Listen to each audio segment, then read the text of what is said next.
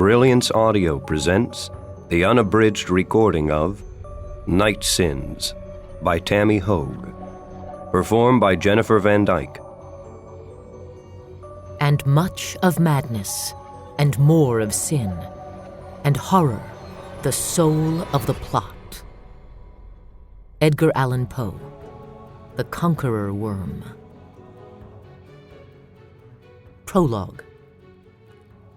Journal entry, August 27th, 1968. They found the body today. Not nearly as soon as we expected. Obviously, we gave them too much credit. The police are not as smart as we are. No one is. We stood on the sidewalk and watched. What a pitiful scene. Grown men in tears, throwing up in the bushes. They wandered around and around that corner of the park, trampling the grass and breaking off bits of branches. They called to God, but God didn't answer. Nothing changed. No lightning bolts came down. No one was given knowledge of who or why. Ricky Myers remained dead, his arms outflung, his sneakers toes up. We stood on the sidewalk as the ambulance came with its lights flashing, and more police cars came, and the cars of people from around town. We stood in the crowd, but no one saw us. No one looked at us. They thought we were beneath their notice, unimportant. But we are really above them, and beyond them, and invisible to them. They are blind and stupid and trusting. They would never think to look at us. We are 12 years old. Chapter 1. January 12th, 1994. Day 1. 5:26 p.m., 22 degrees. Josh Kirkwood and his two best buddies burst out of the locker room, flying into the cold, dark, late afternoon, hollering at the top of their lungs. Their breath billowed out in rolling clouds of steam. They flung themselves off the steps like mountain goat kids, leaping from ledge to ledge, and landed hip-deep in the snow on the side of the hill. Hockey sticks skittered down, gear bags sliding after. Then came the three amigos, squealing and giggling, tucked into balls of wild-colored ski jackets and bright stocking caps. The three amigos. That was what Brian's dad called them. Brian's family had moved to Deer Lake, Minnesota, from Denver, Colorado, and his dad was still a big Broncos fan. He said the Broncos used to have some wide receivers called the Three Amigos, and they were really good. Josh was a Vikings fan. As far as he was concerned, every other team was just a bunch of wusses, except maybe the Raiders, because their uniforms were cool. He didn't like the Broncos, but he liked the nickname. The Three Amigos. "We are the Three Amigos!" Matt yelled as they landed in a heap at the bottom of the hill. He threw back his head and howled like a wolf. Brian and Josh joined in, and the racket was so terrible it made Josh's ears ring. Brian fell into a fit of uncontrollable giggles. Matt flopped onto his back and started making a snow angel, swinging his arms and legs in wide arcs, looking as if he were trying to swim back up the hill. Josh pushed himself to his feet and shook like a dog as Coach Olson came out of the ice arena. Coach was old, at least 45, kind of fat and mostly bald, but he was a good coach. He yelled a lot, but he laughed a lot too. He told them at the beginning of hockey season that if he got too cranky, they were to remind him they were only 8 years old. The team had picked Josh for that job. He was one of the co-captains, a responsibility that pleased him a lot, even though he would never say so. Nobody liked a bragger, Mom said. If you did your job well, there wasn't any reason to brag. A good job would speak for itself. Coach Olson started down the steps, tugging down the ear flaps of his hunting cap. The end of his nose was red from the cold. His breath came out of his mouth and went up around his head like smoke from a chimney. "You guys have rides home tonight?" They answered all at once, vying for the coach's attention by being loud and silly. He laughed and held his gloved hands up in surrender. All right. The rink's open if you get cold waiting. Ole's inside if you need to use the phone." Then Coach jumped into his girlfriend's car, the way he did every Wednesday, and off they went to have dinner at Grandma's attic downtown. Wednesday was Grandma's famous meatloaf night. All you can eat, it said on the menu. Josh imagined Coach Olson could eat a lot. Cars rumbled around the circular drive in front of the Gordy Knutson Memorial Arena, a parade of minivans and station wagons, doors banging, exhaust pipes coughing. Kids from the various squirt league teams chucked their sticks and equipment in trunks and hatches and climbed into the cars with their moms or dads, talking a mile a minute about the plays and drills they had worked on in practice. Matt's mom pulled up in their new transport, a wedge-shaped thing that to Josh looked like something from Star Trek. Matt scrambled for his gear and dashed across the sidewalk, calling a goodbye over his shoulder. His mother, wearing a bright red stocking cap, buzzed down the passenger window. "Josh, Brian, you guys have rides?" "My mom's coming," Josh answered, suddenly feeling eager to see her. She would pick him up on her way home from the hospital, and they would stop at the Leaning Tower of Pizza to get supper, and she would want to hear all about practice. Really want to hear. Not like Dad. Lately, Dad just pretended to listen. Sometimes even snapped at Josh to be quiet. He always apologized later, but it still made Josh feel bad. "My sister's coming," Brian called. "My sister Beth Butthead," he added under his breath as Mrs. Connor drove away. "You're the butthead," Josh teased, shoving him. Brian shoved back, laughing, 3 big gaps showing in his mouth where teeth had been. "Butthead, butt breath, butt face." Brian scooped up a mitten full of snow and tossed it in Josh's face, then turned and ran up the snow-packed sidewalk, bounded up the steps, and dashed around the side of the brick building. Josh let out a war whoop and bolted after him. Immediately, they were so involved in their game of attack, the rest of the world ceased to exist. One boy hunted the other to deliver a snowball up close in the face, in the back, down the neck of the jacket. After a successful attack, the roles reversed, and the hunter became the hunted. If the hunter couldn't find the hunted in a count of 100, the hunted scored a point. Josh was good at hiding. He was small for his age, and he was smart, a combination that served him well in games like Attack. He smashed Brian in the back of the head with a snowball, whirled and ran. Before Brian had shaken the snow off his coat, Josh was safely tucked behind the air conditioning units that squatted beside the building. The cylinders were covered with canvas for the winter months and blocked the wind. They sat well back along the side of the building, where the streetlights didn't quite reach.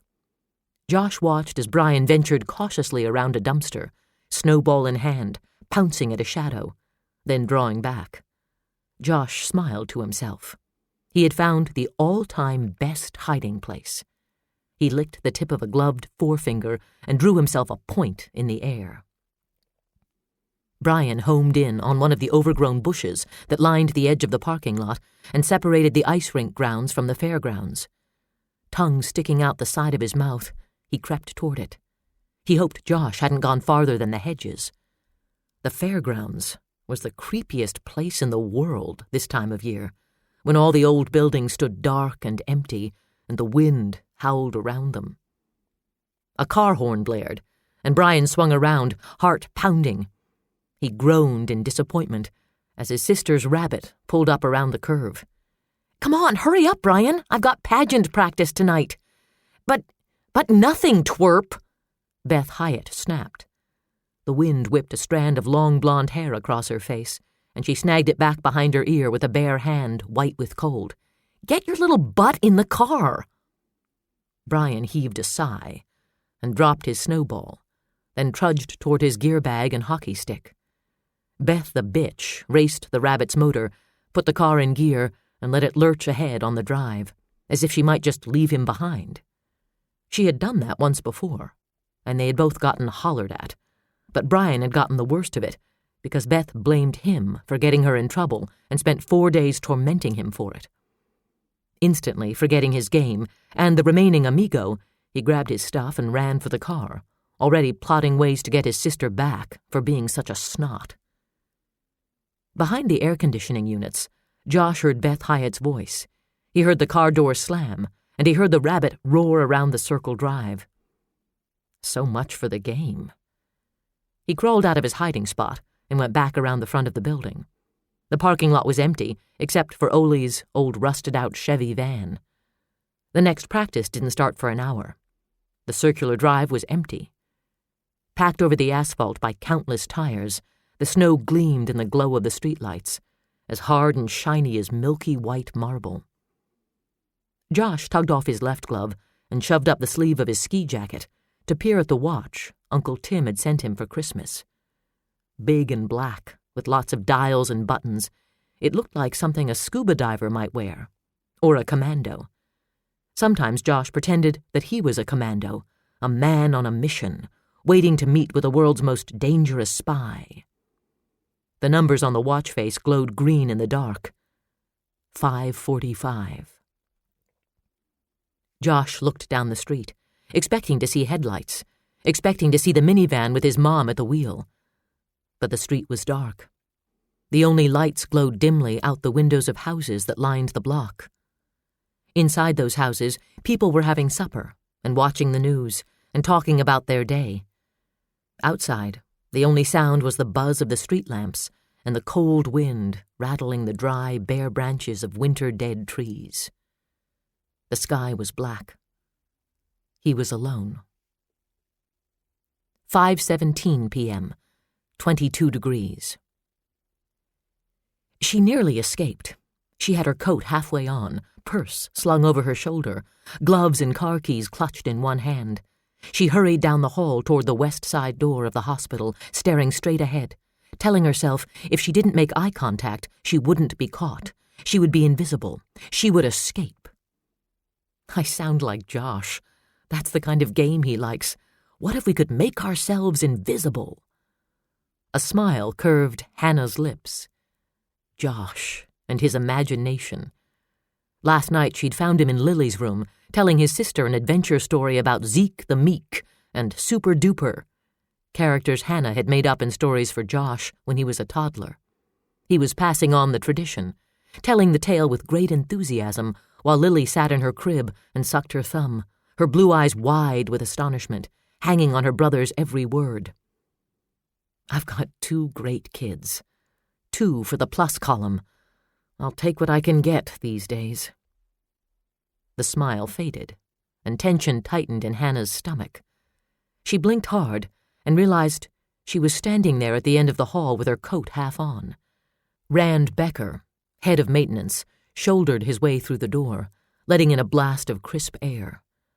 A burly man with a full red beard, he pulled off a flame-orange hunting cap and shook himself like a big wet ox, as if he could shake off the chill. "Hiya, Dr. Garrison. Decent night out there." "Is it?" She smiled automatically, blankly, as if she were speaking with a stranger. But there were no strangers at Deer Lake Community Hospital. Everyone knew everyone. "You bet. It's looking good for snow days." Rand grinned, his anticipation for the festival as plain as a child's eagerness for Christmas morning. Snow days was big doings in a town the size of Deer Lake, an excuse for the 15,000 residents to break the monotony of Minnesota's long winter. Hannah tried to find some enthusiasm. She knew Josh was looking forward to snow days, especially the torchlight parade, but it was difficult for her to feel festive these days. For the most part, she felt tired, drained, dispirited, and stretched over it all was a thin film of desperation, like plastic wrap, because she couldn't let any of those feelings show. People depended on her, looked up to her, thought of her as a model for working women. Hannah Garrison, doctor, wife, mother, woman of the year, juggling all the demanding roles with skill and ease and a beauty queen smile. Lately, the titles had felt as heavy as bowling balls, and her arms were growing weary. "Rough day?" "What?" She jerked her attention back to Rand. "I'm sorry, Rand. Yeah, it's been one of those days." "I better let you go then. I got a hot date with a boiler." Hannah murmured goodbye as Becker pulled open a door marked Maintenance Staff Only and disappeared through it, leaving her alone in the hall.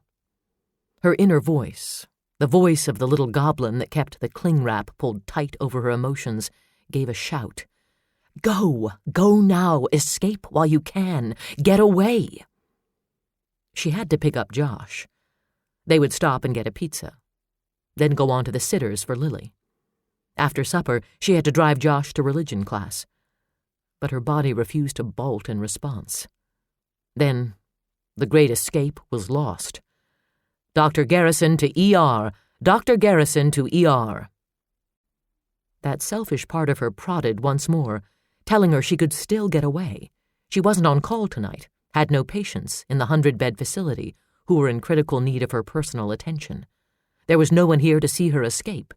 She could leave the work to the doctor on duty, Craig Lomax, who believed he had been sent on Earth to rush to the aid of mere mortals and comfort them with his cover boy looks. Hannah wasn't even the backup tonight, but guilt came directly on the heels of those thoughts. She had taken an oath to serve. It didn't matter that she'd seen enough sore throats and bruised bodies to last her one day. She had a duty, a bigger one now that the hospital board had named her director of the ER. The people of Deer Lake depended on her.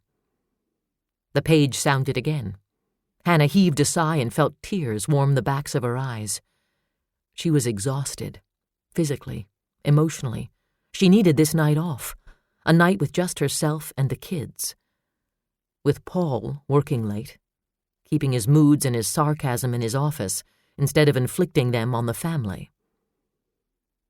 A wavy strand of honey-blonde hair escaped her loose ponytail and fell limply against her cheek. She sighed and brushed it back behind her ear as she stared out the door to the parking lot that looked sepia-toned beneath the halogen lights. "Dr. Garrison to ER! Dr. Garrison to ER!" She slipped her coat off and folded it over her arm. "God, there you are!" Kathleen Casey blurted out as she skidded around the corner and hustled down the hall, the tails of her white lab coat sailing behind her.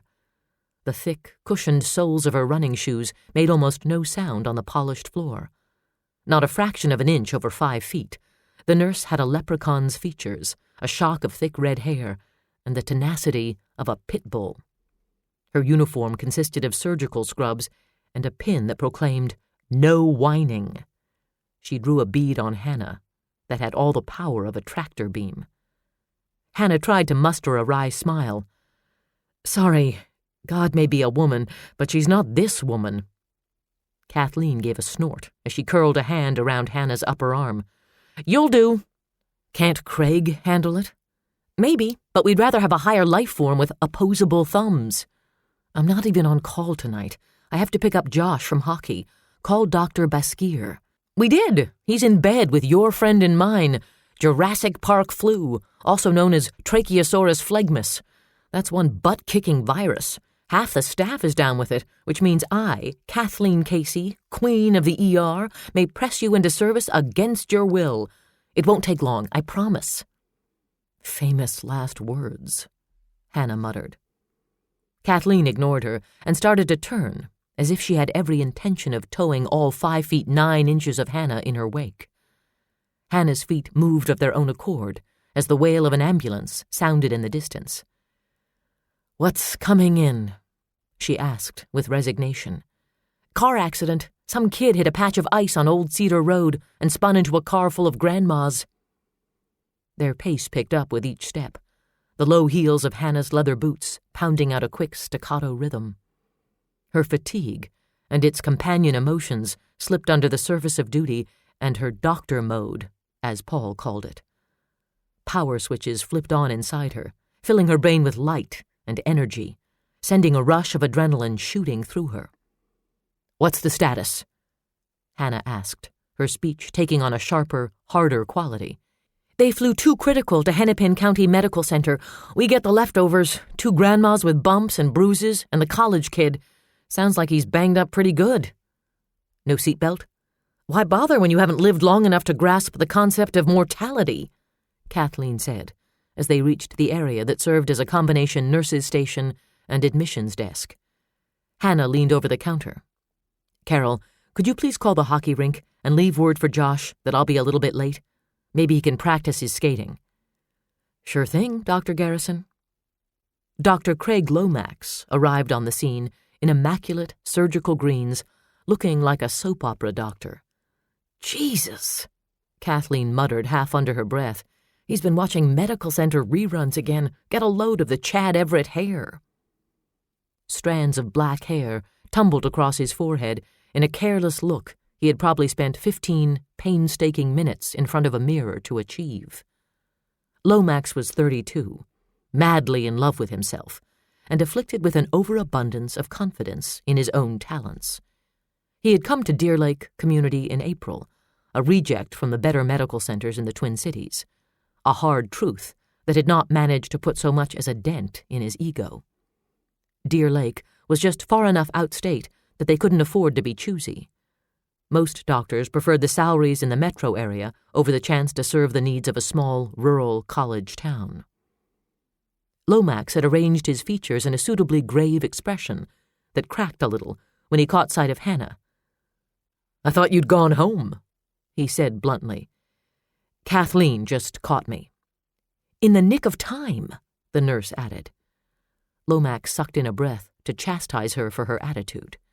"Save it, Craig," Hannah snapped, tossing her things on a waiting area couch and moving forward as the doors to the ER slid open. A stretcher was rolled in, one paramedic at the rear, one bent over the patient, talking to him in a soothing tone. "Hang in there, Mike. The docs will have you patched up in no time." The young man on the stretcher groaned and tried to sit up, but chest and head restraints held him down on the backboard. His face was taut and gray with pain above the cervical collar that immobilized his neck. Blood ran down across his temple from a gash on his forehead. "What have we got here, Arliss?" Hannah asked, shoving up the sleeves of her sweater. "Mike Chamberlain, 19. He's a little shocky," the paramedic said. "Pulse 120, BP 90/60, got a bump on the noggin and some broken bones." "Is he lucid?" Lomax cut her off on the way to the stretcher with a move as smooth as glass. "I'll handle it, Dr. Garrison. You're off duty. Mavis?" He nodded to Mavis Sandstrom. The nurse exchanged a glance with Kathleen, her expression as blank as a card shark's. Hannah bit her tongue and stepped back. There was no point in fighting with Lomax in front of staff and the patient. Administration frowned on that kind of thing. She didn't want to be there anyway.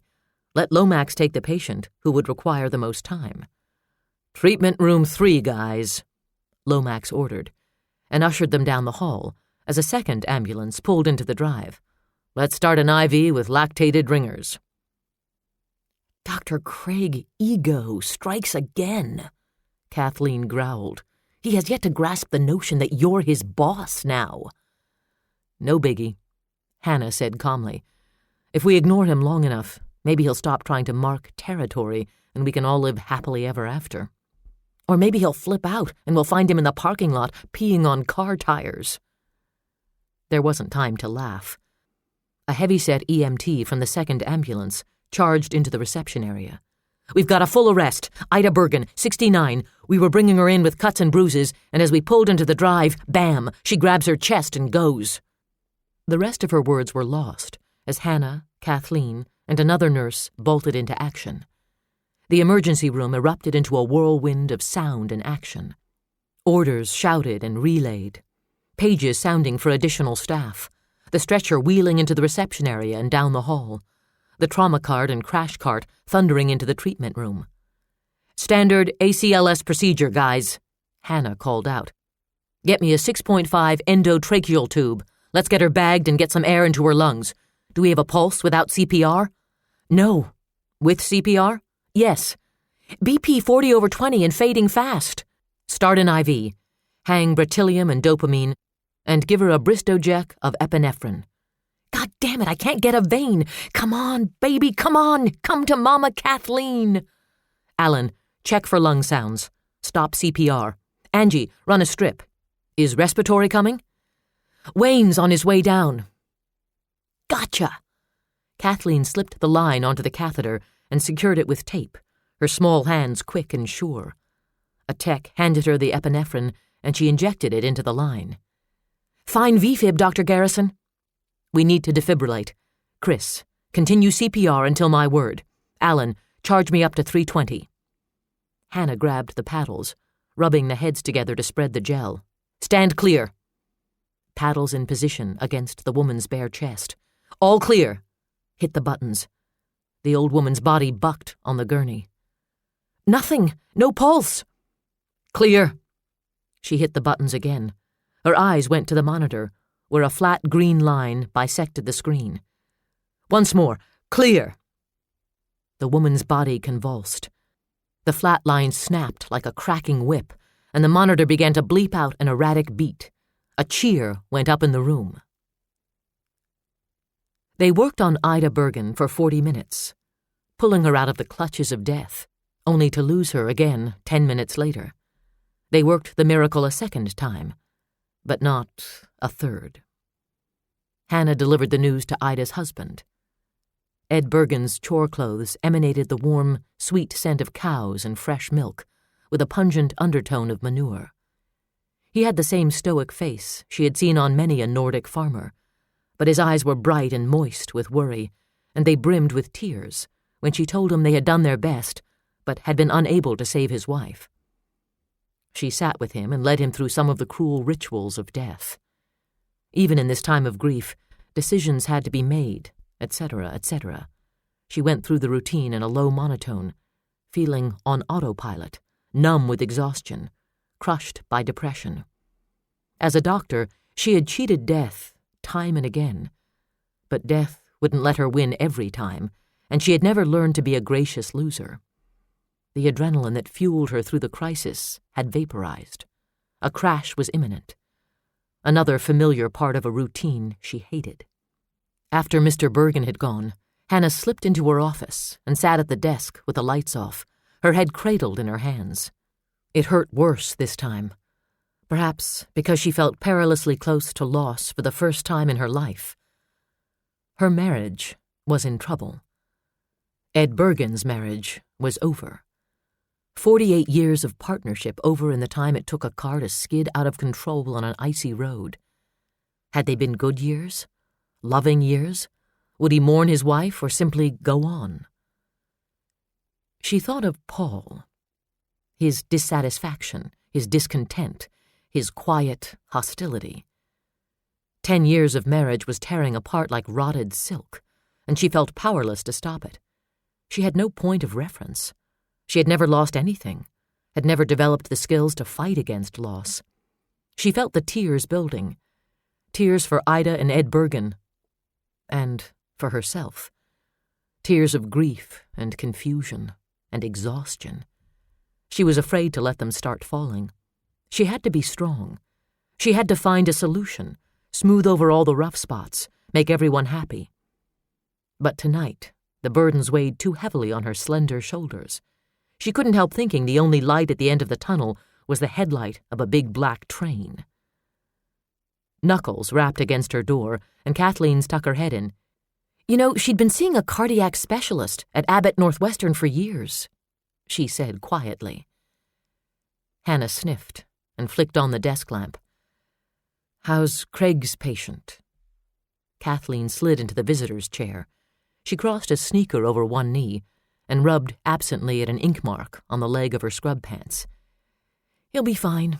A couple of broken bones, a slight concussion, whiplash. He was lucky. His car was turned sideways at the moment of impact. The other car hit him on the passenger side. Poor kid. He feels terrible about the accident. He keeps going on and on about how the road was dry, and then suddenly there was this big patch of ice and he was out of control. I guess life can be that way sometimes, Hannah murmured, fingering the small cube-shaped clock on her desk. The wood was bird's-eye maple, smooth and satiny beneath her fingertips. An anniversary gift from Paul 4 years ago. A clock, so she would always know how long it would be before they could be together again.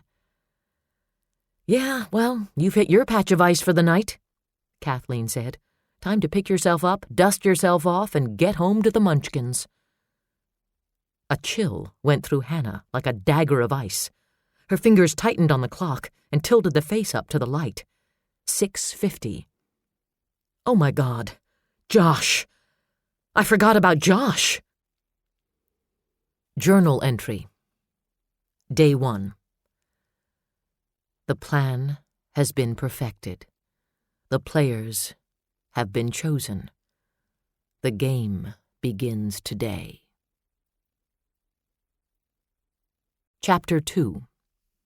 Day 1, 6:42 p.m., 22 degrees.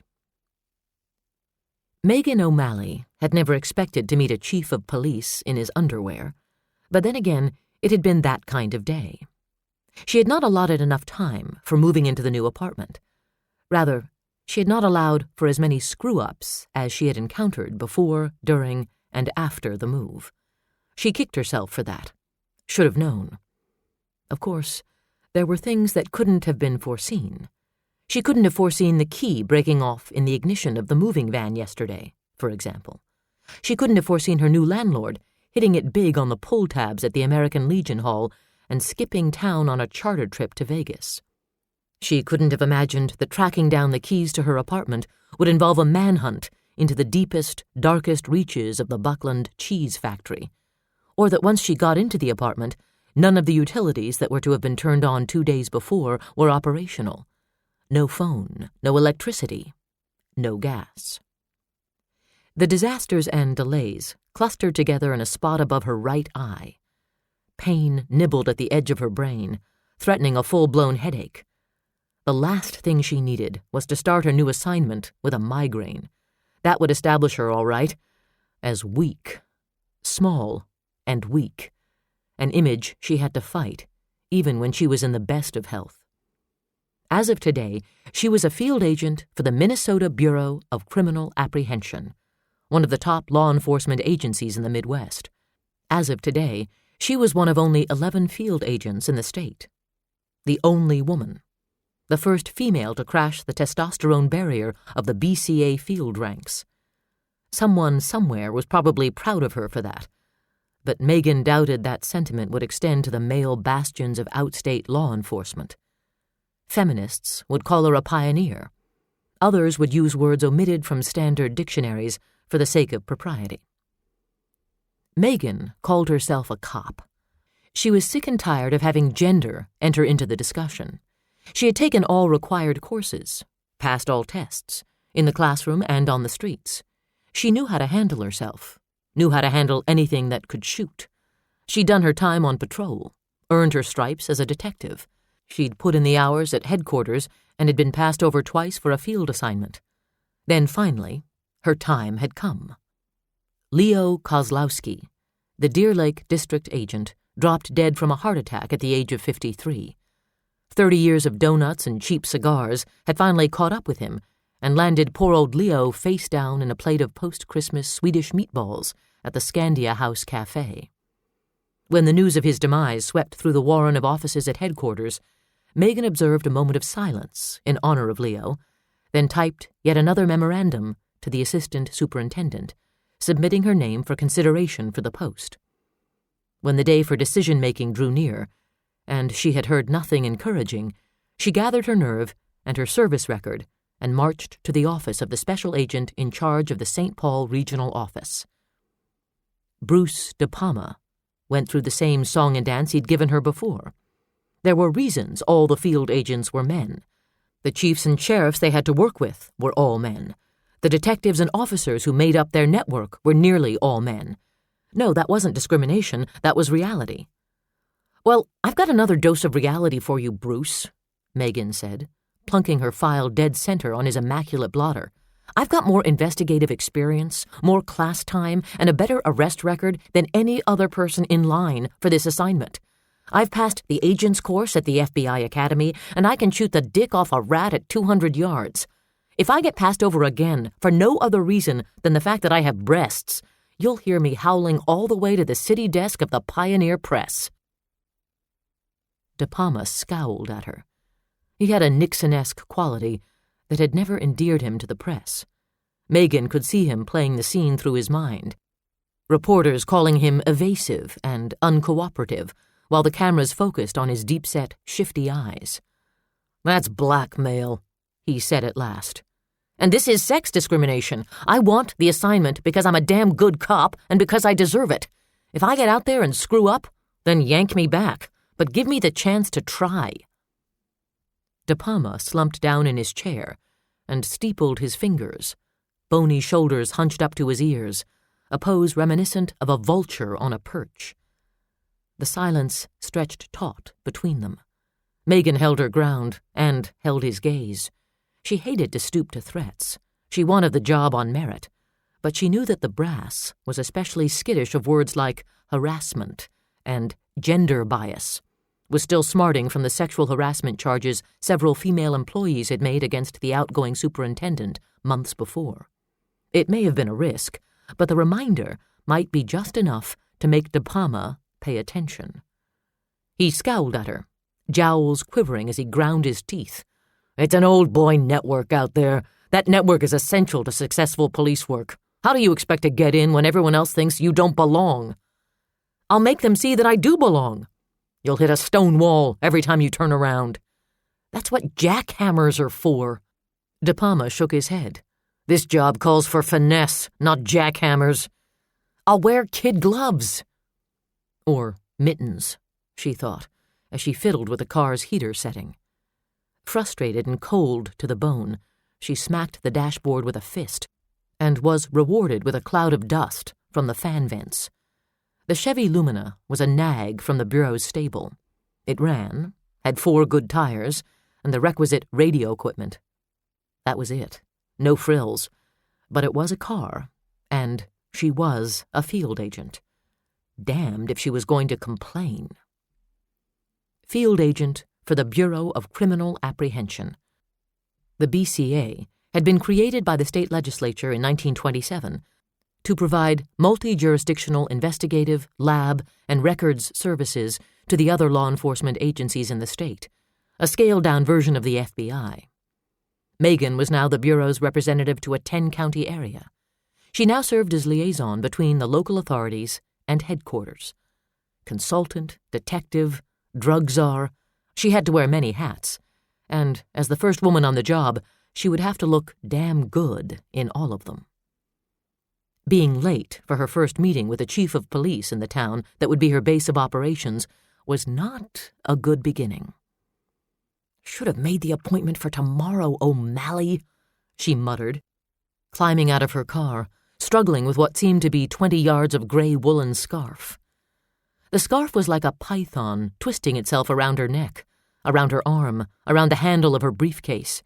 She snatched at it and pulled at it, cursing under her breath as she made her way across the skating rink that passed for a parking lot behind the Deer Lake City Hall and Law Enforcement Center. Getting hold of the end of the scarf, she flung it hard over her shoulder and threw herself off balance. Instantly, her feet went out from under her, and she scrambled in a mad tap dance to keep from going down.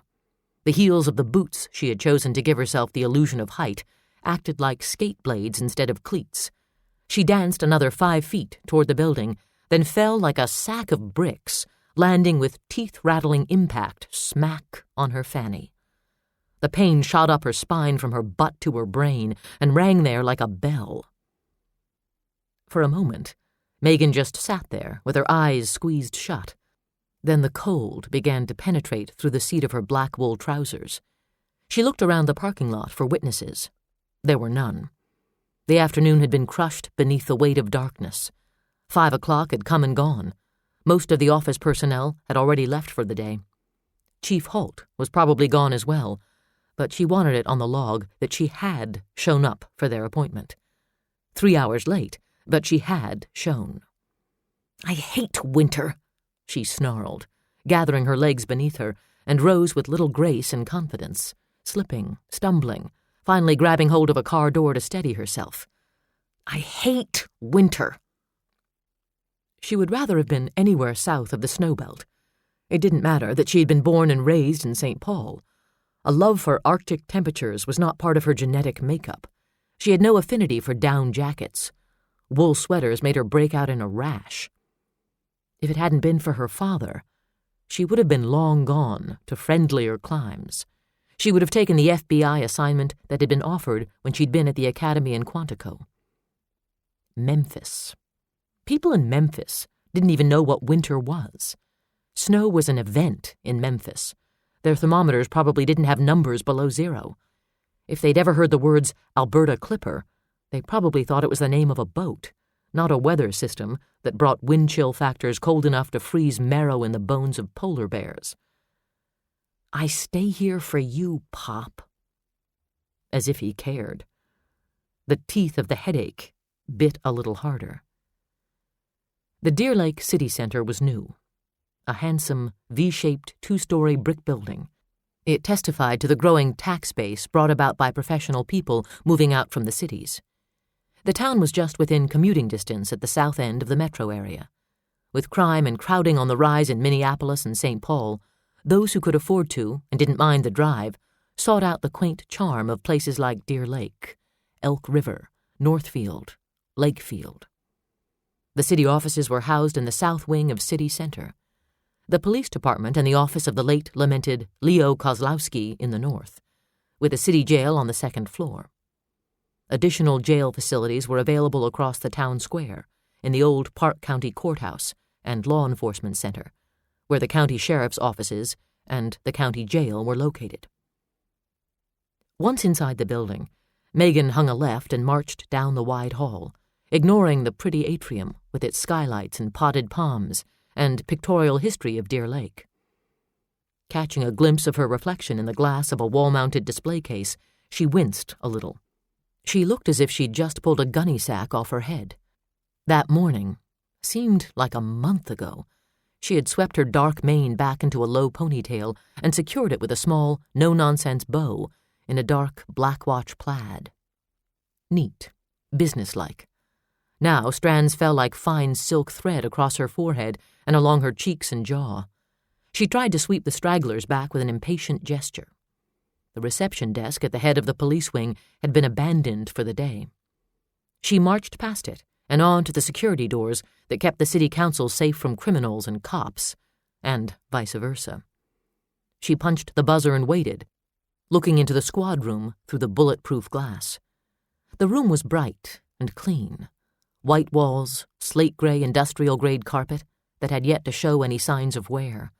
A small platoon of black steel desks squatted in 2 rows. The desks, for the most part, were not neat. They were piled with files and paperwork, crowded with coffee mugs and framed photos. Only 3 of them were manned, one by a massive uniformed cop talking on the phone, the other 2 by men in plain clothes, eating sandwiches while they tackled paperwork. The uniform hung up the phone and rose to a towering height, big, drowsy eyes on Megan as he lumbered to the door, unwrapping a stick of dentine. He looked 30 and Samoan. His hair was dark and unruly, his body as thick as the trunk of an oak tree, and probably just as strong. His name tag said Noga. He popped the gum in his mouth and punched the intercom button. "Can I help you?" "Agent O'Malley, BCA." Producing her ID, Megan held it up to the glass for his inspection. "I had an appointment with Chief Holt." The cop studied the photo with mild interest. He looked half asleep. "Come on in," he said with a casual wave. "Door's open." Megan gritted her teeth and willed herself not to blush. She didn't care to be made a fool of, especially not at the end of a day like this one, or by a man who was a part of her network. Noga pulled one of the doors open, and she marched in, fixing him with a steely look. "Shouldn't this area be secured?" she asked sharply. Noga appeared unperturbed by her manner.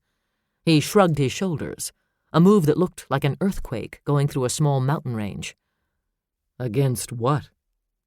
When she just glared at him, he smiled a crooked half-smile, his thick lips tugging upward on the right side. "You aren't from around here, are you?" Megan was getting a crick in her neck from looking up at him. Hell of a trick, trying to do imperious on someone a full foot taller than you. "Are you?" "For long enough." Come on back." He led the way through the rows of desks to a hall with private offices off it. "Natalie's still around. No one sees the chief without seeing Natalie first. She runs the place. We call her the Commandant." He eyed her with mild curiosity. "So what are you here for? Filling in until they find a replacement for Leo?" "I am the replacement for Leo." Noga arched a thick brow, schooling a look of shock and dismay into something that more resembled indigestion. "No shit." "No shit." "Huh. You got a problem working with a woman?"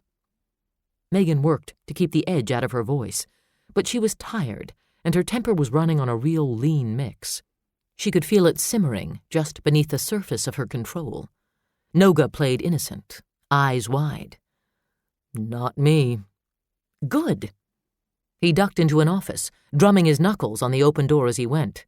"Hey, Natalie, the BCA guy, gal." Noga cast a self-conscious glance at Megan. "Agent O'Malley," she said stiffly. "Is here," he finished. "Well, it's about damn time." The churlish line came from an office beyond the one in which they were standing. Stenciled on the frosted glass was Mitchell Holt, Chief of Police. But it was not Mitchell Holt who came to the door with black eyes blazing. The infamous Natalie was no taller than Megan's 5'5", but considerably more substantial of body. She had a certain squareness about her that suggested immovability, but she draped that squareness in a rust and purple ensemble that more than suggested taste. Her skin was the color of polished mahogany. Her face as round as a pumpkin and crowned with a fine cap of tight black curls that looked like the wool of a newly shorn sheep. One hand propped on a hip, the other braced against the door jamb, she gave Megan a hard once-over from behind the lenses of huge, red-rimmed glasses. "Girl, you are late!" "I'm well aware of that," Megan replied coolly. "Is Chief Holt still in?" Natalie made a sour face. "No, he isn't in." "You think he'd just be sitting here, waiting on you?" "I did call to say I'd be late." "You didn't talk to me." "I didn't know that was necessary." Natalie snorted.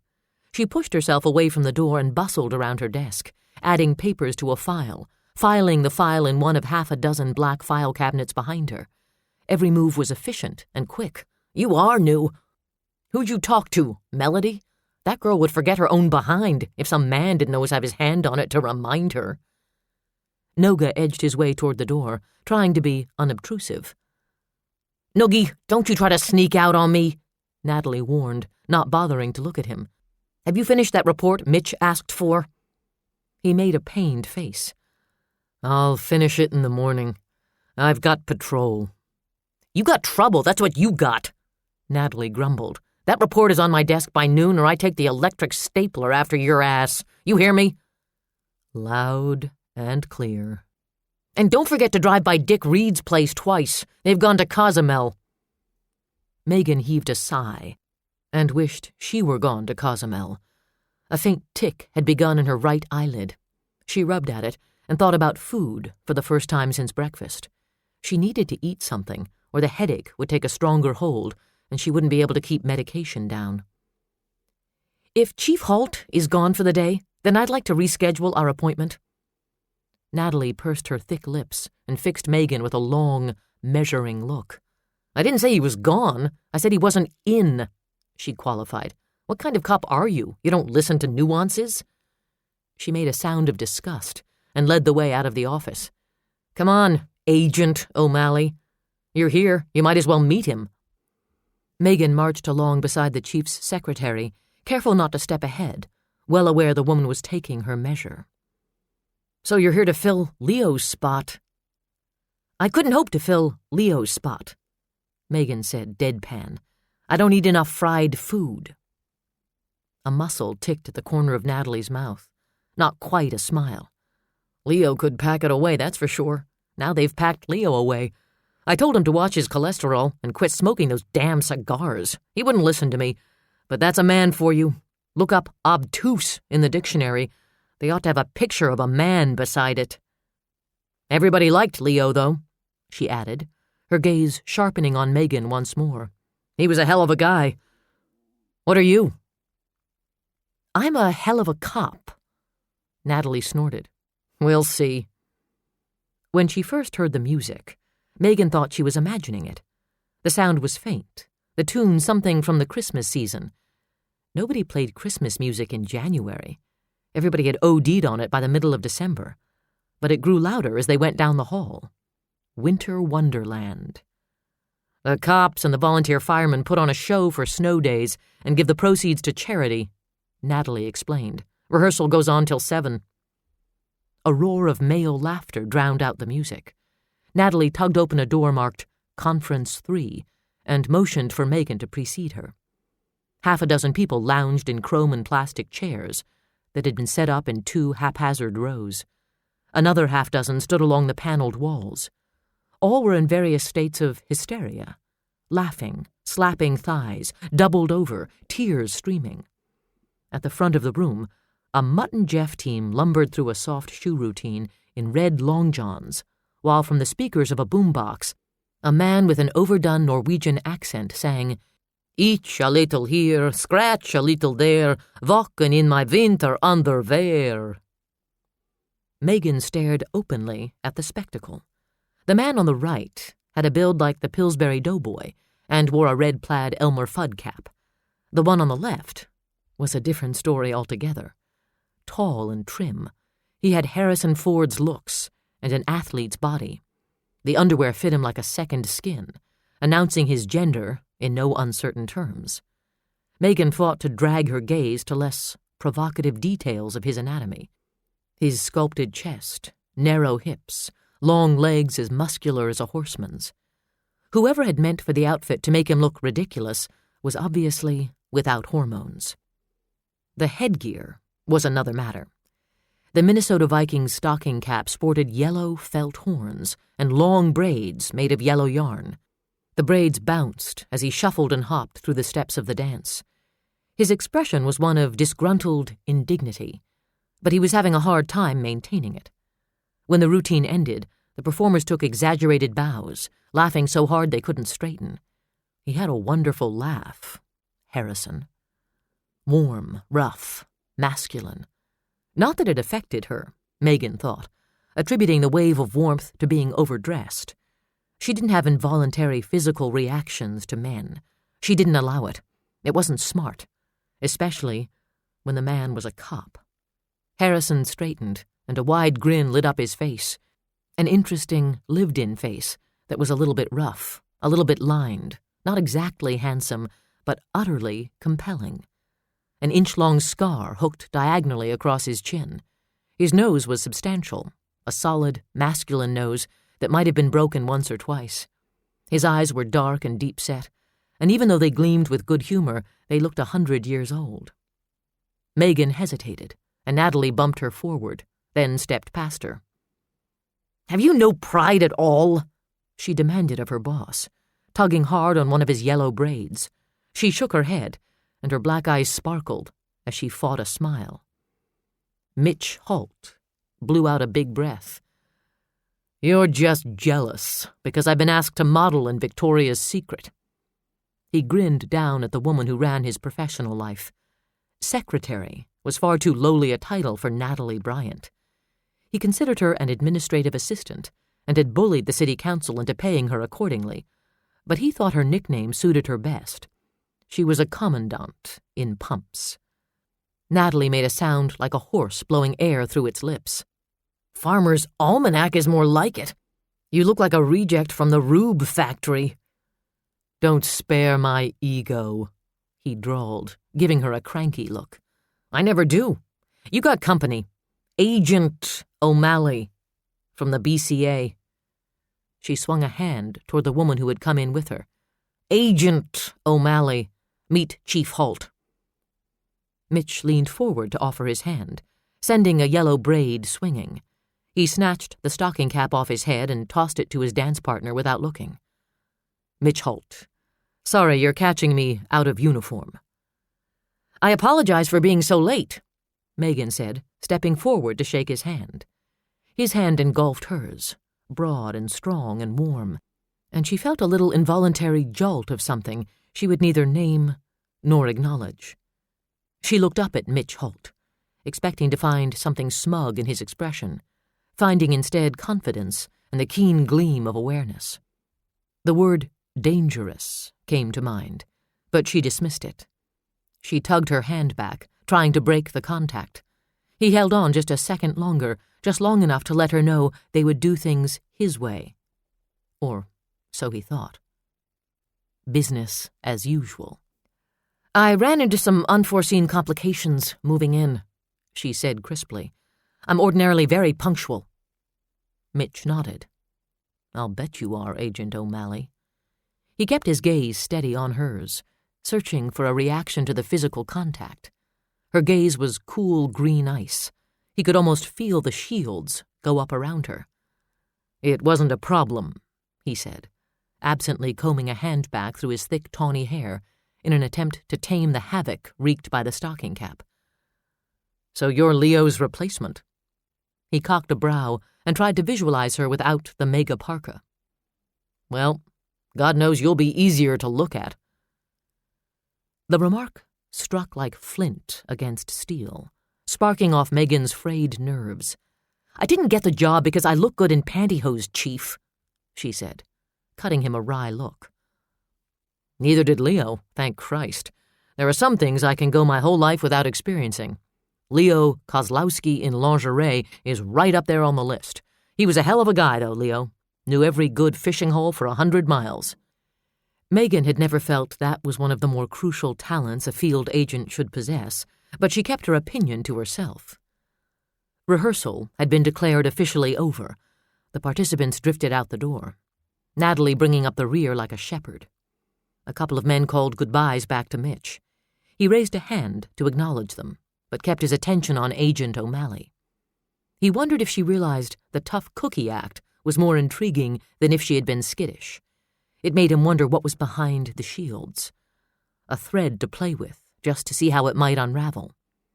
It was his nature to work at puzzles, a compulsion that suited his profession. He let the silence hang, to see how she would react. She held his gaze and waited him out, her head cocked to one side. Casually, she brushed back the wisps of dark hair that had escaped her ponytail.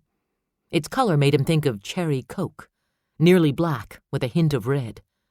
Exotic in this land of Swedes and Norwegians. Aside from the stubborn set of her chin, she most resembled an escapee from a convent school.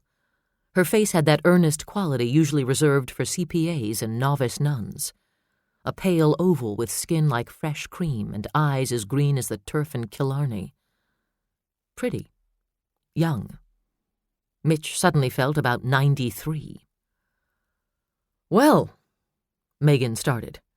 What she needed was to end this conversation, retreat, regroup, come back tomorrow when she was feeling stronger, and he was dressed in something more than long underwear. "It's late. I can come back tomorrow. We'll have more time. You'll have pants on." He grinned, the crooked grin. "Are you uncomfortable with this situation, Agent O'Malley?" Megan scowled at him. Her eyelid ticked, ruining the effect. "I'm not in the habit of doing business with men in their underwear, Chief Holt." "I'll be happy to take it off," he said, scratching his arm. "It itches. Come on back to my office, and I'll climb out of this sausage skin."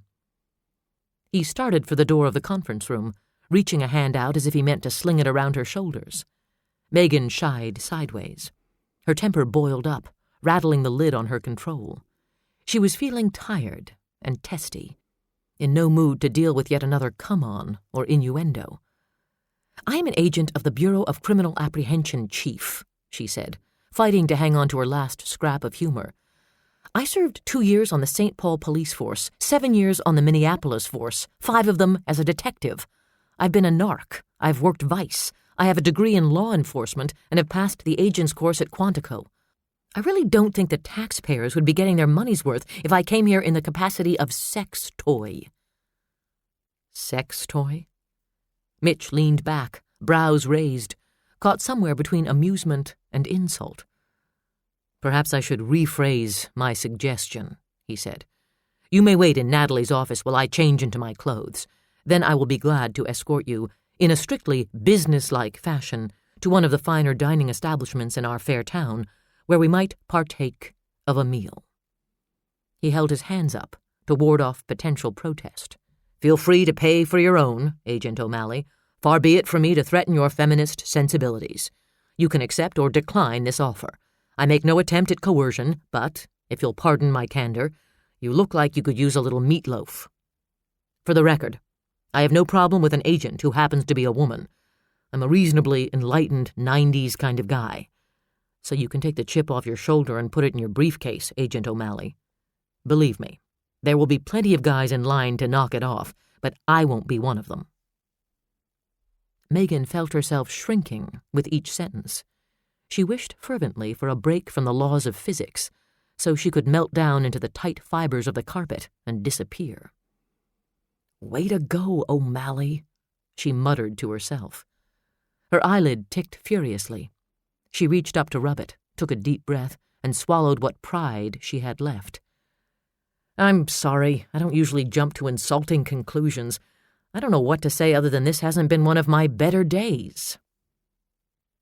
2 years in St. Paul, 7 in Minneapolis, a detective, a narc. Impressive record, especially for a woman. Mitch knew what a fight it was for a woman to make it in this business. The odds stood against women, shoulder to brawny shoulder, in the form of a fraternity as old as dirt.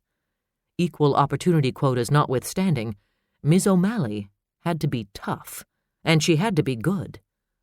It looked as though the effort was costing her today. Her efforts would cost him, too, he thought irritably. He ran a department and a life that were equally well-ordered and calm. He sure as hell didn't need some woman charging in, waving her bra like a banner, spoiling for trouble where there was none to be had. If I need a sex toy, I'll consult a mail-order catalog, he said darkly. Don't rock my boat, Agent O'Malley. I don't like troublemakers, whether they look good in pantyhose or not. He drew in a breath as he stepped back from her and wrinkled his nose as he caught an odd scent. Interesting perfume you're wearing. Cheddar? Her cheeks bloomed pink. I spent half the afternoon in the cheese factory tracking down my apartment keys. You have had a rough day. I prescribe meatloaf, he declared. Maybe a glass of wine. Definitely a piece of carrot cake. God, I'm starving, he muttered, rubbing a hand over his flat belly as he headed for the door. Megan followed hesitantly, trying to decide if dinner with him would be a chance to start fresh, or a continuing exercise in conversational combat. She wasn't sure she had the steam left for either, but she wouldn't let Mitch Holt see that. Despite his professions of enlightenment, she knew he would be both colleague and adversary. She had learned long ago to show no weaknesses to either. Chapter 3. Day 1, 7:33 p.m., 21 degrees.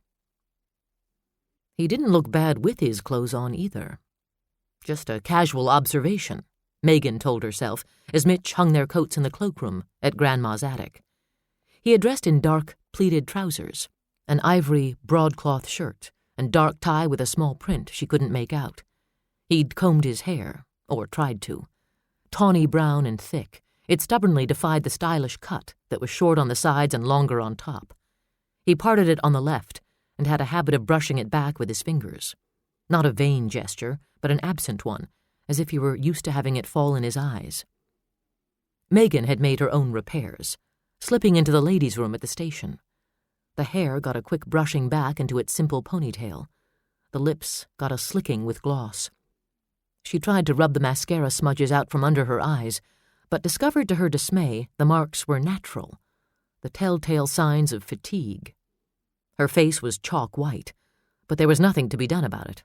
She didn't wear much makeup as a rule and carried nothing with her. No matter, she told herself, as she glanced around the restaurant. This wasn't a date. It was a business dinner.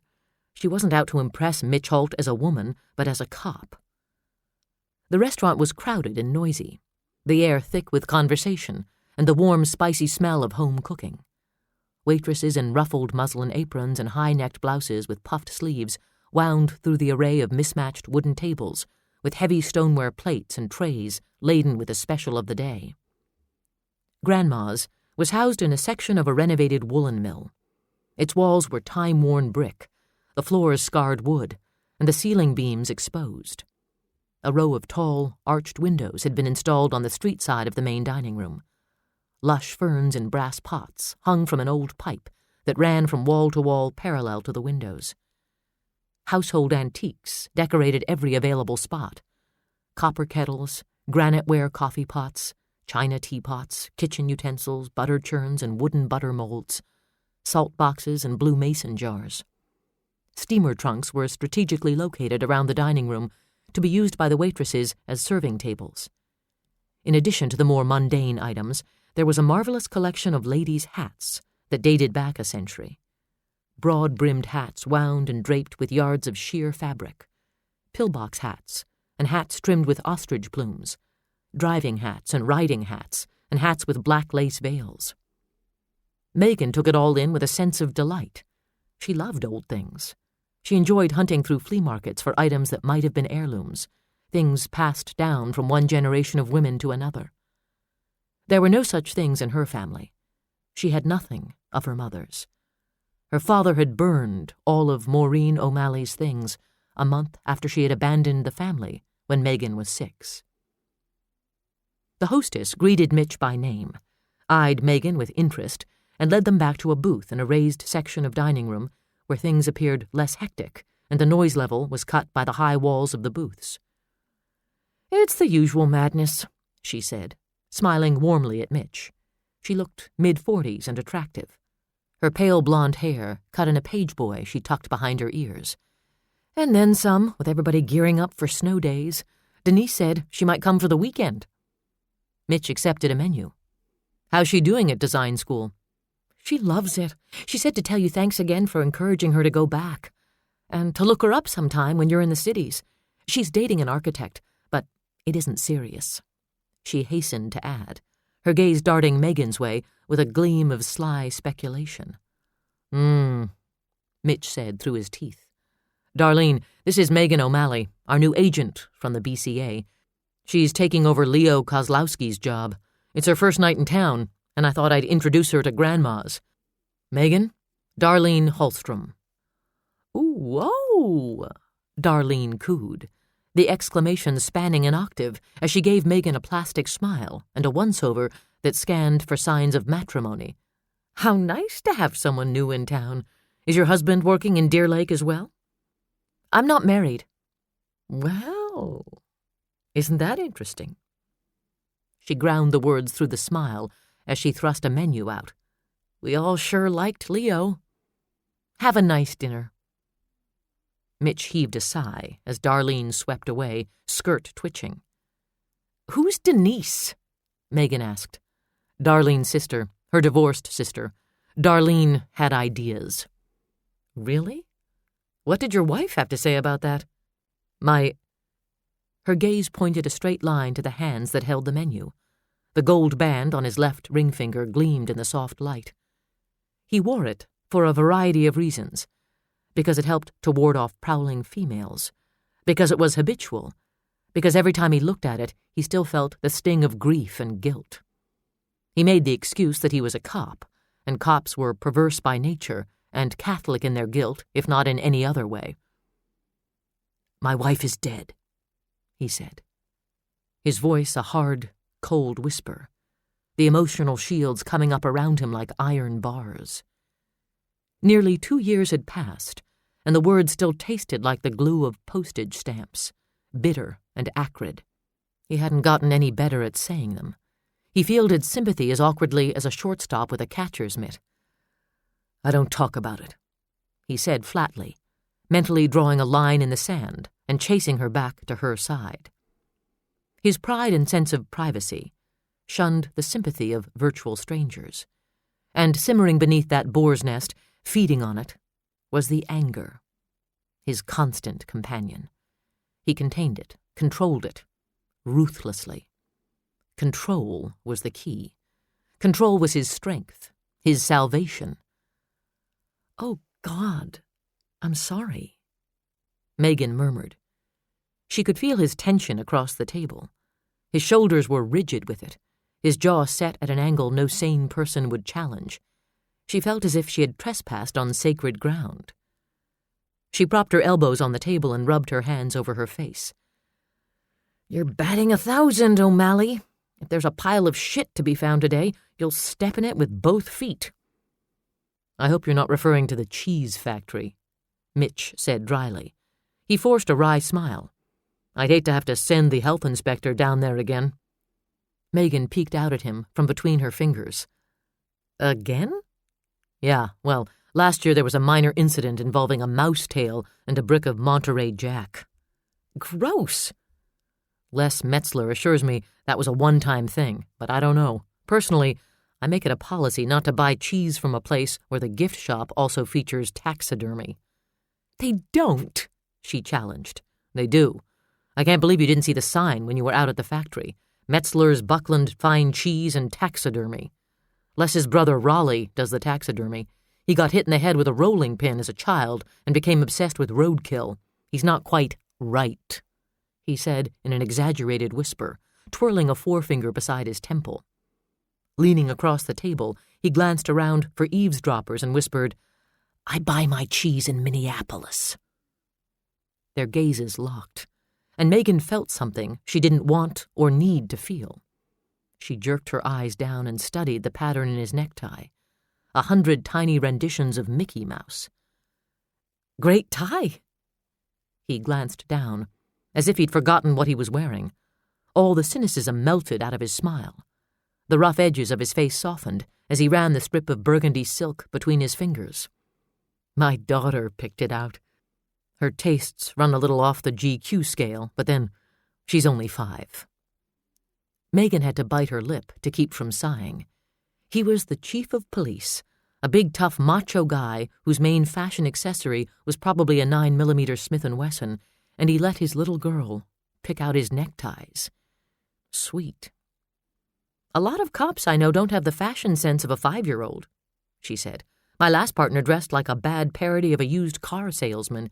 He had more plaid polyester pants than Arnold Palmer." Mitch chuckled. "You didn't list fashion police in your oral resume."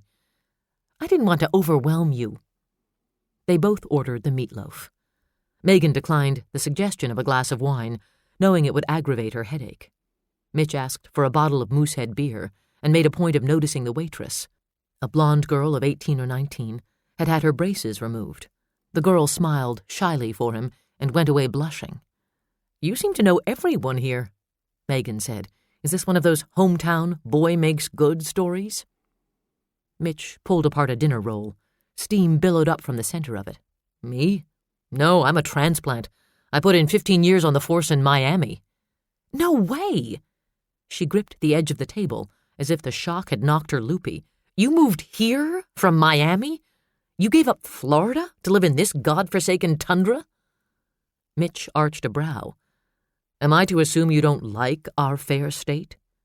"I like summer, all 3 weeks of it," she said, her voice crackling with sarcasm. "Fall is pretty, provided it isn't prematurely buried under 10 feet of snow. That's as far as my love goes, despite the fact that I'm a native. In my opinion, life is too damn short to have half of it be winter." "Then why do you stay? With your qualifications, you could probably have your pick of jobs in a warmer climate." He recognized the defenses the instant they switched on. They were a mirror image of his own, built to protect, to deflect, to keep outsiders from moving in. "Family complications," was all she said, turning her attention to a dinner roll. She picked a chunk out of it and played with the bread between her fingers. Mitch didn't probe, but he wondered. What family? What kind of complications would make her duck his gaze? Another loose thread for him to worry at, another puzzle piece to define and fit. She tossed the conversational ball back in his court. "So, what'd you do in Miami?" "Homicide. Did a stint on the gang task force. My last 2 years were on the major case squad." Tourist murders, socialite drug busts, high-profile stuff. Isn't life around here a little slow for you? I've had enough excitement to last me. Another answer with a past, Megan thought, glancing at him through her lashes as he took a long pull on his beer. Another reason to steer clear of him, in all ways but the professional. She didn't need anyone else's emotional baggage. She had enough of her own to fill a set of Samsonite luggage. Still, the curiosity itched and tickled, the need to solve riddles and uncover secrets. She attributed the need to her cop instincts and denied that it had anything to do with the guarded shadows in his eyes or with some convoluted desire to comfort a man in pain. If she had a brain in her head, she wouldn't think of Mitch Holt as a man. Fat chance, O'Malley, she thought, as he took another swallow of Moosehead. His eyes narrowed, firm lips glistening with moisture as he set the bottle down. In the subdued light of the booth, his 5 o'clock shadow seemed darker against the lean planes of his cheeks. The scar on his chin looked silver and wicked. So how did you end up in the frozen north? She ripped another chunk from her roll. Mitch shrugged, as if it had been a random thing of little consequence, when that was about as far from the truth as any lie. The job was open. My in-laws live here. It was a chance for my daughter to spend time with her grandparents. Their salads arrived, along with a member of the Moose Lodge, who wanted to remind Mitch that he was to speak at their Friday luncheon. Mitch introduced Megan. The Moose Man looked at her and chuckled as if to say, "Great joke, Mitch." He shook the hand Megan offered him, giving her a patronizing smile. "You're Leo's replacement? Well, aren't you cute?" Megan bit down on a caustic reply, reminding herself she had asked for this assignment. Mr. Moose departed, and was quickly replaced by one of the organizers of the Snow Days Torchlight Parade, who went over details regarding the barricading of the streets involved. The introduction ritual was a near replay of the one before it. "She's Leo's replacement?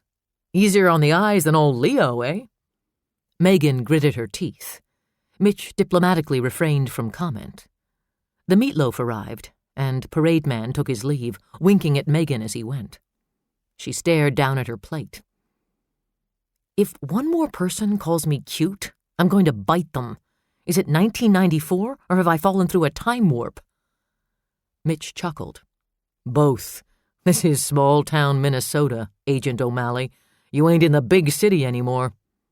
"I realize that, but this is a college town. I expected attitudes to be more progressive." "Oh, they are," he said, dumping pepper on a mountain of scalloped potatoes. "We no longer require women to hide their faces or walk 3 steps behind men." "Very funny." Megan cut into her meatloaf and thought the aroma of herbs and spices might just induce her to fall face first on her plate and inhale everything on it.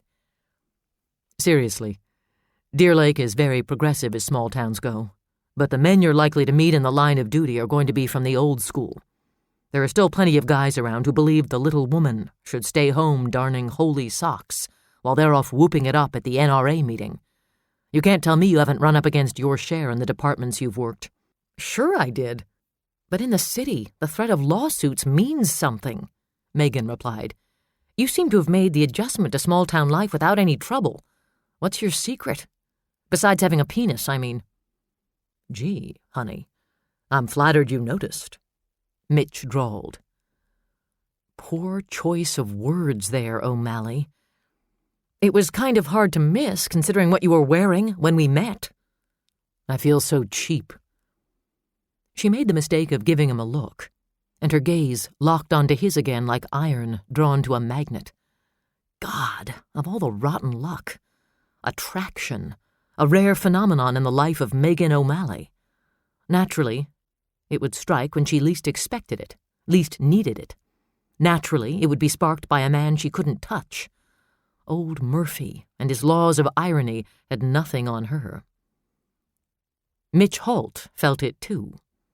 Chemistry. His gaze drifted to her mouth. The moment stretched into 2. "I thought you said you weren't one of them," she murmured, mustering all defenses. "One of who?" The gun-toting, flag-waving Neanderthal rednecks who consider anything in a bra to be fair game for their I'm God's gift to women brand of charm? Mitch sat back and sighed, forcing the tension out of his shoulders. He could have argued, but there didn't seem to be any point in it at the moment. "You're right," he admitted grudgingly. "I let my testosterone run away with me there for a minute. Temporary hormone psychosis. Really, I'm enlightened enough to pretend I'm not attracted to you, if that's what you want." "Good. That's what I want." Megan turned back to her meatloaf and discovered her appetite had gone south. "Because that's my number one rule. I don't date cops." A wise policy. A matter of survival was what it was, but Megan kept that information to herself. She couldn't afford to be vulnerable in any way, not in police work. The ranks were too heavily dominated by men who didn't want her there. Her gender was a strike against her. Her size was a strike against her. If she let her sexuality be used as a strike against her, she'd be out. That would be the end of her career. And her career was all she had. "Yeah." Mitch recovered his sense of humor as the madness receded. "There's a certain wisdom in not letting the people you work with see you naked." "The underwear was close enough," Megan said dryly. "But now you've got me at a disadvantage," Mitch pointed out. "You've seen me in my underwear. It would be only fair for you to return the favor. Then we'd be even." "Forget it, Chief. I'll take all the advantages I can get." Across the room, he caught sight of one of his patrol officers, winding his way awkwardly through the maze of tables, struggling to keep from conking some unsuspecting diner in the back of the head with the revolver strapped to his hip. He clomped up the steps, his eyes on Mitch. "Hey, Chief, sorry to interrupt your dinner." Lonnie Dietz pulled a stray chair up to the end of the booth and straddled it. "I thought you'd want to hear the update on that accident out on Old Cedar Road." "I'm Leo's replacement," Megan said, offering her hand. Dietz ignored the hand. His eyebrows disappeared beneath the black Mo Howard wig that crawled down over his forehead. He looked 50 and intolerant, lean everywhere but his beer belly. "I thought all the field agents were men." "They were," she said sweetly. "Until me." "So what's the latest?" Mitch asked, forking up a mouthful of potatoes. Dietz tore his gaze away from Megan and flipped through a notebook he pulled from his shirt pocket. 2 fatalities. Ethel Kuntz was DOA at Hennepin County Medical Center. Massive trauma to the head and chest. Ida Bergen passed away at Deer Lake Community. Heart attack on her way in for treatment of minor injuries. Mrs. Marvell Steffen is critical but stable. She's at HCMC 2. Clara Weghorn was treated and released. Mike Chamberlain, the kid who lost control, he's banged up, but he's going to be okay. Pat Stevens took his statement, and I've been over the scene. And it's like the kid said. The road was bare until just after that curve by Jeff Lexvold's place. There's a patch of glare ice about 10 feet long, goes across both lanes of the road. "This is where it gets odd," Dietz confided, looking troubled. "I figured there's no reason for ice there, right? The weather's been good. God knows it hasn't been warm enough for anything to melt and run down the hill from Lexvold's. So I go have a look. You know, Jeff and Millicent are gone to Corpus Christi for the winter, like always, so there's no one home. But it looks to me like someone snaked a garden hose down the driveway from the faucet on the front side of their house by the garage there." Mitch set his fork down and stared hard at his patrolman. "That's crazy. You're saying someone ran water across the road and made that ice slick on purpose?" "Looks like. Kids playing around, I suppose." "They got 2 people killed." "Could have been worse," Dietz pointed out. "There's some kind of music recital going on at the college tonight. Seems like more people use that back way onto the campus than the front. We could have had a real pileup." "Have you questioned the neighbors?" Megan asked. Dietz looked at her as if she were an eavesdropper butting in from the next booth. "There aren't any close by. Besides, Lexvold's. They've got all them overgrown spruce trees along the front of their place. You'd have to be right there to see anyone screwing around." "Well, Jesus," Mitch muttered in disgust. "I'll have Natalie write up an appeal for the media tomorrow, asking for anyone with information to call in. Megan trespassed a second time into the conversation. Was there any sign of a break-in? Dietz looked at her sideways, scowling. No. Everything was locked up tight. He turned back to his chief as he rose from his chair. We got a DOT crew out to scrape and sand the slick spot, hauled the cars in, one to Mike Fink's and one to Patterson's. That's it. Good. Thanks, Lonnie.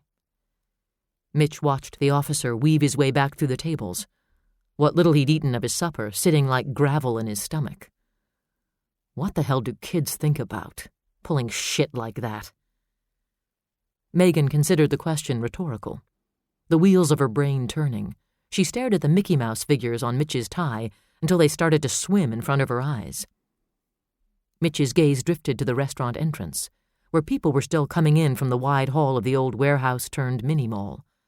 6 people from the Snow Days pageant committee were waiting to be seated, here for after-practice pie and coffee. Hannah Garrison came in and pushed her way past them. Strange. She looked harried. Her coat was open and hanging back off one shoulder. Her blonde hair was a mess, curling ropes of it falling across her face as her eyes scanned the dining room with a wild look. She waded through the sea of chairs and faces, bumping into people, nearly colliding with Darlene Hallstrom. The hostess reached out to steady her, smiling, bemused. Hannah shoved her away and lunged ahead to the table where John Olson and his girlfriend were lingering over coffee. Damn strange. Mitch kept his eyes on her like a bird dog on point, pulling his napkin off his lap. He crumpled the heavy green cloth and dropped it blindly on the table. So where's the hose? Megan muttered. She looked up as Mitch started to rise. Excuse me, he mumbled, sliding out of the booth. He couldn't hear the conversation going on at John Olson's table. The din in the restaurant drowned out individual words. But he could see the expression on Hannah's face, the wild gestures of her long, graceful hands. He could see John's look of shocked surprise, watched him shake his head. Mitch descended the steps and strode toward the table. A fist of instinctive tension curled in his gut. Hannah was one of the first people he had met when he and Jessie had moved to Deer Lake. Hannah and her husband, Paul Kirkwood, and their son had lived across the street then. Hannah, pregnant with her second child, had dropped by that first day on her way to work to welcome them to the neighborhood with a pan of brownies. She was one of the most capable, unflappable people he knew. Grace under fire personified. She ran the emergency room at Deer Lake Community Hospital with skill, volunteered for community causes, and still managed a house with a husband, son, and baby daughter, all with a dazzling smile and sweet good humor. But Hannah didn't look cool or unruffled now. She looked on the brink of hysteria. "What do you mean you don't know?" she demanded, her voice loud and raw. She slammed a fist down on the table. John's girlfriend squealed and jumped up out of her chair as coffee sloshed out of her cup and splashed across the tabletop. "Dr. Garrison, calm down!" John Olson pleaded, coming up out of his chair. He reached out for Hannah's arm. She jerked away from him, her eyes blazing. "Calm down!" she shrieked. "I won't calm down!" Everyone in the restaurant had stopped to watch. The air was electric with tension. "Hannah," Mitch said, approaching her side. "Is something wrong?" Hannah wheeled at the sound of his voice. The floor seemed to tilt beneath her feet. Heat pressed in on her like an invisible blanket, burning her skin, choking her. Is something wrong? Everything was wrong. She could feel 100 pair of eyes on her. She could feel the darkness creeping down from the rafters and in through the high, arched windows. She was caught in a nightmare. Wide awake, like being buried alive. The thoughts and impressions zoomed across her brain, too many, too fast. Oh, God. Oh, God. Oh, God. "Hannah," Mitch murmured, gently sliding his fingers over her shoulder. He eased a little closer. "Honey, talk to me. What's wrong?" Hannah stared at him, at the concern in his eyes. He moved closer. What's wrong? Something inside her burst, and the words came rushing out, screaming out. "I can't find my son!" Chapter 4. Day 1, 8:26 p.m., 19 degrees. "What do you mean? You can't find Josh?" Mitch asked calmly.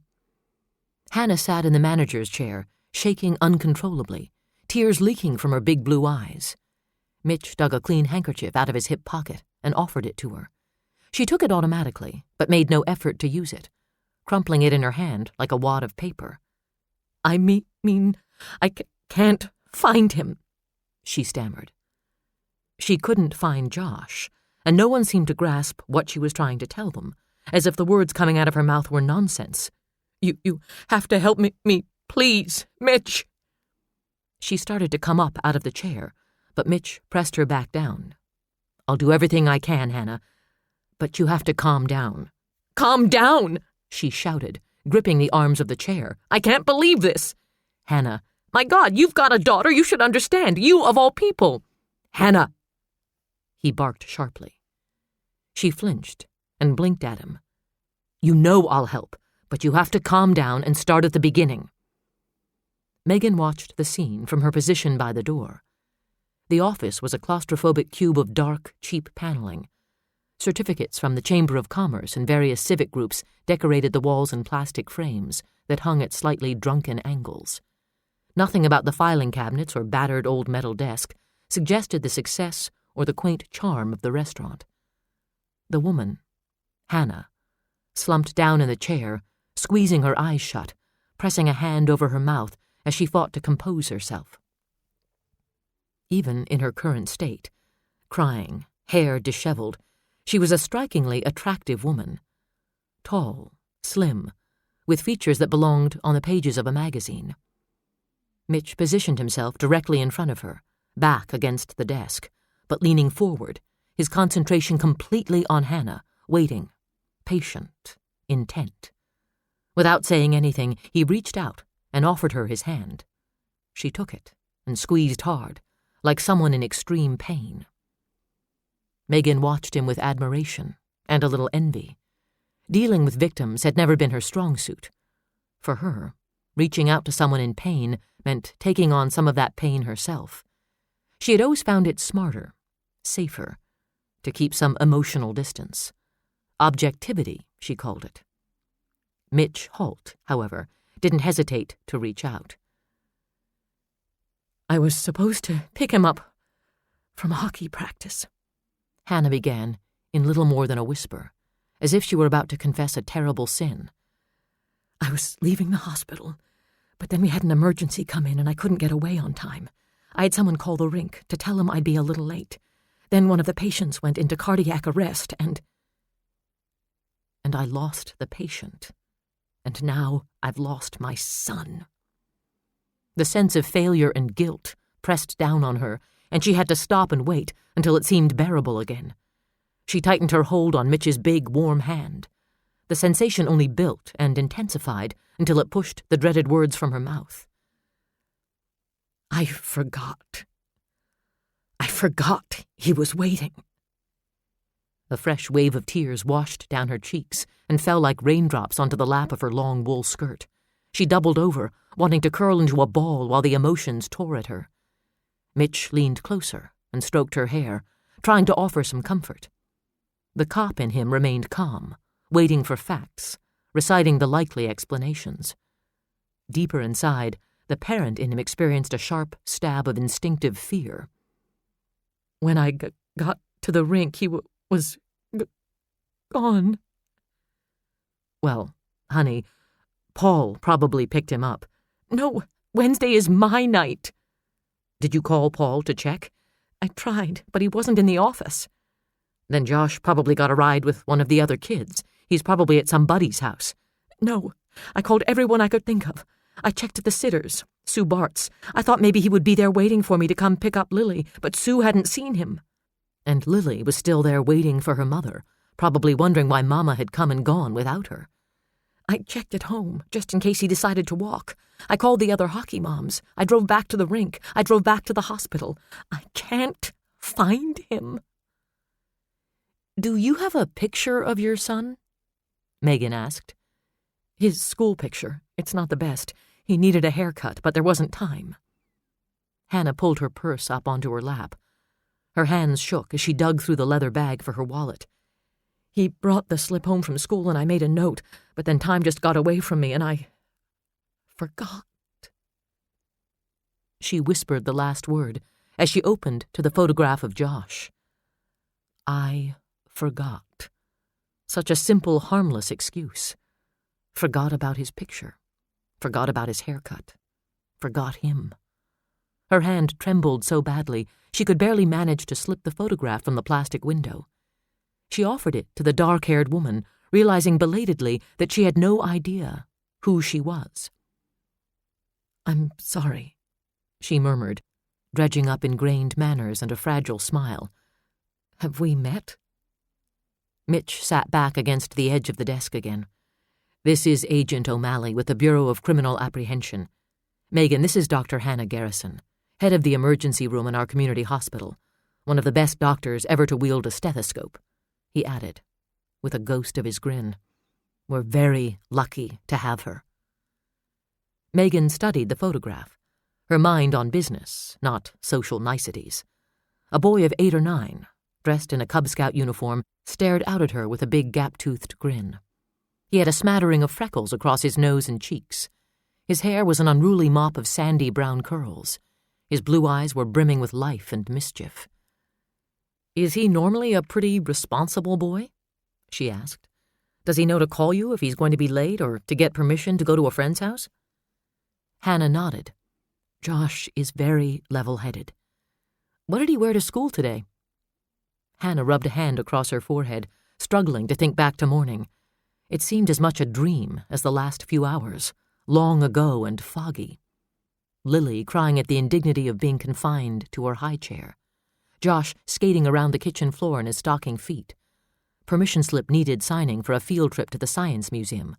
Homework done, spelling words memorized. A call from the hospital. French toast burning on the stove. Paul storming around the kitchen, snapping at Josh, complaining about the shirts that needed ironing. Jeans. A blue sweater, snow boots, a ski jacket, bright blue with bright yellow and bright green trim. His Viking stocking cap. It's yellow with a patch sewn on. Paul wouldn't let him wear a purple one with that wild coat. He said it would look like Josh was dressed by colorblind gypsies. I couldn't see the harm. He's only 8 years old. Megan handed the photograph back and looked up at Mitch. I'll call it in right away. Her mind was already on the possibilities and the steps they should take in accordance with those possibilities. Get the bulletin to your people, the sheriff's department, the highway patrol. Hannah looked stricken. You don't think... No. Mitch interceded smoothly. No, honey, of course not. It's just standard procedure. We'll put out a bulletin to all the guys on patrol, so if they see Josh, they'll know to pick him up and bring him home. Excuse us for just a minute, he said, holding up a finger. He turned his back to Hannah and gave Megan a furious look. I need to give Agent O'Malley a few instructions. He clamped a hand on her shoulder and herded her unceremoniously out the door and into the narrow, dimly lit hall. A round-headed man in a tweed blazer and chinos gave them a dirty look and stuck a finger in his free ear as he tried to have a conversation on a payphone outside the men's room door. Mitch hit the phone's plunger with 2 fingers, cutting off the conversation and drawing an indignant, "Hey!" from the caller. "Excuse us," Mitch growled, flashing his badge. "Police business." He shouldered the man away from the phone and sent him hustling down the hall with a scowl that had scattered petty drug pushers and hookers from the meanest streets in Miami. Then he turned the same scowl on Megan. "What the hell is wrong with you?" she snapped, jumping on the offensive, knowing it was her best defense. "What the hell is wrong with me?" Mitch barked, keeping his voice low. "What the hell is wrong with you, scaring the poor woman?" "She has reason to be scared, Chief. Her son is missing." "That has yet to be established. He's probably playing at a friend's house." "She says she checked with his friends." "Yes, but she's panicked. She's probably forgotten to look in an obvious place." "Or somebody grabbed the kid." Mitch scowled harder, because it took an effort to dismiss her suggestion. "This is Deer Lake, O'Malley, not New York." Megan arched a brow. You don't have crime in Deer Lake? You have a police force? You have a jail? Or is that all just window dressing? Of course we have crime, he snarled. We have college students who shoplift and cheese factory workers who get drunk on Saturday night and try to beat each other up in the American Legion parking lot. We don't have child abductions, for Christ's sake. Yeah, well, welcome to the 90s, Chief, she said sarcastically. It can happen anywhere. Mitch took a half-step back and jammed his hands at his waist. The president of the Sons of Norway Lodge went into the men's room, smiling and nodding to Mitch. A cloud of chokingly sweet air freshener escaped the room as the door swung shut. Mitch blocked it out, just as he tried to block out what Megan was telling him. The people in St. Joseph didn't think it could happen there either, Megan said quietly, and while they were all standing around consoling themselves with that lie, someone made off with Jacob Wetterling. The Wetterling case in St. Joseph had happened before Mitch had moved to Minnesota, but it was still in the hearts and minds of people. A child had been stolen from among them and never returned.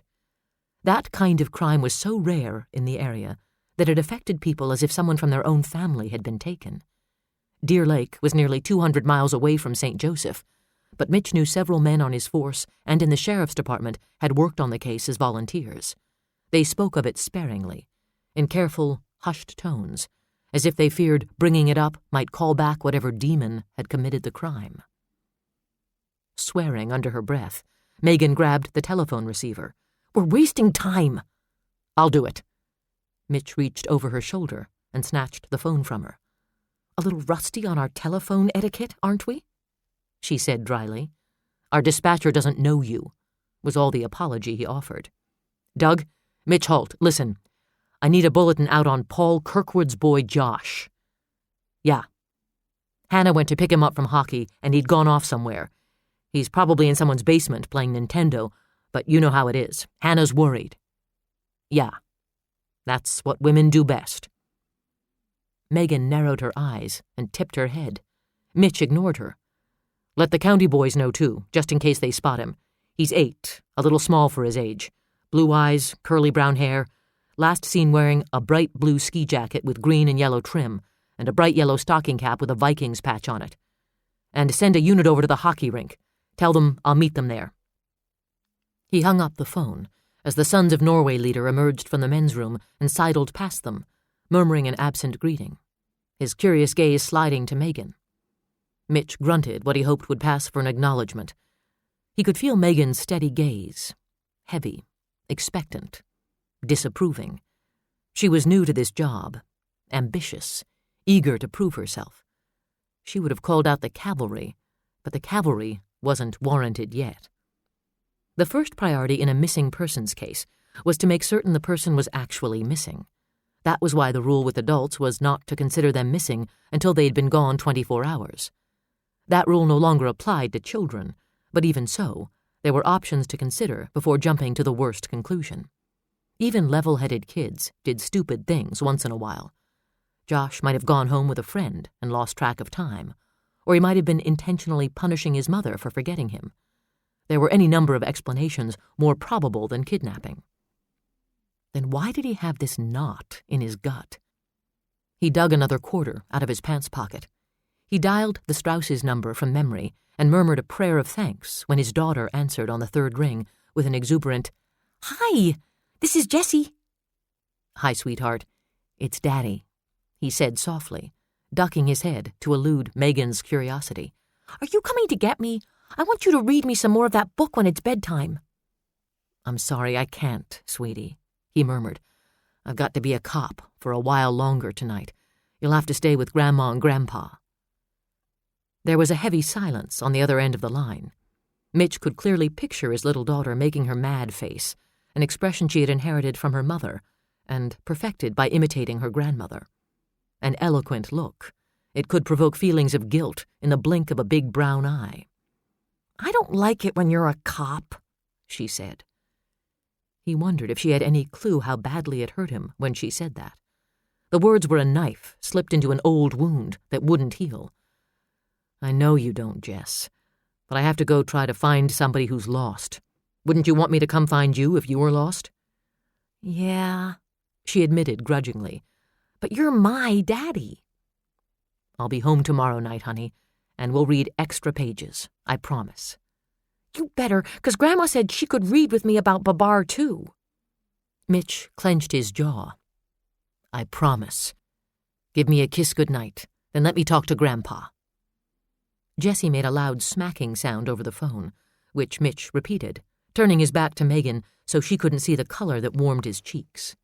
Then Jessie turned the phone over to her grandfather, and Mitch went through the ritual explanation that wasn't an explanation. Police business, hung up on a case, nothing major but it might drag on. If he told his in-laws he had to see about a possible kidnapping, Joy Strauss would burn up the phone lines, whipping the town into a frenzy. Jurgen didn't press for details. A born and bred Minnesotan, he considered it rude to ask for more information than the caller was willing to give. Aside from that, the routine wasn't unfamiliar to him. Mitch's job dictated a late night from time to time. The standing arrangement was for Jessie to remain with her grandparents, who looked after her every day after school. The routine was convenient and provided stability for Jessie. Mitch might not have been enamored of his mother-in-law, but he trusted her to take good care of her only grandchild. He hated to miss seeing Jessie, to miss tucking her in and reading to her until her eyes drifted shut.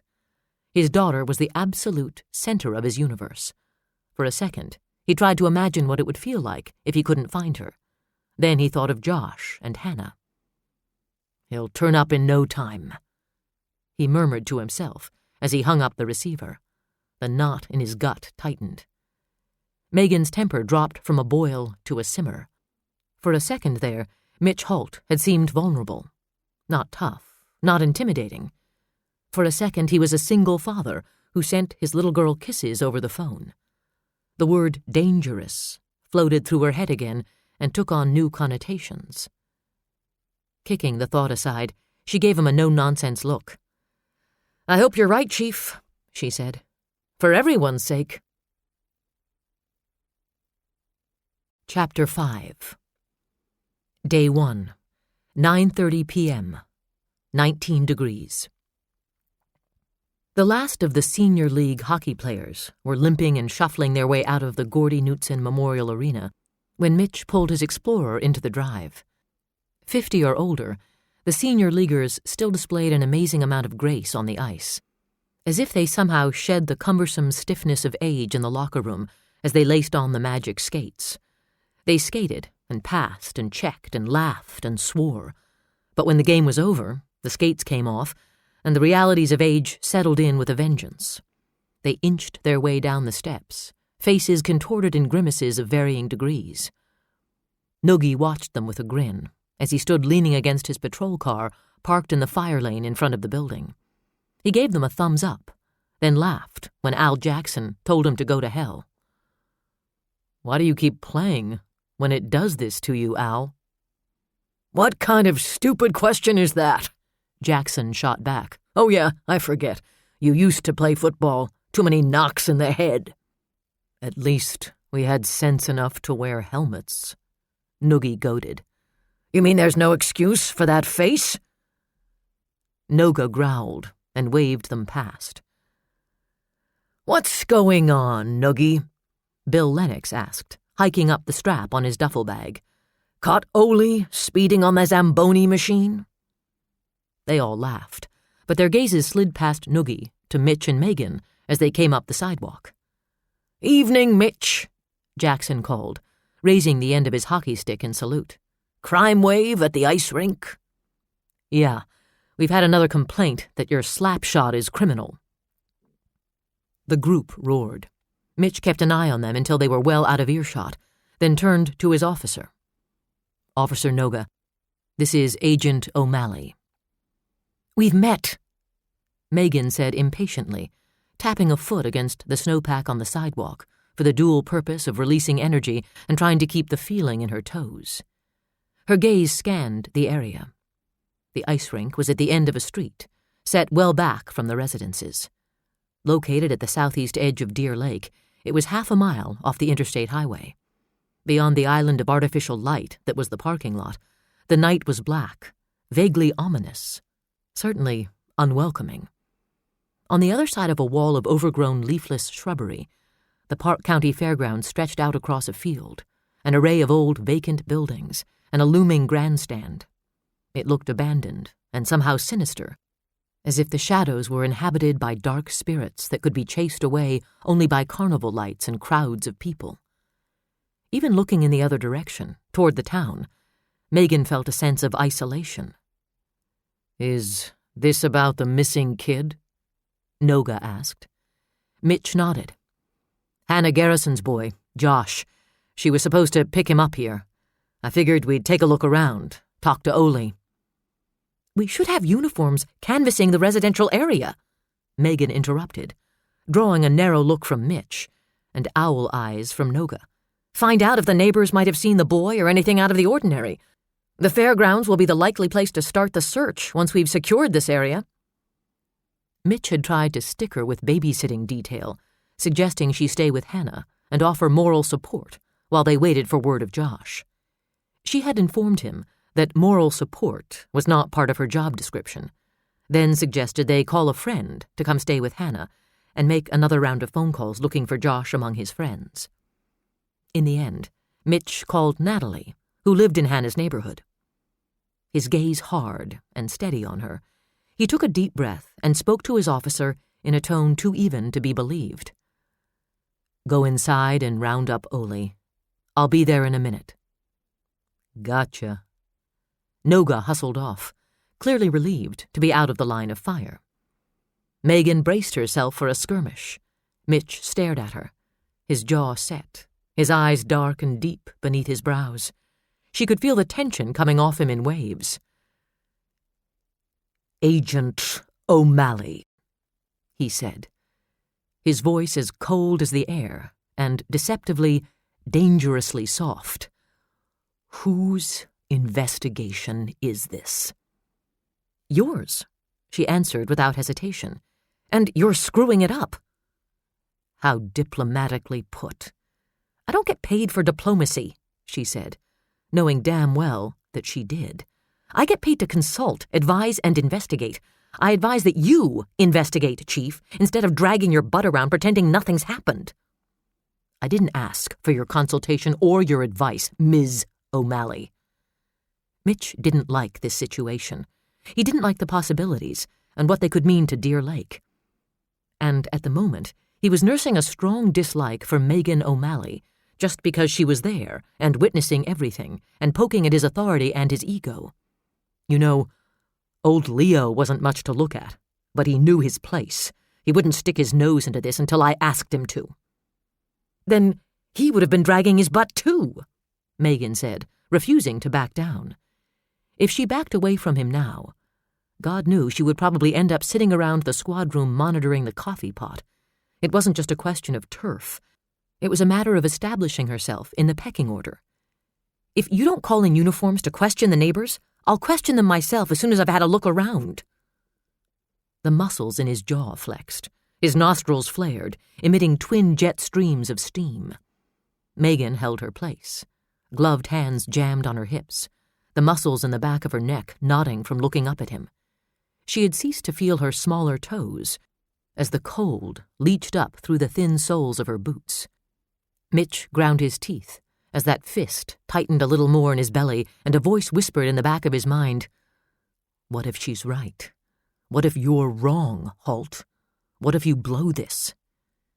The self-doubt made him furious, and he readily transferred that fury to the woman before him. "I'll call for 2 more units. Noga can start looking around out here," he said tightly. "You can come with me, Agent O'Malley. I don't want you running unchecked in my town, spooking everyone into a panic." "I'm not yours to keep on a leash, Chief." His lips curled in a smile that was feral and nasty. "No, but it's a great fantasy." He stalked off down the sidewalk and up the steps, denying her the chance for rebuttal. She hurried after him, cursing the slippery footing with every breath she didn't use to curse Mitch Holt. "Maybe we ought to set some ground rules here," she said, coming up alongside him. "Decide when you'll be enlightened versus when you'll be an asshole. Is that a matter of convenience or a territorial thing or what? I'd like to know now, because if this is going to degrade into a fence-pissing contest, I'm going to have to learn how to lift my leg."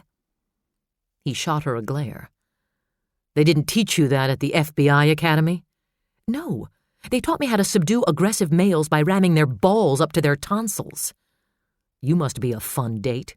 You'll never know." He pulled open one of the doors that led into the ice arena and held it. Megan deliberately stepped to the side and opened another for herself. "I don't expect special treatment," she said, stepping into the foyer. "I expect equal treatment." "Fine." Mitch pulled his gloves off and stuffed them into his coat pockets.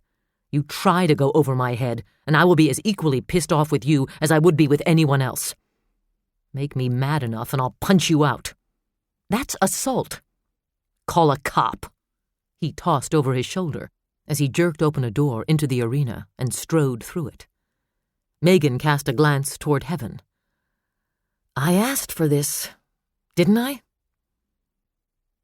Ole Swain had done most of the grunt work at the Gordy Knutson Memorial Arena for the better part of 5 years.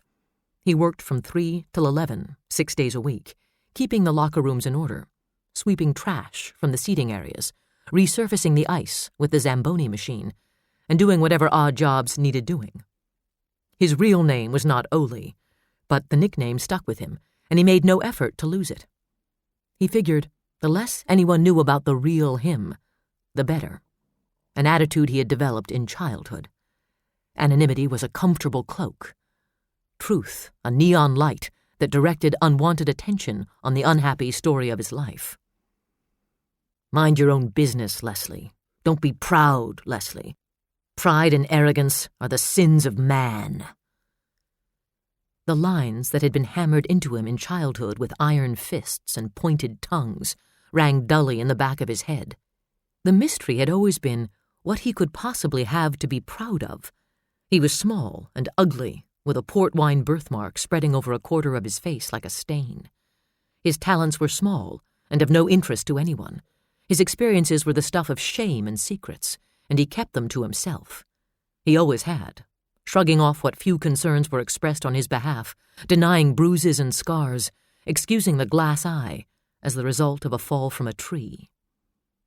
He had a clever mind, a head for books and studies. He had a natural aptitude for computers. This fact he kept mostly to himself as well, cherishing it as the one bright spot in an otherwise bleak existence. Ole didn't like cops. He especially didn't like men, their size, their strength, their aggressive sexuality, all triggered bad feelings in him, which was why he had no real friends his own age. The closest he came to having friends at all were the hockey boys. He envied their exuberance and coveted their innocence. They liked him because he could skate well and do acrobatics. Some were cruel about his looks, but mostly they accepted him, and that was the best Ole could ever hope for. He stood in the corner of the cramped storage room he had converted into an office of sorts, his nerve endings wiggling like worms beneath his skin as Chief Halt's tall frame filled the doorway. "Hey, Ole," the chief said. His smile was fake and tired. "How's it going?" "Fine." Ole snapped the word off like a twig and tugged on the sleeve of the quilted flight jacket he'd bought at an Army-Navy store in the cities. Inside his heavy wool sweater, perspiration trickled down his sides from his armpits, spicy and sour. A woman peeked in around the chief's right arm. Bright green eyes and a pixie's face, dark hair slicked back. "This is Agent O'Malley." Halt moved no more than a fraction of an inch to his left. The woman glanced up at him, her jaw set, as she wedged herself through the narrow opening and into the little room. "Agent O'Malley, Ole Swain. Ole's the night man here." Ole nodded politely. Agent of what? He wondered. But he didn't ask. Mind your own business, Leslie. Good advice, he'd found, regardless of the source. Early in life, he had learned to channel his curiosity away from people and into his books and his fantasies. "We'd just like to ask you a couple of questions, Mr. Swain, if that's all right with you," Megan said, loosening the noose of her scarf in deference to the heat of the room. She took in everything about Ole Swain in a glance. He was jockey size, with pug features, and mismatched eyes that seemed too round. The left one was glass, and stared straight ahead, while the other darted around, his glance seeming to bounce off every surface it touched. The glass eye was a lighter shade of brown than the good eye, and ringed in brighter white. The unnatural white was accentuated by the scald red skin of the birthmark that leached down out of his hair and across the upper left quadrant of his face. His hair was a patchwork of brown and gray and stood up on his head like the bristles of a scrub brush. He was probably in his late 30s, she guessed, and he didn't like cops.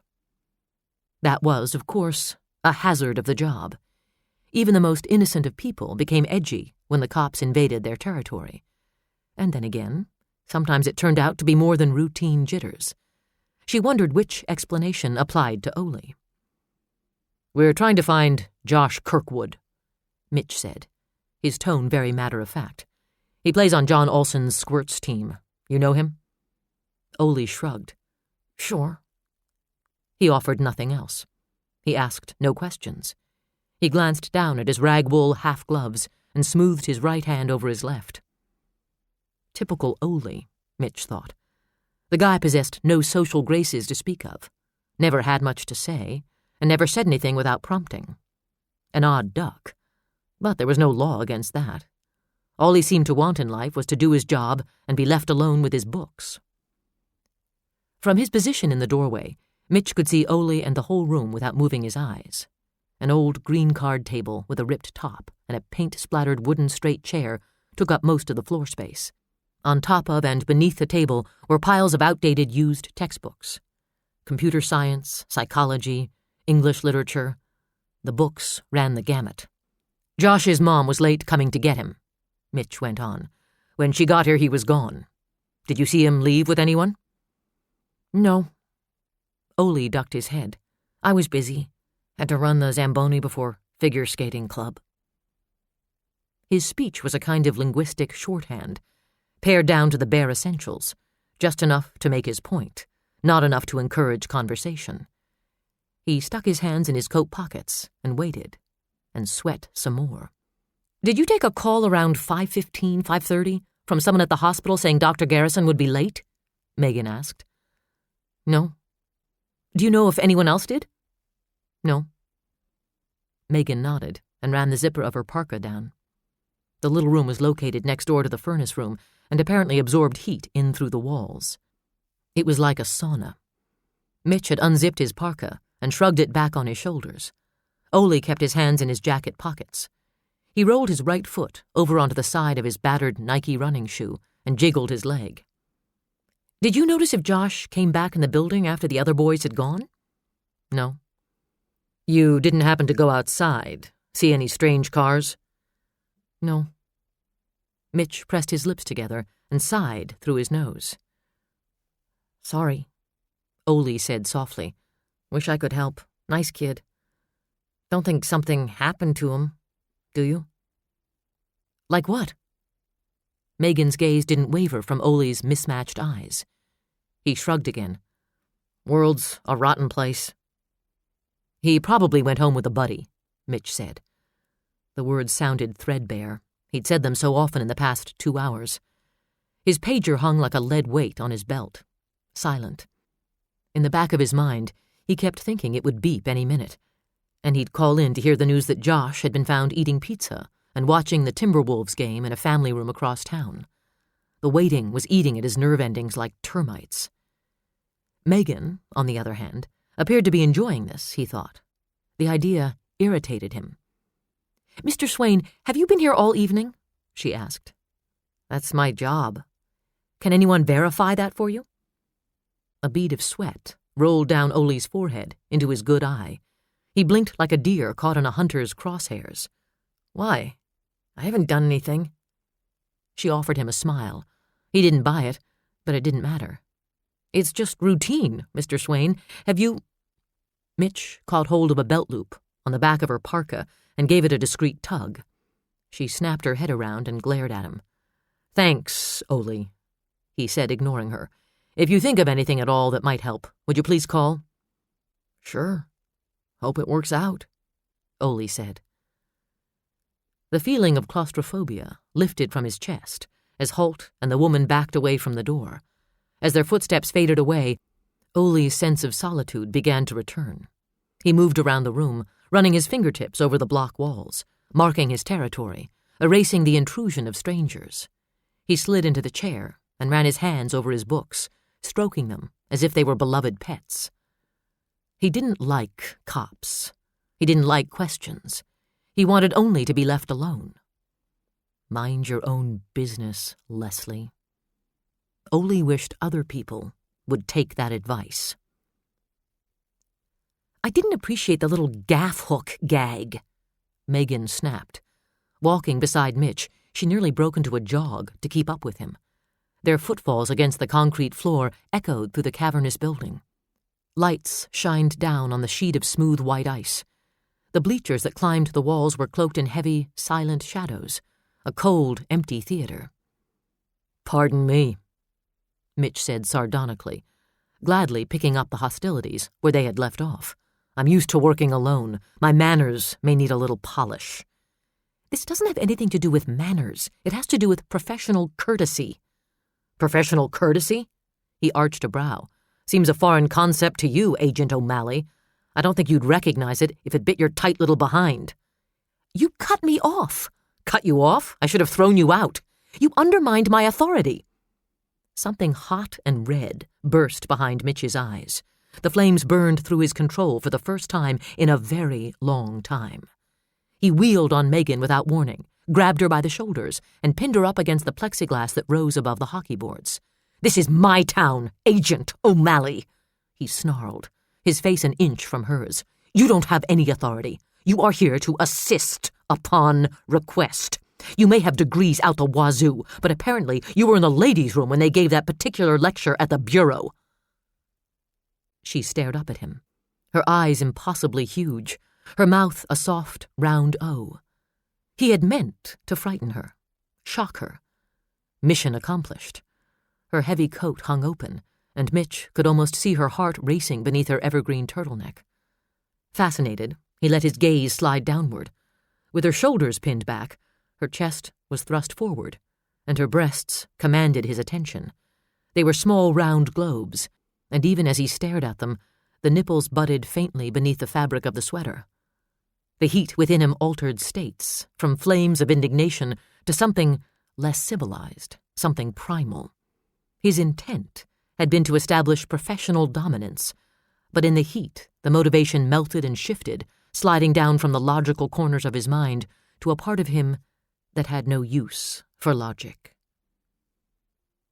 Slowly he dragged his gaze up to the small chin that jutted out defiantly, up to the mouth that quivered slightly, betraying her show of bravado, up to the eyes as deep and rich a green as velvet, with lashes short and thick, as black as night. "I never had this kind of trouble with Leo," he muttered. "But then, I never wanted to kiss Leo." Megan knew better than to let him. She knew every argument against it by heart, had repeated them over and over in her mind tonight like chants to ward off evil spirits. It's stupid, it's dangerous, it's bad business. Even as they trailed across her brain, she was lifting her chin, snatching a breath. She flattened her hands and shoved at him, succeeding only in breaking Mitch's concentration. He pulled his head back an inch and blinked, his head clearing slowly. He had lost control. The thought was like a bell ringing between his ears. He didn't lose control. Contain the rage, control the mind, control the needs. Those dictates had gotten him through 2 long years, and in the time it took to draw a breath, Megan O'Malley had driven him to the verge of breaking them. They stared at each other, wary, waiting, breath held in the cool of the dark arena. "I'm going to pretend that didn't happen," Megan announced, without any of the authority or righteous indignation she had intended. The announcement came out sounding like a promise she knew she couldn't keep. Mitch said nothing. The heat abruptly died to a glow. He lifted his hands from her shoulders and stepped back. She wanted to usurp his authority, then rob him of his sanity, then pretend it hadn't happened. A part of him bridled at the thought, but that wasn't an intelligent part of him. It wasn't smart to want Megan O'Malley. Therefore, he would not want Megan O'Malley. Simple. She wasn't even his type. Pint-size and abrasive had never done anything for him. He liked his women tall and elegant, warm and sweet, like Allison had been. Not at all like this little package of Irish temper and feminist outrage. "Yeah," he muttered, digging deep for sarcasm. "Good move, O'Malley. Forget about it. Wouldn't want to get caught with your femininity showing." The words stung, as he had intended them to, but the hit brought no satisfaction. All that stirred within him was guilt and a hint of regret that he had no desire to examine more closely. An entrance door banged open. The sound bounced around the quiet like a rubber ball. "Chief!" Noga bellowed. "Chief!" Mitch bolted, that knot in his stomach doubling, tripling, as he ran along the backside of the boards. Please, God, let him say they found Josh, and let him be alive. But even as he made the wish, cold dread pebbled his skin and closed bony fingers around his throat. "What is it?" he demanded, rushing up to his officer. The look Noga gave him was pale and bleak, the face of fear. "You'd better come see." "Jesus Christ!" Mitch whispered desperately. "Is it Josh?" "No, just come." Megan brought up the rear as they ran from the building. The cold hit her with physical force. She zipped her jacket, dug her gloves out of her pockets, and pulled them on. Her scarf trailed off one shoulder, fluttering like a banner behind her, and finally falling off as she dashed across the parking lot. Mitch sprinted ahead, running across the rutted ice in dress shoes, as sure-footed as a track star. Midway down the lot, along the far edge, 3 more uniformed officers stood huddled together by a row of overgrown, leafless hedges. "What?" he barked. "What'd you find?" None of them spoke. Each looked to another, mute and stunned. "Well, fuck!" he yelled. "Somebody fucking say something!" Lonnie Dietz took a step to the side, and a ray of artificial light fell on a nylon duffel bag. Someone had written across the side of it, in big block letters, "Josh Kirkwood." Mitch dropped to his knees in the snow, the duffel sitting before him with all the potential of a live bomb. It was partially unzipped, and a slip of paper stuck up through the opening, fluttering in the breeze. He took hold of the very edge of the paper and eased it slowly from the bag. "What is it?" Megan asked breathlessly, dropping down beside him. "Ransom note?" Mitch unfolded the paper and read it, quickly first, then again, slowly, his blood growing colder with each typed word. "A child has vanished. Ignorance is not innocence, but sin." Chapter 6. Day 1. 9:22 p.m. 19 degrees. "Kids do the damnedest things," Natalie said. She worked at the kitchen counter, building turkey sandwiches, while the coffee maker hissed and spit. "I remember Troy pulling a stunt like this once. He was 10 or 11, decided he was going to go door to door selling newspaper subscriptions so he could win himself a remote-control race car. He was so caught up in winning that prize, he couldn't think of anything so minor as calling from school to tell us what he was doing. Call my mother? Why should I call her when I see her every day?" She shook her head in disgust and bisected a sandwich corner to corner with a bread knife the size of a cross-cut saw. "This was when we lived in the cities, and there was starting to be a lot of gang activity going on in Minneapolis. You can't imagine the things that went through my head when Troy hadn't come home yet at 5:30. Yes, I can. The same thoughts were trailing through Hannah's mind in an endless loop, a litany of horrors. She paced back and forth on the other side of the breakfast bar, too wired to sit. She hadn't been able to bring herself to change out of the clothes she'd worn to work. The bulky sweater held the faint tang of sweat from the exertion and stress of working on Ida Bergen. Her black hose bit into her waist, and her long wool skirt was limp and creased. She had taken her boots off at the door, only out of habit. She walked back and forth along the length of the counter, her arms crossed in a symbolic attempt to keep herself together, her eyes never straying from the phone that sat silent beneath a wall chart of phone numbers. Mom at the hospital, Dad at his office, 911 for emergency. All printed by Josh with colorful markers, a home project for Safety Week. The panic rushed up inside her again. "I tell you, I was a wild woman," Natalie went on, pouring the coffee. She added a drop of skim milk to each and set them on the bar next to the plate of sandwiches. "We called the police. James and I went out looking for him. Then we damn near ran over him. That's how we found him. He was riding around in the dark on his bike, so obsessed with winning that damned toy, he couldn't be bothered to look out for traffic." Hannah glanced at her friend as the silence stretched, and she realized this was where she was expected to interject. "What did you do?" "I went tearing out that car before James could put it in park, screaming at the top of my lungs. We were right outside a synagogue. I screamed so loud, the rabbi came running outside, and what does he see? He sees some crazy black woman screaming and shaking this poor child like a rag doll. So he goes back inside and calls the cops. They came flying with the lights and sirens and the whole 9 yards. Course, by then I had my arms around that boy and I was crying and carrying on, my baby boy!" She shrieked at the ceiling in a hoarse falsetto, waving her arms. Rolling her eyes, she pursed her lips and shook her head. "Looking back on it, we probably didn't have to punish Troy. The embarrassment was probably enough." Hannah had zoned out again. She stared at the phone as if she were willing it to ring. Natalie sighed, knowing there was really nothing she could do that she wasn't already doing. She made coffee and sandwiches, not because anyone was hungry, but because it was a sane, normal thing to do. She talked incessantly in an attempt to distract Hannah and to fill the ominous silence.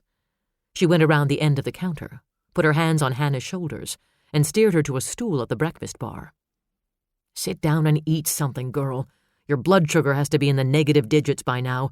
It's a wonder you can even stand up." Hannah perched a hip on one corner of the stool and stared at the plate of sandwiches. Even though she hadn't had a bite since lunch, she couldn't work up any desire to eat. She knew she should try, for her own sake, and because Natalie had gone to all the trouble to make them. She didn't want to hurt Natalie's feelings. She didn't want to let anyone down. You've already managed to do that today. She'd lost a patient. She'd lost Josh. The phone sat silent.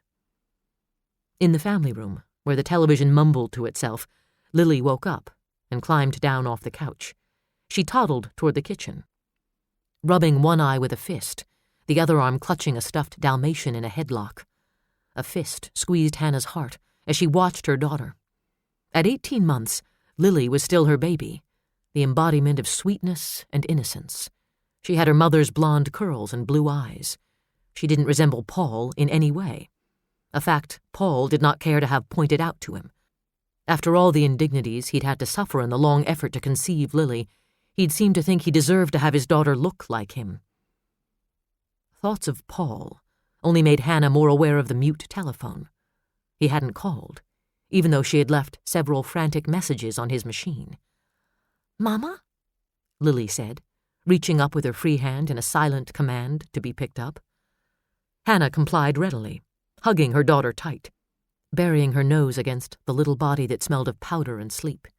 She wanted Lily as close as possible, hadn't let her out of her sight since bringing her home from the sitters.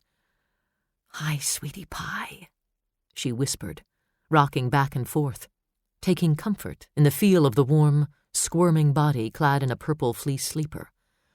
"You're supposed to be sleeping."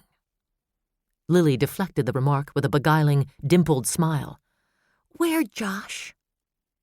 Hannah's smile froze. Her arms tightened unconsciously. "Josh isn't here, sweetheart." The panic hit her like a battering ram, smashing the last of her resistance. She was tired and terrified. She wanted someone to hold her, to tell her everything would be all right, and mean it. She wanted her son back, and the fear gone. She clutched Lily to her and shut her eyes tight against the onslaught of tears. As scalding as acid, They squeezed out and ran down her cheeks. A low, tortured moan tore free of her aching throat. Lily, frightened and unhappy at being held so tightly, began to cry too. "Hannah, honey, please sit down," Natalie said softly, leading her to the camelback love seat. "Sit. I'll bring you something to drink." Outside the house, the dog barked, and a car came up the driveway. Hannah swallowed back the rest of the tears, though Lily made no similar attempt. The suspense was as thick as smoke in the air. Would Josh come bursting in the kitchen door? Would it be Mitch Holt with news she couldn't bear to think about? "Why isn't Gizmo in the backyard where he belongs?" Paul stepped into the kitchen, a petulant frown turning his mouth. He didn't look across the room to Hannah, but went about his nightly ritual as if nothing were wrong. He went into his small office off the kitchen to put his briefcase on the desk and hang up his coat. Hannah watched him disappear into the room that was his sanctuary of perfect order. Fury boiled up inside her. He cared more about hanging his coat perfectly in line with his other coats, arranged left to right from lightest weight to heaviest, casual to dress, than he cared about his son. "Where's Josh?" Paul snapped, striding back into the kitchen, tugging loose the knot in his striped tie. "That dog is his responsibility. He can damn well go out and put him away." "Josh isn't here," Hannah answered sharply.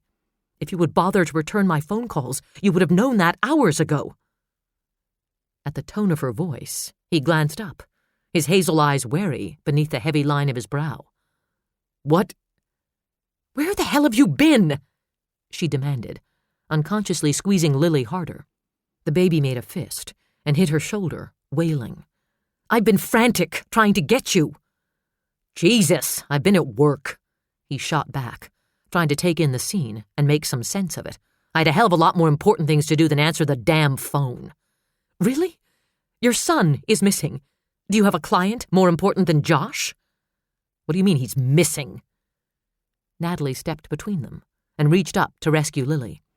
The baby went gratefully into her arms. "Let me put her to bed while you and Paul sit down and discuss this calmly and rationally," she said firmly, her eyes hard on Hannah's. "Missing?" Paul repeated, hands jammed at the waist of his fashionable brown trousers. "What the hell is going on here?" Natalie wheeled on him. "Sit, Paul," she ordered, swinging an arm in the direction of the kitchen table. His eyes widened, his frown deepened, but he obeyed. She turned back to Hannah, her fierce expression softening. "You sit too. Start at the beginning. I'll be right back." Cooing to Lily, she headed across the plush carpet of the family room for the short flight of steps that led up to the bedrooms. Hannah watched her go, guilt rising at the way Lily laid her head on Natalie's shoulder and blubbered a watery, "No, no, Mama," her big eyes full of accusation as she stared at Hannah. God, what kind of mother am I? Goosebumps turned her skin the texture of sandpaper, and she pressed a hand over her mouth, afraid an answer might come out that she didn't want to hear. "Hannah, what's going on? You look like hell." She turned back toward her husband, wondering bitterly why the effects of stress seemed to lend character to a man's appearance. Paul had just put in better than 12 hours at the accounting firm he was partners in with his old college friend, Steve Christensen. He looked tired. The lines that fanned out from the corners of his eyes and bracketed his mouth were a little deeper than usual, but none of that detracted from his attractiveness. Just an inch taller than she, Paul was trim and athletic, with a lean face and a strong chin. His pinstripe shirt had lost its starch, but with the tie hanging loose at his throat, he looked sexy instead of rumpled. She glanced down at herself as she sank onto a chair and felt like something that had crawled out of the depths of the clothes hamper. "We had an emergency at the hospital," she said softly, her eyes on her husband's. "I was late, picking up Josh. I had Carol call the rink to leave word, but when I got there he was gone. I looked everywhere, but I couldn't find him. The police are out looking now." Paul's face hardened. He sat up, shoulders squared. "You forgot our son?" he said, his voice as sharp as a blade. "No, Christ!" he swore, pushing to his feet, That damned job is more important to you. I'm a doctor. A woman was dying. And now some lunatic has made off with our son. You don't know that, Hannah cried, hating him for voicing her fears. Then where is he? Paul shouted, bracing his hands on the tabletop and leaning across into her face. I don't know. Stop it, Natalie barked, storming into the kitchen. Stop it, both of you. She gave them both the ferocious glower that had cowed more than one cop on the Deer Lake force. You have a little girl upstairs crying herself to sleep because her parents are fighting. This is no time for the two of you to be sniping at each other. Paul glared at her, but said nothing. Hannah started to speak, then turned her back on them both when the front doorbell rang. She ran across the family room, stumbled into the hall, and flung herself at the door, her heart hammering wildly in her chest. Mitch Holt stood on the front step, his face grave, his eyes deep wells of pain. No, she whispered. No. Mitch stepped inside and took her arm. Honey, we'll do everything we can to find him. No, she whispered again, shaking her head, unable to stop even as dizziness swirled through her brain. No, don't tell me, please don't tell me. No amount of training could prepare a cop for this, Mitch thought. There was no protocol for shattering a parent's life. There were no platitudes adequate, no apology that could suffice, nothing that could stem the pain. Nothing. He couldn't be a cop for this, couldn't detach himself even if it would have lessened his own pain. He was a father first, a friend second, and memories and guilt assaulted whatever professional reserve he might have had left. Behind Hannah, he could see Paul and Natalie standing in the hall, waiting, their faces bleak, stricken. No, Hannah whispered, her lips barely moving, her tear-filled eyes brimming with desperation. Please, Mitch.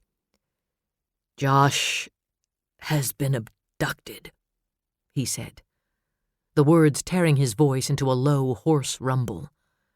Hannah crumpled like a broken doll. Mitch wrapped his arms around her and held her tight. I'm sorry, honey, he murmured. I'm so sorry. Dear God, Natalie murmured. She stepped past them and shut the front door against the bitter chill of the night, but the cold that had come into the house had little to do with the weather. It cut to the bone and could not be shaken off. Paul stepped forward and pried loose one of Mitch's hands from around Hannah's shoulders. She's my wife, he said. The bitterness in his tone caused Mitch to lift his head. Paul pulled Hannah away as Mitch dropped his arms, but he made no real effort to offer her the same kind of comfort or support.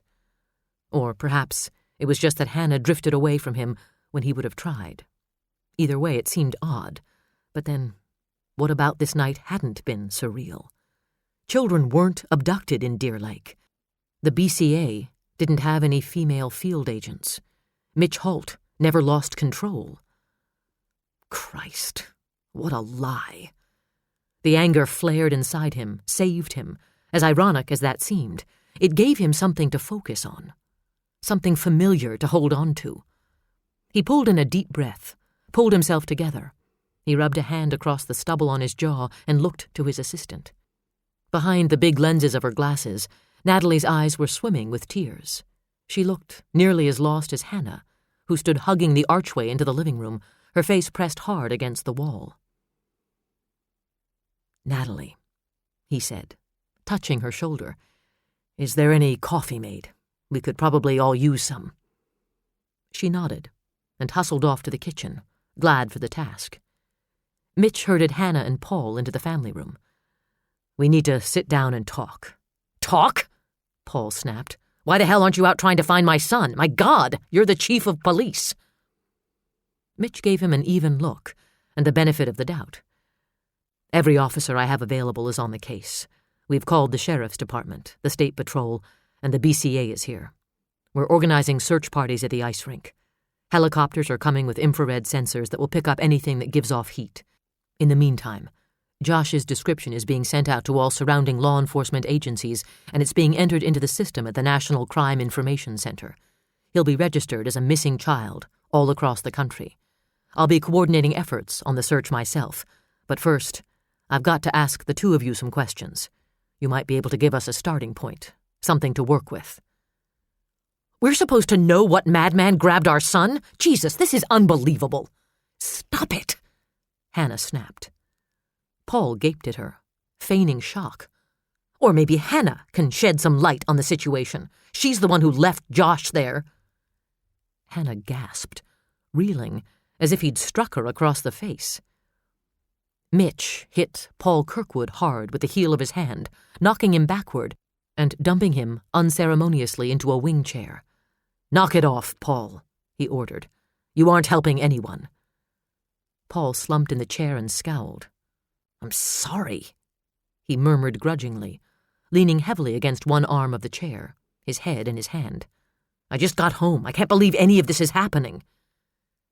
"How do you know—" Hannah couldn't bring herself to finish the sentence. She wedged herself into one corner of the love seat as Mitch shrugged off his parka and sat on the other end. "We found his duffel bag. There was a note inside." "What kind of note?" Paul demanded. "For ransom or something? We're hardly rich. I mean, I make a good living, but nothing extravagant. And Hannah, well, I know everyone thinks doctors are rolling in it, but it's not like she's working at the Mayo Clinic." He let the thought trail off. Mitch frowned at him, wondering just how careless the remark had been. It tilted the blame in Hannah's direction again. She began to cry silently, tears rolling down her cheeks, her hand pressed over her mouth. "It wasn't a ransom note, but it made it clear Josh had been taken," Mitch said. The words were branded in acid on his brain, an eerie message that pointed to a twisted mind. He wished he could give them the confidential evidence line, tell them it might be crucial to keep the information secret, knowledge only the guilty party would have, etc., but he couldn't. They were Josh's parents, and they had a right to know. It said, "Ignorance is not innocence, but sin." A chill shot through Hannah. "What does it mean? What—" "It means he's nuts," Paul declared. He raked his fingers back through his hair again and again. "Oh, Jesus!" "It doesn't ring any bells with either of you?" Mitch asked. They shook their heads, both looking too stunned to think at all. Mitch let out a measured sigh. "What we need to concentrate on now is coming up with possible suspects." Natalie brought the coffee in on a tray and set it on the cherrywood trunk, where remote controls lay like abandoned toys. She handed Mitch a cup, took another, and pressed it into Hannah's hands, leaving Paul to fend for himself, while she coaxed her friend to take a sip. Paul didn't miss the slight. He shot the woman a glare as he leaned forward to add sweetener to his. "You can't honestly think anyone we know would do this," he said. "No," Mitch lied. The statistics scrolled through the back of his head like a news bulletin crawling along the bottom of a television screen. The vast majority of child abductions were not perpetrated by strangers. But I want you both to think. Have any clients or patients gotten mad at either of you? Have you noticed any strangers in the neighborhood lately? Any strange cars driving by slowly? Anything at all out of the ordinary? Paul stared into his coffee and heaved a sigh.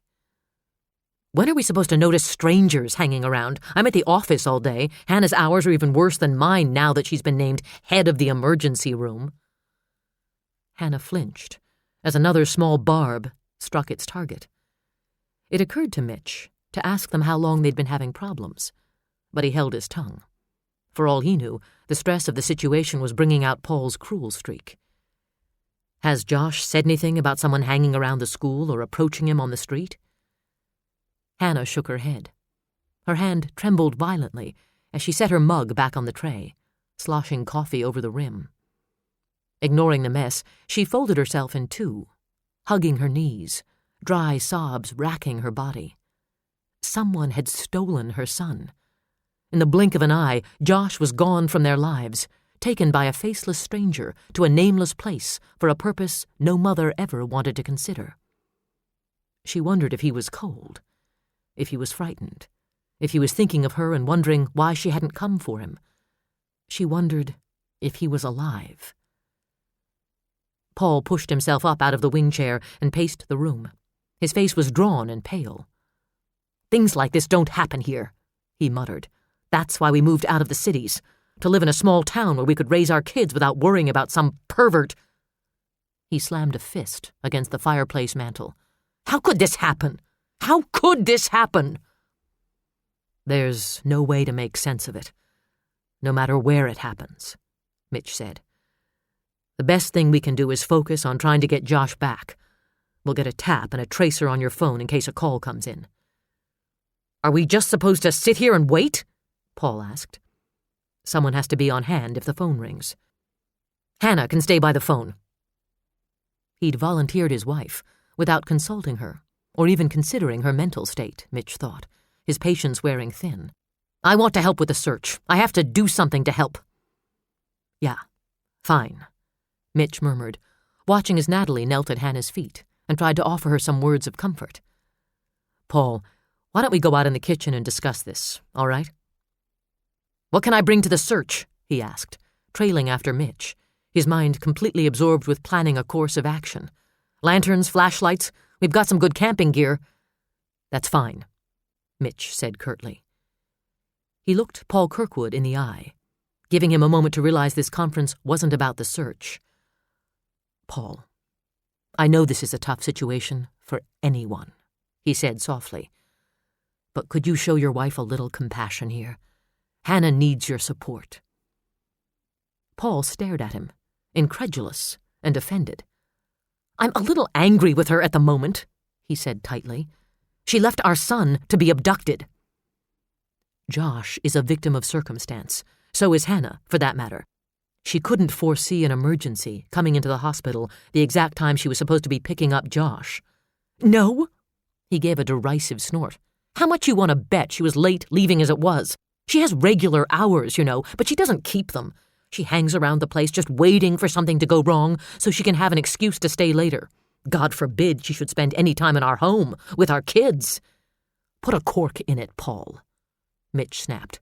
"Whatever problems you and Hannah are having in your marriage, go on the shelf this minute. You got me? The two of you need to be together, for Josh's sake, not taking pot shots at each other. You need to be angry with someone. Be angry with God or with me or with the lenient courts. Hannah has enough on her conscience without you climbing on top of the pile." Paul jerked away from him. Mitch was right. He wanted to lash out at someone. Hannah. His golden girl, his trophy bride, the woman who didn't have a clue about how to make him happy. She was too busy basking in the glow of everyone's adoration to be there for him or for their children. This was Hannah's fault, all of it. "Bring whatever equipment you have," Mitch said wearily. "Meet me at the ice arena." He started for the hall and brought himself up short. "Bring some clothing of Josh's," he added quietly, his eyes on Hannah, curled into a ball of misery on the love seat. "We'll need something for the dogs to scent." Natalie followed him to the front hall. "That man needs more than a talking to. He needs a good swift kick in the pants, right where his brain is." "That's assault," Mitch said. "But if you want to go in there and get him, Tiger, I'll swear in court I didn't see a thing." "I can't believe that little number-twiddling twerp," she grumbled. "Let that poor girl sit there and cry. Stick pins in her from across the room like she was a voodoo doll. God almighty!" "Did you know they were having trouble?" She made one of her faces. "Hannah doesn't talk about personal things. She could be living with the Marquis de Sade and she wouldn't say a word against him. I'm the wrong person to ask anyway," she admitted ruefully. "I always thought Paul was a stuck-up little prick." Mitch rubbed at the knots of tension in the back of his neck. "We should cut him a little slack, Nat. No one's at their best in a situation like this. Everyone reacts differently, and not always admirably." "I'd like to react all over his head," she muttered. "Can you stay with Hannah? Is James home with the kids?" Natalie nodded. "I'll call some other friends. We can pull shifts here. And I'll get the tuna casserole brigade rolling." "Use my cellular phone. That way you won't tie up the line here. Someone will be coming over to get the phones wired. If anything happens, I'm on the beeper." He gave her a long look as he shrugged into his parka. "You're worth your weight in gold, Ms. Bryant. Tell it to the town council, she quipped, struggling for a scrap of humor in this nightmare. They can start cleaning out Fort Knox. He slipped the small portable phone from his coat pocket and handed it over. Call the priest while you're at it. We're going to need all the help we can get. Chapter 7. Day 1. 10:02 p.m. 18 degrees. From a distance, the parking lot of the Gordy Knutson Memorial Arena resembled a giant tailgate party. Cars and trucks in makeshift rows, men milling around portable heaters, their voices carrying on the cold night air. But there was no party atmosphere. Tension and anger and fear hovered like a cloud, like a drift of noxious fog. If there had been any hope of picking up a trace of evidence from the lot itself, it was gone now. That was the risk of working crime scenes with large groups. The attention to small detail was lost in the hunt for larger clues. The sense of urgency fed on itself and grew, making the mob difficult to control. Control. A prized word in Megan's vocabulary. She had been left in charge, but at the moment she had no control. The men turned to one another for guidance and instruction. They looked for their chief. They paid no attention whatsoever to Megan. She tried twice to raise her voice above the din. No one listened, and she turned to Noga. He gave her a rueful look and shrugged. Maybe we should just wait for the chief. Noga, a child has been abducted. We don't have time to piss around with this male pecking order bullshit. Scowling, she went around to the trunk of the Lumina and rummaged through the dusty junk heap for a bullhorn, then went around to the front of the car and scrambled up on the hood, the heels of her boots denting it like hailstones. "Listen up!" she bellowed. The sound echoed off across the fairgrounds. As if a switch had been flipped off, the men fell silent and turned to stare at her. "I'm Agent O'Malley with the BCA. Chief Holt has gone to speak with the parents of the missing boy. In his absence, I'm going to organize you into teams and get you started on the search. Deer Lake cops, I want 3 teams of 2 doing house to house on this block, asking if anyone saw anything going on between 5:15 and 7:15. We don't have a photo of the boy to give you at this point, but he was last seen wearing a bright blue ski jacket with green and yellow trim and a yellow stocking cap with a Vikings patch on it. If anyone saw Josh Kirkwood or saw anything odd or suspicious going on, we want to hear about it. The rest of you cops and county boys divide into... I'll direct my own men, if you don't mind, Miss O'Malley." Megan's gaze dropped like an anvil onto the head of the Park County Sheriff. He stood with his hands on his lean hips, a half-smile twisting his non-existent lips. Somewhere in the vicinity of 50, he was tall, with a lean, bony face and an aquiline nose. The lights of the parking lot gleamed off dark hair that he wore slicked straight back a la basketball coach Pat Riley. His voice boomed, carrying farther than hers did with the bullhorn. "I want my deputies on the fairgrounds. We'll do a complete sweep, every plowed road, every building. If you find something, call it into me. Art Goebel's coming with his dogs. As soon as Mitch gets back with something for them to scent off, they'll be in business. Let's go!" Half a dozen deputies started toward the fairgrounds, flashlights bobbing in their hands. The Deer Lake cops shuffled around, uncertain who to send where or if they should do anything at all, on the orders of a woman they had never seen before. Megan shot a look at Noga, and he hustled off to get them moving. She hopped down off the hood of the Lumina, landing squarely in front of the sheriff. "It's Agent O'Malley," she said, sticking a gloved hand out in front of her. Russ Steiger gave her a patronizing once-over with his big dark eyes, blatantly ignoring her token gesture of courtesy. "What'd they do? Run out of men in St. Paul?" No. Her smile was as sharp as a scimitar. They decided on a novel idea and sent the most qualified person instead of the one with the biggest dick. The sheriff blinked, as if she'd hit him in the forehead with a mallet. Christ, De Palma would have her head on a pike if he heard her talk that way to a county sheriff.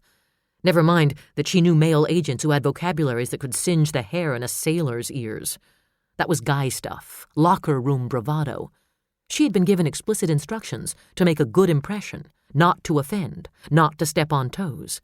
But she knew too well what would happen if she kept her mouth shut and bowed to the local potentates. She'd end up sitting in her office, filling out forms and trimming her cuticles. It didn't take a genius in human behavior to see that this particular potentate was like a big bull moose. A polite tap on the shoulder would not get his attention. He needed something more along the lines of a sharp whack between the ears with a Louisville slugger. The sheriff snorted. Russ Steiger, Park County Sheriff. Leo was a hell of a guy. Yeah, well, he's dead now, and we've got a job to do, she said, fed up to her back teeth with Leo accolades. Let's get to it before the press shows up. She deliberately turned her back on him, then turned around in calculated afterthought. Your men find something on the fairground, Sheriff? You call it into me. I'll be coordinating the effort at the command post. She blew out a long breath. Fatigue pressed down on her like a millstone. These were hardly the ideal circumstances for her to establish a rapport with the local boys. She would have to be on the offensive every second, or get trampled beneath a herd of size 12 boots, a distraction she didn't need. Every time she closed her eyes, she could see Josh Kirkwood, grinning out at her from his third-grade photo. She could see his mother, the elegant beauty of her face, twisted with guilt, and a terrible fear Megan could only imagine. Pain stabbed as sharp as an ice pick above her right eye. She had a bad feeling about this one. Abductions seldom ended happily. The message they had found in Josh's duffel bag rang like a bell of doom in her head. Ignorance is not innocence, but sin. That the note was typed suggested premeditation, and the whole idea of abduction reeked of a seriously disturbed mind.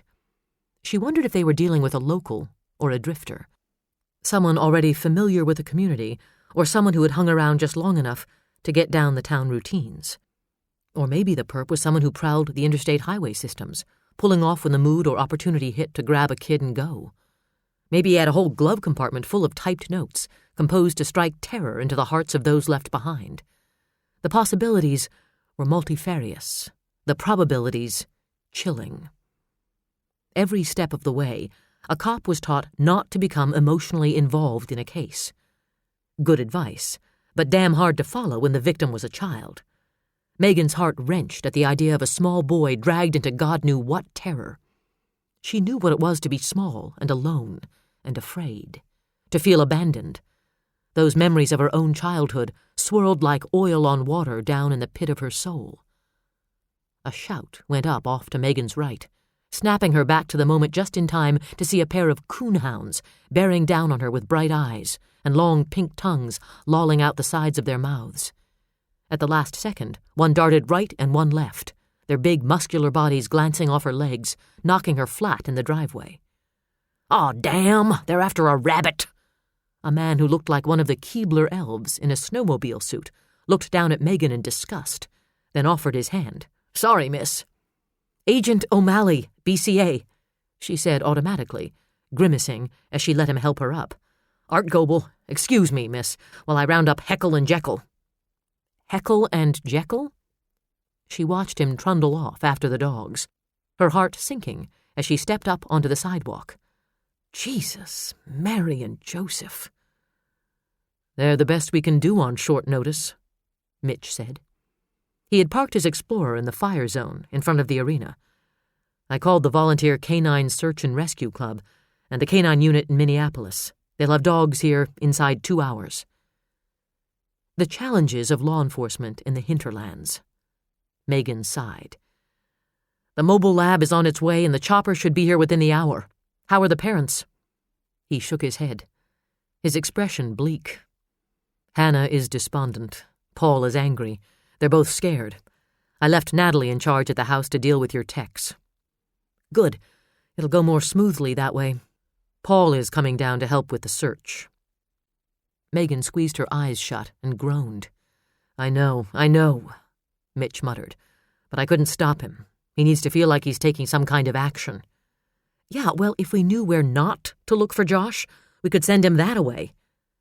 She could sympathize with a parent's need to do something proactive in a situation like this, but no one wanted a father to discover his child's body or a civilian to unwittingly miss or destroy evidence. "I'll let him bring up the rear with the county boys. They've started?" "Oh, yeah. Me and Wyatt Earp got them all whipped into a frenzy," she replied sarcastically.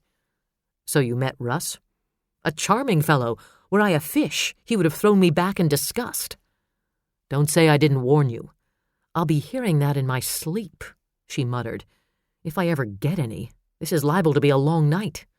"Yeah, and it's about to get longer," Mitch snarled as a TV7 news van rolled up to the curb in front of them.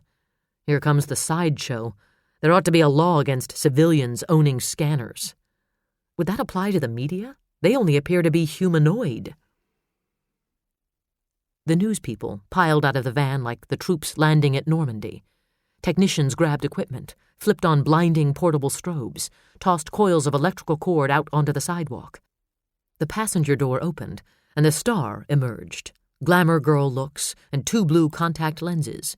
Thick, sandy hair spray-starched into a helmet impervious to weather. She wore a stylish blue ski jacket, open over an equally stylish sweater, and navy leggings tucked into tall leather boots. The latest outfit for reporters on the go, tracking down misery and tragedy in the dead of winter.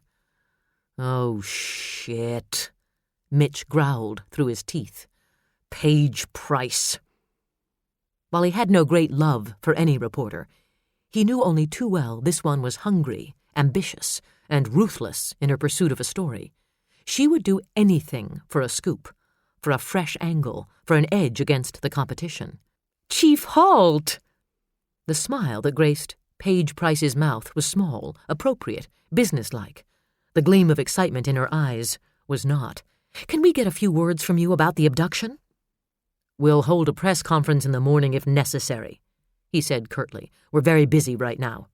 "Of course. This will take only a moment," she said smoothly. "Just a sound bite." She turned toward Megan, her reporter's eyes glinting with shrewd speculation. But she quickly arranged her features into perfect concern, touched with sympathy. "Are you the boy's mother?" "No, I'm Agent O'Malley with the Bureau of Criminal Apprehension." "You must be new," she said, the speculation sharpening. "To the Bureau, no. To the Deer Lake area, yes. This is my first day here." "Really?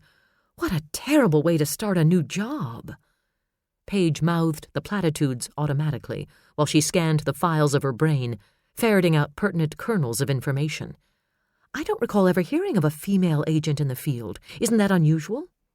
"You might say that," Megan said dryly. "If you'll excuse me, Ms. Price, I have work to do. This is Chief Halt's investigation, at any rate," she added, tossing the ball into Mitch's court, and not missing the narrow look he shot her. She kept her focus on the reporter, however, knowing better than to turn her back on a viper poised to strike. "Any help we can get from the media in achieving the safe return of Josh Kirkwood will be greatly appreciated." On that note, she abandoned Mitch, heading for the relative warmth of the ice arena to await the arrival of the crime scene unit. Relief flooded through her for escaping Paige Price's manicured claws.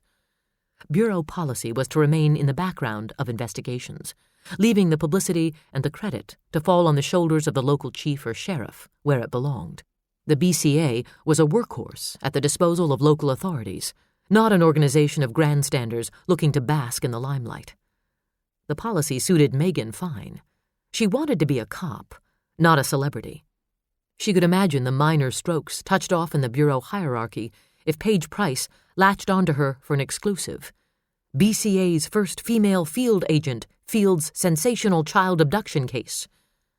She had no desire to be held up by Paige Price or anyone else as a curiosity or an icon for the women's movement. All she ever wanted was to do her job. She climbed the stairs into the darkened bleachers and settled in an aisle seat 2/3 of the way up, grateful for the silence. It wouldn't last long. The mobile lab would arrive to collect what pitifully meager evidence they had, the duffel bag, the note. She would send the text to the Kirkwood house to wire the phones. Then she would work with Mitch to establish a command post where searchers would report any findings, where a telephone hotline would be set up to receive tips from the public. A million details flew around inside her head like a swarm of fireflies, threatening to overwhelm her.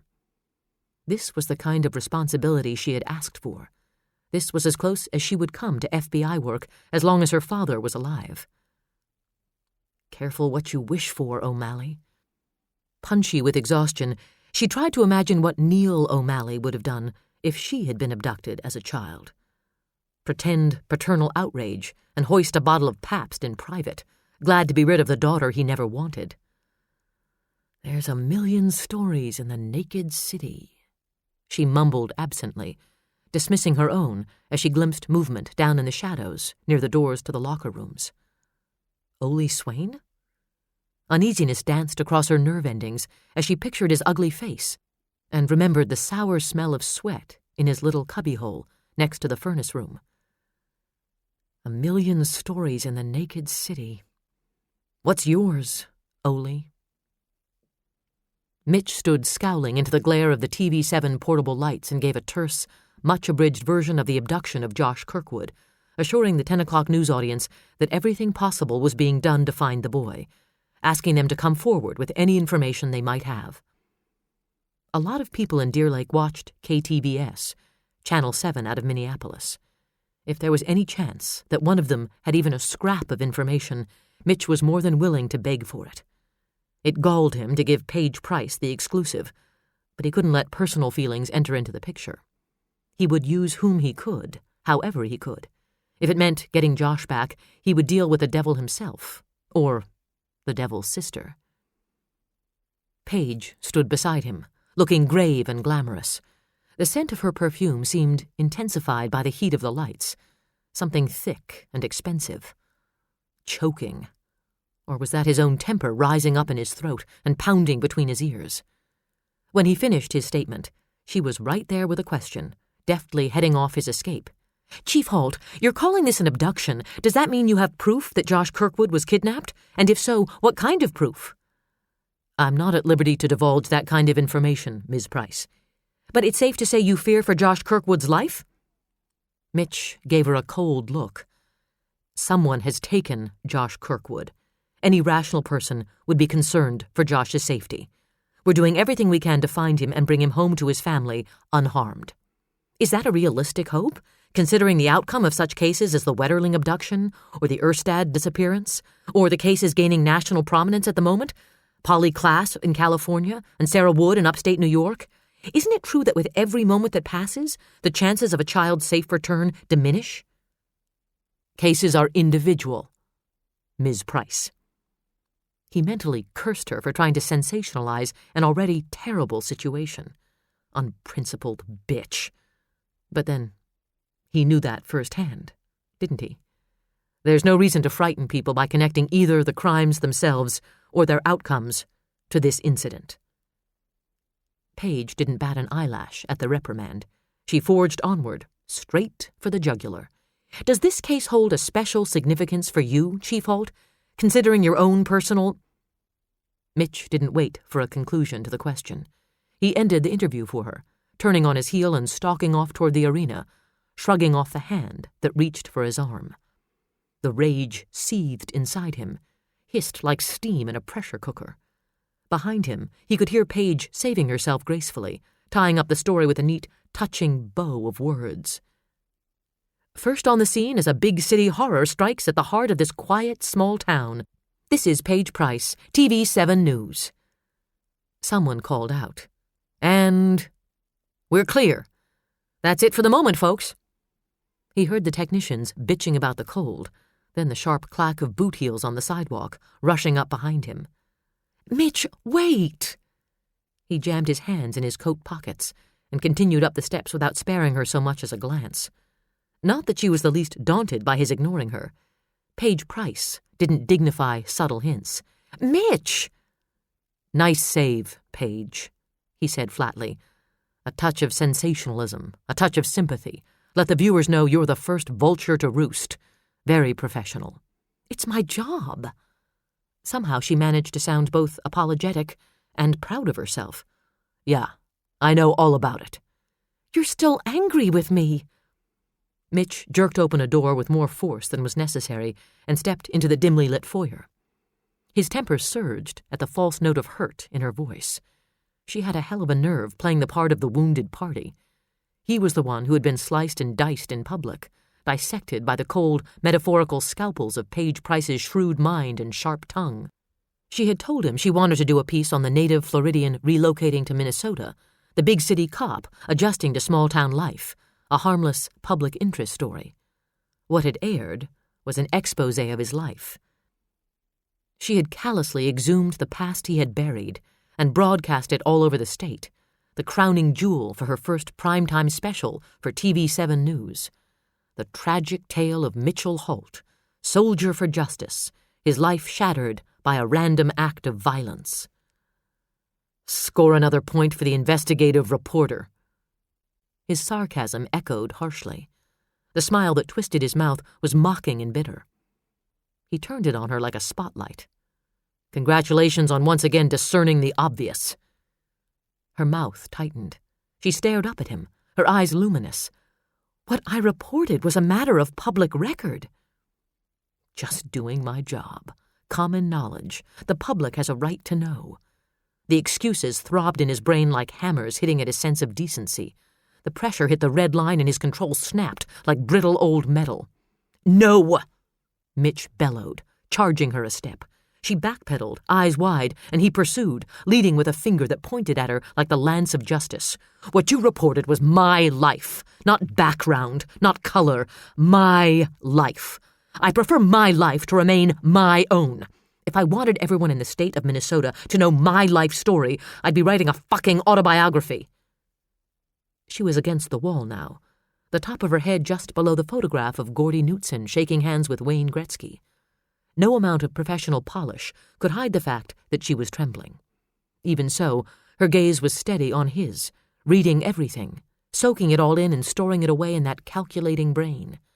Mitch could all but see her searching for a way to use this, to gain something, to add a shade of close personal knowledge to her angle on the story. It made him sick. He'd known plenty of reporters over the years. All of them were a nuisance, but most of them played by a set of rules everyone understood. Paige Price disregarded rules as casually as most people disregarded the speed limit. Nothing was out of bounds. She gathered her cool, expertly, bent her perfect mouth into an arc of contrition.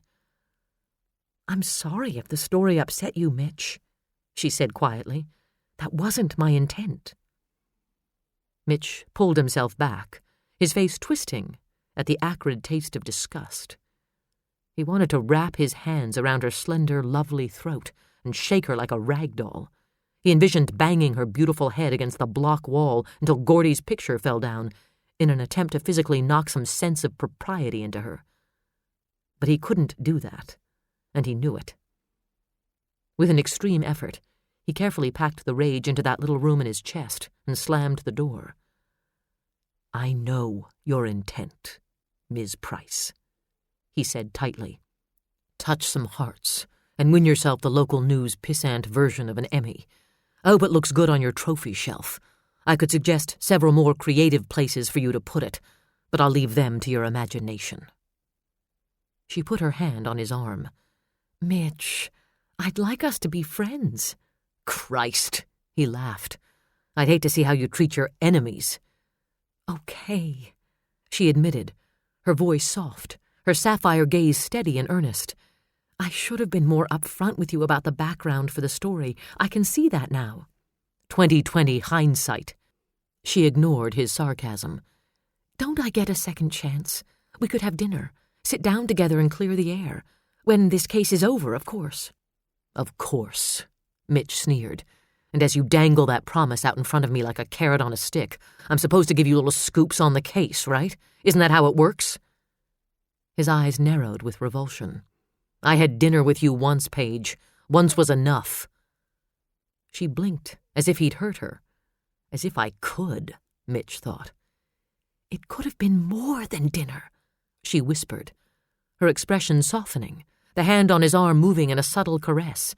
"It still could be. I like you, Mitch. I know I made a mistake. Let me make it up to you." She didn't seem to feel it necessary to point out her own appeal. Her ego probably let her believe any man with feeling below the waist would want her, regardless of the less attractive aspects of her personality. Mitch shook his head. Amazing. You'd literally do anything, wouldn't you? Turning a pointed look on her hand, he lifted it from his arm and dropped it. Frankly, Ms. Price, I'd sooner stick my dick in a meat grinder. Now, if you'll excuse me, I have a stolen child to find. Impossible as it may be for you to comprehend, he's a hell of a lot more important than you. Chapter 8. Old girlfriend? Megan asked carefully as Mitch stormed up the steps. He automatically shot a look in the direction of the lobby. From her vantage point, she had probably witnessed the entire scene. For that matter, the TV7 camera and sound people looking in from the outside had probably seen it as well. Great. He dropped into the seat beside her, glowering. Not in this lifetime. What happened? She burn you on a case? Dismembered might be a better description. He muttered to himself, his gaze shifting to the ice below. He had no desire to talk about the story, no desire to satisfy Megan O'Malley's curiosity about his past. His eyes landed on the spot along the boards where he had pinned her. It seemed a year ago, and yet he could still taste the desire to kiss her, still smell the faint aroma of cheese that clung tenaciously to her coat. He wished they could have been suspended in that moment indefinitely. Dangerous thinking for a man who wasn't looking for a relationship and a woman who didn't date cops. They were going to have problems enough with the matter of who was in charge without adding sex to the equation. Let's just say Paige Price should have her promo photo taken with an axe in one hand and a butcher knife in the other, he grumbled. While wearing black lace underwear and stiletto heels. Megan kept the thought to herself. A catty remark might be misconstrued. And just how would you mean for it to be construed, O'Malley? She didn't care to answer that question. She didn't care to think how Paige Price, so tall and elegant and model perfect, made her feel short and plain and unkempt. Glamour looks were not a prerequisite of her job, and the job was all that mattered here. So, where do you want to set up the command post? She asked. The old fire hole. It's on Oslo Street, half a block from the station and half a block from the sheriff's department.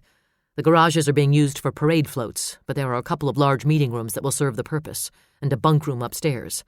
I've already called the phone company, and Becker's office supplies hauling in copy and fax machines. Copycats are working on the flyers. Good. What information we have is already going out on the Bureau teletype.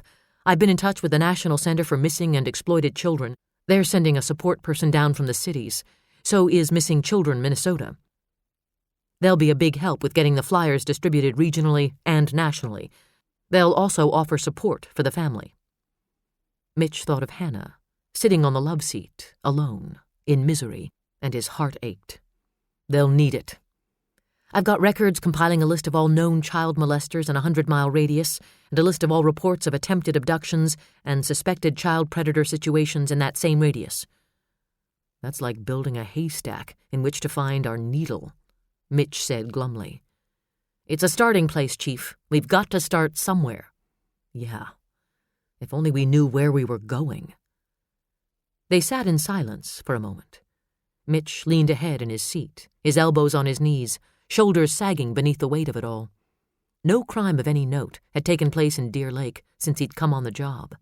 Burglaries, fights, domestic disputes, those were the stock crimes of a small town. Drug deals were as heavy-duty as it got, and what they had here didn't hold a candle to what he'd seen on a daily basis in Florida. He'd grown complacent, maybe even a little lazy. He'd let down his guard, a far cry from his days on the force in Miami.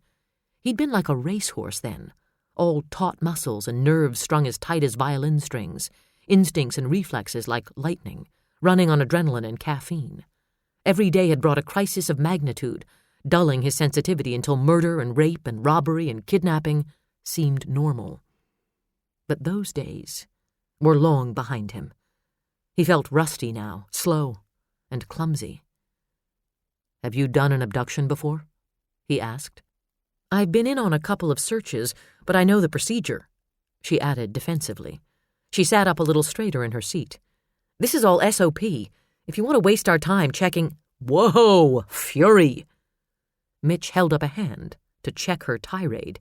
Innocent question. I wasn't impugning your abilities. Oh, sorry. She shrunk down, heat rising into her cheeks. Mitch dismissed her embarrassment, looking back out onto the ice. His eyes were bleak, the lines of strain beside them etching deeper into his skin. I've done 4. Did you find the kids? She wished instantly she hadn't asked. Her 6th sense, her cop sense, twisted uneasily inside her. Twice. A simple one-word response, but his face spoke volumes about tragedy and disappointment and the hard life lessons cops had to suffer again and again with the families of victims. They don't all end that way, Megan asserted, pushing herself to her feet. This one won't. We damn well won't let it. They would have damn little to say in the matter, Mitch thought as he rose. That was the bald, ugly truth. They could launch an exhaustive search, utilize incredible manpower, use every tool modern technology had to offer, and it still came down to luck and mercy. Someone in the right place at the right time. The whim of a warped mind and a twisted conscience. She knew it too, he thought, but she wouldn't say so. She wouldn't jinx them, and she wouldn't give in to the fear. Her jaw was set at a stubborn angle, her brows pulled tight and low over her jewel-green eyes. He could feel the determination rolling off her in waves, and he wanted to pull her close and absorb some of it, because all he was feeling at the moment was tired and disillusioned. Not a smart idea.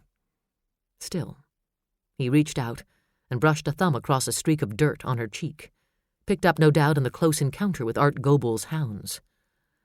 Let's hit the bricks, O'Malley, he said. See if we can't make good on that promise. The mobile lab and technicians from Special Operations arrived almost simultaneously with the BCA helicopter. The chopper set down in a parking lot on the fairgrounds, and Mitch hustled to meet them. Megan led the other agents into the ice arena to brief them. What have you got for us, Irish? Dave Larkin was an evidence tech, 30, cute in a Beach Boy sort of way. He loved his job, if not the crimes that made it necessary, and always came to the scene eager to dig in. He was a good guy, and a good cop, one of Megan's first friends when she had joined the Bureau. If it hadn't been for his badge and his string of amiable ex-girlfriends, she might have taken him up on one of his many offers for a date. Not much, she admitted. We assume the boy was taken off the sidewalk out front, but we have no witnesses at the moment to substantiate this, therefore no true crime scene. In any event, there's been a parade of cars over the drive and in the parking lot, so we're screwed there. In the way of evidence, we've got Josh Kirkwood's duffel bag, which we left where we found it, and we have this note, which was sticking up out of the bag. She handed Dave a glassine bag with the note inside. He read it and frowned. Christ, a head case. Anyone who grabs a little boy off the street is a head case, whether he leaves a note or not, said Hank Walsh, a still photographer for Special Operations. The others nodded gravely. Dave went on studying the note, looking displeased. This ain't much, kiddo. Looks like a laser printer on ordinary copy paper. We'll run anhydrine and argon ion laser tests, but our chances of getting a decent fingerprint off this... You'd get better odds on the Mets winning the next World Series. Do what you can, Megan said. Our priorities now are to get the Kirkwoods' phones wired and to get the command post up and running. You graphics guys, I know it might seem pointless at the moment, since we haven't been able to preserve a scene, but I'd like you to shoot stills and video outside. It might come in handy later on. You're the boss, Hank replied archly, coming to his feet. Megan's gaze sharpened on him. Welsh was heavy-set, with a ruddy face left pitted by a long-over adolescent battle with acne. He was closer to 50 than 40, and he looked none too pleased to be there. Megan wondered if it was the case, or her, that gave him that look of a man with chronic heartburn. The techs moved toward the doors, but Dave Larkin hung back, planting a hand on Megan's shoulder. Rumor has it, Marty Wilhelm was up for Leo's job. He said in a low voice, Do you know him? He's a spec op guy. Megan shook her head. Marty is engaged to Hank's daughter, etc., etc. Oh, swell. Don't sweat it. Hank knows his job, and he'll do it. He flashed her one of his beach bum grins. For what it's worth, I'm glad you got the assignment. You deserve it. At the moment, I'm not sure if that's a compliment or a curse. It's a compliment, and I'm not making it for the sole purpose of getting you to go out with me.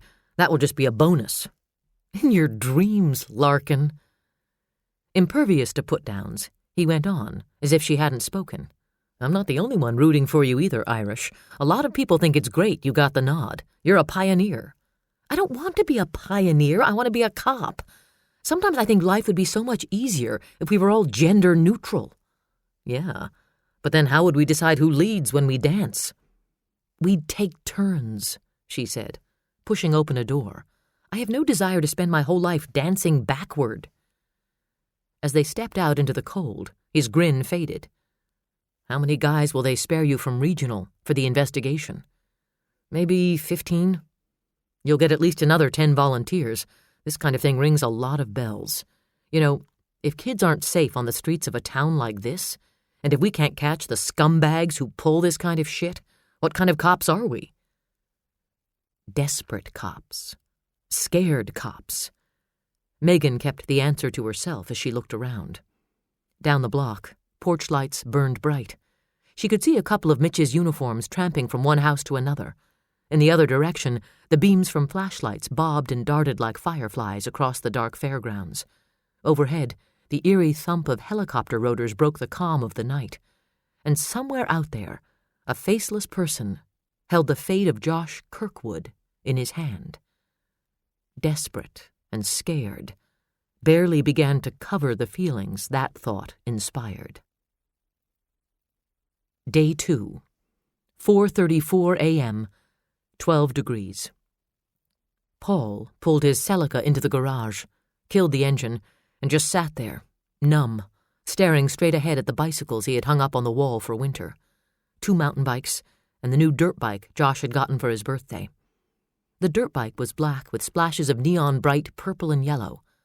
The wheels were like big blank eyes, staring back at him. Josh, Josh, Josh. They had called the ground search at 4 a.m. and told everyone to regroup at the old fire hall at 8 o'clock. Cold to the bone, exhausted, disheartened, the deputies and patrolmen and volunteers had trooped back to the ice arena parking lot. Paul could see himself, as if he were watching a movie, arms gesturing angrily, his face contorted as he'd railed at Mitch Holt. What the hell is going on? Why are you calling this off? Josh is still out there. Paul, we can't push people beyond human endurance. They stood beside Holt's Explorer, and Holt tried to put himself between Paul and any onlookers lingering around the lot. They've been at it all night. Everybody is frozen and tired. It's best if we call it now, get some rest, and regroup when we have daylight to work with. You want to sleep? Paul shouted, incredulous, wanting the whole world to hear him. Heads turned their way. You're leaving my son out there with some madman so people can go home and sleep? This is incredible. Those lines had struck the ears of the press people who hadn't left for warm motel rooms, and they had descended like a swarm of mosquitoes smelling blood. Holt had been furious with the impromptu mini-press conference that transpired, but Paul didn't give a shit what Mitch Holt liked. He wanted his outrage on the record. He wanted his grief and desperation on videotape for all the world to see. Now, he felt drained, empty. His hands were trembling on the leather-wrapped steering wheel. His heart beat a little faster, seeming to rise up to the base of his throat until he felt as if he couldn't breathe. Somewhere in the distance, a helicopter passed over the rooftops. Josh, Josh, Josh. He bolted from the car, walked around the hood of Hannah's van, up the steps, and into the mudroom. The kitchen lights were on. A stranger sat at the table in the breakfast alcove, bleary-eyed, paging through a magazine and drinking coffee out of a giant stoneware mug from the Renaissance Festival. He came to attention as Paul stepped into the room, shrugging out of his own down coat. Kurt McGaskill, BCA. Stifling a yawn, he held up an ID. Paul leaned across the table and studied it, then gave the agent a suspicious look, as if he didn't quite trust the man to be who he said he was. McGaskill endured the examination with stoic patience. His bloodshot eyes were primarily blue, his hair a thick shock of ginger red. He wore a multicolored ski sweater that looked like a television test pattern. "And you are?" the agent prompted. "Paul Kirkwood. I live here. That's my table you're sitting at, my coffee you're drinking, my son your colleagues would be out looking for if they weren't too lazy to bother." McGaskill frowned as he came around the table and offered Paul his handshake. "Sorry about your son, Mr. Kirkwood. They've called the search for the night?" Paul went to a cupboard, pulled down a mug, and filled it with coffee from the pot on the warmer. It was bitter and strong, and swirled in his stomach like discarded crankcase drippings. "Left my son out there to God knows what fate," he mumbled. "Sometimes it's better if they can regroup and start fresh," McGaskill said. Paul stared at the pattern in the vinyl floor. "And sometimes they're too late." In the silence, the refrigerator began to hum, and the ice maker chattered. "Josh, Josh, Josh." I'm here to monitor the phones," McGaskill explained, avoiding the topic of outcomes. "All calls will be taped in the event the kidnapper makes a ransom demand, and we'll be able to trace them." Kirkwood didn't seem to have any interest in the technology. He went on staring at the floor for another minute, then brought his head up. He looked like a junkie in need of a fix. His eyes were red-rimmed, his face drawn, skin ashen. His hand was shaking as he set his cup down on the counter. Poor guy. "Why don't you go take a hot shower, Mr. Kirkwood, then get some rest. I'll call you and the missus if anything comes in." Without a word, Paul turned and went into the family room, where a single ginger jar lamp burned low. He started past the couch and jumped when Karen Wright sat up, blinking and disheveled. A blood-red Afghan dropped into her lap as she braced her arm against the back of the couch and looked up at him. Her other hand automatically combed back through her fine ash-blonde hair. It fell into place like a silk curtain, a classic bob cut that fell just short of her slender shoulders. "Hi, Paul," she murmured. "Natalie Bryant called me to come sit with Hannah. I'm so sorry about Josh." He stared at her, still trying to adjust to her sudden appearance in his living room. Nausea swirled through him like water sucking down a drain. "All the neighborhood women are taking turns." "Oh, fine," he mumbled. She frowned prettily, her lips a feminine bow set in a fine-featured oval face. From the corner of his eye, he could see McGaskill sliding back down into his chair at the kitchen table, his attention already on his magazine. "Are you all right?" she asked. "You should probably go lie down." "Yes," Paul murmured. His heartbeat stuttered and pumped as his brain swam dizzily. Josh, Josh, Josh. "Yes, I'm going." He was turning as the words came out of his mouth, struggling to keep himself from running out of the room. He was sweating like a horse, even as chills raced through him. He peeled his sweater off over his head and dropped it on the floor in the hall. His fingers fumbled over the buttons of his Pendleton shirt. The shakes went through him like the tremors before an earthquake. His heart raced, his head pounded. Josh, Josh, Josh. The shirt was hanging from one arm as he stumbled into the bathroom. He fell to his knees in front of the toilet and retched, his whole body convulsing with the effort to vomit. On the third attempt, the coffee came up, but there was nothing else in his stomach to be discarded. Clutching the bowl, he dropped his head on his forearm and closed his eyes. The image of his son pulsed behind his eyelids. Josh, Josh, Josh. "Oh, God, Josh," he whimpered. The tears came, scalding and scarce, squeezing out of him. When they were spent, he pushed himself up off the floor and finished undressing, folding his clothes neatly and dropping them into the hamper on top of half a dozen tangled wet towels. Shaking like a palsy victim, he climbed into the tub and turned the shower on full blast, letting the hot water pound the cold out of his bones. It pelted his skin like hailstones, washed away the sweat and tears and the faint tang of sex that clung to him. After he had dried himself off and hung the towel on the bar, He slipped into the thick black terry robe that hung on the back of the door and went out into the hall. The door to Lily's room was ajar, letting a sliver of the hall light fall across the rose-pink carpet. Farther down the hall, the door to Josh's room stood open. Everything about the room said boy. A friend of Hannah's had painted murals on each wall, each mural depicting a different sport. A poster of Twins outfielder Kirby Puckett held a place of honor on the baseball wall. A miniature desk sat between two windows, piled with books and toy action figures. Bunk beds were stacked along another wall. Hannah sat on the bottom bed, her long legs curled beneath her, her arms wrapped tight around a fat, stuffed dinosaur. She watched Paul as he turned on the small lamp on the bedside table. She wanted him to grin at her and hold his arms out as he told her they had found Josh safe and sound. But she knew that wouldn't happen.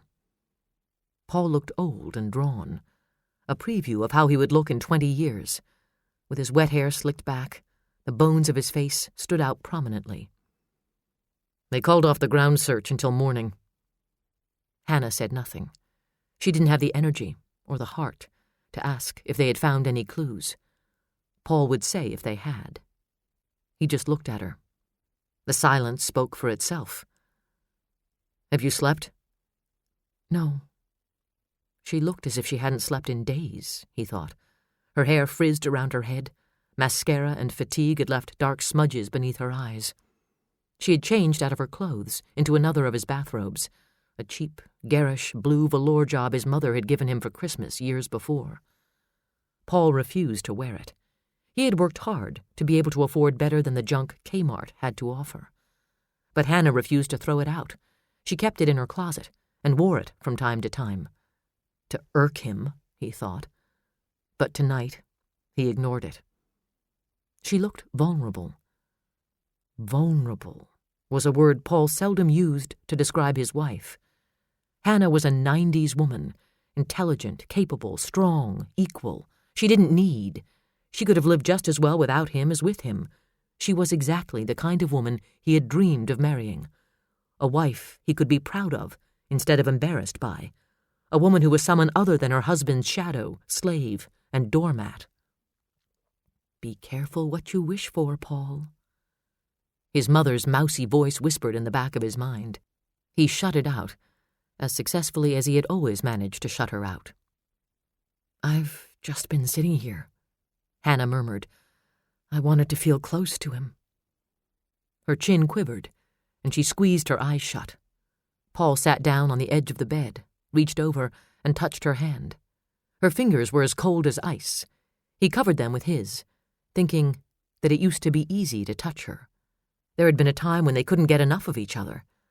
That seemed ages ago. "About when you told me..." He broke off and sighed, then tried again. "I'm sorry I jumped on you. I wanted to blame somebody." "I try," she whispered almost to herself, tears squeezing out between her lashes. "I try so hard. To be a good wife, to be a good mother, to be a good doctor, to be a good person, to be everything to everyone. She tried so hard and thought she succeeded most of the time. But she must have done something wrong to be made to pay this way." "Shh." Paul pried the dinosaur from her grasp and pulled her into his arms, letting her cry on his shoulder, letting her lean on him. He rubbed her back through the cheap velour robe and felt needed. "Hush." He kissed her hair and breathed in its scent. He listened to her soft weeping, absorbed the feel of her clinging to him, and desire drifted through him like smoke. Hannah needed him now. Superwoman, Dr. Garrison. She didn't need his income or his friends or his social position. God, she didn't even need his name. He was chronically superfluous to her life. He was the shadow, the nobody. But she needed him now. She wrapped her arms around him and hung on tight. "Let's go to bed," he whispered. Hannah let him help her up from Josh's bed and walk her down the hall to their own room. She made no protest, as he slipped the robe from her shoulders and kissed the side of her neck. Breath shuddered out of her lungs as his hands cupped her breasts. She had felt so alone all night, emotionally abandoned, exiled. She needed so badly to feel loved, comforted, forgiven. She turned her head and brushed her mouth across his, inviting his kiss, rising into his kiss, her breasts pressing into his chest, her back arching as his hand settled low along the valley of her spine. The need burned out the fear for a few moments. It suspended time and offered a refuge. Hannah took it gladly, greedily, desperately. She pulled Paul down to the bed with her, wanting his weight on top of her.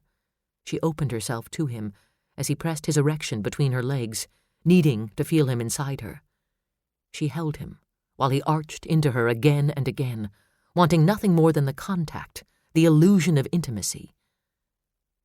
And when it was over, she closed her eyes and lay her head on his shoulder, wishing against the hollow ache in her chest that the sense of closeness could last.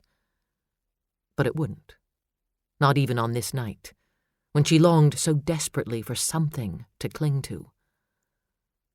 What happened to us, Paul? She didn't know how to ask. She still couldn't believe it was real, this distance and anger that hung between them. It seemed all a bad dream. They had been so happy. The perfect couple, the perfect family, the perfect life of Hannah Garrison. Now her marriage was falling apart like a cheap tapestry, and her son had been stolen. Stolen. Taken. Abducted. God, what a nightmare. Her eyes drifted shut on that terrible thought, the exhaustion winning out at last, and she slid from the nightmare into blessed blackness. Paul knew the instant she fell asleep. The tension went out of the arm she had banded across his chest. Her breathing deepened. He lay there, staring up at the skylight, feeling caught in the middle of some surreal play. His son was gone. By this time tomorrow, Josh Kirkwood would be a household word all over the state. Newspapers would splash his picture all over their front pages, along with the impassioned plea Paul had made in the parking lot of the ice arena at 4 a.m. "Please, bring my son back."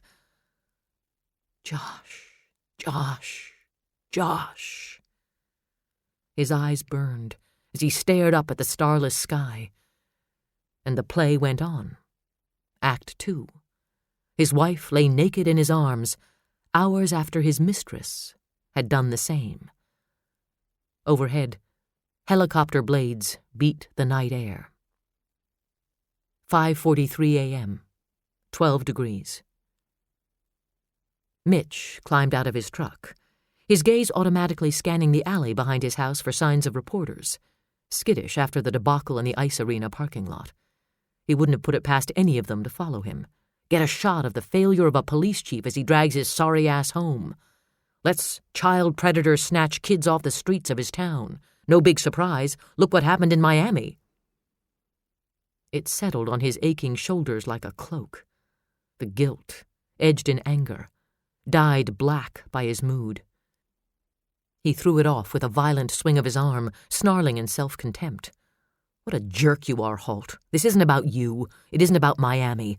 Hold the old rage inside, where it belongs, and rage anew for Josh. Easier said than done. The anger, the sense of impotence and loss and betrayal were echoes from his past, and as much as every cop knew better than to personalize a case, he couldn't stop himself from feeling as if this crime had been perpetrated in part against him. This was his town, his haven, the safe little world he could control. These were his people, his responsibility. He represented safety to them, and they were his extended family. Family. The word hung with him as he went up the path to the back door, the snow squeaking beneath his feet in the icy stillness of the early morning. He let himself into the house and towed off his heavy sorrel boots in the back hall.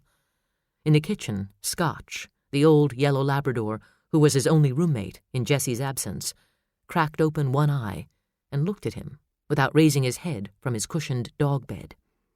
At 12, Scotch had officially retired from guard duty. He filled his time sleeping or wandering around the house, carrying in his mouth whatever object struck his fancy en route on his travels. A shoe, a glove, a throw pillow from the couch, a paperback book. One of Jessie's Minnie Mouse dolls was wedged between his head and his paws for a pillow. Mitch let him keep it.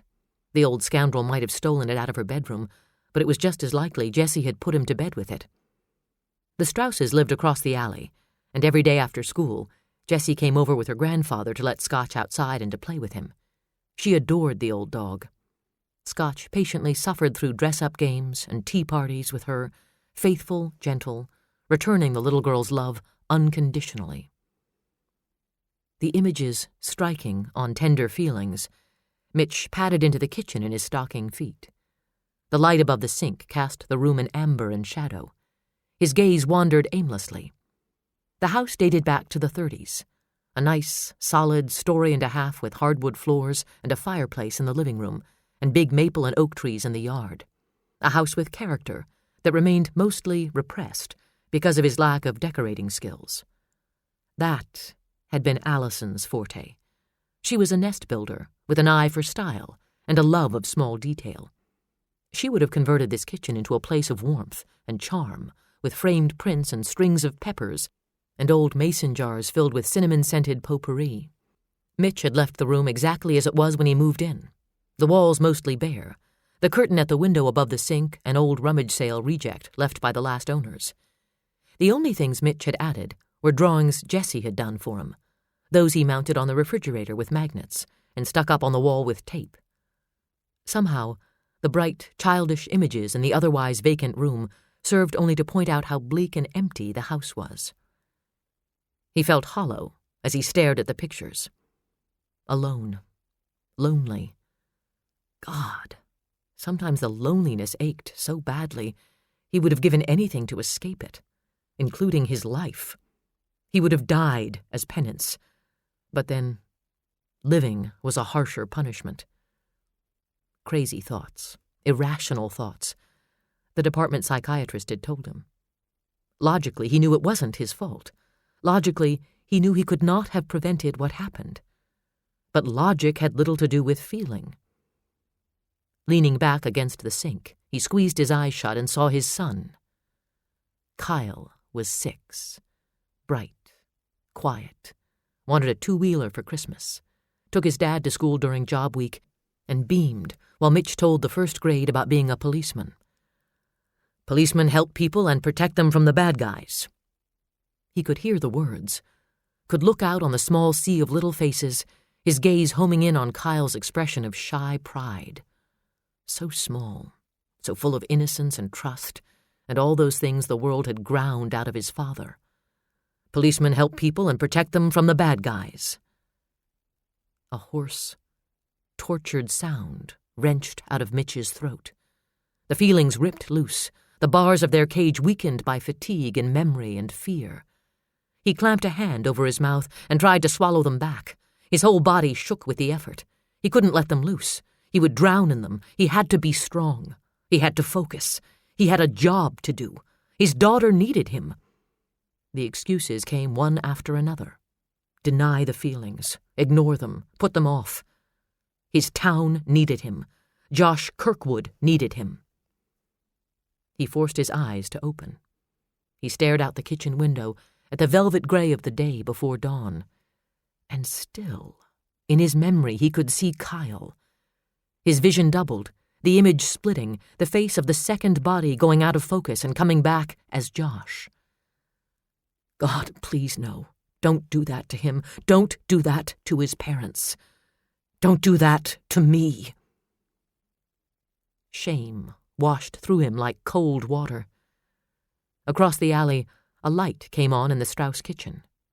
6 a.m. Jurgen was up. He had been retired from the railroad for 3 years, but kept his schedule as regular as if he were still going down to the Great Northern switching yard every day. Up at 6, start the coffee, drive down to the Big Steer truck stop on the interstate to pick up the Star Tribune, because paperboys were unreliable. Home for coffee and a bowl of hot cereal while he read the paper. His quiet time, before Joy emerged from their bed, to begin the recitation of her daily litany. a deceptively soft, deceptively mild-running commentary on all that was wrong with the world, the town, the neighbors, her home, her health, her son-in-law. As badly as Mitch wanted to avoid his in-laws, the sudden need to see Jessie was stronger. To look at her, and hold her, and see that she was real and alive, and warm and sweet and safe. He stepped back into his boots and trudged outside without bothering to lace them. Jurgen came to the back door of the neat Cape Cod house in his daily uniform of jeans and a flannel shirt, neatly tucked in. He was a stocky man of medium height, with piercing Paul Newman blue eyes and military-cropped gray hair. "Mitch, I was just making coffee.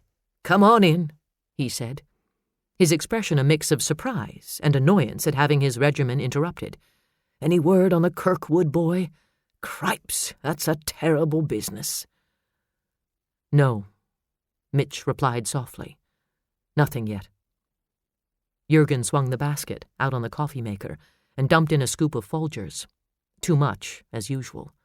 Joy would comment on it being too strong, as always, then drink it anyway so she could later complain about the heartburn it gave her.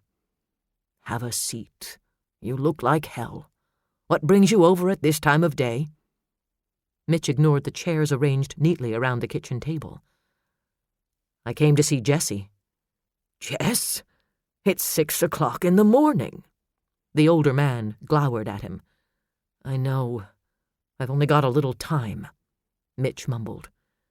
Going into the dining room and up the stairs, he left Jurgen to think what he wanted. Jessie had the room her mother had grown up in.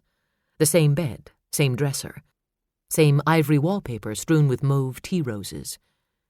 Jessie, being Jessie, had of course added her own touches. Stickers of the Little Mermaid and Princess Jasmine from Aladdin. Joy had scolded her, but the stickers were the variety that did not peel off without a fight, and so they had remained.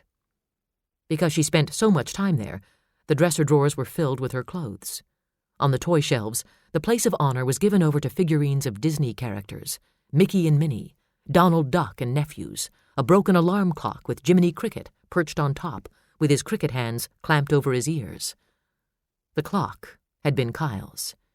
Seeing it never failed to bring Mitch a stab of pain. He crept into the room, closed the door softly behind him, and leaned back against it. His daughter slept in the middle of the old double bed, her arms curled around her teddy bear. She was the picture of childhood lying there asleep, dreaming sweet dreams. Her long brown hair was plaited in a thick, loose braid that disappeared beneath the covers. The frilly collar of her flannel nightgown framed her face, and her dark lashes curled against her cheek. Her plump little mouth was pursed in a perfect O as she breathed deeply and regularly. He couldn't look at her like this, when she seemed most precious, most vulnerable, without having emotion kick him in the belly with all the strength of a mule. She was everything to him. She was the reason he had never given in to the desperate wish to end his pain after Allison and Kyle had been taken from him. His love for her was so deep, so fierce, it sometimes scared him to think what he would do if he ever lost her, too. Carefully, he lifted the layer of blankets and quilt and eased himself down, resting his back against the carved oak headboard. Jessie's eyes blinked open, and she looked up at him, smiling a sleepy smile. "Hi, Daddy," she murmured. She wriggled herself and her bear onto his lap and snuggled against him. Mitch tugged the covers up beneath her chin and kissed the top of her head. "Hi, Cuddlebug." "What you doing here?" "Loving you up. Is that okay?" She nodded, burrowing her face into the thick cotton sweater that spanned his chest. Mitch just wrapped his arms around her and held her, listening to her breathe, breathing deep the sense of warm child and Mr. Bubble. "Did you find the lost boy, Daddy?" she asked in a drowsy voice. "No, honey," he whispered around the ache in his throat. "We didn't." "That's okay, Daddy," she assured him, hugging him tight. "Peter Pan will bring him home." Journal entry. Day 2. Act 1. Chaos and panic. Predictable and pathetic. We watched, amused by their pointless sense of urgency, going nowhere at a breakneck pace, grasping at the dark, finding nothing but their own fear. But is there any comfort to be found? Man loves what vanishes. What more is there to say? Chapter 9. Day 2. 7:30 a.m. 12 degrees. The old fire hall in downtown Deer Lake was overflowing with law enforcement officers, volunteers, media people, and locals who had come out of fear and morbid curiosity. Mitch arrived, freshly showered and shaved, and running on a giant mug of coffee grabbed at Tom Thumb and drunk en route. He had expected the place to be in a state of chaos, had wondered where he was going to find the patience to deal with it, but there seemed to be a sense of order to the madness. The command post had been set up in one of the 2 community rooms used mainly for the senior citizens card club and 4-H meetings, since the fire department had been moved into snazzier quarters on Ramsey Drive. The hotline telephones had been set up, 6 of them, spaced apart on a long bank of tables. 2 of the phones were already manned and busy. Copy and fax machines sat along the opposite wall. At another long table, volunteers were stacking up the flyers that had been run off during the night with Josh's picture and vital statistics. Mitch moved on to the room down the hall, where those who would be resuming or joining the search milled around, drinking coffee and eating donuts. This room would serve as meeting place and makeshift media center. The walls were painted a moldy shade of green, a clearance color from Hardware Hank in 1986. The sickly hue went well with a musty smell of old linoleum and dust. 24 dismembered construction paper hands decorated the wall behind the podium at the front of the room, the 4-H pledge scrawled on them in crayon. Each macabre masterpiece was signed by the artist and marked with his or her age. Already the room was crowded with reporters and photographers and cameramen from newspapers, radio, and television stations all around the state. A photographer stood 3 feet back from the wall, killing time taking artsy shots of the hands. A television reporter stood along another wall, beside the wall plaque of Boy Scout knots, staring gravely into the lens of a video camera as he oozed platitudes about Norman Rockwell towns and all-American families. The ranks of those who had come to document the tragedy would only grow as the search continued, at least for the next week, if it lasted that long. While the search was at its most intense, they would be constantly underfoot, looking for a scoop, an exclusive, an angle no one else had. Damn bunch of parasites, Mitch thought as he shouldered his way through the throng of reporters, scowling and snarling in answer to their shouted questions. At the front of the room, Megan was overseeing the setup for the press conference, directing the placement of the podium, a screen and overhead projector. Her small mouth set in a tight line, she wheeled on a reporter who ventured too near.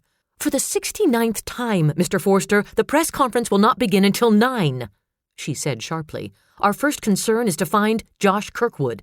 If he is still in the vicinity, that means we have to get these people organized and resume the search."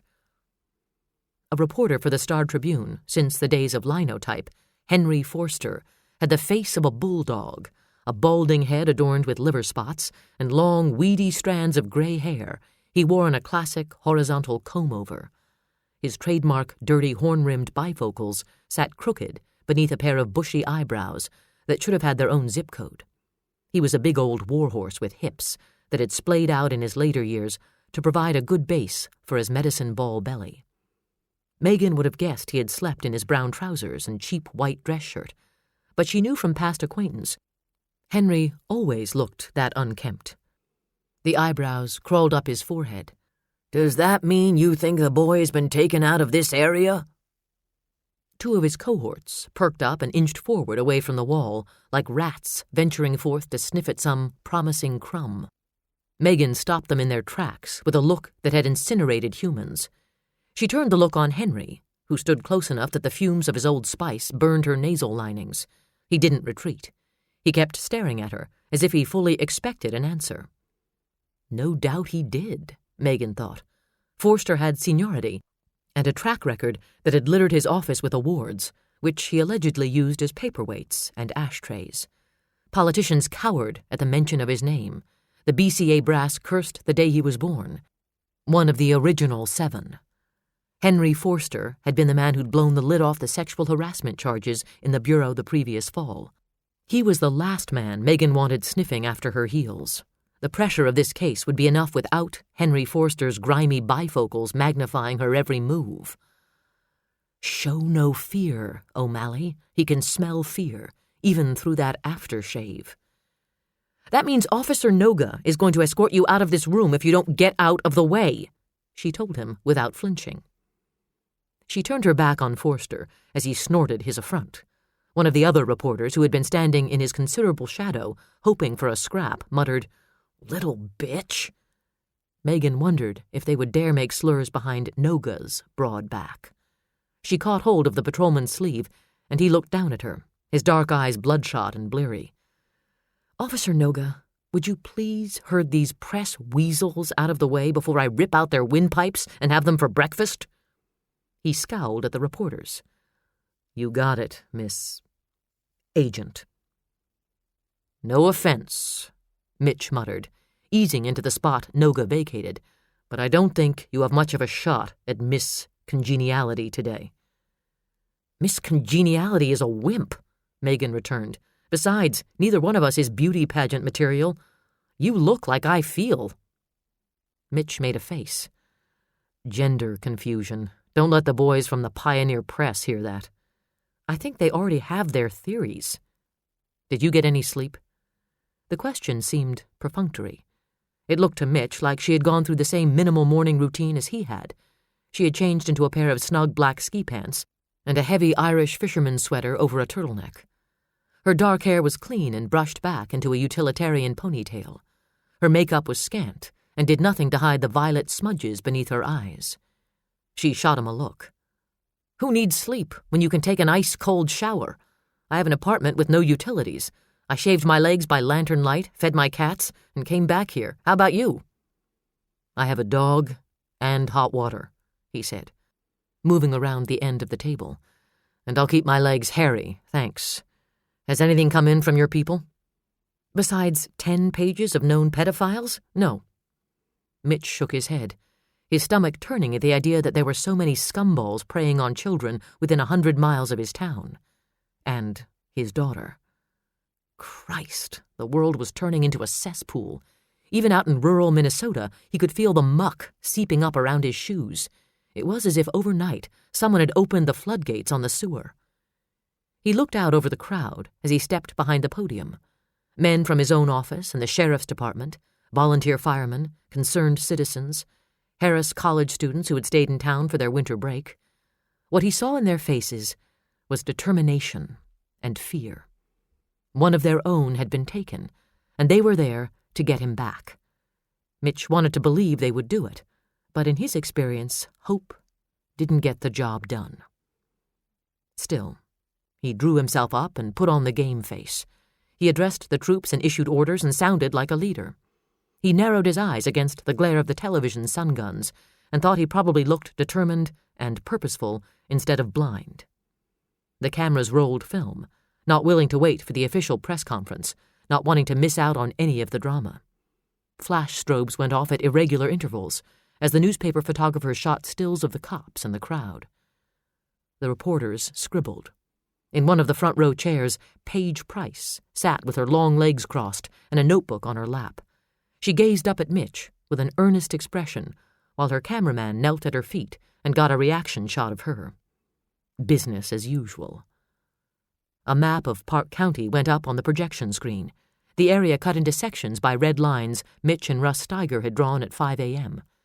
Teams of searchers were numbered and assigned areas. Instructions were given as to technique, what to look for, what to call to the team leader's attention.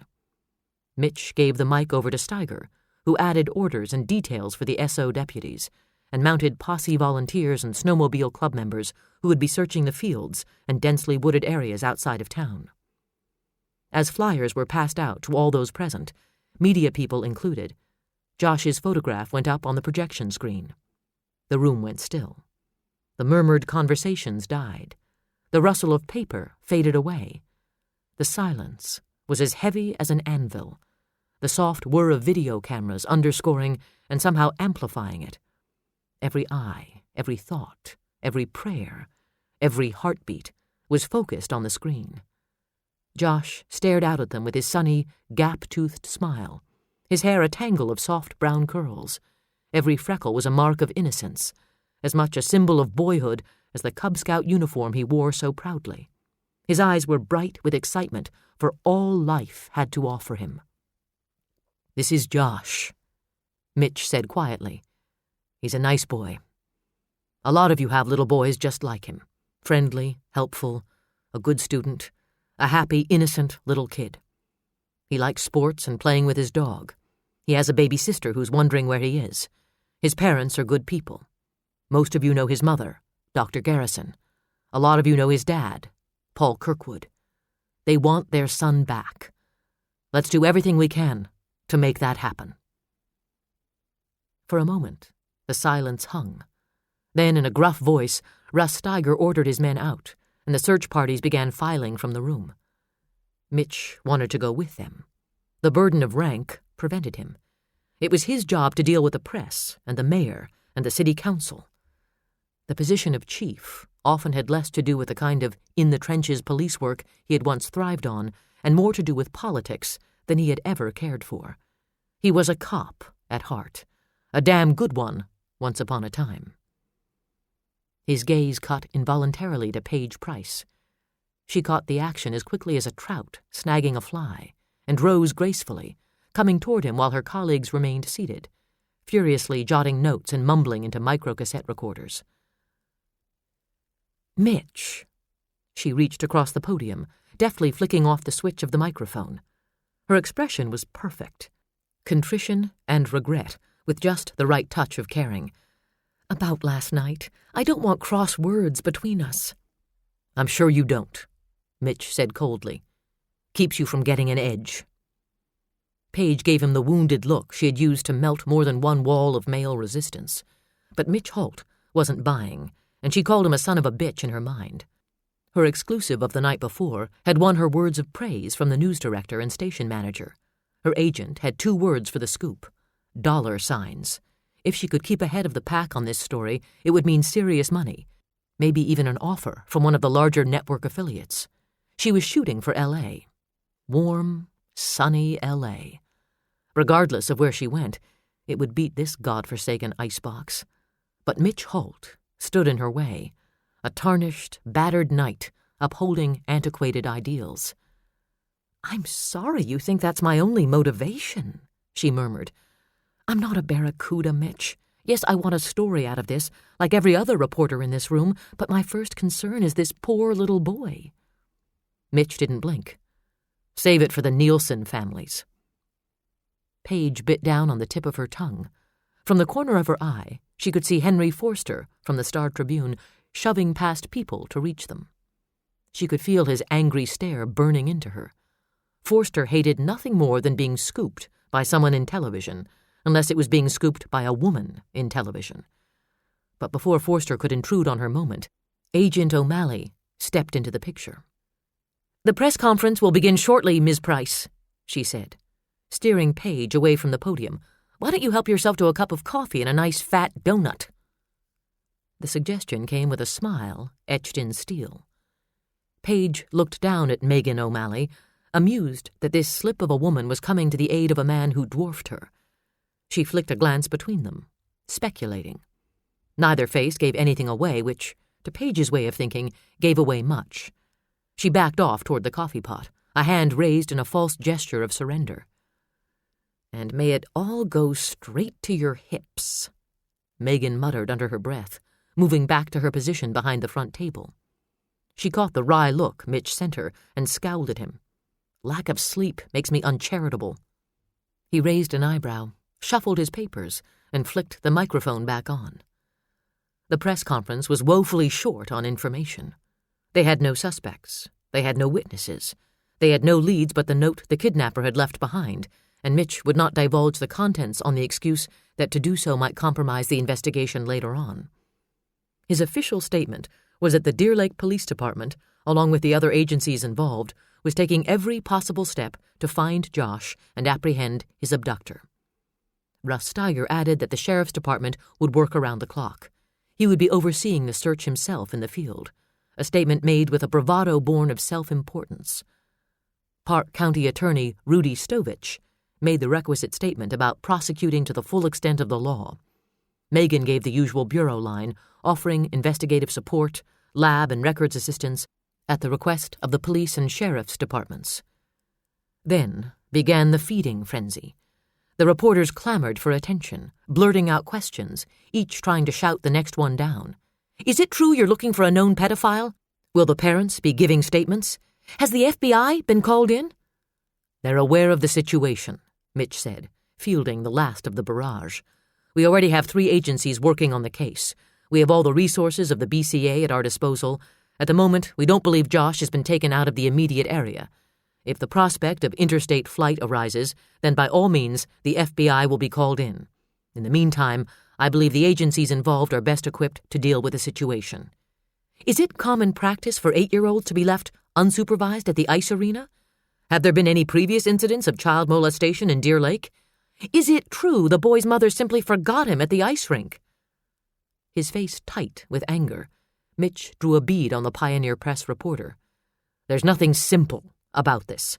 Dr. Garrison was trying to save a life in the emergency room. She did not simply forget her son, and should in no way be made to feel responsible for his abduction.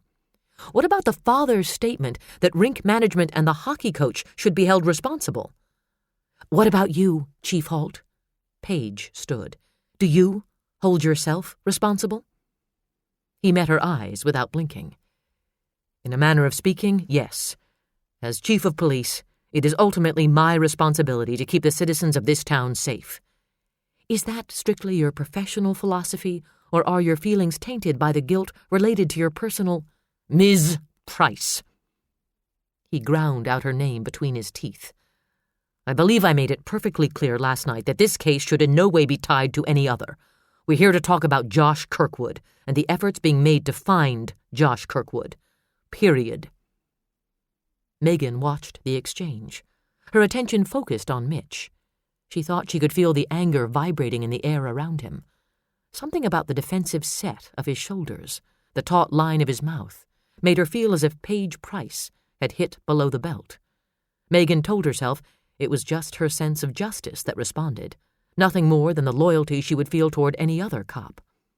She pushed to her feet to draw the fire away from him. On behalf of the BCA, I would like to put extra emphasis on what Chief Holt is saying. It is essential that we keep the focus here on Josh Kirkwood. It is essential that we keep the focus of your readers, listeners, and viewers on Josh. We need him in the hearts and minds of everyone we can reach. We ask especially that his photograph receive maximum exposure. For you radio people, detailed descriptions of Josh and what he was last seen wearing. If there's a chance that anyone has seen him, we need to do everything possible to make certain those people recognize Josh as the victim of an abduction. Agent O'Malley, is it true yesterday was your first day on the job in Deer Lake? She gave Henry Forster a cool look and cursed herself for volunteering that information to Paige Price the night before. I fail to see how that pertains to what I've just said. He shrugged without apology. That's news, too. A number of heads nodded agreement. Not to be outdone by her rival, Paige rose again. Miss O'Malley, can you tell us how many women hold positions as field agents with the BCA? Agent O'Malley, Megan corrected her firmly. This was all she needed, a bitch with nightly airtime on her case. She could already imagine Bruce De Palma's blood pressure skyrocketing. She drew in a slow breath and struggled to find a diplomatic way of saying fuck off. There are a good number of female agents with the Bureau. At headquarters, in office jobs, what about in the field? Mitch nudged Megan away from the mic. If none of you have any more questions in direct reference to the abduction of Josh Kirkwood, we'll have to end this now. I'm sure you all can appreciate the fact that we have a great many more important duties to attend to. We've got a child missing, and every second we waste could make a difference. Thank you. He switched off the mic and nodded Megan toward a side door that would get them out of the room without having to pass through the swarm. Megan went readily, noticing that both Steiger and the county attorney remained behind to catch any leftover attention. The reporters rushed forward to snatch one more statement, one more soundbite. Page snagged the sheriff, beating Forster to the punch. She turned her big phony blue eyes up at Steiger with an expression of interest touched with awe, and the sheriff's chest puffed up a notch. She didn't waste any time catching herself a consolation prize, Megan muttered as Mitch opened the door. Better him than me.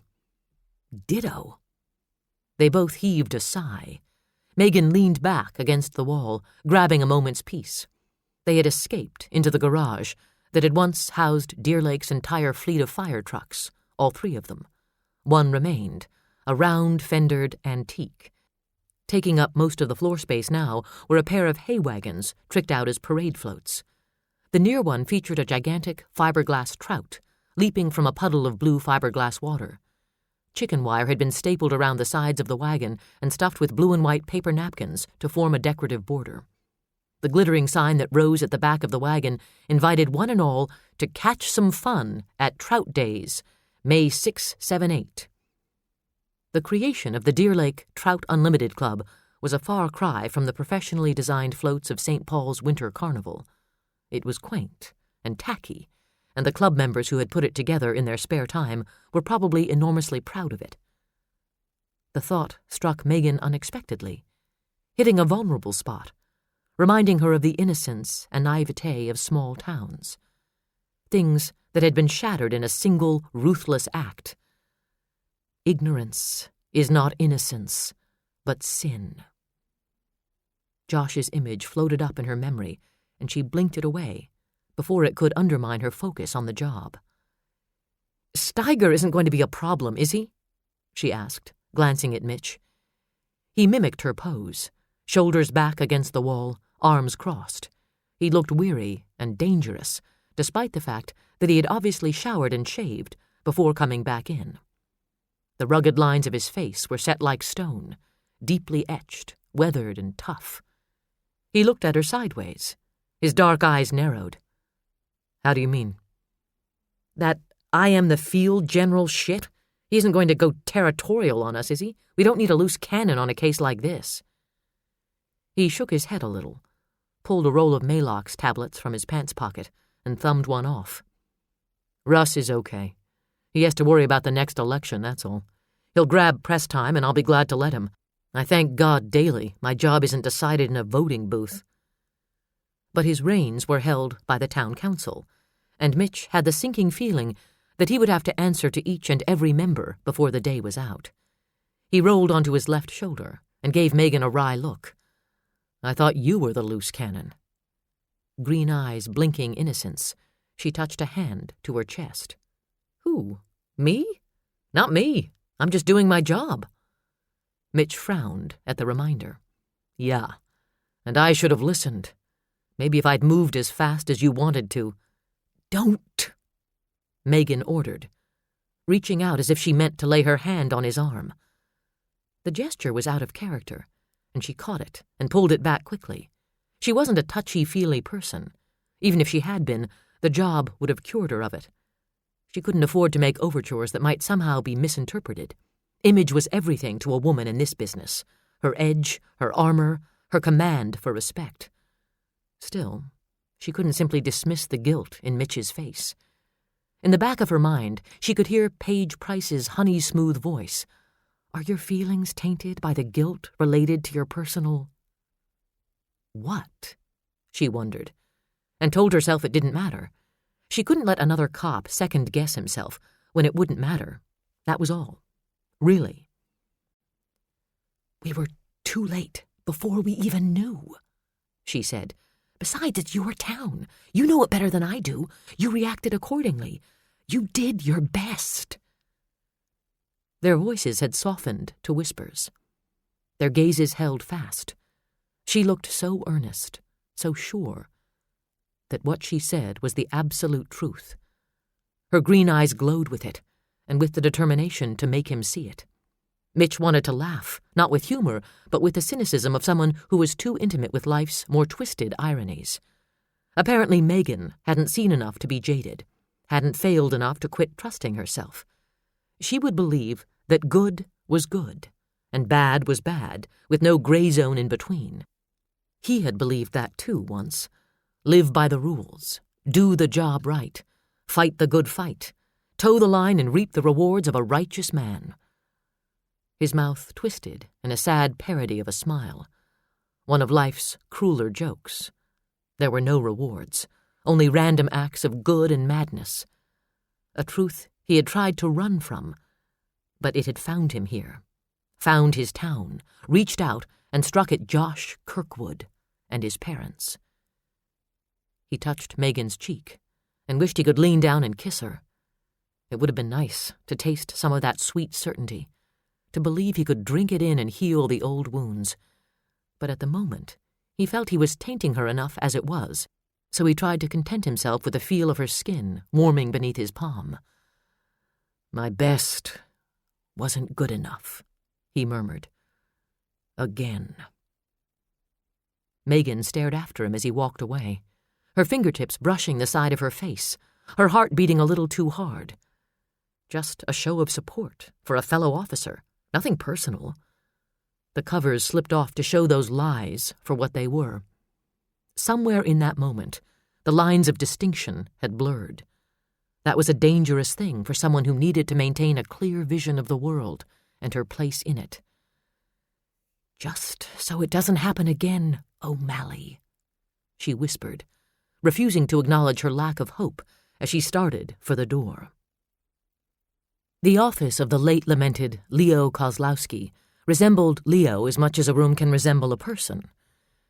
Square and plain, it was an unkempt mess of rumpled papers and coffee stains, ripe with the aromas of stale cigars and high karate. "Jesus, Mary and Joseph," Megan muttered. She ventured slowly into the room, wrinkling her nose at the state of the place, and at the vicious-looking dust-covered northern pike mounted on the wall, with a cigar stuck in the corner of its toothy mouth. A monument to Leo's fishing skills, and Raleigh Metzler's taxidermy talents, she guessed. Natalie scrunched her entire face into a look of utter disgust as she pulled the key from the lock. "Leo was a hell of a guy," she reiterated. "Didn't know shit about housekeeping, but he was a hell of a guy." Megan reached into an abandoned donut box with a pencil and stabbed a cruller that was well on its way to petrification. She lifted it out and dropped it into the wastebasket. It sounded like a shot put landing in an oil drum. "Good thing he didn't die here. No one would have noticed." "I would have sent the cleaning people in after Leo passed on," Natalie said, "but we didn't want anyone touching anything until the new agent was assigned." "Lucky me." Megan pulled a brass nameplate out of her briefcase and set it along the front edge of the desk, staking her territory with the present she had bought herself to celebrate her new assignment. Her name was engraved in bold Roman type on the front. Agent Megan O'Malley, BCA. On the backside was the motto, "Take no shit, make no excuses." Natalie eyeballed both sides. She gave a crack of laughter as loud and abrupt as an air horn. "You might just be all right, Agent O'Malley." "If the fumes don't get me first," Megan said dryly. She started sifting through the debris on the desk, shoving the paperwork into haphazard piles, discarding candy wrappers. Enough empty foam coffee cups to put a hole in the ozone the size of Iowa, 2 glass ashtrays overflowing with cigar stubs, and a half-finished Slim Jim. She unearthed the telephone just as it began to ring. Natalie laid the key on a square inch of bare space on the corner of the desk and backed out the door, promising to send someone from maintenance with a dumpster and a case of air freshener.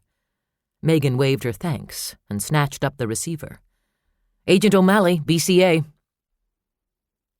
"The ink hasn't even dried on your transfer, and already we've had no less than a dozen calls from reporters asking about you."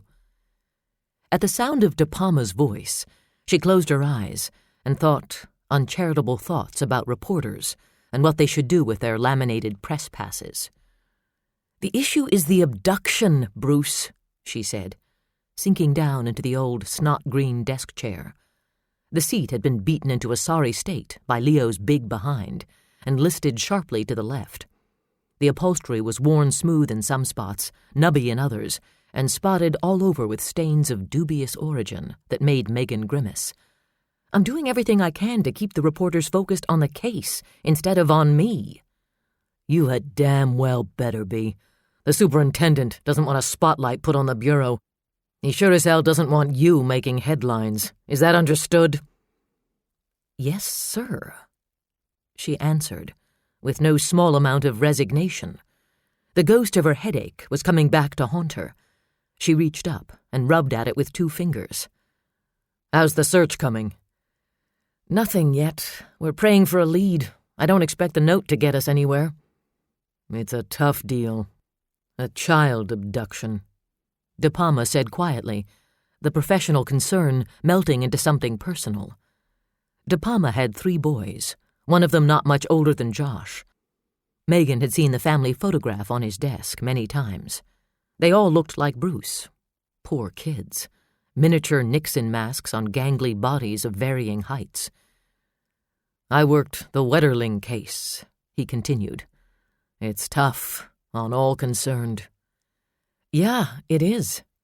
"Do your best and keep your head down."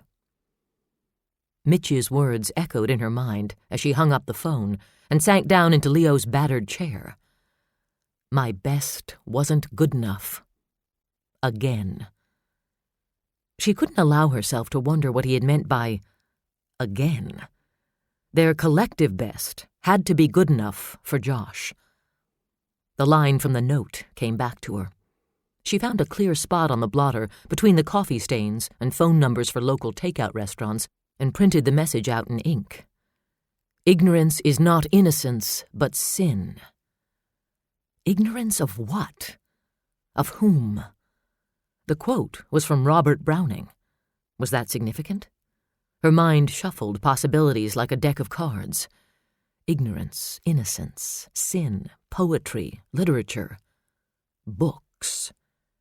She stopped on that card as the memory came and a dozen other questions rapidly branched off from it. Her brain buzzing, she grabbed the phone and punched out the number for BCA Records Division.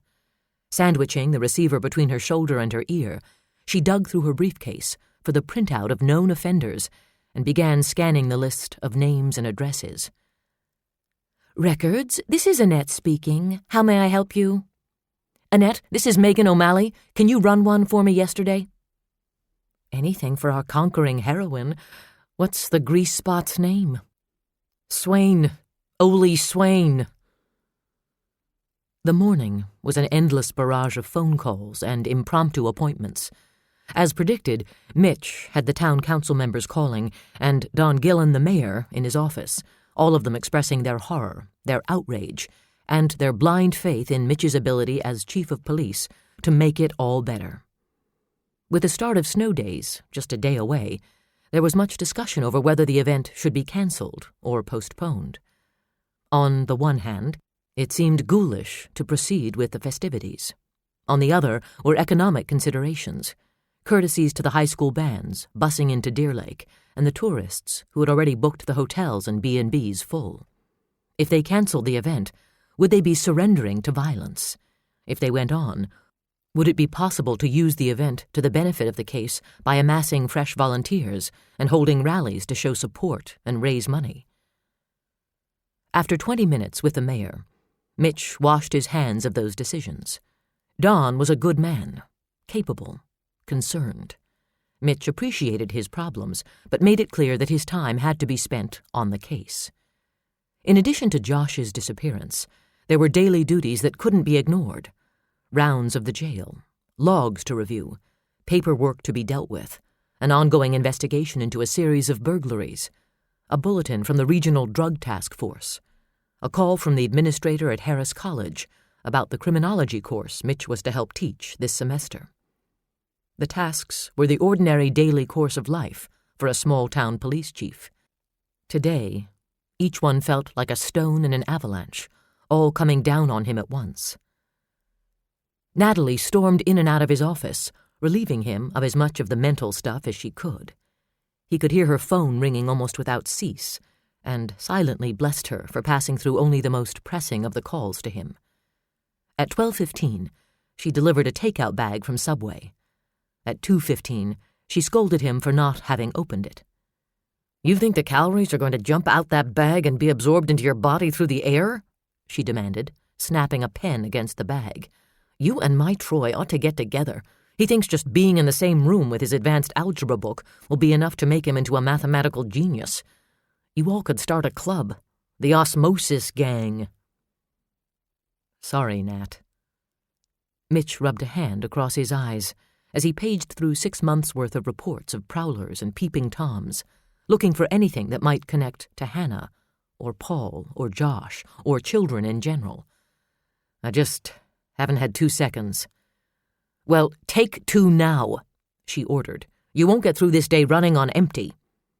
"Yes, Mother." "And share some of those potato chips with Agent O'Malley," she said, pulling the door open. Megan stood waiting on the other side. She looks like a stiff wind would blow her to Wisconsin. "I brought my own, thanks," Megan said, holding up a banana. Natalie rolled her eyes. "A whole banana? How will you ever finish it?" "I'll be lucky if I get to peel it, let alone take a bite," she muttered, slumping down into the visitor's chair. She dropped a sheaf of computer paper onto the desk and deposited the banana on top of the pile. "A little light reading?" Mitch asked, digging a turkey sandwich out of the Subway bag. He took a big bite and chewed aggressively, his eyes on Megan. Her gaze fixed on his mouth, and a strange heat crept through her, which she put down to being overdressed. He ate like he didn't want to waste calories chewing, devouring the sandwich in huge bites. A small comma of mayonnaise punctuated his chin, shadowing his scar. He wiped it away impatiently and licked it off the pad of his thumb, an action that seemed to have too much influence over her pulse. Disgusted with herself, she jerked her gaze away and did a quick survey of the office. Neat and tidy, it was devoid of mounted fish and bowling trophies. More curious, there was no ego wall of certificates and commendations. A cop of Mitch's stature and longevity would have accumulated a boxful by now. But the only frames that hung on the walls contained photographs of a little girl, with long dark hair and a big yellow dog with an inline skate in its mouth. "Earth to O'Malley," he said, waving a hand. "What's the printout?" "The known offenders," she replied, kick-starting her brain. "I've been trying to cross-reference with reports of recent incidents in the vicinity and DMV records when there was a vehicle sighted or involved on the off-chance that something might eventually match up. Narrow down the possibilities. Then, if we get a break..." "Find anything?" "Not yet. I also called records and ran a check on your boy, Ole Swain. Or tried to. They don't have anything on him. The guy doesn't have so much as a traffic ticket." Mitch took another bite out of the sandwich and wolfed it down. "Ole? He's harmless." "You're that close? You and Ole?" she asked, holding up crossed fingers. "No, but he's been here longer than me, and we've never had a serious complaint against him." He washed the turkey down with warm, flat Coke and grimaced. Megan sat up straighter. "Does that mean you've had complaints that weren't serious?" He shrugged. "One of the hockey moms got a little bitchy about him hanging around the kids at the rink, but it was nothing. I mean, hell, his job is at the rink. What's he supposed to do? Hide out in his cubbyhole all day and night?" "Did she allege anything specific?" "That Ole gave her the creeps." "Gee, imagine that." She also accused the Cub Scout leader of the same thing. "Told me I ought to send someone undercover into St. Elysius because everyone knows priests are homosexual pedophiles, and accused her son's second-grade teacher of subverting the minds of children by reading Shel Silverstein books aloud to the class and displaying the illustrations, which any Christian person can see are filthy with phallic symbols." "Oh." She sank back down in her chair, chagrined. "Right. The kids have never complained about Ole. The coaches have never complained about Ole. What set you off?" "He gave me the creeps," she said sheepishly, scowling at her banana as she peeled back the skin. She took a bite and chewed, regrouping mentally. Ole Swain still gave her the creeps. Unfortunately, that was not considered probable cause for running someone in and taking their fingerprints. "He seemed evasive last night, nervous. I got the impression he didn't like cops." "Ole's always nervous and evasive. It's part of his charm," Mitch said, practicing a few evasive maneuvers of his own, shuffling papers as an excuse to keep from watching her wrap her lips around that banana. "Besides, I ran a check on him myself when Mrs. Favre made her complaint. Ole keeps his nose clean." "If no other part of his anatomy?" Megan wrinkled her nose at the remembered aroma of ripe body odor. "You don't think he had anything to do with Josh disappearing? He'd never have the balls to steal a kid, then stand there and look me in the eye and tell me he didn't know anything about it." "He looked you in the eye? With his real eye or the fake one?" He shook his head at her as he leaned over to hit the button on the buzzing intercom. "Yes?" "Christopher Priest to see you, Chief," Natalie announced. "Says he might be able to help with the investigation." "Send him in." Mitch dumped the remnants of his lunch in the trash and scrubbed his hands with a napkin as he came around the desk. Megan stood too and tossed the last of her banana. Adrenaline shot through her at the possibility of a lead. The man who let himself into the office didn't look like anyone's savior. He was small, slight, his body swallowed up by a blue and white varsity jacket from Harris College. Even with the jacket, no one would ever have mistaken him for a jock. Nothing short of a truckload of steroids could have delivered the professor from his computer geek looks. Christopher Priest had the pale, fragile look of a man whose most dangerous sport was chess. Megan put him in his late 30s, 5'9", mousy brown hair, dirt brown eyes behind a pair of glasses too big for his face. Unremarkable. "Professor," Mitch said, shaking hands. "This is Agent O'Malley with the BCA. Agent O'Malley, Christopher Priest, head of the computer science department at Harris." They shook hands, Megan's firm and strong, a hand that could hold a Glock 9mm semi-automatic without wavering. Priest's, a thin, collapsible sack of bones that seemed to fold in on itself. She had to fight the urge to look down and make certain she hadn't hurt him. "Your name seems familiar to me," she said, scanning her brain for filed information. "You do some work with juvenile offenders, right?" Priest smiled, a mix of shyness and pride. "My claim to fame, the sci-fi cowboys." "It's a great program." Mitch motioned Priest into a vacant chair as he went back around behind his desk. "You should be proud of it. Taking kids off the wrong track and giving them a shot at getting an education and having a future is more than commendable." "Well, thanks, but I can't take all the credit. Phil Pickard and Garrett Wright put in a lot of time with the kids as well." He settled into the chair, his oversized jacket creeping up around his earlobes, making him look like a cartoon turtle ready to pull his head into his shell. "I heard about Josh Kirkwood. I feel so terrible for Hannah and Paul." "Do you know them well?" Megan asked. "We're neighbors, of a sort. Their house is the last one on Lakeshore Drive. Mine is behind them, in a manner of speaking, a quarter of a mile or so to the north, through Quarry Hills Park. Of course, I know Hannah. Everyone in town knows Hannah. We've been on several charity committees together. Has there been any word?" Mitch shook his head. "You thought you might be able to help. In what way?" "I heard you had set up a command post. That serves as a clearinghouse for leads and information, right?" "Yes. Well, I remember reading the newspaper reports during the search for that young girl in Inver Grove Heights. The police talked about the volume of information they had to deal with and how cumbersome it was. Things got left out, some jobs were repeated several times due to lack of communication. It was time-consuming to cross-reference facts, and so on." "Amen to that," Megan said, fanning the pages of her known offenders printout. "I'd like to offer a solution," Priest said. "My department has plenty of personal computers available. With winter break, I'm short on students at the moment, but I know those who are still in town would be more than willing to help out. We can put everything you want on our computers, give you the ability to pull specific information, cross-reference, whatever you need. We can also scan in Josh's photo and send it across the United States and Canada on electronic bulletin boards. It would be a good project for my students and save you guys a lot of headaches."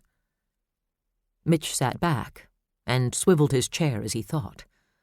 One of the things he missed most about being on a big city police force was the access to equipment.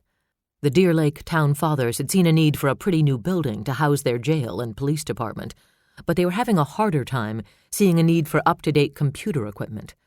At present, the department had half a dozen PCs from the Stone Age. Natalie brought in her own personal laptop to do her work. "I don't know," he said, scratching a hand back through his hair. "The students might be privy to confidential information. They're not sworn personnel. That could be a problem." "Couldn't you deputize them or something?" Priest asked. "Maybe. Let me check with the county attorney, and I'll get back to you." The professor nodded and pushed himself up out of his chair. "Just give me a call. Moving the equipment is no problem. We have access to a van. We'd be set up in no time." "Thanks." They shook hands again, and Priest moved toward the door. He hesitated with his hand on the doorknob and shook his head sadly. "This has been a bad week, all the way around. Josh Kirkwood abducted. Now I'm off to the hospital to visit a student who was involved in that terrible car accident yesterday. My mother always said trouble comes in threes. Let's hope she was wrong." "Let's hope," Mitch murmured, as the professor went out, closing the door behind him. "It would be great to have those computers," Megan mused. "It'd be even better if we had a lead or two to put in them." "Yeah, I haven't heard anything but lame excuses all day," Mitch grumbled. "I wish I were out there myself. Sitting around here is getting old in a hurry." "So let's go," Megan said impulsively. She kicked herself mentally the instant the words came out. There was plenty of work to be done in the office, and it made no sense to pair herself with a man who could distract her by doing something so innocuous as chewing his lunch. "I mean, I thought I'd go over to the command post and then join one of the teams for a couple of hours." She backpedaled smoothly. "You could do that too. Not with me, necessarily. In fact, it would probably be better if we split up." Mitch watched the color rise in her cheeks. His sense of humor was running low, but a smile of wry amusement curled up a corner of his mouth. It was a relief to think of something besides the case for a minute. The cool and collected Agent O'Malley blushing seemed as good a diversion as any. He rose and strolled around the desk with his hands in his trouser pockets, his gaze pinning Megan to her chair. "You're blushing, Agent O'Malley." "No, I'm just hot." She winced mentally at the implications. "It's warm in here." He prowled a little closer. "You're hot?" He looked into her eyes, his gaze shrewd and predatory.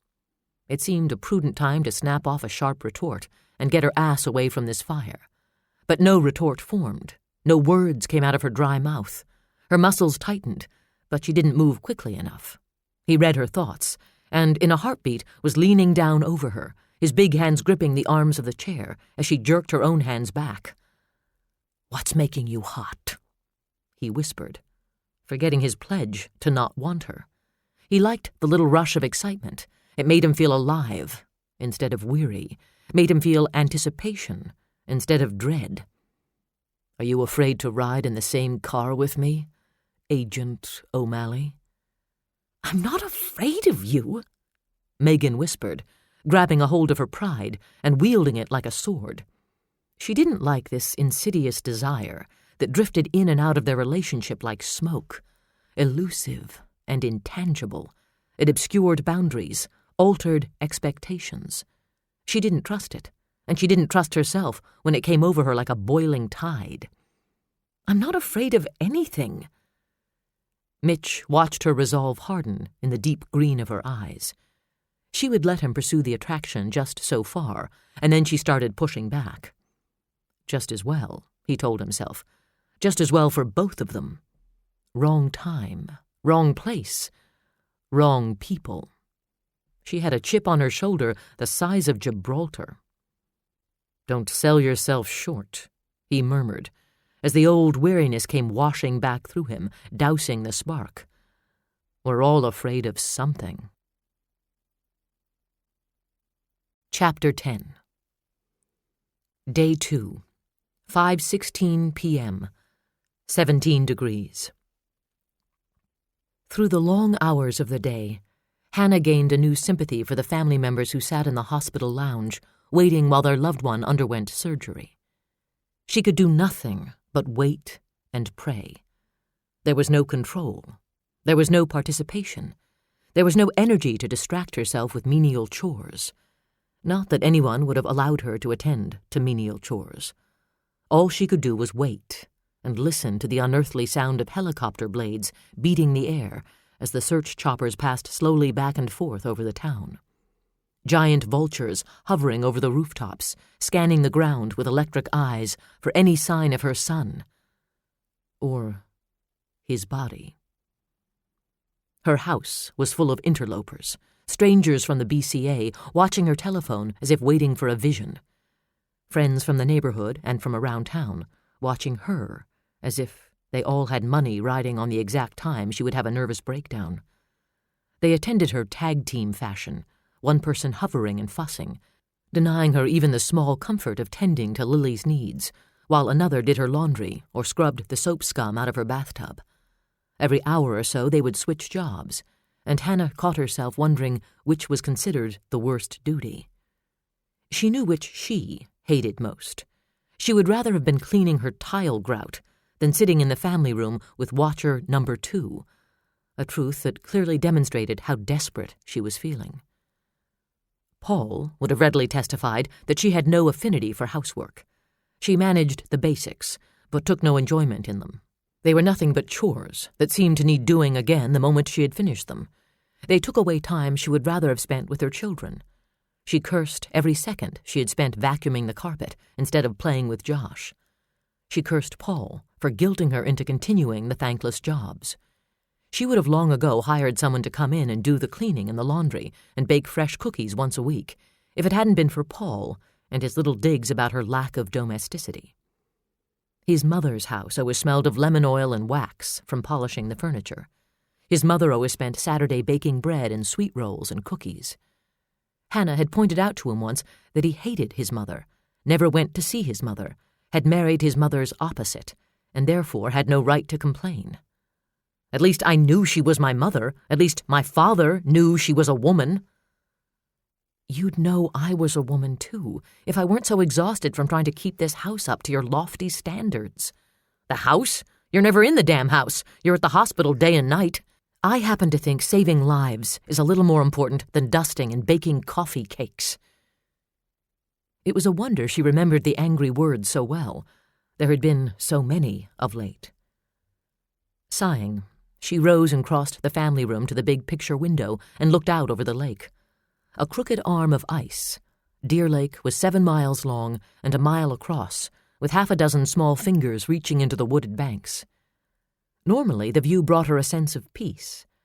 Today, it only made her feel more restless and alone. Cars hung precariously on the snow-packed shoulder of Lakeshore Drive.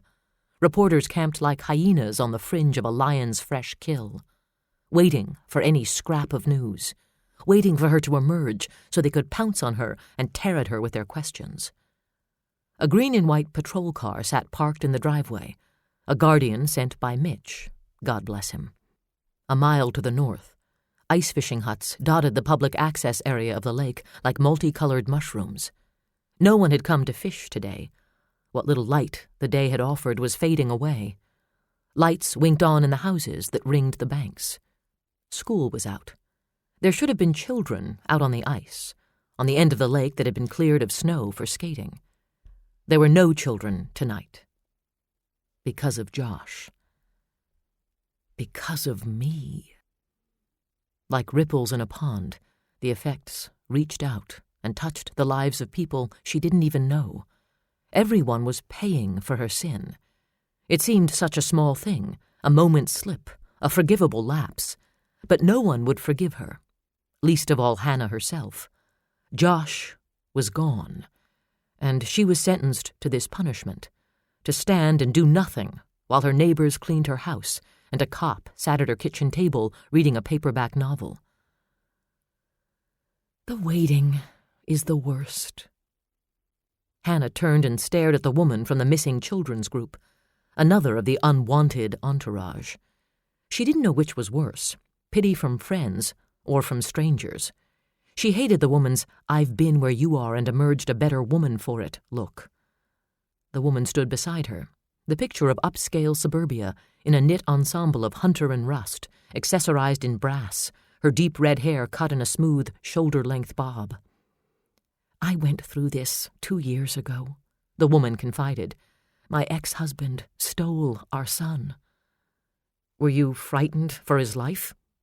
Hannah asked bluntly. The woman frowned a little. "Well, no, but—" "Then I'm sorry, but I don't think you can possibly know what I'm feeling."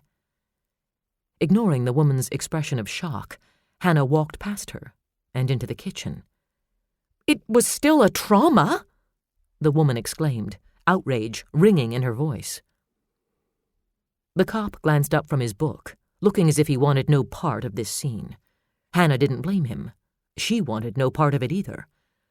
"I have to get some air," she said. "I'll be just outside if the phone rings." In the mudroom, she pulled on the old black parka Paul used for weekend dirty work. As she grabbed mittens off the shelf, she visualized the sniping match that would go on if he came home and caught her wearing his coat. "You have coats of your own." "What's the difference? You weren't wearing this one." She wouldn't try to explain to him that it somehow made her feel safer, protected, loved to wear something of his. It made no sense, would certainly make no sense to Paul, that she could draw more comfort from his clothing than she could from him. She could never explain to him that the clothes were like memories of what they had once shared, of who he had once been. They were the shrouds of ghosts, and she wrapped herself in them and ached for what had died in their marriage. She pulled open the door to the garage and gasped at the dark figure of a man standing on the stoop with his fist raised. "Hannah!" "Oh my God, Father Tom, you nearly gave me a heart attack." The priest offered a sheepish smile. He was young, mid-30s, tall, with an athletic build. Her nurse and friend from the ER, Kathleen Casey, always teased him that he was too good-looking to have taken himself out of the eligible bachelor pool, a joke that never failed to bring a little blush to Tom McCoy's cheeks. Hannah didn't think of him as handsome. The word that came to her when she looked at Father Tom was kind. He had a strong, kind face, kind blue eyes that offered understanding and sympathy and forgiveness from behind a pair of round, wire-framed glasses. He had been the priest at St. Aloysius for 2 years and was enormously popular with the younger parishioners. Hardliners found him a little too unconventional for their tastes. Albert Fletcher, St. Aloysius's only deacon, was a vocal opponent to what he called this New Age Catholicism. But then, Albert was also against women wearing slacks, and often hinted that Vatican II was the work of the Antichrist. Paul derisively called Father Tom's off-the-cuff homilies his lounge act, but Hannah found them refreshing and insightful. Tom McCoy was a bright, articulate man with a degree in philosophy from Notre Dame and a heart as big as his home state of Montana. On a day as black as this one, she couldn't think of anyone she would rather have as a friend. "I thought it would be better if I came in this way." A hint of the West accented his warm voice. "There are an awful lot of people watching your front door." "Yes, it's Eyes on Hannah Garrison Day," she said without humor. "I was just trying to escape for a few minutes." "Would you rather I left?" He stepped down to the garage floor, showing his sincerity, giving her the chance to answer honestly. "If you need to be alone." No, don't go." Hannah walked out onto the stoop and listened to the soft hiss of the storm door as it closed behind her. Alone isn't really what I want either. As her eyes adjusted to the faint gray light, her gaze wandered the cavernous garage, hitting on Josh's bike. Hanging on the wall. Abandoned. Forgotten. A fist of emotion slammed into her diaphragm. She had managed to cocoon herself in numbness all day, as the watchers and well-wishers and sympathizers came and went. But the sight of the dirt bike punched a hole in the gauze, punched a hole in her heart, and the pain came pouring out. I just want my son back. She sank down on the cold concrete step, her legs buckling as her strength drained away. She might have fallen to the floor if not for Father Tom. He was on the step beside her in an instant, catching her. He slid an arm around her shoulders and held her gently. She turned her face into his shoulder and wept, the tears soaking into the heavy wool of his topcoat. I want him back. Why can't I have him back? Why did this have to happen? He's just a little boy. How could God do this? How could God let this happen? Tom said nothing. He let Hannah cry, let her ask the questions. He thought she didn't really expect answers, which was just as well, because he didn't have any answers to give. He himself had asked all the same questions of a higher power, and his ears still rang with the silence. He didn't know a better person than Hannah. So gracious, so caring, dedicated to her children and to helping others. Her soul was as good as they came. In a just world, bad things wouldn't happen to people like Hannah, or innocent children like Josh. But the world was not a just place. It was a hard place, full of random cruelty, a truth that always brought him to question God. If the world is an unjust world, then is God therefore an unjust God? The guilt that accompanied the question was heavy and cold inside him. Blind faith remained beyond his reach. Doubt was his cross to bear. He couldn't offer Hannah answers, only comfort. He couldn't take away her pain, but he could share it with her. So he sat on the hard, cold step, with his arms around her, and let her cry, his heart aching for her, his own tears rolling down into the thick tangle of her honey-blonde hair. When she had cried herself out, he pulled a handkerchief from his pocket and pressed it into her hand. "I'm sorry," she whispered, edging away from him, lifting her face from his shoulder and turning it away. "I don't cry on people. I don't fall apart and make other people pick up the pieces." "I'll never tell," he promised, gently stroking the back of her head. "I'm a priest, remember?" Hannah tried to laugh, but the sound caught in her throat. She stared down at the handkerchief, her brows drawing together. "It's clean," he teased, giving her shoulders a squeeze. "I promise." She sniffed and tried to smile. "I was looking at the monogram. F? Christmas gift from a parishioner. F for Father Tom." The naivete of the gesture struck her as sad and sweet, and squeezed another pair of tears from her eyes. She wiped them away with the linen and blew her nose as delicately as she could manage. They sat in silence for a while. Night had fallen. The temperature was noticeably dropping. The front security light outside had come on automatically and burned brightly against the dark, warding off danger. What a joke. "You're entitled to fall apart, Hannah," Tom said softly. "The rest of us are supposed to lift you up and hold you together. That's the way it works." He didn't understand, she thought. The lifting and the holding had always been her jobs. Now that she was the one in pieces, everyone just stared at her and didn't know what to do. "Has there been any word?" Hannah shook her head. "I feel so helpless, so useless. At least Paul can go out with a search party. All I can do is wait and wonder. This must be what hell is like. I can't imagine anything worse than what's gone through my mind in the last 22 hours. She rose slowly, went down the steps to the door that opened to the backyard, and stared out the window into the dark. Weak yellow light seeped out the kitchen window, staining the snow. Gizmo lay in the amber rectangle, a huge immobile lump of shaggy hair. Beyond the dog, the shadow of the swing set stood out, black on white. Then the yard melted into the thick woods that wrapped around the north end of the lake, giving the neighborhood a sense of seclusion. "I did my residency at Hennepin County Medical Center," she said, her voice a flat monotone. That's a tough ER, a tough part of town, you know. I've seen things. The things people can do to one another. The things people can do to a child. The words faded. She stared out through the window, but Tom could tell she was seeing another place, another time. Her face was strained and pale. He stood beside her and waited quietly, patiently.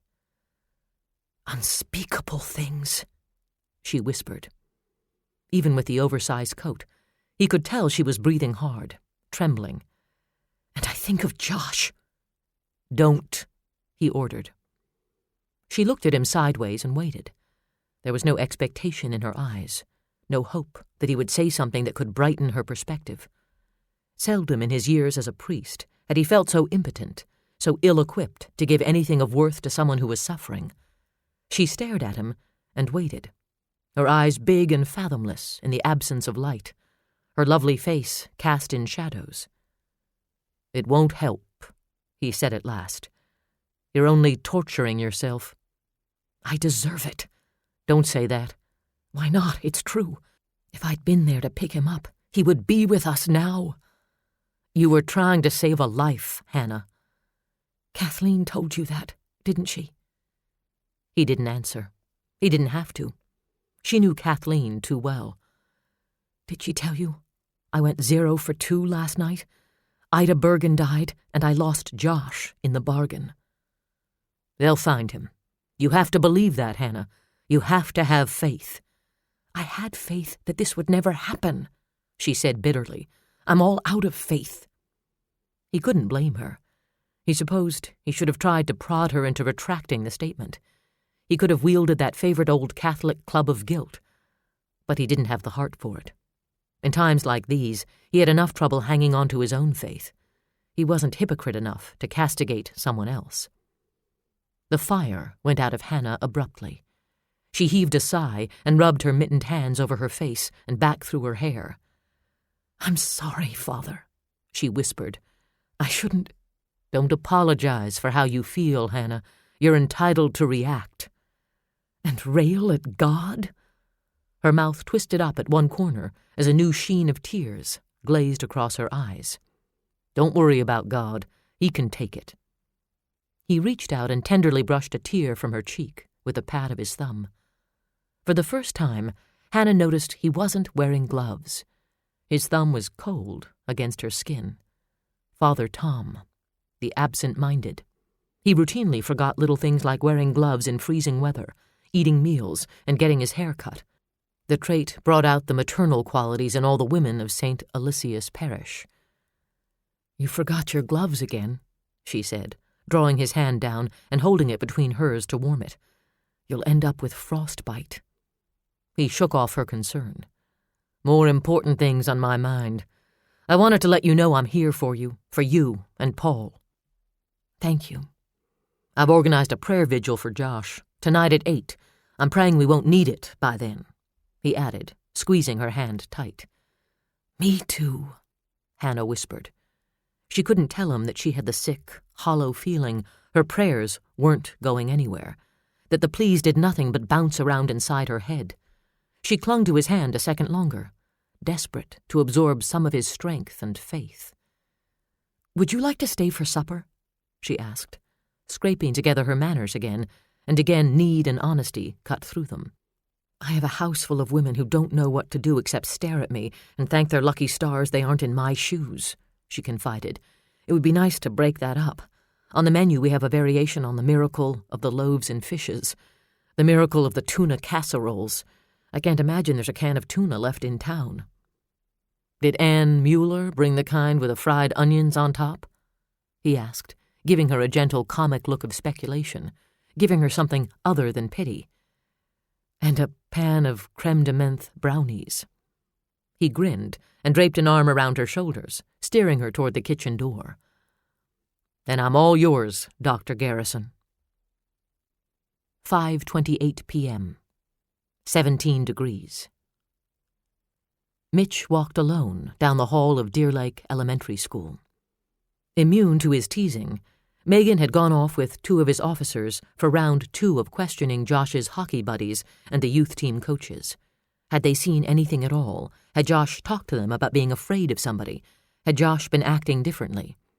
The questions would be asked again and again by this cop, that cop, the next cop, all of them hoping to shake loose a memory, all of them hoping to find some small piece of information that might seem insignificant in itself, but fit together with another piece to form a lead. It may have seemed tedious to the people being questioned, and it certainly created mountains of paperwork, but it was necessary. Mitch had chosen to meet with the school teachers and other school personnel for the same purpose. One of his men had already questioned Josh's teacher, Sarah Richman. Mitch addressed the entire staff in the cafeteria, conducting the meeting as an informal question-and-answer session. He told them what little he knew, tried to stem the flow of wild rumors, asked them for any information they had. Had anyone been hanging around the school? Had any of the children reported being approached by a stranger? Mitch studied the faces in the room, the teachers, the cooks, the janitors, the office help, wondering, as a cop, if any one of them could have done this, wondering, as a father, if any of the people who came into contact with his daughter every day could have been a danger to her. After nearly 2 hours, he left them to their own discussion of plans for a school-wide safety assembly and headed down the long hall for the side door. His head felt like a walnut in a vice. Questions chased each other around and around his brain, questions with no answers. He had his own staff meeting at 6 to talk with his men about what the day had yielded in terms of information, and to brainstorm for ideas. With no real leads and no real suspects, it was difficult to focus the investigation.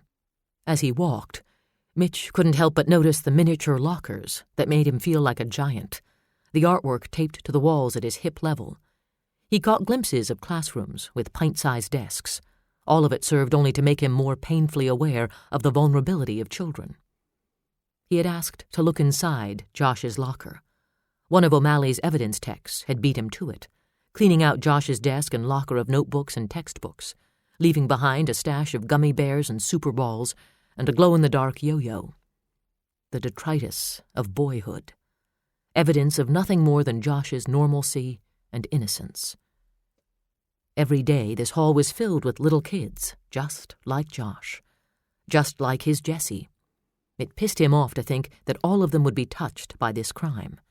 Their innocence would be marred like a clean white page streaked by dirty fingers. Mitch didn't bother to zip his coat as he stepped outside, but he dug his gloves out of his pockets and pulled them on. Day had yielded to night. Security lights shone against the brick walls of the school and illuminated the parking lot at intervals. The school had been built in 1985 to educate the children of baby boomers and the influx of new families into Deer Lake. The site was on Ramsey Drive, in a newer part of town, just 2 blocks from the even newer fire station, ensuring disruptions of class every time a fire truck rolled out for duty. The parking lot stretched out before Mitch, edged on 2 sides by thick rows of spruce trees. The playground sprawled across 3 acres just to the west, a handy arrangement for parents picking up their kids, or for anyone looking to steal a kid. Now, everywhere Mitch looked, he saw hazards, potential for danger, where before he had seen only a nice, neat, quiet town. The knowledge served only to darken his mood. Fishing his keys out of his pocket, he headed for the Explorer. The truck sat alone in the second row, just out of reach of a light. Mitch stuck the key in the lock of the door, his mind already on the meeting to come, and the night beyond that. He wanted to make it to his in-laws before 8 o'clock, before Joy could get Jessie into pajamas. He wanted his daughter home with him tonight. A brief oasis of normalcy, before another day of madness and frustration. As he moved to open the truck's door, something caught his eye. Something out of place. Something on the hood. Even as he turned, the reaction began, the rush of adrenaline, the tightening of nerves, the instincts coming to attention. Even as he reached for the spiral notebook, his heart was pounding. He picked it up gingerly, pinching the wire spine between left thumb and forefinger, lifting the opposite edge with the tip of his right forefinger. The cover was dark green, decorated with the image of Snoopy as Joe Cool. Printed in magic marker across the top was Josh Kirkwood, 3B. Mitch swore. His hands were shaking as he eased the book back down on the hood. He went into the truck and returned with a flashlight and a slim gold pen. Using the pen, he opened the notebook and turned the pages. Nothing remarkable, just a little boy's doodling. Drawings of race cars and rocket ships and sports heroes. Notes about kids in his class. A boy named Ethan who puked during music. He hurled chunks all over Amy Mason's shoes. A girl named Kate who had tried to kiss him at his locker. Gross, gross, gross! On one page, he had carefully traced the Minnesota Vikings logo and drawn a jersey with a number 12 and the name Kirkwood in block letters.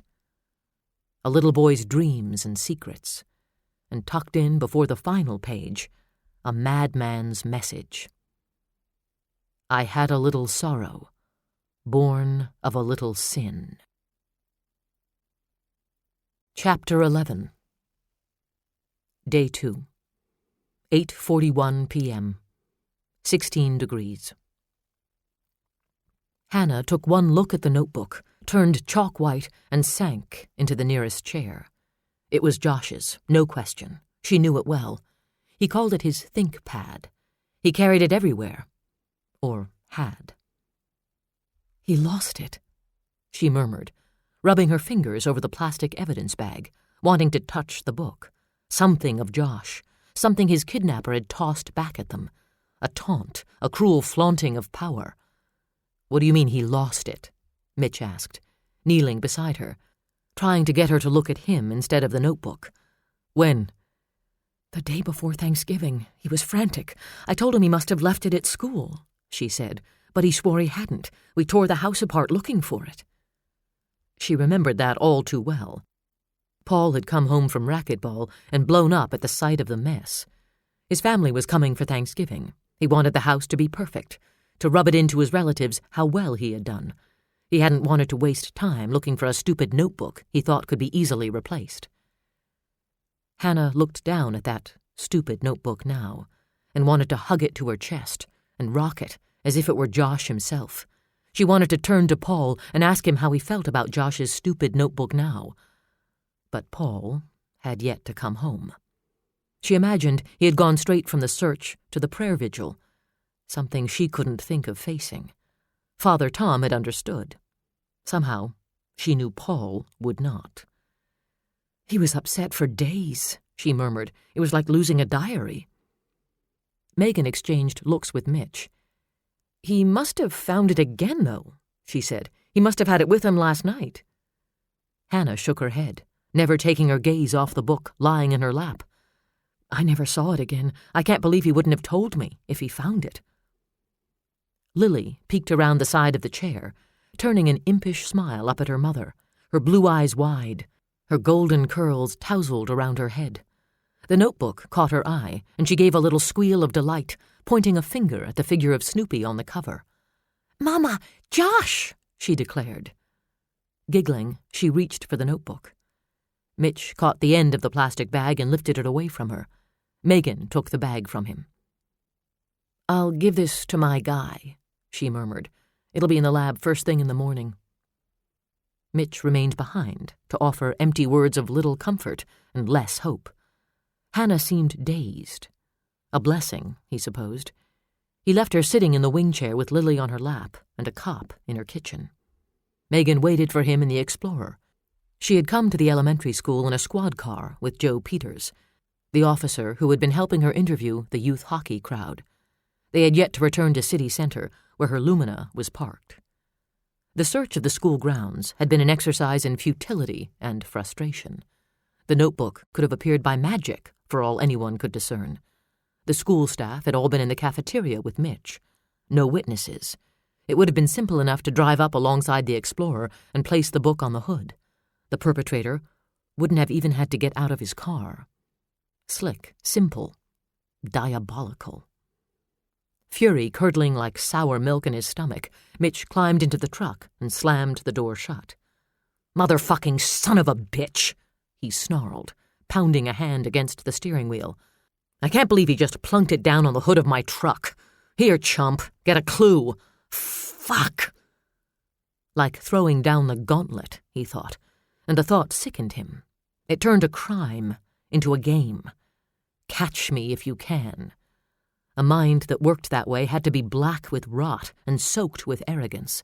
So sure of himself he believed he could drop evidence in their laps and calmly slip away. Which was exactly what he had done. "I want this bastard," he growled, twisting the key in the ignition. Megan took his temper and his language in stride. Neither were anything new to her. In his position, she imagined she would have been saying the same things. The kidnapper had shown him up, made him feel like a fool.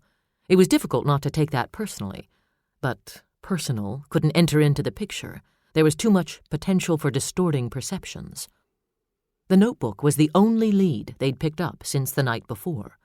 Nothing had been turned up by the teams in the field. The volunteer ground search had been called for the day. Teams of Deer Lake Police, the county boys, and Megan's agents on loan from the St. Paul Regional District continued on, checking vacant and abandoned buildings, warehouses, the railroad yard, patrolling the streets and side roads for signs of anything remotely suspicious, following up on anything promising picked up by the flyboys and the search choppers, scrambling from point to point like participants in a macabre scavenger hunt. The BCA and State Patrol helicopters would continue through the night, creeping over every inch of Park County again, their rotors breaking the quiet peace of the winter night. But unless they found something to go on, they would not be coming back the following day. They had covered a territory of 200 square miles, with nothing to show for it, and no clue as to which direction to expand the search.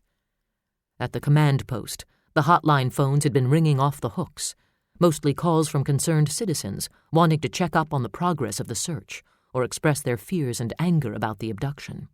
No one had seen a thing. No one had seen Josh. It was as if an unseen hand had reached out of another dimension and plucked him off the earth. And the clock was ticking. 26 hours had passed, the sense of urgency and desperation increasing with every one of them. 24 was the magic number. If the missing person wasn't found in the first 24 hours, the odds against finding the victim went up with every passing minute. Night had fallen around them like a black steel curtain. The wind was starting to pick up, whipping mare's tails of snow along the white blanketed ground. The temperature kept dropping, aiming for a nighttime low of 10 degrees. Cold. But January nights could get colder. 10 below zero, 20 below, 30 below. Brutal cold. Deadly cold. In the back of everyone's mind was the fear that Josh's abductor might have left him somewhere, alive only to die of exposure before anyone could get to him. "We need to go over these pages," Megan said, looking down at the stack of photocopies on her lap, copies of every page in Josh's ThinkPad. "I can't imagine the kidnapper would have left anything truly incriminating in it, but who's to say?" Mitch turned toward her. In the glow of the dashboard lights, his lean face was all rough angles and shadowed planes, the deep-set eyes hard and unblinking. "What about the big question?" he asked. "Where and when did our bad guy get the book? It's been missing nearly 2 months. If he's had it all that time, we're looking at a crime with a lot of premeditation." "And where did he get it from? Josh's locker? That could implicate a school employee. Anybody can walk into that school at any time of the day. The halls aren't monitored. There are no locks on the lockers." "Josh might have dropped the notebook walking home," Megan offered. "Anybody walking down the street could have picked it up. Anybody coming into the Kirkwood house might have taken it, for that matter." Mitch said nothing as he backed the Explorer out of the drive and headed it south on Lake Shore, then east on 9th Avenue. He ran through the mental list of new complications created by the notebook. "We'll have to find out if any school employees were missing from that meeting tonight. Find out if anybody's been fired in the last 6 months.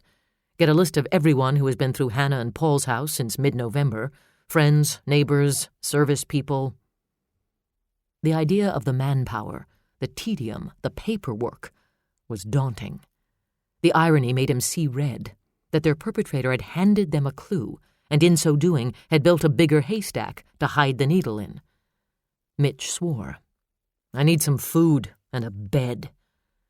"I can offer the first," Megan said cautiously. "You're on your own for the bed." It wasn't that she wanted his company, she told herself.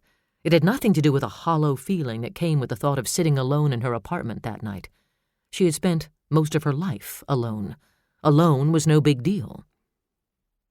Josh's image floated through her mind like a specter as the glowing green numbers of the dashboard clock marked another passing minute. Alone was a very big deal. Like most of the cops on the case, she would have worked around the clock if she could have foregone food and rest, but the body needed refueling. So she would pull herself off the streets for a few hours and lay in bed staring at the dark, brooding about Josh while the clock ticked. And Mitch would do the same. "We can go over these pages without any distractions," she said. "Do you have utilities?" Mitch asked, his thoughts following the same line. "I'm hopeful, but as a born cynic, I took the precaution of calling for a pizza on your cellular phone while you were talking to Hannah." He arched a brow. "Using police equipment for personal business, Agent O'Malley? I'm shocked."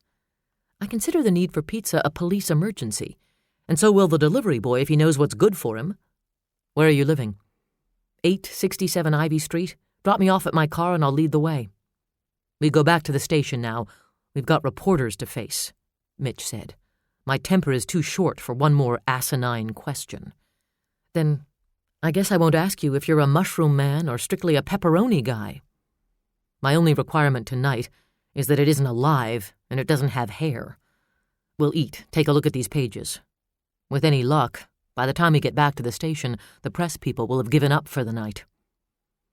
They rolled past the turn for downtown and city center. Mitch hit the blinker when they reached Ivy Street and eased the Explorer in along the curb. The 3-story house on the corner was a huge old Victorian that had been cut up into apartments. The wraparound porch was lit up invitingly, the lack of natural light hiding the fact that the house was in need of a coat of paint. A Christmas wreath still hung on the front door. They climbed the creaking old staircase to the second floor and wound their way down a hall. The sounds of television sets and voices drifted out of apartments. Someone had fried onions for supper. A mountain bike was propped in the hall with a sign taped to the handlebars. "Rigged to blow. Thieves, take your chances." Then they turned onto another flight of stairs and left the neighbors behind. "I've got the 3rd floor to myself," Megan explained, digging her keys out of her coat pocket. "It's big enough for only one apartment." "What made you pick this place instead of one of the apartment complexes?" She shrugged off the question a little too easily. "I just like old houses. They have character." A blast of heat hit them as she opened the door. Light banished the darkness as she hit the switch. "Behold, utilities!" "God, it must be 80 degrees in here," Mitch declared, peeling his coat off and tossing it over the back of a chair. 82! Megan gasped for breath and gave the thermostat a twist. "Guess there's a trick to this. I had it set for 72. She sent Mitch a wry look as she shrugged out of her parka. "You ought to like this. You're from Florida." "I've acclimated. I own snowshoes. I go ice fishing." "Masochist." She tossed the stack of photocopies on the table and disappeared down the hall and into what Mitch guessed was a bedroom. He stood in the center of the living room and surveyed the apartment, trying to find clues to Megan O'Malley as he rolled up his shirt sleeves. The kitchen and living area flowed together, divided only by an old, round oak table, surrounded by mismatched antique chairs. The kitchen cupboards were painted white and looked as though they had been salvaged out of another old house. The walls were a soft rose pink, and while he knew Megan couldn't have had time to paint them herself, he thought they suited her. He also thought she would deny it if he said so. The color was too feminine. That was a side she didn't show to the public. But he had caught glimpses of it. The furniture in the living room was all old, and what he could see of it was lovingly well kept. Boxes were piled on every available surface. Books, dishes, quilts, more books. It looked as if nothing but the bare essentials had been unpacked. "Just move the boxes anywhere if you want to sit down," she called. She emerged from the bedroom, rolling up the sleeves of a flannel shirt, 3 sizes too big for her. The heavy sweater and turtleneck were gone. The black leggings remained, hugging her slim legs like a second skin. A pair of short-haired cats wound themselves around her ankles, begging for attention. The larger one was black, with a white bib, white paws, a crooked tail, and a complaining voice. The smaller one, a gray tabby, flung himself on the rug in front of her and rolled on his back, purring loudly. "Beware the watch cats," she said dryly. "If they mistake you for a giant hunk of little friskies, you're a goner." She turned for the kitchen, and they trotted after her with their tails straight up. "The black one is Friday," she said, popping open a can of food. "The gray one is Gannon."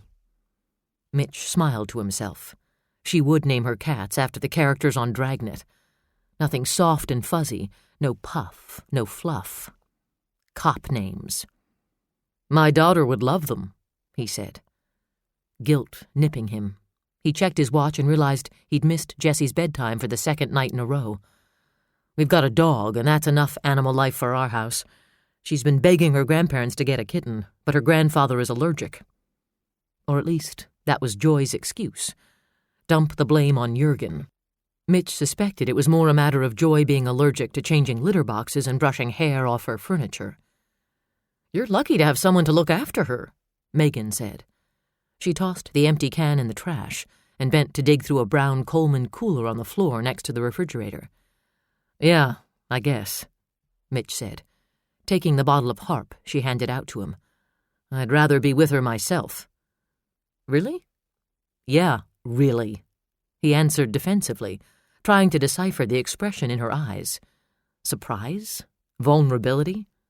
Wariness? "Why wouldn't I? She's my daughter." She lifted a shoulder but dodged his eyes, dropping her gaze to her hands as she twisted the cap off her beer.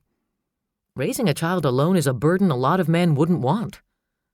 "Then there are a lot of men who shouldn't be fathers." "Well, that's a fact." Mitch stood with the beer bottle dangling from his fingers, his attention sharp on Megan as she tossed the cap in the wastebasket and took a long drink. The offhand remark had a sting of truth in it, an old thread of experience. "You said your dad was a cop." 42 years in the blue." She leaned back against the counter, crossing her ankles, crossing her arms. "Got his sergeant's stripes and never went any higher, never wanted to. As he says to anyone who will listen, all the real cop work is done in the trenches." The touch of humor didn't quite cover the bitterness. She heard it too. He saw the flash of caution in her eyes. Setting her beer aside, she turned to the window above the sink, opened it a crack, then stood back and stared out at nothing. Mitch moved to the end of the counter, just close enough to read her, just close enough to feel her tension. "Got any brothers?" "One. He a cop too?" "Mick?" She laughed. "God, no. He's an investment broker in L.A. "So you followed in Dad's footsteps instead?" He didn't know how true that was, Megan thought, staring out at the night as its cool breath whispered in through the open window. It had begun to snow lightly, fine, dry flakes sifting down from the clouds, shimmering like sequins under the streetlight. She had spent much of her life dogging her father like a shadow, unknown, unseen. What a sad, stupid cycle of life. In the corner of her eye, she could see Mitch standing there, tie loose around his neck, top 2 buttons of his shirt undone, sleeves rolled up neatly, exposing muscular forearms dusted with dark hair.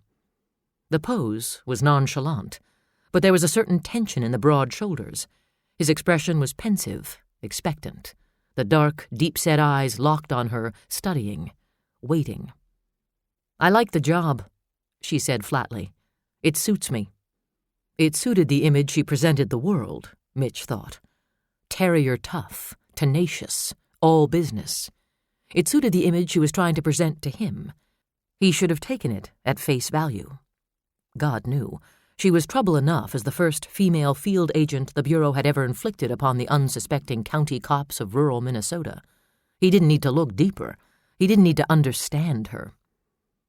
Still, he caught himself moving toward her, close enough so he could feel the electrical field come to life between them, close enough that she narrowed her eyes in subtle warning. But she didn't back away. She wouldn't. He was probably a fool to let that please him, but he didn't seem to have any say in the matter. His response to her was elemental, instinctive. She was a challenge. He wanted to crack the tough cookie facade. He wanted... And that surprised him. He hadn't wanted a woman since Allison. He had needed, and he had succumbed to that need, but he hadn't wanted. It amazed him to want now, to want her. "Yeah, the job suits you," he murmured. "You're a tough cookie, O'Malley." Megan lifted her chin a proud notch, not taking her eyes off him. "Don't you forget it, Chief." He was standing too close. Again. Close enough that she could see the shadow of his evening beard on his hard jaw. Close enough that some reckless part of her wanted to lift a hand and touch it. And touch the scar that hooked across his chin. And touch the corner of his mouth, where it pulled into a frown of concentration. Close enough that she could see into the depths of the whiskey-brown eyes that looked as though they had seen far too much. None of it good. Her heart beat a little harder. "We have a case to discuss," she reminded him. He raised a hand and pressed a finger against her lips. 10 minutes, he whispered, lifting her chin with his thumb. No case. He leaned down and touched his lips to hers. Just this. He parted her lips and slid his tongue between them, into her, as if he had every right, plunging deep and retreating slowly in a rhythm that was primal and unmistakable, blatantly carnal. She rose in his arms, into the kiss, answering with a hunger of her own. His hand slid over her back, and he pressed closer, trapping her between the cupboards and his body. For just this sliver of time, there was nothing but need between them.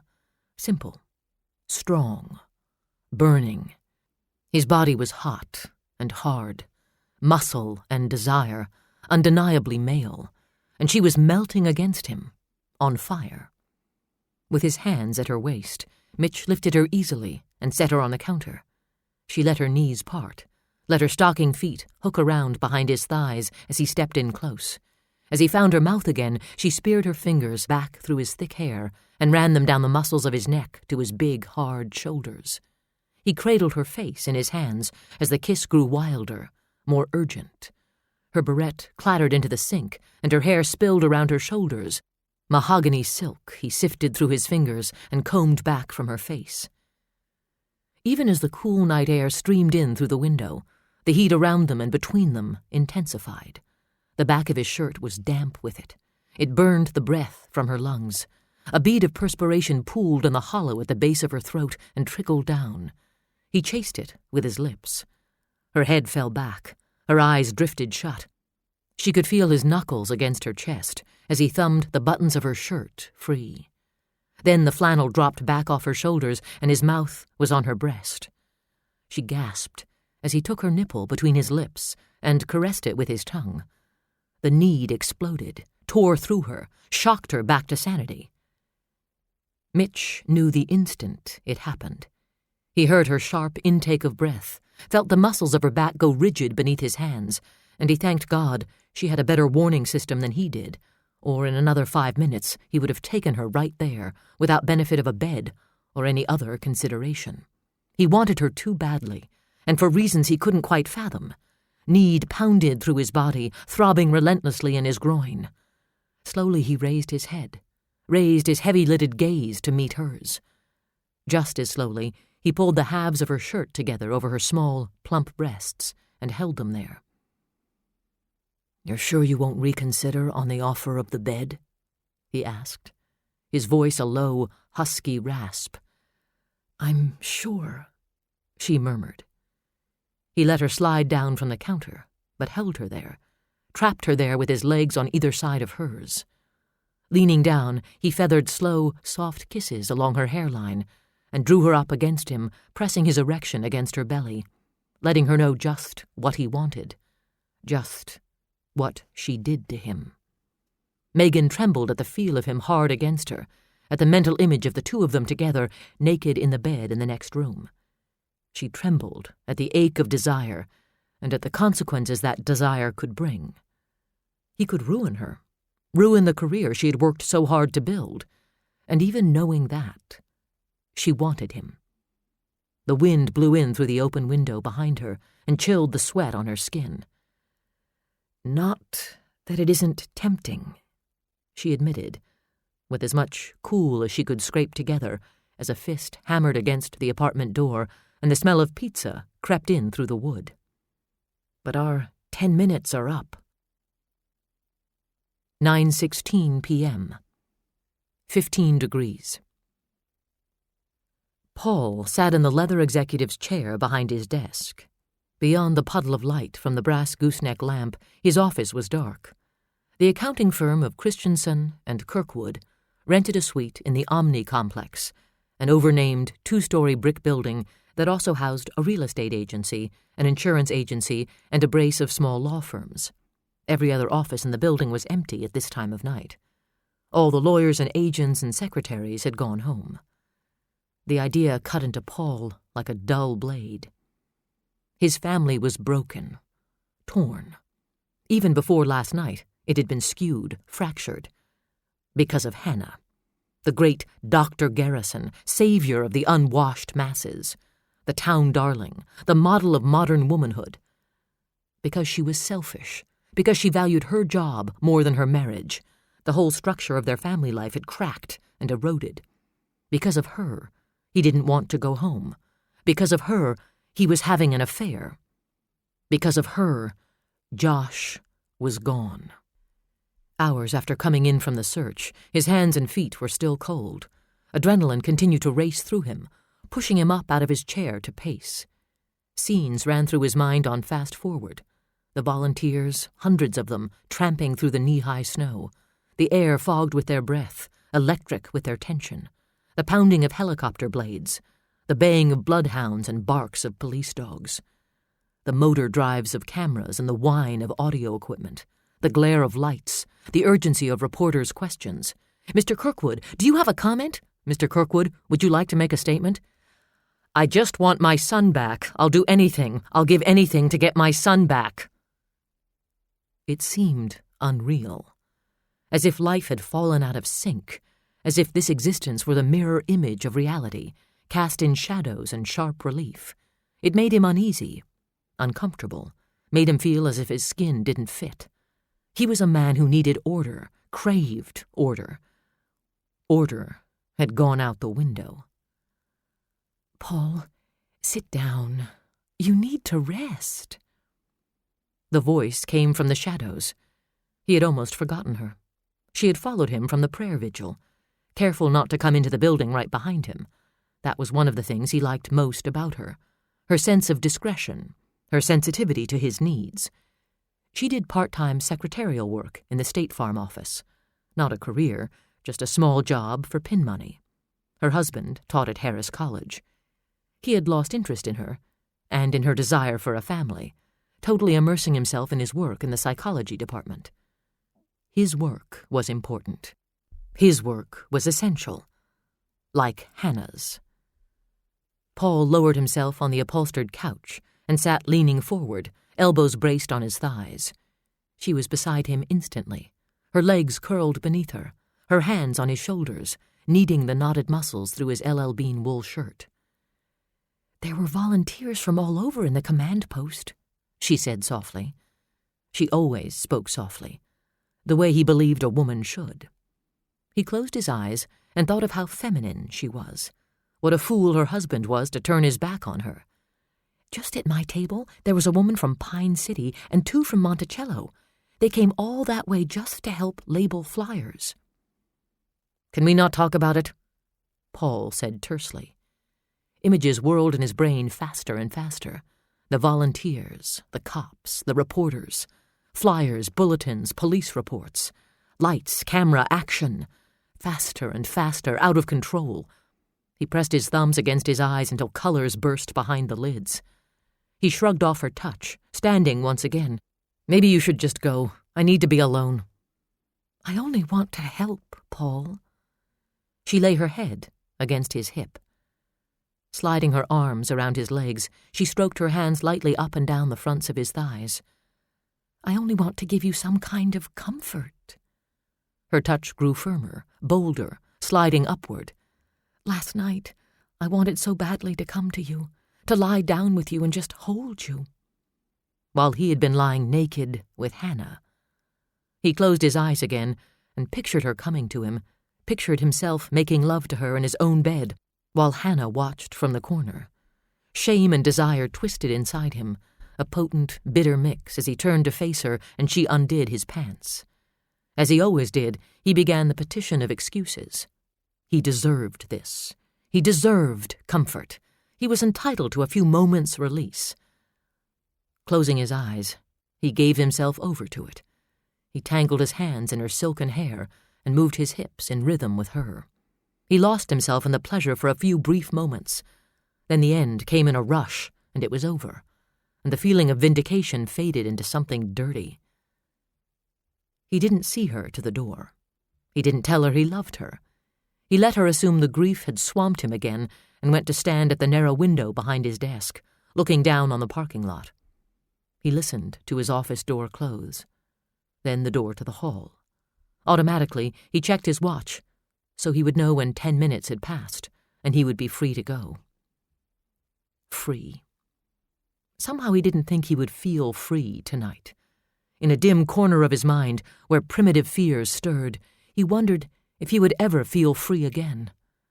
He watched Karen Wright get into her Honda 2 stories below, pull out onto Omni Parkway, and drive off into the dark, taillights glowing like a pair of demon red eyes. Slowly he turned and went back to his desk, staring down at the answering machine that took all calls to his personal line. A cold, clammy sweat broke over his body. The images of the day whirled and spun crazily in his head, making him dizzy. His stomach cramped, and his fingers shook as he reached down and punched the message button. His legs buckled. He sank down into his chair, cradling his head in his hands as the tape played. "Dad, can you come and get me from hockey? Mom's late, and I want to go home." Chapter 12. Day 2, 9:43 p.m., 14 degrees. They paged through Josh's private thoughts, with Phil Collins singing something melancholy in the background. Here were Josh's personal drawings and doodlings, not something meant for strangers to paw over and pick apart. Megan let that fact run off her like rain against glass, concentrating instead on anything that seemed to indicate unhappiness or fear or dislike for an adult. There were careful drawings of race cars, and notes bemoaning the tenacity of a little girl named Kate Murphy, who had set her sights on making Josh her boyfriend. He had a crush on his teacher. Brian Hyatt and Matt Connor were his best buddies. 3 amigos. There was mention of hockey in one page with a cartoonish image of Ole Swain, recognizable by the dark smudge of his birthmark, doing a flip on skates. Beside the picture, Josh had written, "Kids tease Ole, but that's mean. He can't help how he looks." He knew his parents were having problems. There was a drawing of his mother facing one way, a stethoscope hanging around her neck, and his father facing the other way, his eyebrows dark, angry slashes of black. A big storm cloud hung over their heads, spitting down raindrops the size of bullets. At the bottom of the page he had printed, "Dad is mad. Mom is sad. I feel bad." Megan turned the page over and rubbed her hands over her face. Mitch stared at the note the kidnapper had slipped into the back of the book. It looked just like the one that had been left behind in the duffel bag, laser print on cheap office paper. "I had a little sorrow, born of a little sin. Ignorance is not innocence, but sin." Sin. This was the second reference to sin. Josh had been an altar boy at St. Aloysius. He would have gone to religion class Wednesday night if he hadn't vanished. Someone had already interviewed his instructor, asking if there had been any call saying Josh would be late or absent, asking all the same questions that had been asked of all the adults who came into contact with Josh on a regular basis. But there were other people connected with the church, a few hundred parishioners, for instance. Or it could be that the kidnapper had nothing to do with St. Aloysius at all. He could have been a member of any one of the 8 churches in Deer Lake. Or none of them. Mitch's beeper went off. He dropped a half-eaten slice of pepperoni and mushroom back into the cardboard box as he rose from the table. Heedless of the grease on his fingers, He dug a hand into his coat pocket, fished out his portable phone, and punched out the number. "Andy, what's up?" he asked, his eyes on Megan. She rose from her chair slowly, as if a sudden move might ruin their chances of good news. "We've got a witness!" The excitement in the sergeant's voice sang over the airwaves. "She lives over by the ice arena. She thinks she saw Josh last night. Says she saw him get in a car." "Well, Christ, what took her so long to call?" Mitch barked. "Why didn't anyone talk to her last night?" "I don't know, Chief. She's coming into the station. I figured you'd want to be there." "I'll be right in." He snapped the phone shut, his eyes still on Megan. "If there's a God in heaven, we've got a break." 9:54 p.m., 14 degrees. "I feel so terrible about this, Mitch." The fluorescent lights of the conference room washed down on Helen Black, giving her a haunted look that seemed appropriate to the circumstances. Helen was 43 and divorced, preserved, in her own words, by treadmill torture, Elizabeth Arden, and Slim Fast. In kinder lighting, she was not unattractive, but tonight the lines of strain and time were too evident beside her eyes and mouth. The shade of blonde she had chosen at the Rocco Alto Belli salon had taken on a brittle, brassy cast that only accentuated her pallor. Helen ran her own portrait photography studio on the second floor of a renovated building downtown. She had taken the shot of Mitch and Jessie that sat on his desk in his office. She had a talent for capturing the personalities of her subjects that brought her business from miles around. Successful and single, Helen was one of the many women Mitch's friends had tried to steer him toward in the past 2 years. He had ducked the fix-up, deflecting Helen's attention elsewhere. "I was getting ready to leave for the cities. Your friend from the Wildlife Art Gallery in Burnsville, Wes Riker, asked me to miss Saigon. I was rushing around the house like a chicken with its head cut off, and I just happened to look out the front window." "What time was this?" Megan asked, pen poised above a legal pad.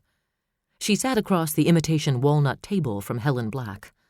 Russ Steiger had pulled out the molded plastic chair to Megan's left and planted his heavy winter boot on it. Melting snow and dirt dripped out of the treads to pool in the deepest part of the seat. Mitch sat next to the witness, his chair turned to face her. He had a pad and pen as well, but they lay on the table untouched. Helen Black had his complete attention. Helen made a helpless motion with her hands. "I couldn't say exactly. It had to be before 7, and it had to be later than when the boys usually get picked up, or I wouldn't have thought anything of it at all. I didn't think anything of it. It just stuck in my mind because I thought, here's someone running as late as I am."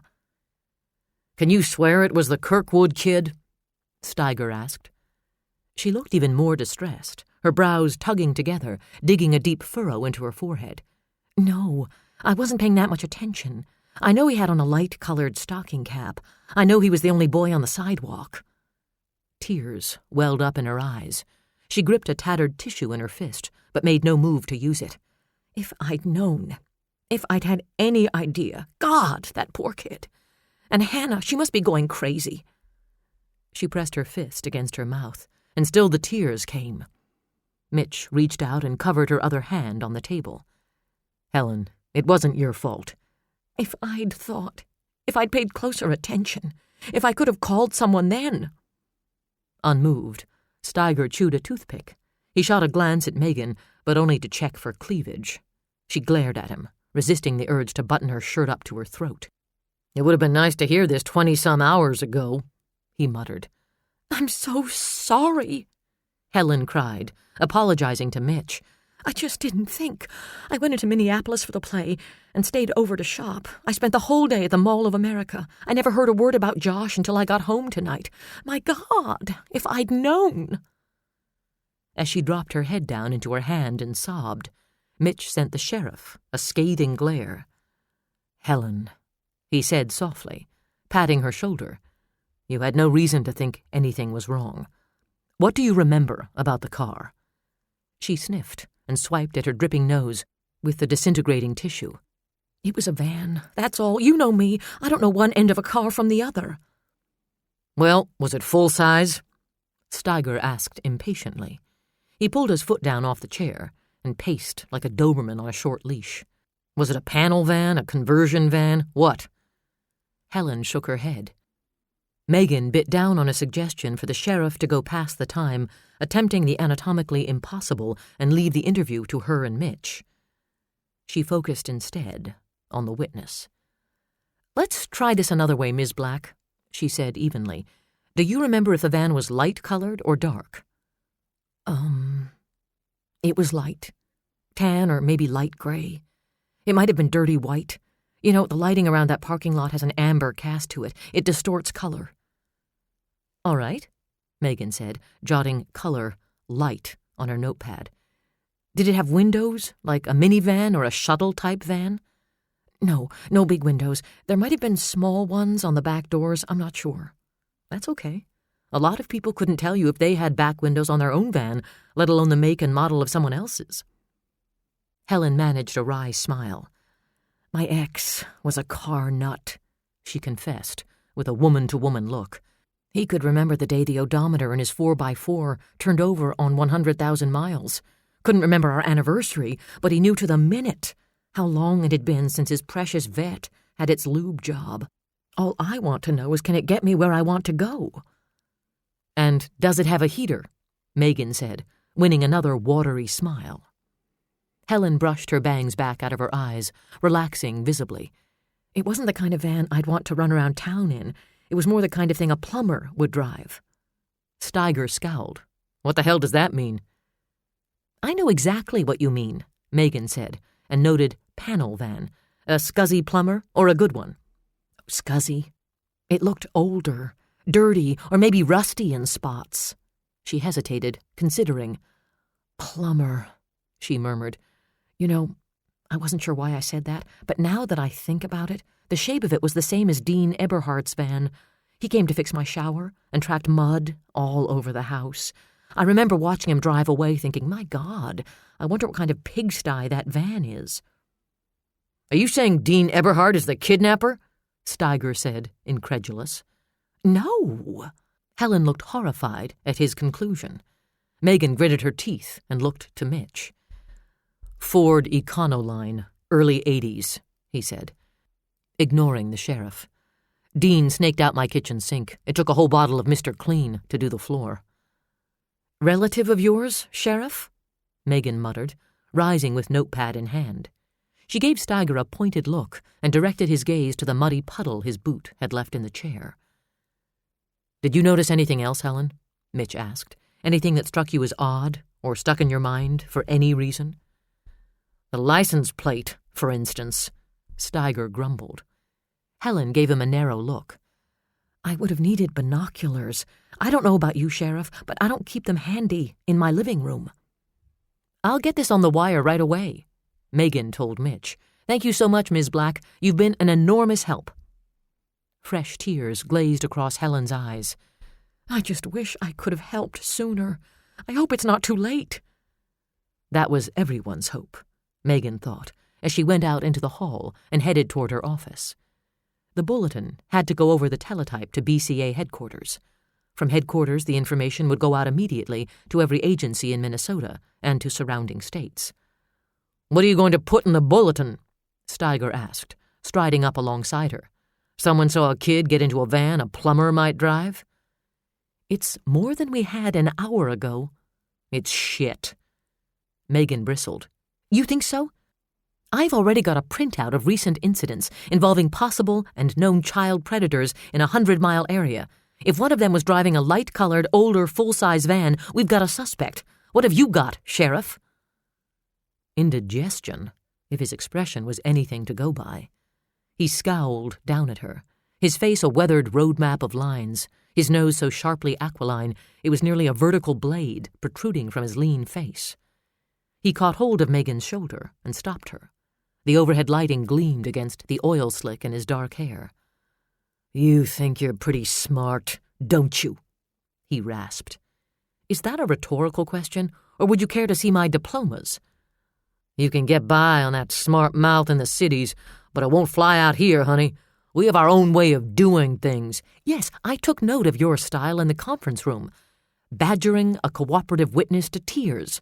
What do you do for an encore? Take a rubber truncheon to Josh's playmates?" Heat flared in Steiger's eyes, and he raised a finger in warning. "Now, listen."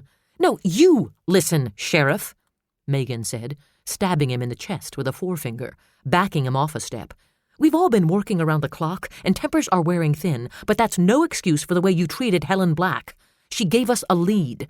Now you want to blow it off because it doesn't spell out the crook's name in big capital letters. And you're going to crack the case with it," he sneered. "I'll damn well try, and you'd better too. This investigation is a cooperative effort. I suggest you go look up cooperative in the dictionary, Sheriff. You don't seem to grasp the concept." "You'll be out of here inside a month," he growled. "Don't count on it. There are plenty of people who bet against me ever getting this job. I'm planning to feed them the crow myself. I'll be more than happy to add your name to the guest list." She turned to go, knowing she was making an enemy of Steiger, too angry to care. But she whirled back toward him for a parting shot. "One other thing, Steiger. I'm not your honey." 10:58 p.m. 14 degrees. The image of Ole Swain's ugly pug face hovered at the back of Mitch's mind like a gremlin from a bad dream as he drove out of the parking lot. Ole Swain drove a beat-up, rusted-out 1983 Chevy van that had once been white. Ole, who was strange by anyone's standards. Ole, who had access to nearly every little boy in town. Ole, who Mitch had sworn was harmless. "This must be especially hard for you," Helen said softly. Mitch glanced at her sitting in the passenger seat of his truck, wrapped in a goofy-looking faux leopard jacket. The jacket suited her sense of humor, but there was no trace of that humor in her expression. There was pity, something Mitch had seen enough of to last him a lifetime. "It's hard on everybody," he said. "You might want to give Hannah a call. She's really hurting. She blames herself." "Poor kid." Helen called anyone more than a month younger than her kid, a habit that made her seem world-weary. "Mothers aren't allowed to make mistakes anymore. A generation ago, everyone just assumed they would screw up their kids. Now they've got to be Wonder Woman." Her tone hardened and chilled as she said, "I don't suppose Paul is taking any of the burden of guilt." "He was working. It was Hannah's night to pick up Josh." "Uh-huh. There but for the grace of God goes Paul." Mitch glanced at Helen again. Her mouth was pinched tight. "You and Paul don't get along?" "Paul is a horse's ass." "For any particular reason?" Helen didn't answer. Mitch let it drop. "Helen, would you be willing to take a look at a couple of vans? Tell me if any of them resemble the one you saw last night, just so I can get an accurate description." "Of course." They drove out to the car dealerships on the east side of town, where flags and giant inflatable animals enticed people to turn off the interstate and buy a different car. At Dealan Swedes, Helen pointed out a gray Dodge utility van and said, "Sort of, but not quite." On the way back across town, Mitch slowed beside several parked vans, giving her a chance to look at a number of vehicles. On her own block, he drove past her house and into the parking lot at the ice arena. He slowed to a stop, 30 feet away from Ole's van, saying nothing. Helen's brows knitted. She nibbled her lower lip. Mitch's stomach twisted. "More like this one," she said slowly. "But not just like this one." She turned her head to one side, and then the other, as if a memory might shake loose. "I don't think so. Something's different, the color or the shape, but it's close. I don't know."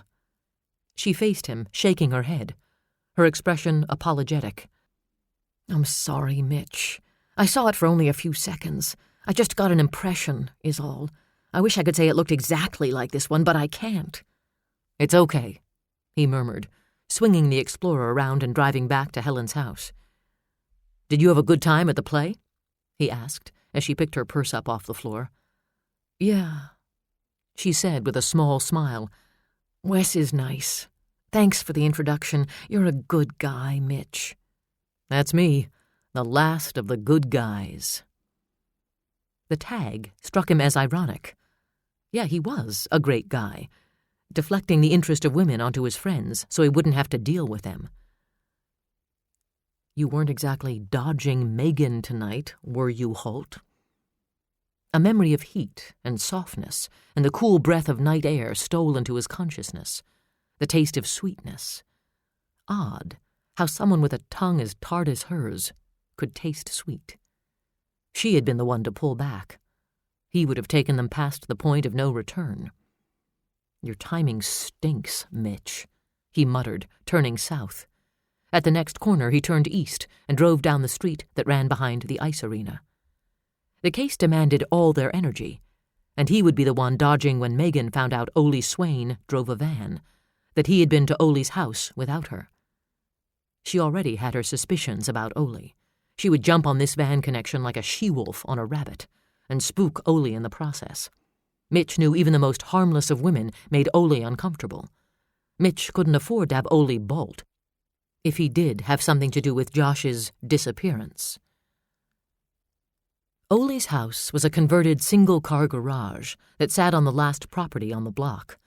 The main house on the lot was owned by old Oscar Rudd, who collected junker sobs and parked them on every available inch of ground in the yard and on the street, in violation of 3 city ordinances, leaving no room for Ole to park his van.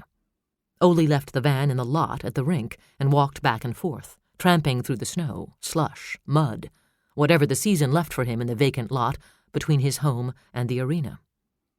Like the main house, the garage was covered with brown asphalt-coated tar paper designed to look like brick. It fooled no one. A stovepipe stuck up through the roof at a crooked angle, venting the smoke from the wood stove that was the main source of heat. Light glowed out through the single window in the side of the building. Mitch could hear the chatter of a television as he walked up the shoveled path toward the door. Letterman. He wouldn't have given Ole credit for having a sense of humor. He knocked and waited. The television went mute. He knocked again. "Ole, it's Chief Holt." "What'd you want?" "Just to talk. I have a couple of questions you might be able to answer." The door cracked open, and Ole's ugly face filled the space, his eyes round and wary. "Questions about what?" "Different things. Can I come in? It's freezing out here." Ole backed away from the door, as much of an invitation as he was willing to give. He didn't like people coming into his place. This was his safe spot, like the old shed he had stumbled across as a kid. The shed sat on an abandoned piece of land, not far from his house, out on the edge of town, where the trashy people lived. The land backed onto a city park, but the paths in that part of the park were overgrown, and so no one came near the shed. Ole had pretended the shed was his own, his place to hide to avoid a beating or to hole up after a bad one. In the shed, he was safe. He had transferred that feeling of safety to this place. The garage was small and dark, a cubbyhole. He filled it with his books and the stuff he bought at junk shops. He invited no one inside, but he couldn't say no to the chief of police. He stepped back to his makeshift desk and absently stroked the top of his computer screen, petting it as if it were a cat. Mitch had to duck a little to come in the door.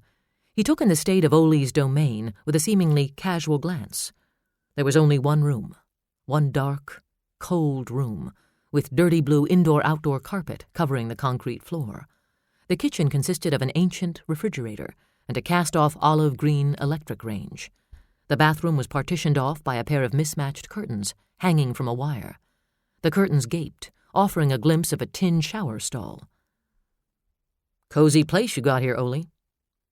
Ole said nothing. He wore the same green flight jacket, the same dark wool sweater, the same rag wool half gloves he had worn the night before. Mitch wondered if he bothered to change clothes all winter. For that matter, he wondered if he ever bothered to use that shower stall. The place smelled like dirty feet. He looked for a place to sit, hoping to put Ole at ease, but settled for leaning against the back of a ratty old recliner. There were books everywhere. Shelves and shelves of books. Piles and piles of books. What furniture there was seemed to serve only as another place to pile books. What room wasn't taken up by books was taken up by computer equipment. Mitch counted 5 PCs. "Where'd you get all the computers, Ole?" "Different places. In the cities. Businesses throw them out because they're out of date. I didn't steal them." "I didn't think you did. I'm just making conversation here, Ole." Mitch offered him a smile. "Businesses throw them out? That's quite a deal. How'd you find out about that?" Ole eased down into his chair, his good eye darting from the computer screen to Mitch and back. The glass eye stayed on Mitch. "Professor Priest." His hand darted over the keyboard to hit a button. "He lets me sit in on some classes." "He's a nice guy." Ole didn't comment. He hit another button, and the screen before him went blank. "So what do you do with all these machines?" "Stuff." Mitch forced another smile and let out a measured sigh between his teeth. That Ole, master of small talk. "So, Ole, did you work tonight?" "Yeah." "Anything going on at the rink around 5:30? He shrugged. "Skating club?" "Practicing for the big show Sunday, I suppose." Ole took it for a rhetorical statement. "I wanted to ask you a couple of questions about last night," Mitch said. "You haven't found that boy?" It seemed more a statement than a question. Mitch watched him carefully, his own expression impassive. "Not yet, but we're looking real hard. We've got a couple of leads. Did you think of anything that might help us?" Ole's good eye looked down at his keyboard. He flicked a lint ball off one of the keys. "Someone thinks they saw Josh get into a van last night, a van that looked something like yours, older, light-colored. You didn't see a van like that, did you?" "Nope." "You didn't loan your van to someone, did you?" "Nope." "You leave the keys in it?" "Nope." Mitch lifted a book from the pile on the seat of the recliner and studied the cover idly. Story of the Irish Race. He wondered if Ole was Irish, or just curious. He'd never thought of Ole as being anything but weird. Ole popped up from his chair, his brows pulled low over his mismatched eyes, seeming to tug at the port wine birthmark on the left side of his face. "It wasn't my van." "But you were inside the arena," Mitch said. He set the book aside and slid his hands into his coat pockets. "Running the Zamboni, right? Maybe someone used your van without asking." "Nope, they couldn't." "Well," yawning hugely, Mitch pushed away from the decrepit recliner. "People do strange things, Ole. Just to be safe, we should probably take a look inside. Would you mind showing me?" "You don't have a warrant." Ole immediately regretted the words. Mitch Holt's gaze sharpened like a gun scope coming into focus. "Should I get one, Ole?" His soft, silky voice raised the short hairs on the back of Ole's neck. "I don't know anything!" Ole shouted, shoving at a stack of books on a TV tray. They tumbled to the floor, sounding like bricks as they hit the concrete. "I didn't do anything!" Mitch watched the outburst stone-faced, his expression giving away nothing of the tension tightening inside him like a watch spring. "Then you don't have anything to hide." His mind was racing. If Ole consented to a search of the vehicle now and something turned up, would a judge later toss out the evidence on the argument of no warrant? Consent given under duress? Without a positive ID on the vehicle, Mitch didn't have enough cause to obtain a warrant, and he doubted he could get Ole to sign a consent form. God damn technicalities. What he had was a missing child and a need to find him that far outstripped the needs of the courts. If Ole let him take a look, and he saw something in the van, he could have the vehicle towed in on the grounds that overnight parking was technically not permitted in the Gordy Knutson Memorial Arena lot. Upon impounding the vehicle, they would be able to inventory the contents, and anything suspicious listed on the inventory would give them probable cause to ask for a warrant authorizing seizure of it as evidence of a crime. Okay. He had a plan. His ass was covered. The next move was Ole's. Ole glared at him, his small mouth puckered into an angry knot. The birthmark that spilled down his forehead seemed to darken, and the rest of his face paled. His hand was trembling as he raised it and pointed a finger at Mitch. "I don't have anything to hide," he said. The eye staring defiantly at Mitch was made of glass. The other one slid away. Journal entry. Day 2. Round and round and round they go. Will they find Josh? We don't think so. Chapter 13. Day 3. 5:51 a.m., 11 degrees. Megan overslept, dreaming dark, sensuous dreams about Harrison Ford. As she slowly blinked her eyes open, the feelings lingered. Forbidden needs and a lush, heavy sense of pleasure. Guilt and gratification. The taste of Mitch Holt's kiss. The feel of his hands on her body. The feel of his mouth on her breast. She stared at the hairline cracks in the ceiling plaster. The pre-dawn light seeped into the room through sheer curtains, casting everything in shades of gray, like a dream. She lay beneath the tangled sheets and quilt, her heart beating slowly, strongly, her body warm, nerve endings humming. She could feel Gannon curled against her, the cat tucked into his favorite spot behind her knees. Friday would be in the kitchen, prowling for breakfast. Megan's mind wandered into forbidden territory, and she wondered if Mitch might have dreamed about their kiss, wondered if the sensations hung around him like a heavy, sultry cloud as he lay in his bed. Not a smart thing to wonder. He should have been just another cop, just someone she had to work with. But she had the feeling there was nothing simple about Mitch Holt. The everyman facade hid a complex core of anger and need and pain. She had glimpsed those things in his eyes, tasted them in his kiss, and the hidden mysteries drew her in. She could have resisted mere sex appeal, but a mystery. Her mind was naturally geared to solving mysteries. There was a more pressing mystery to solve. The reminder was a poke in the conscience that drove Megan out of bed and into the shower. She let the water beat down on her in an attempt to pound out the numbness of sleep. Her head seemed as heavy and dense as an anvil. Her eyes felt as if they had grown a coat of fur. 5 hours of sleep in 47 was not enough. She could have slept for a day, but she didn't have that luxury and wouldn't until this case was over. Even then she would be behind in her duties. All appointments with the other chiefs and sheriffs of her territory had been put on hold, but crime in those other counties and towns didn't stop just because Deer Lake had been hit with a big one. There was no balance maintained at the courtesy of lowlifes. Friday jumped up on the edge of the old clawfoot tub and stuck his head inside the shower curtain. He wore a disgruntled expression on his round black face, golden eyes glowering at Megan, white whiskers twitching in annoyance as water droplets pelted him. He yowled at her in his complaining voice and swiped at his whiskers with his paw. Yeah, you want breakfast. You want. What about what I want, huh?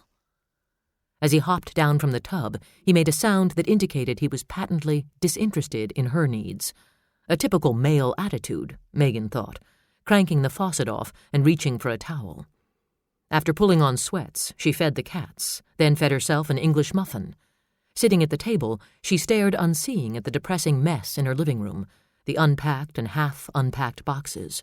She didn't let herself think about the need to build herself a nest and surround herself with the things she had collected, other people's heirlooms and memories, the false sense of belonging and family she had attached to her flea market finds.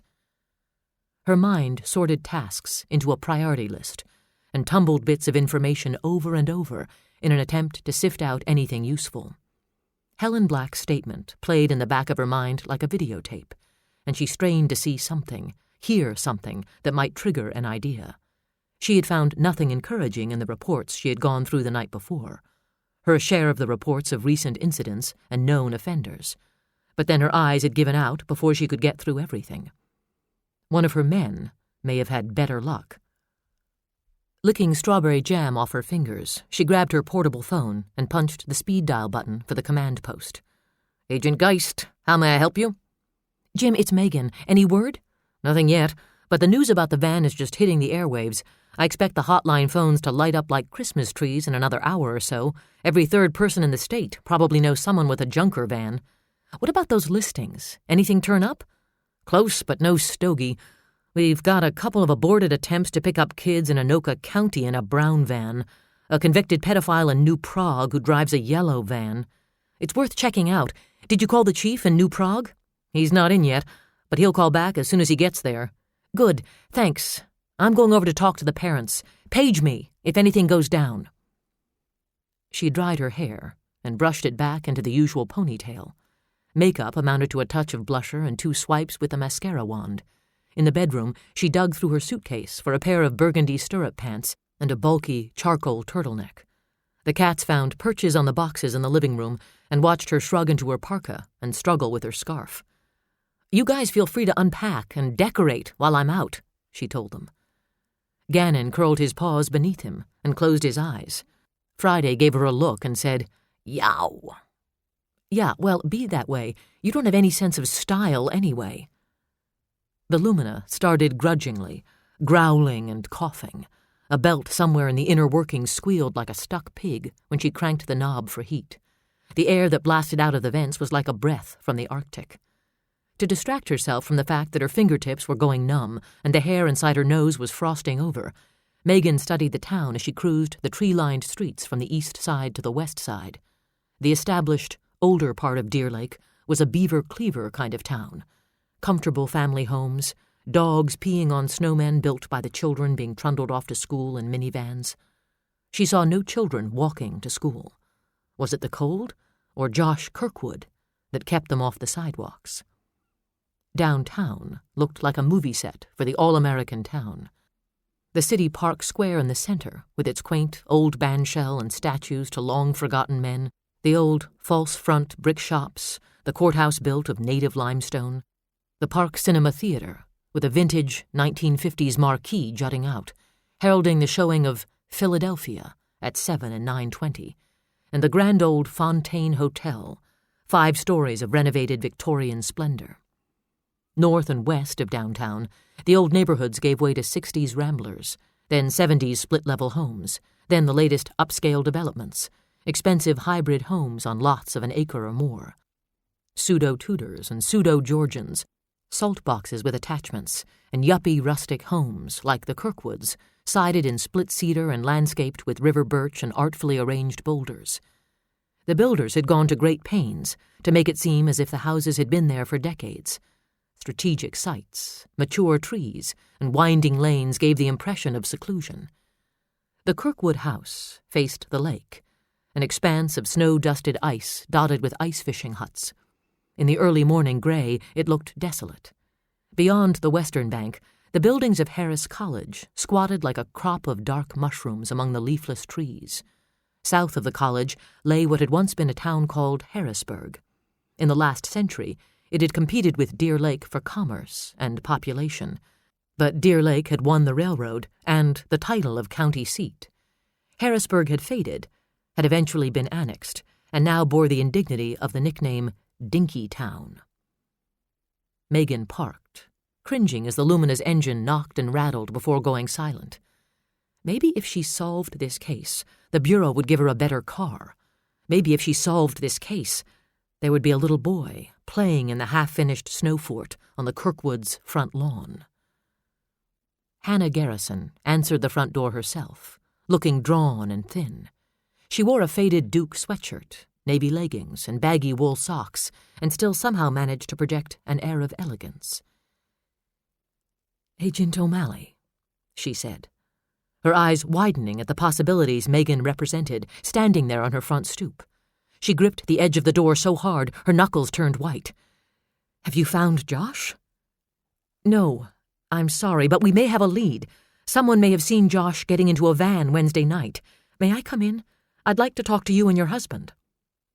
"Yes, of course." Hannah backed away from the door. "Let me catch Paul. He was just leaving to go out on the search again." Megan stepped inside and closed the door behind her.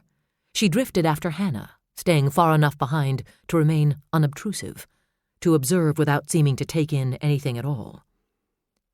In the family room, a fire crackled in the fieldstone fireplace, closed off from the room by glass doors, and a safety screen in deference to the baby, who was curled up dozing on the back of a huge stuffed dog on the floor. The Today Show was playing on a television set into a cherry armoire. Katie Couric, needling Bryant Gumbel, Willard Scott, laughing like an imbecile in the background. A petite woman with big brown eyes and an ash-blonde bob silenced them with a remote control and looked up at Megan expectantly. "Can I help you?" she asked in a hushed voice. "I'm Karen Wright, a neighbor. I'm here to help Hannah." Megan gave her a cursory smile. "No, thank you. I need to speak with Mr. and Mrs. with Mr. Kirkwood and Dr. Garrison." Karen made a sympathetic face.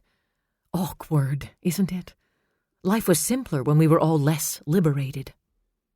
Megan made a non-committal sound and moved on toward the kitchen, where Kurt McCaskill was pouring himself a cup of coffee and reading the Star Tribune. The agent glanced up with an exaggerated show of surprise. "Hey, O'Malley, I was just reading about you. Did you really crack a kiddie porn ring when you were in Vice?" Megan ignored his question, zeroing in on the article spread out on the kitchen table. "Female Agent Fighting Crime and Gender Bias." The byline was Henry Forster's. The jerk. "Oh, Jesus, Mary and Joseph. De Palma will shit a brick when he sees this." The piece detailed her service record and her struggle to gain a field post at the Bureau. There were no direct quotes from her, but sources in the Bureau had made several uncharitable remarks about her ambition. The article went on to recount the sexual harassment brouhaha of the previous fall, which had not involved her at all, but had made life at headquarters unpleasant for everyone for a month or two. Battle lines had been drawn between the sexes, and hard feelings still lingered. Forster's article would poke a stick at that old hornet's nest, but no one would turn on Forster. They would turn on her. She groaned when she finished reading. "You want a cup of coffee?" McCaskill asked. "No, thanks. I need something stiffer than caffeine." "I could make a joke here, but it might seem inappropriate, all things considered." Megan laughed. She'd always liked Kurt. He had a sense of humor, something in increasingly short supply in the world at large. His blue eyes twinkled.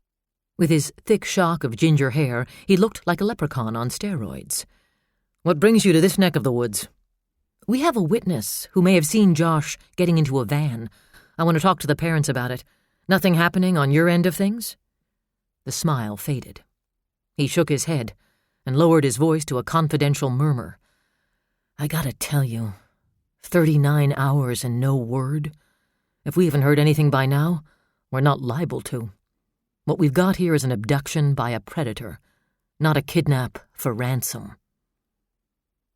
Megan didn't answer him, but the weight of truth pressed down on her just the same.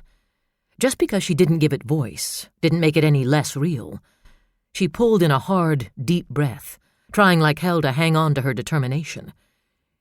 "You want to take a break? I'll be here half an hour or better." He rose from his chair, trying to work the kinks out of his shoulders. "Thanks, I could use some fresh air."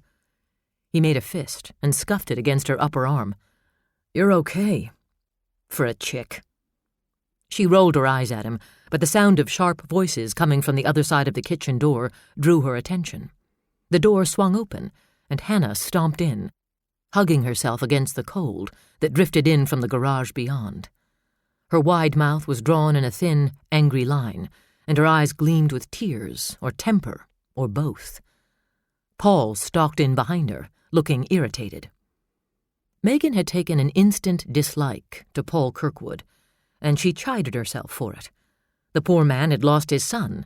He had every right to behave in any way he wanted. But there was just a certain petulant arrogance about Paul Kirkwood that rubbed her the wrong way. He looked at her now, his mouth set in an expression that was more pout than frown. "What's this about a van?" "A witness thinks she may have seen Josh getting into an older, light-colored van Wednesday night. I was wondering if either of you knows anyone with a van that matches that description, or if you might have seen one in the neighborhood recently." "Did they get a license plate?" "No." "A make and model on the van?" "No." He shook his head, not bothering to hide his impatience with her incompetence.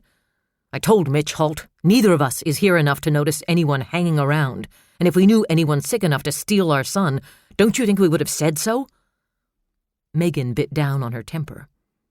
Hannah gave her a brittle, sour smile. "Paul is in a hurry," she said sarcastically. "God knows they can't start the search without him. Heaven forbid he should be held up by something as trivial as a real lead." Paul cut her a narrow look. "Someone thinks they might have seen a boy who might have been our son getting into a van they can barely describe. Big fucking lead, Hannah." It's more than anyone else has come up with, she shot back.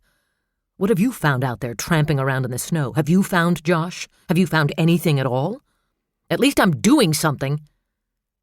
He might as well have slapped her. Hannah pulled back, chin up, mouth quivering as she tightened it against the sobs that ached in her throat. Implying that I'm not? She whispered. I'm not in this house by choice. You want to stay here with Lily and wait for the phone to ring? I will gladly trade places with you. Paul rubbed a hand over his face. That's not what I meant, he said softly, knowing it was exactly what he had meant. He had meant to hurt her. This was all her fault in the first place. If it hadn't been for Hannah and her all-important career, Hannah this, Hannah that, Hannah.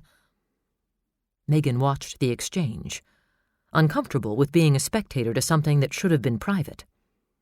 Mr. Kirkwood, she said, drawing his attention away from his wife, trying to diffuse the tension between them and get their focus back on the task at hand. You're telling me you don't know anyone with a van that fits that general description? 80s model utility van, tan or light-colored? He shook his head absently. No. If I think of anyone, I'll call Mitch. Do that. She ignored the slight. It didn't matter as long as the job got done. Without a word to his wife, Paul turned and left. The tension hung in the air as they listened to his car start and back out of the drive. Hannah closed her eyes and pressed the heels of her hands against them. Karen Wright came in, wide-eyed. Bambi in the headlights, Megan thought.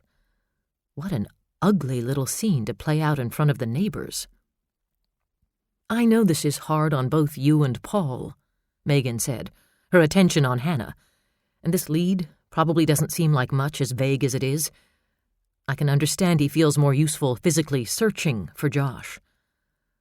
I'm sure it makes Paul feel useful, Hannah snapped, just as I'm sure nothing could make anyone feel more useless than sitting around this house all day with people staring at them. Karen blinked her big doe eyes, her brows knitting into an expression of hurt. If I'm not being a help, maybe I should just leave. Maybe you should. Hannah regretted the words the instant they were out of her mouth. Karen meant well. Everyone who had come to the house had meant well. Josh's disappearance had touched all their lives to a certain degree. They were only trying to cope, only thought they were trying to help her cope. The problem was, there was no coping. She could handle a city ER, deal with the stress of juggling that career with her family life, but there were no coping skills for this. She couldn't handle it, and she couldn't see beyond it. The well-meaning hands reaching out to her seemed only to trap her in this nightmare.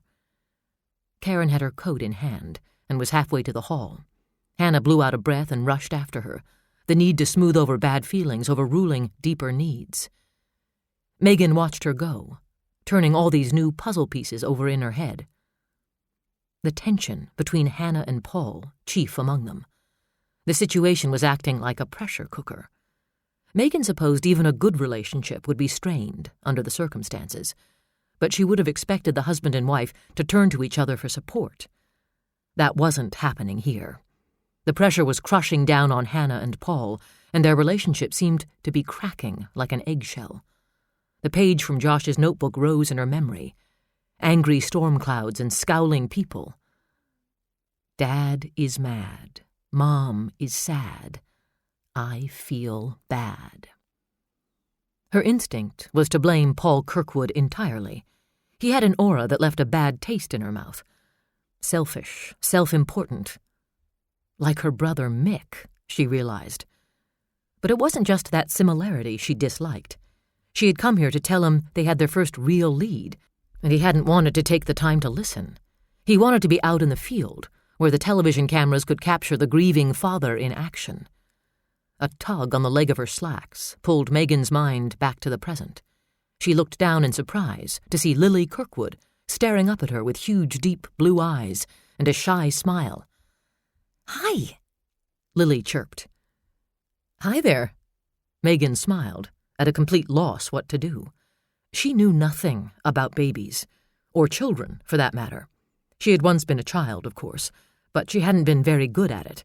Always shy, feeling out of place, in the way, unwanted. The daughter of a woman who had been a dismal failure at mothering. Megan's own awkwardness around children never failed to make her wonder just how much of her mother's lack of skill had been passed on to her. Not that it would matter. When she looked to the future, she saw her career, not a family. That was what she wanted. That was what she was good at. Her heart gave a traitorous thump as Josh Kirkwood's baby sister stretched her arms up. "Lily, up!" "Lily, sweetheart, come to Mama." Hannah scooped the baby up and pressed a fierce kiss against her cheek, hugging her tight, then turned to Megan. "I'm sorry about—" She shook her head. I'm sorry. The first words out of everyone's mouth these days. "Sorry, Mama," Lily murmured, tucking her head beneath her mother's chin. "Why don't I pour us both a cup of coffee?" Megan offered. The pot was still on the table, along with an assortment of clean mugs sitting in a cluster, waiting for the endless parade of cops and friends and neighbors. "That sounds great." Hannah sank down on the chair McCaskill had vacated earlier, her cheek pressed against the top of Lily's head. Lily traced a miniature forefinger around the D of Duke on her mother's sweatshirt. "Would you like something to eat? We have every kind of sweet roll and donut and muffin known to man." She gestured to the countertops that were lined with pans and plates and baskets heaped with baked goods, all of them homemade except the Danish from Myrna Tollefsrud, who has sciatica on account of Mr. Tollefsrud's wild polka dancing at the Sons of Norway Lodge. She repeated the stories she had taken in by rote. Of course, according to Myrna's sister-in-law, LeMay Gilquist, Myrna has always been a poor cook and lazy to boot. Megan smiled as she chose a tray of cinnamon rolls with thick creamy frosting and brought it to the table. "There's a lot to be said for small-town life, isn't there?" "Usually," Hannah murmured. "Chief Holt and I are encouraged about the lead. We're pursuing it very enthusiastically." Megan dug a roll out of the pan, plopped it on a paper plate, and set the plate in front of Hannah, directly on top of the newspaper article about herself. Lily twisted around on her mother's lap and attacked the treat with both hands, ripping off a chunk and plucking out the raisins to be set aside in a little pile. "I know," Hannah said. "I'm sure Paul knows, too. He's just—" What? 10 years of marriage, and he was more a stranger to her now than he had ever been. She didn't know what or who Paul was anymore. "You're not exactly catching us at our best." "In this line of work, I seldom catch anyone at their best." "Me neither," Hannah admitted quietly, her mouth twisting at the irony. "I'm not used to being on the other side of it. The victim. This might sound stupid, but I don't know how to behave. I don't know what's expected of me." Megan licked frosting off her finger, her eyes on Hannah's. "No, that's not stupid. I know exactly what you mean. I've always been the one people turned to, the strong one, the one who knew how to get things done. Now I don't know what to do. I don't know how to let people take care of me, and I don't think they know what to do either. They come here out of duty, and then they sit around and look at me out of the corner of their eye like they've just figured out I'm human, and they don't like it." "Don't worry about them," Megan said. "It doesn't matter what they think or what they want. Concentrate on getting through this any way you can. Make yourself eat. You need what strength you can get. Make yourself sleep. Prescribe something for yourself if you need to." Hannah dutifully put a scrap of the demolished sweet roll in her mouth and chewed without tasting. Lily looked up at her, annoyed. Megan dug another roll out of the pan, put it on another plate, and slid it across the table. Without asking. Like a friend, Hannah thought. What an odd time to make a friend. "What I need," she said, "is to do something. I know I have to be here, but there has to be something I can do." Megan nodded. "Okay. The volunteers at the command post are labeling flyers to be mailed out across the country, thousands of them. I'll send someone over with a stack for you to work on. In the meantime, How about thinking on this lead? Do you know anyone with a van that even vaguely matches the description? Have you seen one parked someplace that struck you as strange, near the school or the hospital or the lake? I don't pay attention to cars. The only van I can think of is an old clunker Paul used to have when he was going through his manly hunter phase. When was this? Megan asked, tensing automatically. Hannah shrugged. 4 or 5 years ago, when we first moved out from the cities. He had an old white van to haul his hunting buddies and their dogs, but he sold it. Hunting was too disorderly for Paul. Do you know who he sold it to? Someone you know? I don't remember. It didn't concern me. Her eyes widened as the import struck. Mitch had steered his questions on Wednesday night in the same direction, and she had pushed aside the possibility then that someone who had been in their home, eaten from their table, been taken into their trust, could turn on them so viciously. But even as her heart rejected the idea, her mind began scanning the names and faces of everyone she knew, everyone she didn't quite like, everyone on the fringe of their circle of acquaintance. We can't rule it out, Megan said. We can't afford to rule out anything at this point. Hannah pulled her baby close, ignoring the sticky fingers and a face smeared with frosting and cinnamon. She stared unseeing across the room, rocking Lily. Her thoughts were on Josh, where he might be, what he might be going through. Horrors enough at the hands of a stranger, but how unspeakably terrible to suffer at the hands of someone he had known and trusted. It happened all the time. She read it in the paper, saw it on television, had been in a position to try to mend such damage to other people's children. My God, she whispered. What is this world coming to? If we knew that, Megan murmured, maybe we could stop it before it got there. They sat in silence. Lily's eyes roamed the kitchen, and she squirmed a little, wrenching her head out from under her mother's chin. She looked up into the beautiful face that had the answers to all of her questions and asked in a small voice, Mama, where'd Josh? 8:22 a.m., 12 degrees.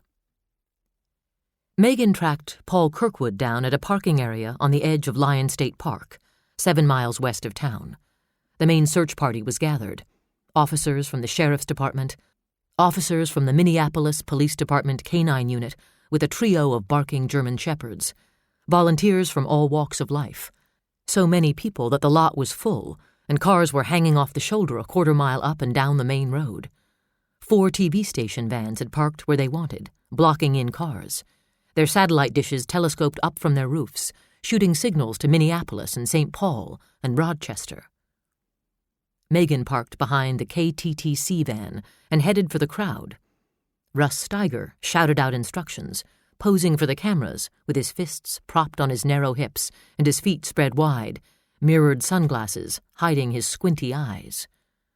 Paul stood 15 feet away, looking grave, the cold wind ruffling his brown hair.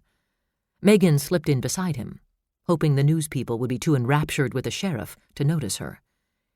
Mr. Kirkwood, can I have a word? She asked quietly, turning her back to the cameras. Paul frowned. What now? I'd like to ask you a couple of questions about the van you used to have for hunting. What about it? For starters, why didn't you mention it to me this morning? I sold it years ago, he said irritably. What could it possibly have to do with Josh? Maybe nothing, but we want to check every possible avenue. She caught hold of his coat sleeve and moved away from the crowd and the ears tuned like microphones to catch any squeak of information. Paul reluctantly followed her out of the line of cameras behind a Park Service truck. Hannah told me you sold the van several years ago, Megan said. Who was the buyer? Would he have seen or met Josh at your house? I don't know. Paul snapped. It was years ago. I put an ad in the paper and someone answered it. You don't have any record of who? No, he was just some guy. He paid cash, took the van, and left. It was a piece of junk. I was happy to get rid of it. What about the title? You didn't go with him to transfer the title? He gave her a look. Surely you're not that naive, Agent O'Malley. No, Megan said evenly. I'm not naive. But you don't strike me as the kind of man who would ignore the rules." "Jesus Christ." He stepped back from her and lifted his arms out in a gesture that invited the world to share his disbelief. "I can't believe you." His raised voice drew the attention of a number of people clustered near Steiger. "My son has been kidnapped, and you have the gall to stand here and treat me like a criminal?" Megan could see people turning their way. Tension closed bony fingers on the back of her neck. The last thing she needed was to attract more attention from the press.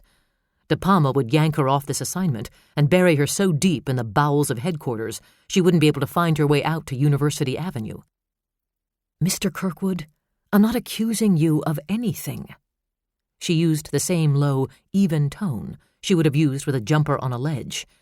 "I apologize if it sounded that way."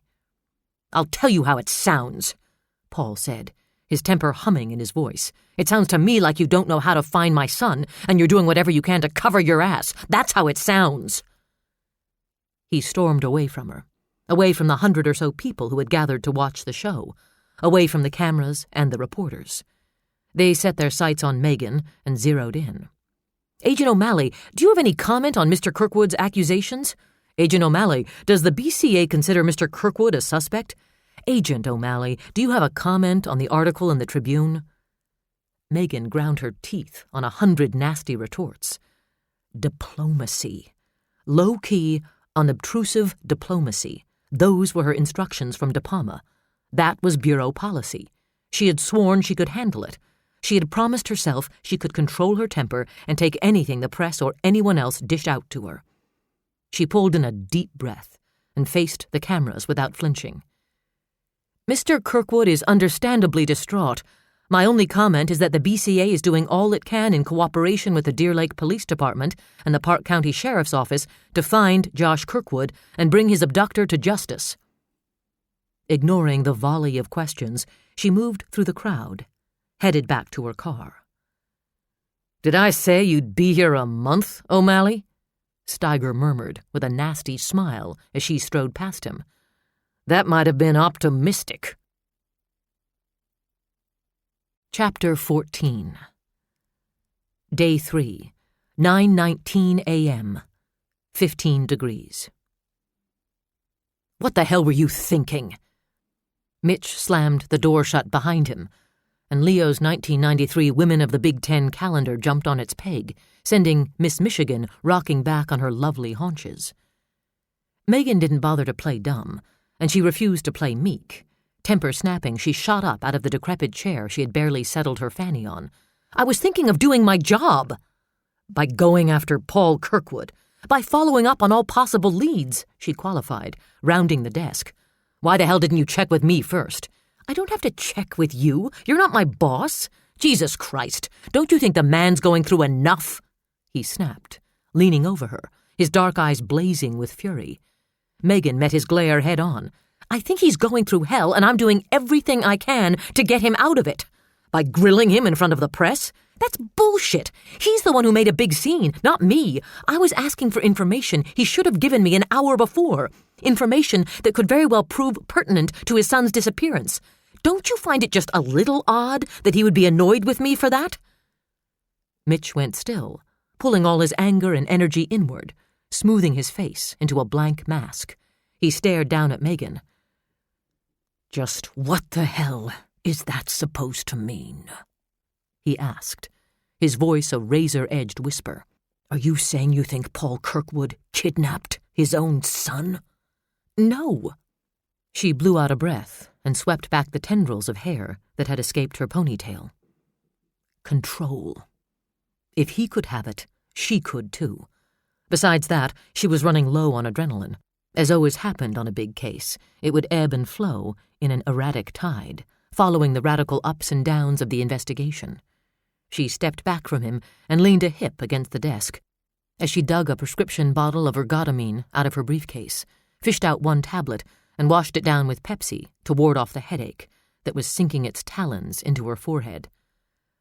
"I'm saying, I went to him this morning with a lead, and he blew me off," she said. "I'm saying he committed a rather peculiar sin of omission, by not telling me he had once owned and sold a van that meets the general description of the one we're looking for, and when I called him on it, he went off. Don't you find that all just a little strange, Chief?" "You don't know the kind of pressure he's under." "And you do?" "Yes," Mitch returned too sharply. The tone revealed too much when his instincts told him to reveal nothing. He kicked himself mentally for the tactical blunder and turned away. Hands jammed at his waist, he prowled the small office, restless, edgy. For the first time, he noticed all of Leo's certificates and commendations, still tacked up on his ego wall, and Wally the Walleye preserved for all eternity on a walnut plaque above the file cabinets, cigar butt sticking out of his ugly fish mouth. Poor old Leo had left no one behind to collect the souvenirs of his life. The malodorous aroma of his cheap cigars lingered in the air, lurking darkly beneath the choking sweet perfume of air freshener. Sitting on the front edge of the desk was the only physical sign of Megan taking over the office, a shiny brass nameplate. Agent Megan O'Malley, BCA. Megan watched him carefully, reading the set of his broad shoulders, the angle of his head.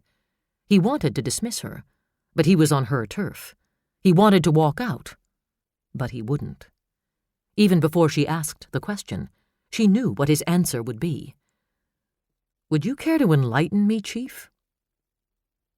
"We aren't here to talk about me," he said, the words short and terse. "Aren't we?" Megan advanced on him, hands on her hips, unconsciously mimicking his stance. They faced each other like a pair of gunslingers, and the tension in the air was as thick as the smell of old Dutch masters' cigars. He glared at her, his face a rigid mask of hard planes and sharp angles, pride and anger and something like panic squeezed into a knot in his chest. He wanted to push it away. He wanted to push her away, out of his way, away from the dark territory that was his past. Like a cornered wolf, he wanted to lash out, but the need to control that rage overruled. So he stood there, with every muscle as rigid as the walls he had built to protect himself. "You're on thin ice, O'Malley," he said in a deadly whisper. "I suggest you back off."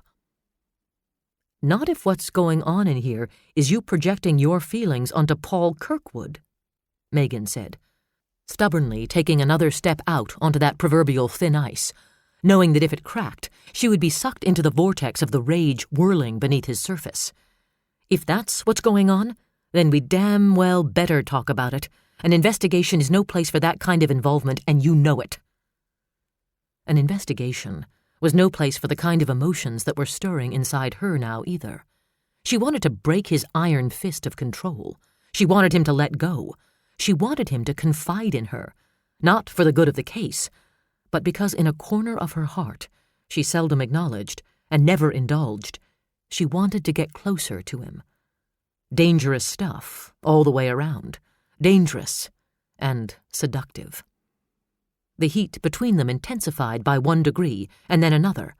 Then he turned away abruptly, snapping the thread of tension.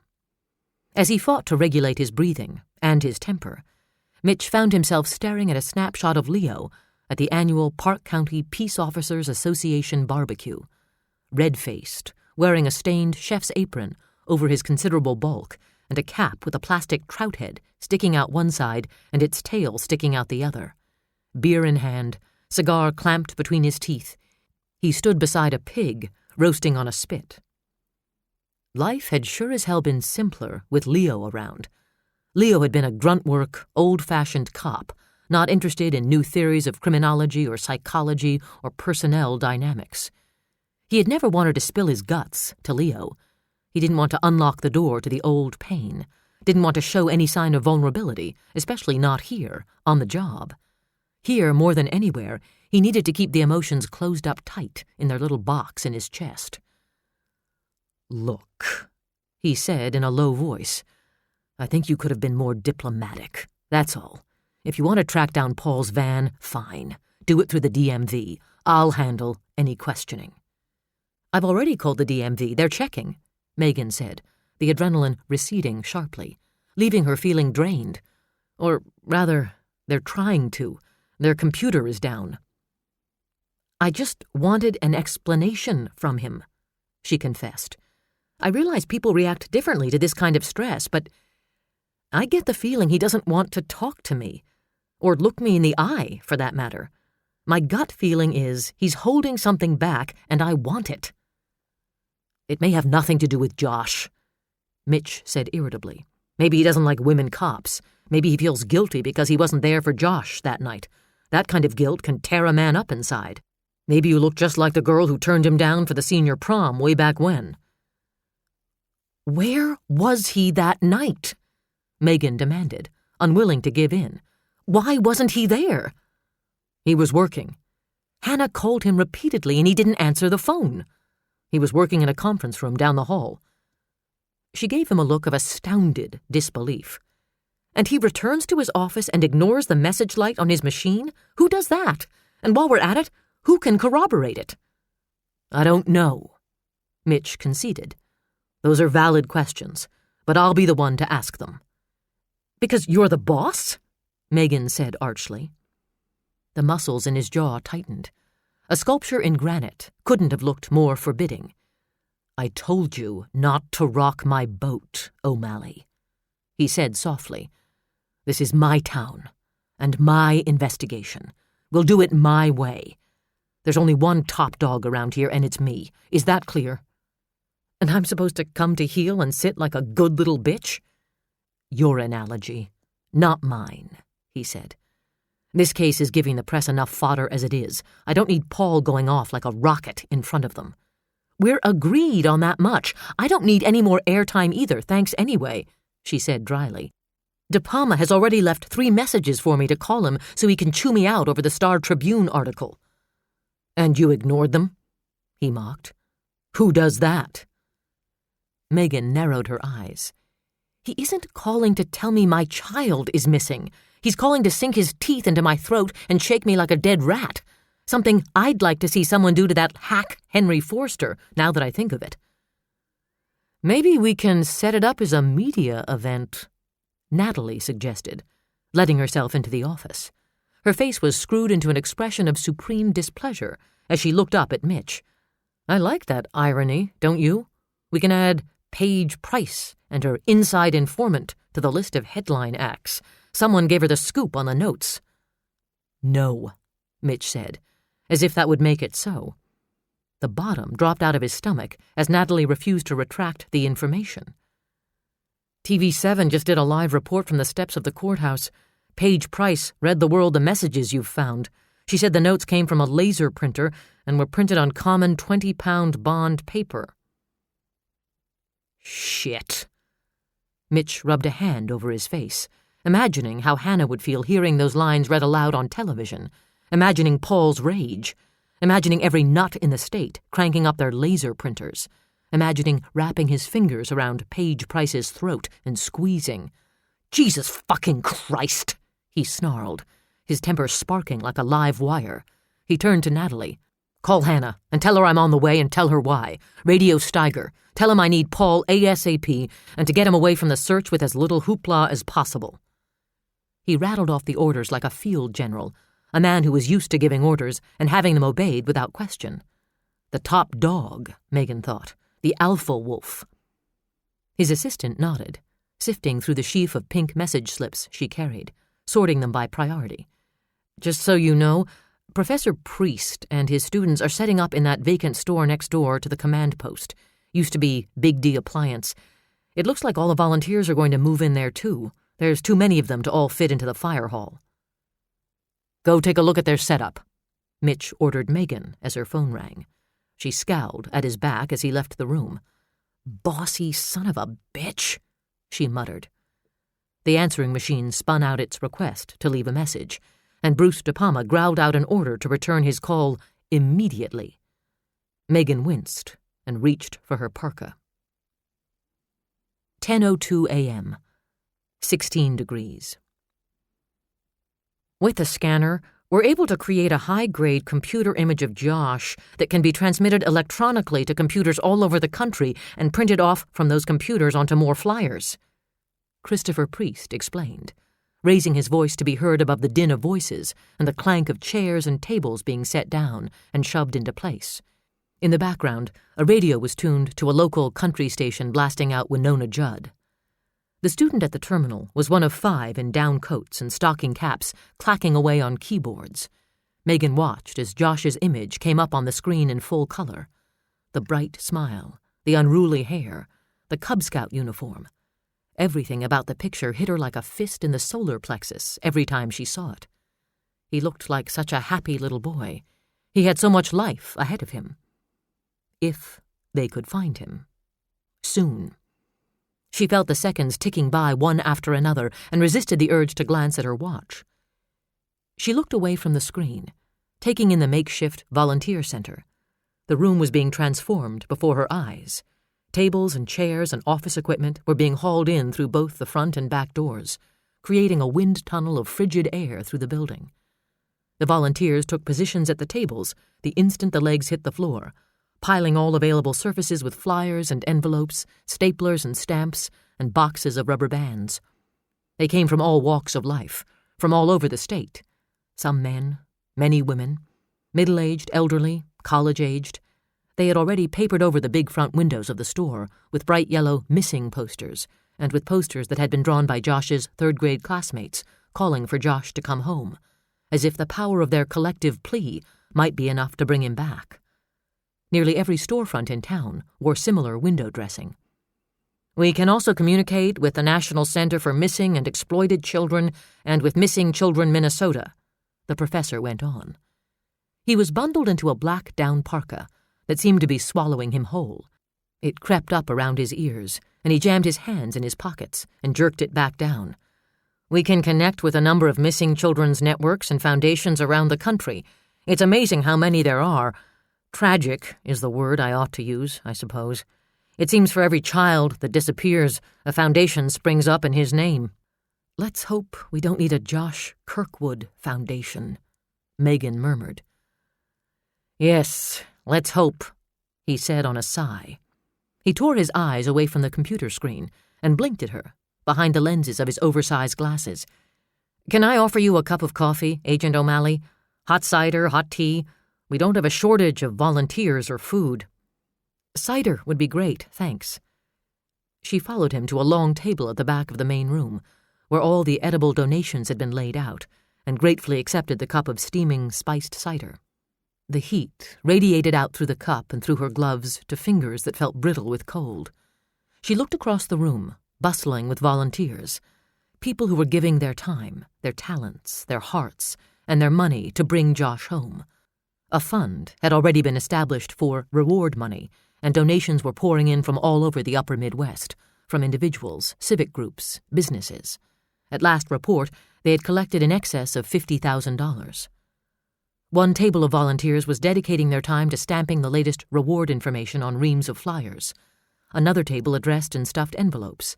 Another sorted the packets by zip code and bagged them for delivery to the post office. The flyers would go to law enforcement organizations, civic organizations, businesses, schools, to be distributed and posted in windows, on bulletin boards, stapled to light poles, tucked under windshield wipers all across the country. Megan knew too well that their efforts could all be for nothing, that no matter how many people helped, hoped, prayed, Josh's fate was ultimately in the hands of one twisted person, and finding him would make wandering through a maze blindfolded seem simple by comparison. Still, it helped to know people cared. Seeing a community rally together this way helps to renew my faith in humanity a little, she confessed. Priest watched the crowd, his face lacking the animation he had shown while explaining the computer setup. Deer Lake is a nice town full of nice people. Everyone knows and loves Hannah. She gives so much to the community. What about Paul? Does everyone know and love him, too? He shrugged. Everyone goes to the doctor. Not that many people seek out accountants. Paul is less visible, but then I suppose most people would be less visible next to Hannah. Paul was the more visible of the two now, Megan thought, missing the hint of color that stained the professor's cheeks when he mentioned Hannah's name. Paul was shoving his face in front of a camera every chance he got, while Hannah was sentenced to house arrest. I believe people come together this way as a defense. Megan sipped her cider and glanced at the man who had joined them. He was a match for the professor in height, no taller than 5'9", and in build, being slim almost to the point of slight. There the similarities ended. The newcomer's hair was blonde and fashionably cut. His features were attractive. Pretty was the word that came to mind. Finely sculpted, almost effeminate, with big dark eyes that seemed drowsy. He was dressed in gray wool trousers and an obviously expensive navy wool topcoat over a dark sweater. An instinctive herd mentality response, he said. Strength and safety in numbers, band together to fight off a predator. You sound like an expert, Megan said. I can't say I've had a lot of direct experience with this kind of situation, but psychology is my department, so to speak. Dr. Garrett Wright, he said, offering his hand. I teach at Harris. Megan O'Malley, BCA. I'd say it's a pleasure, but that seems inappropriate, he said, sliding his hands into his coat pockets. Megan conceded the point with a tip of her head. Are you here to offer your services, Doctor? We could use some ideas about the mind of the person who took Josh. Wright frowned and rocked back on the heels of his black Oxfords. Actually, I came to ask Chris for the keys to his file cabinets. We've got students working on a joint project together. In fact, he said, turning to Priest, I should probably get the key to your office if you're going over to Gustavus Adolphus tomorrow. Setting aside his cider, Priest dug in his jacket pocket for a ring bristling with keys and set about the task of freeing the ones his colleague needed. I wish I could be of some help, Wright said to Megan. Hannah and Paul are neighbors of mine. I hate to see them go through something like this. My wife has been helping Hannah out. I guess she's the official delegate from our household. He shook his head. I've studied socially deviant behavior, but I don't have any degree in criminology. My area of expertise is learning and perception. Although, I suppose it's safe to assume you're dealing with a loner, a sociopath. If what they're reporting on the news about the notes he left behind is true, you may be looking at someone delusional. Delusions of grandeur, delusions specifically regarding religion. Everyone is buzzing about the notes, Priest said, handing over a pair of small silver keys. His jacket crept up around his ears again. He tugged it down and took a sip of his drink, the steam from the cider fogging his glasses. A lot of the volunteers saw Paige Price's report on the television in the fire hall. Dramatic stuff. What do you make of it, Agent O'Malley? It's not my job to speculate, Megan said, congratulating herself for being a lady and not taking the opportunity to trash Paige Price. She would have given her last nickel to get her hands on the reporter and her inside informant. I have to deal in facts. No intuition? Wright asked. Megan regarded him with a cool look, one brow sketching upward. Is that a sexist remark, Dr. Wright? Not in the least, Priest returned on Wright's behalf. For all police officers profess to be pragmatic, I've read a lot about gut instinct. What is that if not intuition? You're interested in police work? From a professional standpoint, with more and more law enforcement agencies moving into the computer age, the demand for new and better software increases. When I'm not teaching, I dabble at programming. It pays handsomely to keep abreast of new markets. In fact, we'll be using some of my programs here to sort information. I see. So, what are your gut feelings about the case? Wright asked. I've heard theories on everything from radical fundamentalists to satanic cults. You must have an opinion. Sure. She tossed back the last drops of cider and set the cup aside, giving them a wry smile. But I know better than to state it in public. That's something else you should know about cops, Professor. We're a wary bunch. She wound her scarf around her neck. Thanks for showing me the setup. If you need anything, please check with Jim Geist next door. Thank you for your time and effort, and your students as well. Priest shook off her gratitude. It's the least we can do. With one eye peeled for stray reporters, Megan slid behind the wheel of the Lumina and coaxed the engine to life. Mitch was off trying to smooth out the wake from the revelation of the note. The BCA agents who had been assigned to Megan were checking out hotline tips on vans. Grunt work. Out in Lion State Park, the ground search continued, but she would be of no real help there, just another pair of eyes. not to mention fair game for the press. That left the list of Josh's activities that brought him into contact with any number of adults in the community, from scouting to the summer soccer program to serving as an altar boy at St. Aloysius. As she read the list, she wondered which of these ordinary boyhood undertakings might have brought Josh to the attention of someone with the potential to hurt him. All of them, sad to say. The news was full of stories about children being abused by priests, coaches, scout leaders, teachers. While those professions attracted people with a genuine love of children, they also attracted those with a sick obsession for children. There was no way of singling out the bad ones. Pedophiles seldom looked like monsters. Quite often, just the opposite was true. Who do you trust? She remembered being taught to trust and obey that same list of people. Her teachers, the priest, nice people, good people. But how could anyone make those distinctions anymore? What were children supposed to be taught today? There seemed to be no one left they could trust absolutely. Not even in Deer Lake, where everyone knew everyone and no one locked their doors at night. Ignorance is not innocence, but sin. Someone who knows the community, she thought, or someone halfway to Mexico who just enjoyed the idea of screwing with their heads long distance. I had a little sorrow, born of a little sin. Sin, morality, religion, everything from radical fundamentalists to satanic cults. Or maybe a Catholic priest named Tom McCoy. 11:18 a.m., 19 degrees. St. Aloysius was the one bastion of Rome in a town overrun with Lutherans. As such, it seemed only fitting that the church be of the grand old style, a mini cathedral of native limestone and spires thrusting up to heaven, stained glass windows depicting the agony and triumph of Christ. It sat on the dinky town side of the lake, nearly out in the country, as if the Norwegians had thought it best to keep the papists out of sight. Megan climbed the front steps, memories from childhood rushing through her head, old, unwelcome feelings churning in her stomach and bringing sweat to the palms of her hands. She and Mick had gone to parochial school. Mick had participated in every sport he could, as much to avoid having to take care of his little sister after school as out of a love for athletics. And Megan had been left to the care of Frances Clay, the joyless, washed-out woman who cleaned the church. She had spent endless hours in St. Pat's, sitting on a hard, cold pew, while Frances chased dust bunnies off the statues of the Holy Mother. Half a dozen older women were mumbling the rosary as Megan stepped into the nave, the leader rattling through Our Father like an auctioneer.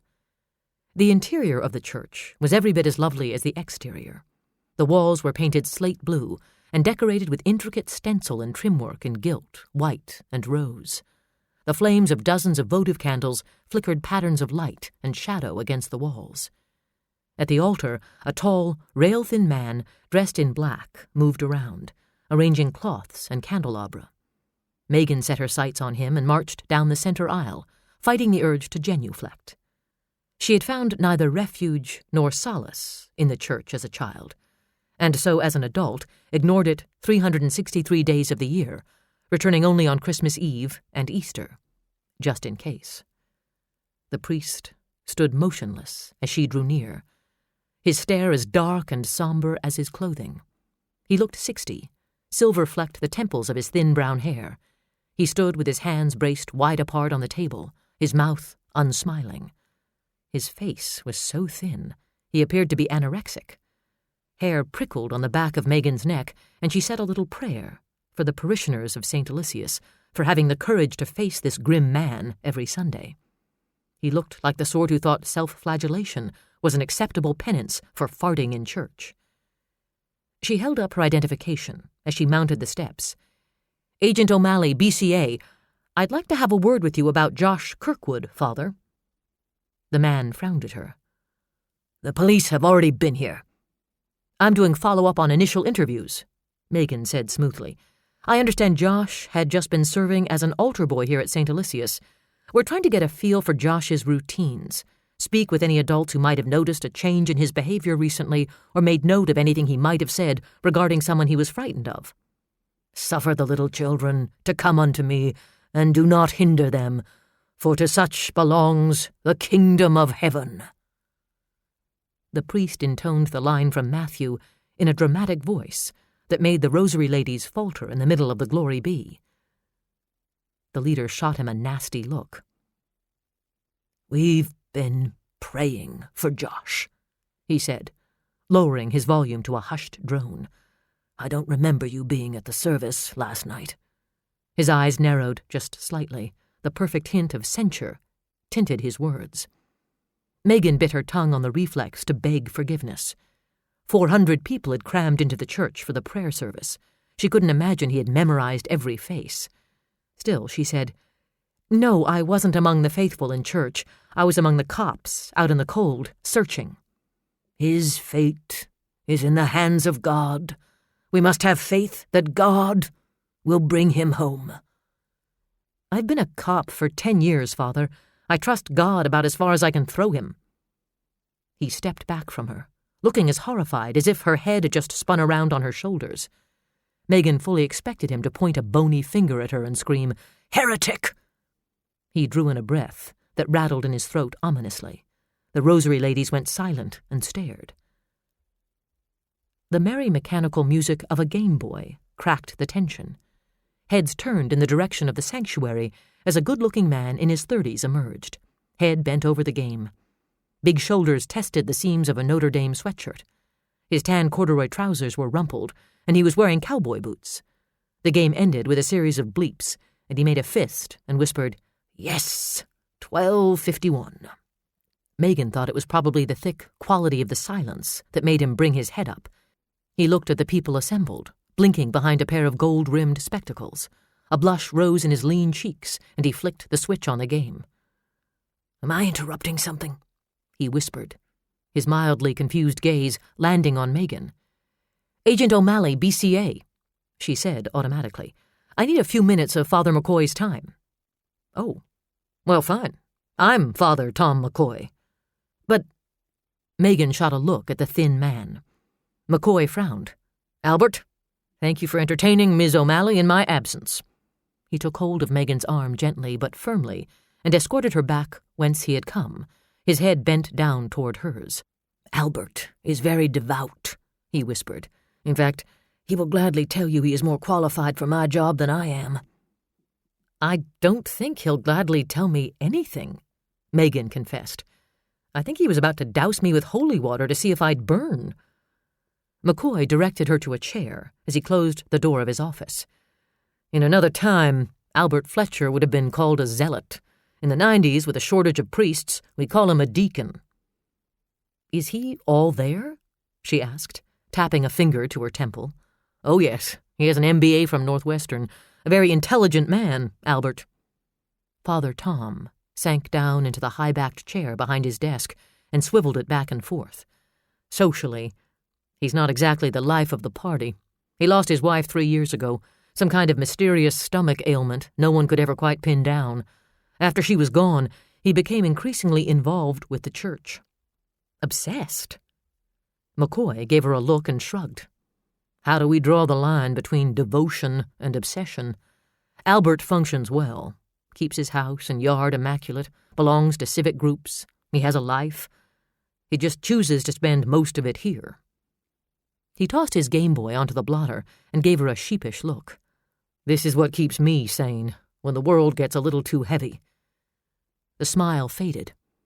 "The treatment isn't holding up too well these days." "Josh Kirkwood." The priest shook his head. "My heart breaks every time I think of him. Who knows what he's going through? And Hannah, this is killing her. She's tearing herself up trying to find some logic in it, but there's no understanding why things like this happen." "I thought you'd have all the answers." "Me? No. The Lord works in mysterious ways, and I'm not privy to his motives. I'm just a shepherd. My job is keeping the flock together and herding them in the right direction." "Somebody's fallen off the path in a big way. And you think that somebody is from St. Aloysius?" "Not necessarily. I'm talking with everyone who had regular contact with Josh, looking for any scrap of information that might be helpful, something Josh might have said, a change in his attitude, anything. Hannah tells me he had just started training as a server. The look in McCoy's blue eyes was sad and knowing. The altar boy and the priest. Is that what this is about, Agent O'Malley? He shook his head slowly. I'm always amazed when one victim of stereotyping turns around and pigeonholes someone else. I'm just doing my job, Father. Megan replied evenly. It's not my place to draw conclusions, but it is my place to go on the basis of what evidence I have and pursue any and all leads. I'm sorry if that makes you feel discriminated against, but that's the way it is. If it makes you feel any better, I'll also be talking with Josh's teachers and coaches and his scout leader. You're not a suspect. I'm not? I'll bet I could find plenty of people in this town who have already decided otherwise. He rose from his chair and walked back and forth behind the desk, with his hands in his pockets. Can't really blame them, I guess. I mean, the papers are full of it, aren't they? This priest, that priest, a cardinal. It's deplorable. And the church covers it up and pretends nothing is wrong, carrying on the fine tradition of corruption that's plagued us since the time of Peter. Are you allowed to say that kind of thing? Megan asked, amazed at his candor. He flashed her a roguish grin. I'm a radical. Ask Albert Fletcher. He's spoken with a bishop about me. He seemed extremely pleased to be the object of controversy. Megan couldn't help but smile. She liked Tom McCoy. He was young and energetic, and not afraid to say what he thought. A stark contrast to the priests she had grown up around. A stark contrast to Albert Fletcher. And she caught herself wondering why a man as charming and handsome as McCoy was would become a priest. He read her thoughts too easily. It's a calling, he said gently, easing back down into his chair. Not a consolation prize for men who can't do anything else. But sometimes it calls the wrong sort of people, Megan said, steering back onto the topic and away from her embarrassment. Father Tom's boyish face appeared to age before her eyes. No, he said grimly. Those people are hearing a different voice. The voice of evil? The devil? I believe in it, absolutely. You do too, don't you, Agent O'Malley? She didn't answer right away.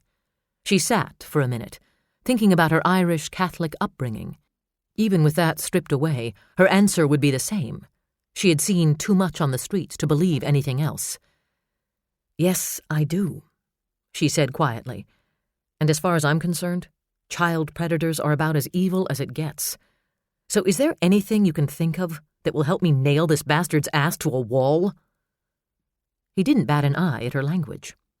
No, I wish I could. We had a prayer vigil here last night. I spent most of the time scoping out the crowd, thinking maybe I'd see someone who didn't fit in, thinking maybe he would come to see the kind of havoc he's wreaked on this community, thinking maybe I'd see a sign, glowing red eyes, 666 marked across his forehead. But I guess that happens only in the movies. What about regarding Josh himself? Had you noticed any change in his behavior?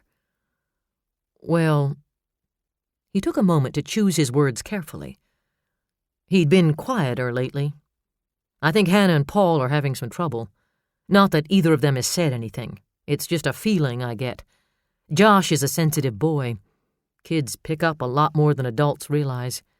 But I hadn't noticed anything overt. He takes his duties as a server very seriously. You train the boys yourself? We have girls now, too. The church's effort to join the age of equality. Of course, they'll never consider women as priests, but... He cut himself off from another radical tangent, giving Megan a sheepish look. He pushed his glasses up on his nose with a forefinger against the bridge. Anyway, to answer your question, Albert Fletcher and I both work with the kids. We do a kind of good cop, bad cop routine. Albert drills the rules into them, then I give them a wink and let them know it's okay if they goof up every once in a while, just as long as they don't sneeze on the hosts. Megan smiled at the joke, but her mind had turned toward Albert Fletcher. Albert Fletcher, the religious fanatic, the man who quoted the Bible in answer to her questions. She wondered if he could quote Robert Browning as well. Ignorance is not innocence, but sin. Do you happen to know what kind of car Mr. Fletcher drives? A brown Toyota wagon. Is Albert not a suspect too? The priest asked dryly. Megan rose from her chair, her expression sober. At this time, Father, everyone is not a suspect. What about you? What do you drive? A red Ford 4x4 truck. He grinned his rogue's grin and shrugged. Somebody's got to shake up the status quo. It might as well be me. She couldn't help but smile. If there had been any priests like Tom McCoy around when she was growing up, she might have actually paid attention in church, instead of spending all her time doodling on the back of the missalette. Father Tom, can I have a word? Megan swung toward the door at the sound of Mitch's voice. He strode into the office, his coat hanging open, his hair windblown. He looked annoyed at finding she had beat him to St. Elysius. Ah, Agent O'Malley, he said, grilling the local clergy now? Just asking Father to help me pray for patience in dealing with arrogant territorialism. Lacking a good comeback, he gave a snort and turned his attention to the priest. He played golf with Tom McCoy during good weather and liked him. There was always some gossip floating around town that the father was in trouble with the diocese mucky-mucks for being too liberal. News Father Tom shrugged off with an indifference Mitch respected. Tom McCoy met his gaze. You think I'm not a suspect, too? Did Agent O'Malley lead you to believe otherwise? Mitch asked. Father Tom and I were just having a routine chat, Megan said coolly. Did I need your permission for that, Cujo? Did you discuss the notes? No. What notes? Father Tom asked. Has there been some kind of ransom demand? I wish it were that simple, Mitch said. 2 notes have been found. One in Josh's duffel bag, one in a notebook of his. Both make a reference to sin. And the natural correlation is to the church, the priest concluded. I'm looking for names of anyone in your parish you might think of as being mentally unstable, fanatical, particularly anyone with a connection to the Kirkwoods. A resident fanatic is Albert Fletcher, but Albert would no more commit a crime than he would denounce the Pope, said Father Tom. And he was teaching Josh's class that night, if he needs an alibi. Mentally unstable, we've got a few of those, but I'm talking about people with problems, not psychotic monsters. Nor can I think of anyone who would have it in for Hannah or Paul. Mitch did his best to take the disappointment in stride. Cases like this were seldom made in one smooth move. A cop couldn't afford to take every setback and dead-end hard. There would be too many of them. There had been too many today already. The search was going nowhere. Hannah and Paul had been predictably upset with the disclosure of the notes on television. The interviews of school employees were netting them nothing but paperwork. He had a leak in his department, every man on his force pulling overtime, and Megan O'Malley challenging his authority. The combination ate at the lock on his temper like a voracious virus. We've already discussed Josh's altar boy training, Megan told him. That looks like another dead end. Then I guess we can let you get back to work, Father, Mitch said. Give me a call if anything comes to mind. I will, Father Tom said, a grave expression tugging at his features. And in the meantime, we should all pray like hell. Megan preceded Mitch out the side door of the church and started down the steps to the neatly shoveled sidewalk. Snow was piled on the boulevard between the walk and the parking lot, rising up like a miniature mountain range through which passes had been cut at 30-foot intervals. She aimed for the one nearest the lumina. Did you expect me to sit in my office and do my nails all day? She asked, without bothering to look back at Mitch. But that wouldn't make me like Leo either, would it? She paused on the sidewalk to pose with her chin on her mittened fist. Let's see, what would Leo do? I know, she said brightly. We'll go on down to the Blue Goose Saloon and slam a few brewskis. Then we can sit around belching and farting and cursing our lack of clues. Hey, he barked. Leo was a good cop. Don't slam Leo. And I never said you shouldn't do your job. He started for his truck without waiting for a rebuttal. Megan hustled after him, tossing the tail of her scarf back over her shoulder. No, you said I shouldn't do it without asking first, so in the interest of diplomacy, I'm asking where you want me to go next. His laugh cracked the cold air like a gunshot. He looked back at her over his shoulder. You're asking for it all right, O'Malley. I've been hearing that for years. Think it'll ever sink in? I doubt it, Megan said, as they turned through the pass into the parking lot. She fished her keys out of her coat pocket, while Mitch turned toward his truck. So, where are you going? Oh, I thought I'd stop off at the He-Man Woman Haters Club and then go bowling with the guys from the Moose Lodge. He unlocked his door and pulled it open. Us guys are like that, you know. Megan cocked her head. I'm going to go hunt for the animal who took Josh Kirkwood, he said. You, Agent O'Malley, can stay out of my way. Chapter 15. Day 3. 4:55 p.m. 23 degrees. Daylight was fading to black when Megan checked back in at the command center. She had spent the afternoon personally rechecking the other people on the list of adults with whom Josh had regular contact, dispensing sympathy and tissues, and getting no answers to the questions that loomed larger with every tick of the clock. Josh's teacher, Sarah Richmond, had 2 sons of her own. Despite the fact that she had been questioned twice already, she still couldn't speak or even think about what had happened without starting to cry. His scout leader, Rob Phillips, was a clerk in the county attorney's office, a man who had been confined to a wheelchair for the last 3 years, and for the rest of his life, thanks to a drunk driver. Phillips had taken vacation time from work to help at the volunteer center. People were heading out of the fire hall. Some to go home to their families, some to grab dinner and come back. Megan went in search of Jim Geist and found Dave Larkin in his place in the room where some of her agents and several of Mitch's men handled the hotline phones. There seemed to be a phone ringing constantly, punctuating the running underscore of mumbling voices. Cops and volunteers came in and left the room, bringing in flyers and food, taking out scrawled notes and fax messages. Larkin wore a blue and white Aloha shirt that accented his beach bum image. A phone receiver was sandwiched between his shoulder and ear, and he was scribbling furiously on a legal pad. He glanced up at her and rolled his eyes. No, I'm sorry, Mr. De Palma. I haven't seen Agent O'Malley. She's been out in the field all day working on a lead. Yes, sir. I understand it's important. I'll see that she gets the message. He grimaced at Megan. She should call you at home? I understand. Yes, sir. He hung up the phone, stuck a finger in his ear, and wiggled it around, giving Megan a comic look of distress. Irish, you owe me so big. Megan slid into the chair beside him and leaned an elbow on the table. I'll promise you anything that isn't sex-related. Hell, he grumbled, if I'd known that, I would have made you take the call. You're such a pal. De Palma is the last person I want to talk to. Rightly so. He sounded in a mood for some grilled agent. She sniffed. It's the reporters he ought to want roasted. If someone wants to run a spit through Henry Forster and Paige Price, I'll make the potato salad. So what are you doing here? She asked. Did Jim go back to the hotel? Yeah, I'm here on my own time, he said, giving her a little smile. Told you you'd get volunteers. And I appreciate it. Any word from the lab on the notes? Nothing that hasn't already been on TV.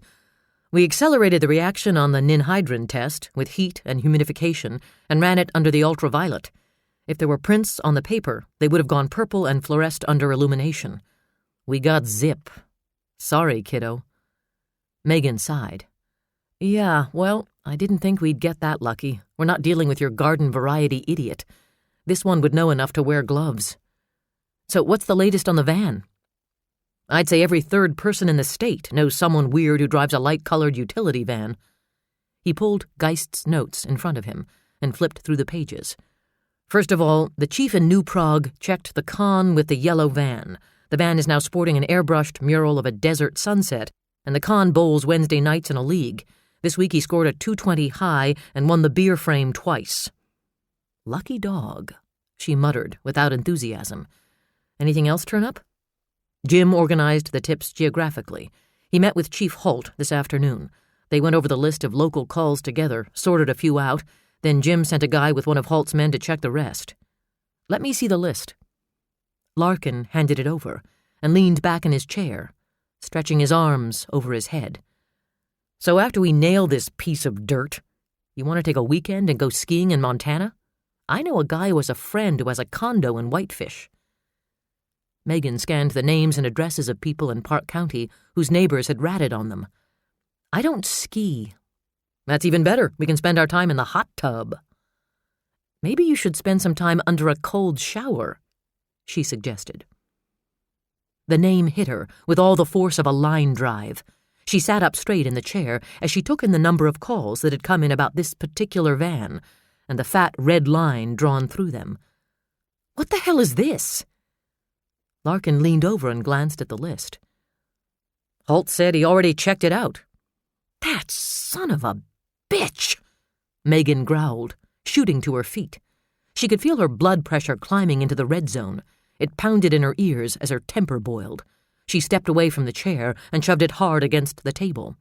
The noise cut through the bleating of telephones and low rumble of conversations and drew wide-eyed looks in her direction. Where are you going? Larkin called as she stormed out. To kick some ass.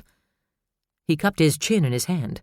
I guess this rules out dinner and an evening of wild, unbridled sex. 5:01 p.m. 23 degrees. Mitch sat in his office, with only the amber light of the lamp shining down on the reports and statements strewn across the desktop. He had sent Natalie home to help her 2 teenagers get ready for the torchlight parade. Valerie played flute in the high school band. Troy was riding on the senior class float. The town council had voted to go on with the snow day's activities, but every event would in some way now focus on Josh's abduction. The show of community unity would be both tremendous and tragic. The day had beat Mitch down physically and mentally. The constant pressure, the sense of urgency, wore on nerves and patience. He had personally questioned much of the elementary school staff and walked the grounds again, trying to find something, anything, that would be a connection to or spark an idea as to the identity of the person who had planted Josh's notebook on the hood of his truck. All with reporters swarming after him like gnats. All for nothing. The parking lot was easily accessible, and no one had seen anything. Planting the evidence had been a simple matter of driving up alongside the Explorer and reaching out the window. Slick, simple, diabolical, infuriating. It made him feel like a chump, as if he'd been had in a shell game, played for a fool and beaten. Somehow, he was going to have to rally in time to take his daughter to the parade. His mother-in-law had called to suggest she and Jurgen take Jessie, saying Jessie was, after all, staying with them for the weekend. Besides, she thought it might upset Jessie to go with him now, what with all this terrible business going on and policemen walking into the classrooms at school, frightening all the children. Mitch had lost his temper. Joy tried his patience in the best of times, and this was hardly the best of times. Are you saying my daughter should be frightened of me? No, not at all. I'm just saying... You're just saying what, Joy? Well, that Kirkwood boy was taken right off the street. Trust me, Joy. Someone tries to take Jesse off the street while I'm standing there, I'll blow his fucking head off. Well, you don't have to take that tone. I get a little testy when you suggest my daughter isn't safe with me, Joy. I never said that. But she thought it. She thought it all the time. And she slipped those thoughts under his skin like poisoned slivers, so clever, so subtle. She had trusted him with her daughter, and her daughter was dead. She had trusted him with her grandson, and her grandson was dead. She blamed Mitch entirely, and she kept that blame inside her, never saying a word outright, letting that blame grow and metastasize like a malignant tumor. He knew, because he did the same thing. He rubbed his hands over his face. A part of him wished he could just go to sleep until the nightmare was over. But he got a nightmare either way. Awake, there was the case. Asleep, he dreamed of drowning in a sea of blood. Couldn't you just pick up those few things on your way home? Allison, I've been on the job 18 hours. I've got 3 hours to come home, sleep, eat, shower, and shave before I've got to be in court. The last thing I want to do is stop at the goddamn 7-Eleven. Can't you stop on the way to T-Ball? I hate that store on the way to the park. That's a rotten neighborhood. For Christ's sake, you won't be in there 5 minutes. It's broad daylight. Those places get hit at night, when there's no one around. I can't believe we have to have this argument at all. Why do we stay here? Every day it gets worse. I feel like a prisoner in my own home. Jesus, don't start that now. Can we wait until I've slept 13 or 14 hours before we have this fight again? All right, fine. But I want to have a real discussion, Mitch. I mean it. I don't want to live this way. As his wife's last words echoed in his mind, he fingered the gold band that circled his finger. There was no justice, no logic. There was no justice in Hannah Garrison losing her son to a faceless phantom whose only explanation was a cruel taunt. The joke was on the people who thought life should make sense. And while Mitch stole these few moments for the futile exercise of punishing himself and shaking his fist at an unjust world, the clock ticked, each second adding to the sense of desperation inside him. He needed to clear his mind and center himself, focus. Tightly gripping the arms of his chair, he tried to draw in a deep, calming breath, the way the department shrink in Miami had tried to teach him. Focus the mind on a single thought and breathe slowly and deeply. More often than not, Mitch had focused on the idea of beating the ever-loving shit out of the psychologist, the pompous, condescending ass. If he's back here, he damn well will see me. The voice was unmistakably Megan's, unmistakably furious, punctuated by Noga's thundering footfalls. But Agent, he said he didn't want to be disturbed. Disturbed? How about dismembered? She was through the door before Mitch could do more than stand up. She stopped halfway into the room with her hands on her hips, her oversized coat falling back off her shoulders. The long gray scarf she could never quite seem to manage was slithering down over one shoulder, trailing nearly to the floor. Noga appeared behind her. Sorry, Chief. I couldn't stop her. He had been able to stop Division I defensive linemen in college, but he couldn't stop Megan O'Malley. Somehow that made perfect sense to Mitch. He waved the patrolman off. My turn, Chief. Megan snapped as the office door closed behind her. Why wasn't I told that Ole Swain drives an '83 white Chevy van? Why was I not informed that you spoke with Ole Swain about this van last night? I don't answer to you, Agent O'Malley, he said, tossing her own words back at her. You don't outrank me. You're not my boss. No, you don't answer to anyone, do you? She spat out angrily. You're Matt fucking Dillon, and this is Dodge City. Your town, your people, your investigation. Well, it can be on your head when someone finds this kid's body in a dumpster and it turns out Ole Swain did the job. Megan could almost feel him tense as he took that blow. Good. He needed to be hit over the head, figuratively if not literally. At least Steiger is up front. I knew he was an asshole the minute I laid eyes on him.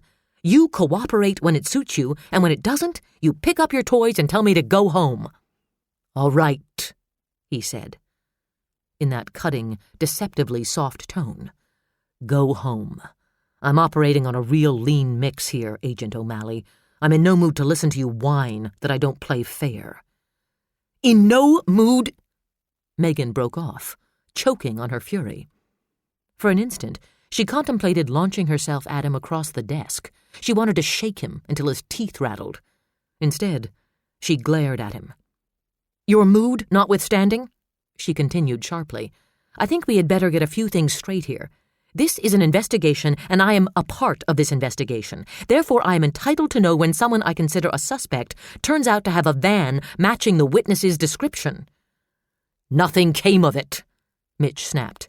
Helen Black couldn't identify the van. Ole has an alibi, which no one has substantiated absolutely. There was nothing inside the van. You looked inside that van without a warrant? Megan exclaimed, incredulous. God, of all the stupid... I had his verbal consent, which doesn't mean shit. If I'd seen anything, I could have had the van towed on a parking violation, and we would have ended up with a warrant. I saw nothing whatsoever that could link Ole or the van to Josh's disappearance. You can see fingerprints, Superman? Her sarcasm stung in ways she couldn't know. Anger was his automatic response against the pain.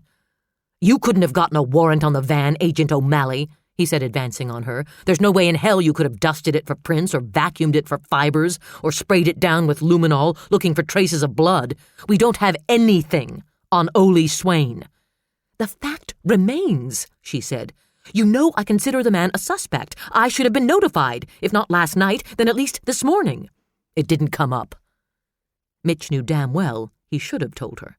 He had known she would find out. She had hit too close to home with the Matt Dillon line. He wanted control of the game and the players. In a way she couldn't understand, Deer Lake was his town, his haven. He hated having it pointed out to him that his sense of control was just an illusion. "We're working this investigation together, Chief," Megan said. "I'm not here for window dressing. I'm here to do a job, and I don't appreciate being left out of the loop." That was the source of much of her anger. She had been excluded. Everyone had known about Ole and his van before her. The old boy network had pulled another end around and left her feeling like a fool, like an outcast. It wasn't the first time, and it wouldn't be the last, but that didn't mean she had to like it or take it lying down. He backed away from her slowly and turned away. The desk lamp hummed softly. The ringing of the telephones in the squad room barely penetrated the walls, the distant sound only adding to the sense of isolation. "All right," he conceded. "I should have told you, and I didn't. Now you know." It was as close to an apology as he was likely to give. Megan knew enough to take small victories when she could get them. She let some of her own tension go and looked around the office, as if seeing it for the first time since she had come in. "Why were you sitting here in the dark?" "I was just railing against fate," he murmured.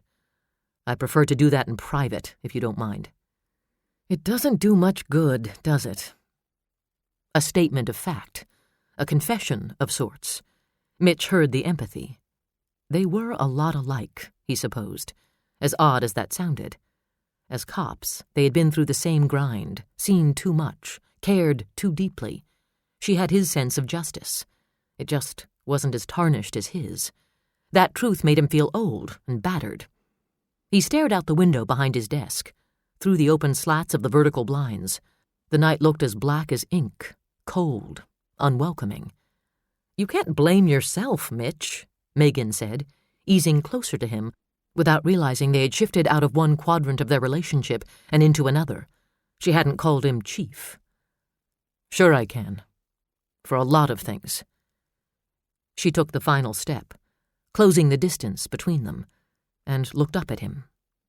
They stood at the edge of the lamplight, near enough that it revealed lines of strain and old memories that etched deep into his face. He looked away, frowning, the scar on his chin shining silver in the pale light. "For what?" she asked softly. "Your wife?" "I don't want to talk about it." He turned toward her, his expression hard. "I don't want to talk at all." He pulled her against him roughly, dropping his head down to touch his face against her cool, dark hair. It smelled faintly of jasmine. "This is what I want from you." He tipped her chin up and found her lips with his. The heat of the kiss was searing. The kiss was rough and wild, pure raw sex that sparked a hot, elemental response. Megan kissed him back, trembling at the need it unleashed, the need to let go of her control and be swept away on this tide of fundamental need. She focused on the taste of him, the warm male scent of him, the contrast in their size and strength, the feel of the muscles in the small of his back, the erotic sensation of his tongue thrusting against hers.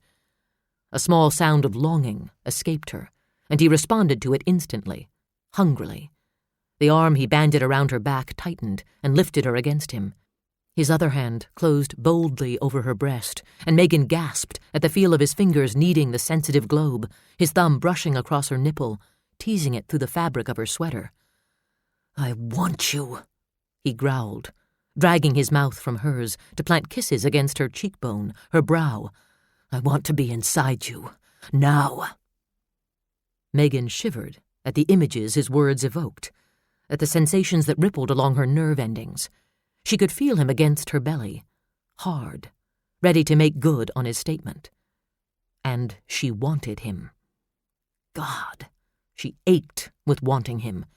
She wanted to feel the full power of this desire unleashed, to know what it was like to let go completely of the control that ordered her life. But they were in his office. He was the chief of police, and she was an agent of the BCA. They would see each other in this office, conduct business in this office. And what happened when this fire between them died, and they still came to this office every day?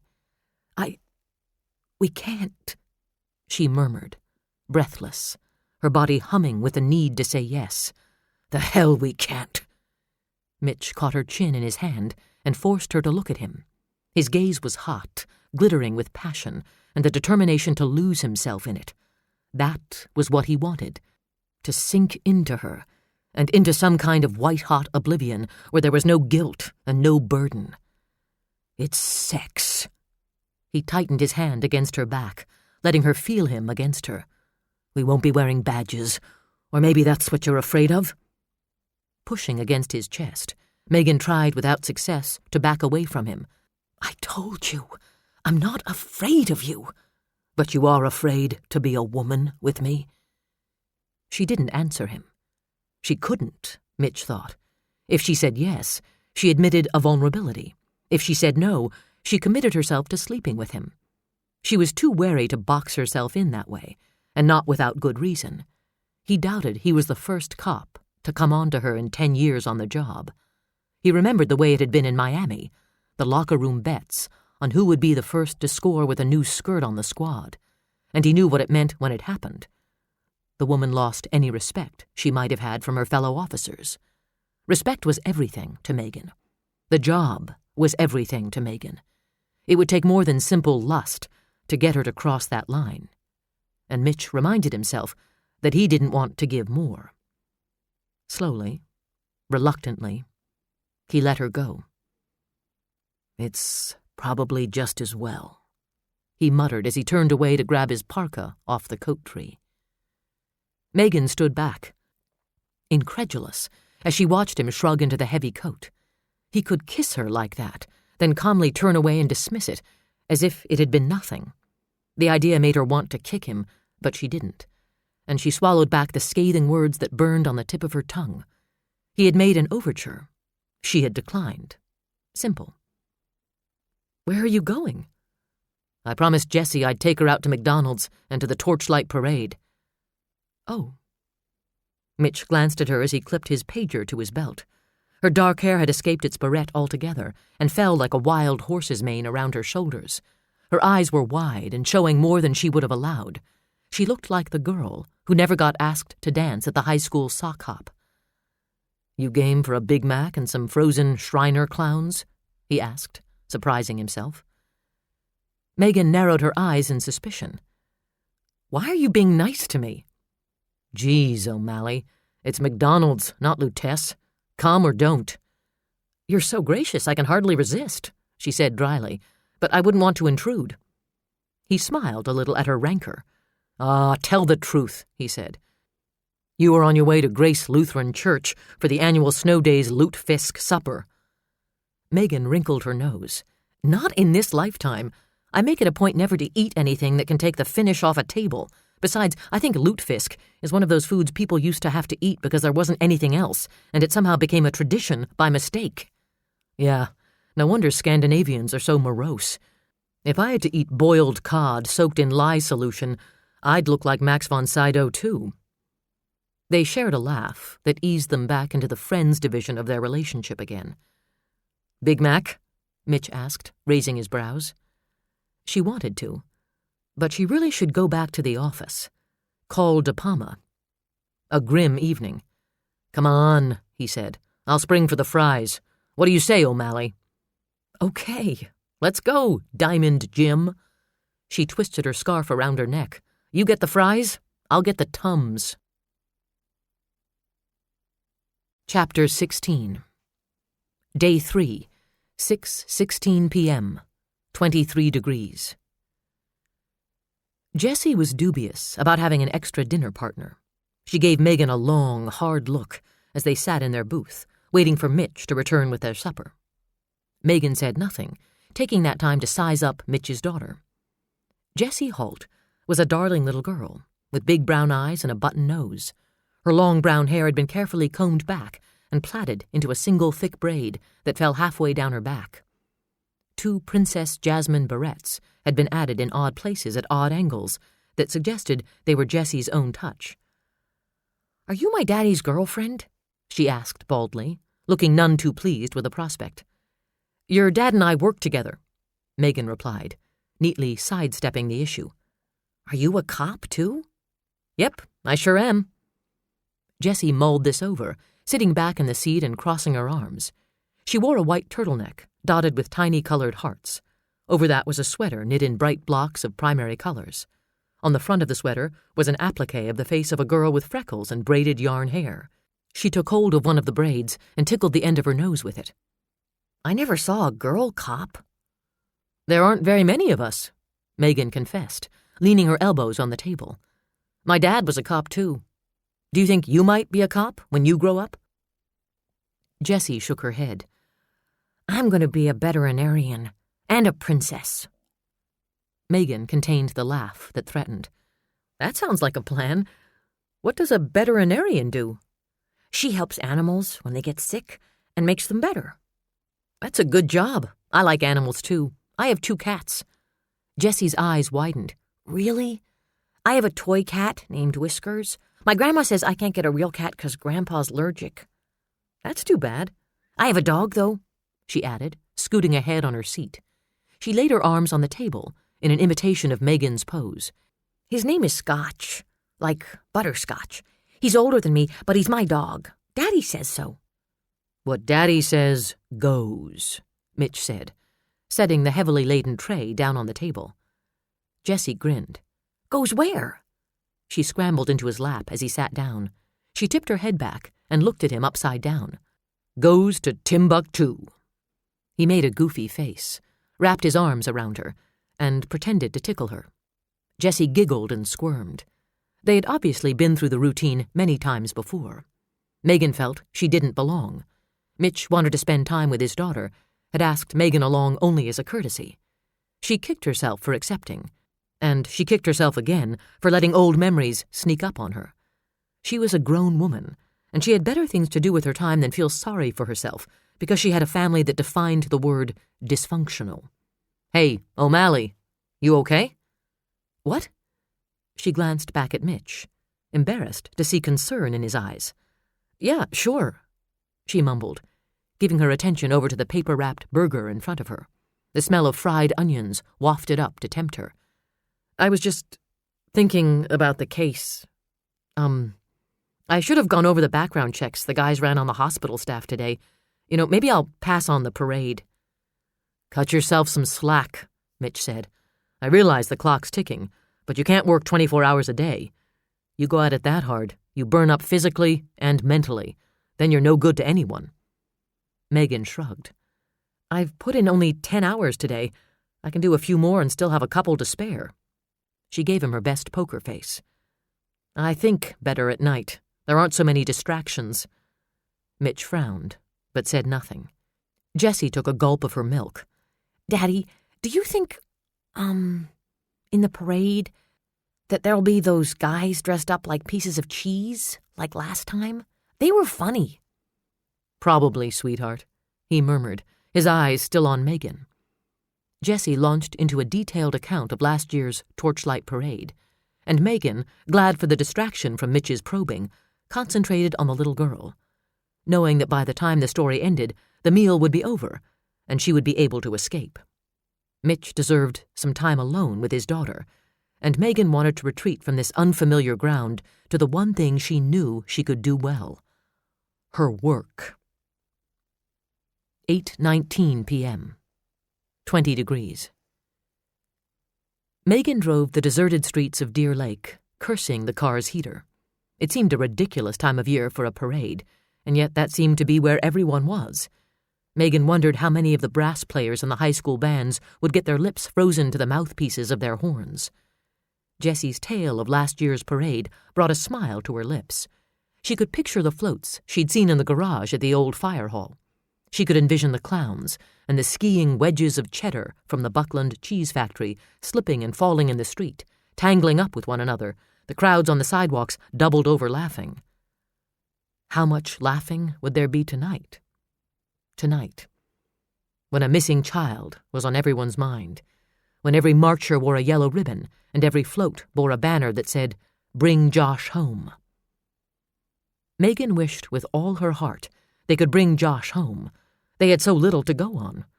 The hotline tips hadn't produced anything but dead ends and false hopes. Megan's mind kept going in the direction of Ole Swain. He was the closest thing they had to a suspect. Mitch had to think so too, or he wouldn't have risked taking a look inside Ole's van. She wished again he would have confided in her about the van. And about himself. She could have picked up the phone and uncovered his past with a couple of calls.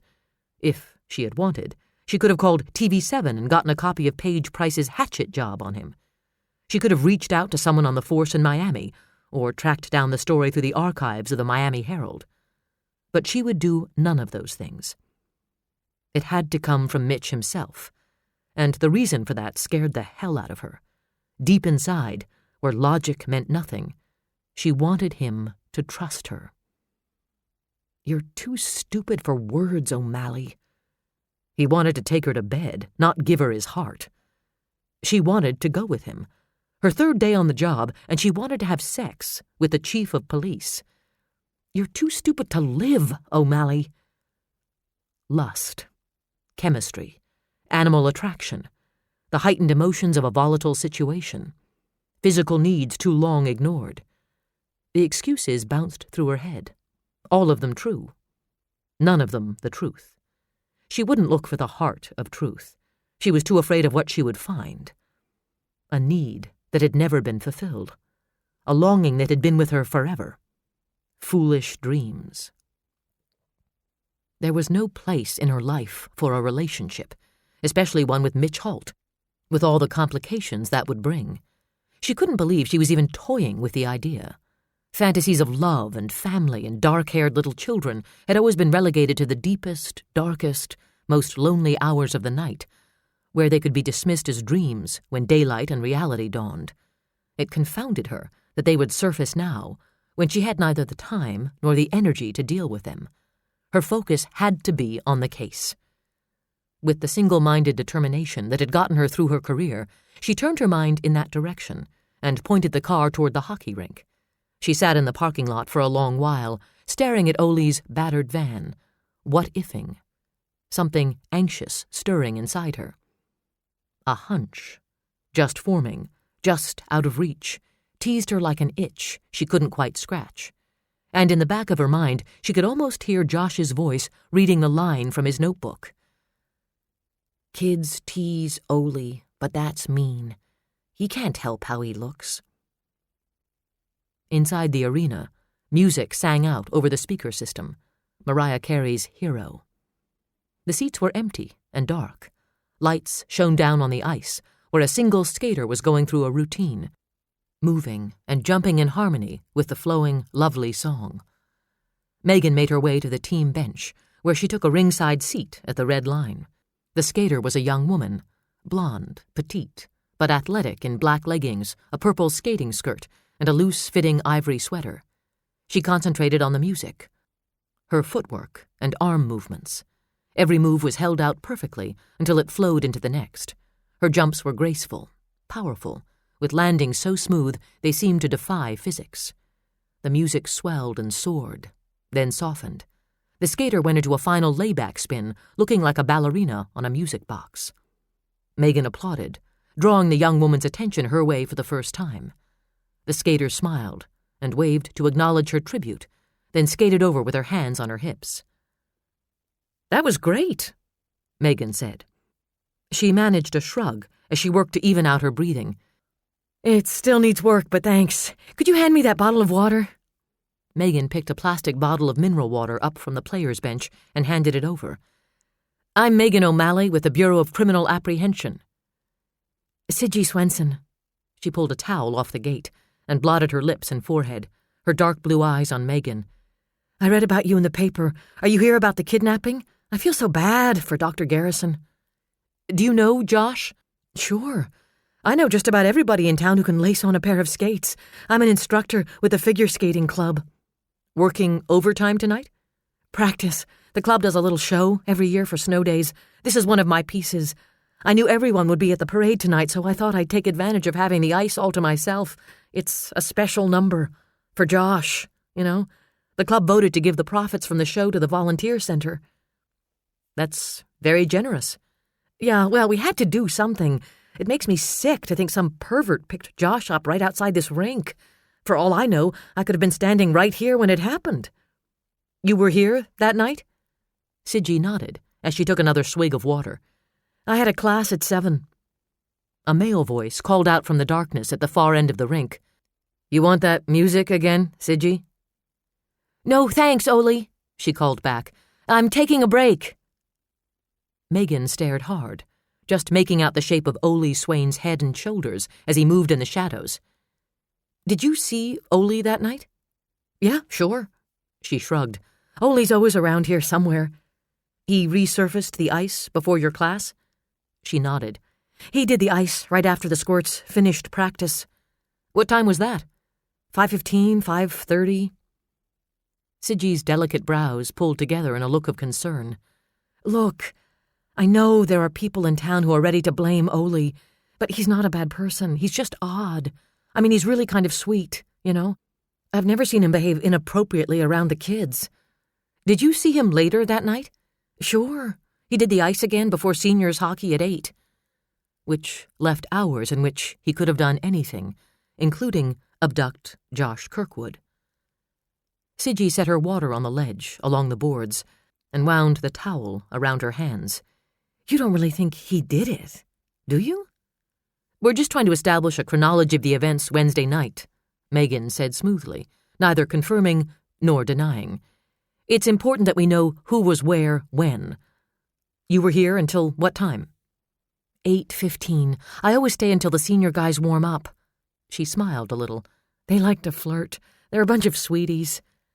And you didn't see anything or anyone unusual? The smile disappeared. No. Like I told the officer who questioned me yesterday, I wish I could say otherwise. I wish I could be a hero for Josh, but I just didn't see anything. Thanks, anyway, Megan said. I'll let you get back to work. It was nice meeting you. Sure. Sidgy tossed her towel over the gate and gracefully skated backward toward center ice.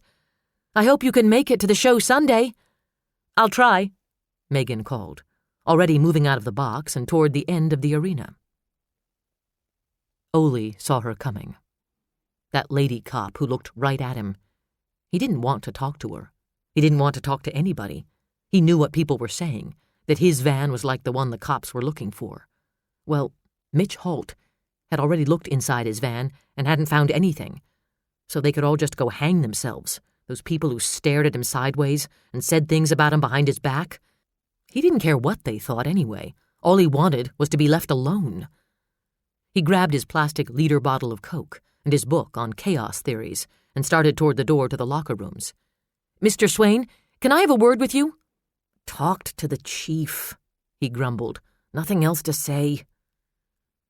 Watch your manners, Leslie. Don't be rude, Leslie. Never turn your back to me while I'm talking, Leslie. He winced at the strident voice in his head. This will take only a minute. If he went to his office, she would follow him. He didn't want that. He didn't like anyone going in there. He couldn't breathe when other people came into his space. I just have a couple of questions for you, Megan said, catching up with him. She could smell him, 5 feet away. The rank onion smell of poor hygiene and overactive sweat glands wafted from him like cologne gone bad. He was wearing the same sweater and jacket he'd had on the first night. He stood facing her, a textbook clutched against his chest, his glass eye staring, his good eye darting all around her. Mr. Swain, I know you did the ice here the night Josh disappeared, right after his team finished practice, right? He nodded. And again just before the seniors team played? His head jerked again. Could you tell me where you were during the time in between? Around. He flinched at his own belligerence. Don't take that tone with me, Leslie. You'll wish you hadn't, Mr. Smartmouth. I'll make you wish you hadn't. The lady cop was staring at him. He wanted to shove her away. He wanted to hit her in the face to make her stop staring, and hit her again while he screamed at her to leave him alone. But he couldn't do those things, and knowing he couldn't made him feel puny and weak and impotent. A runt. A freak.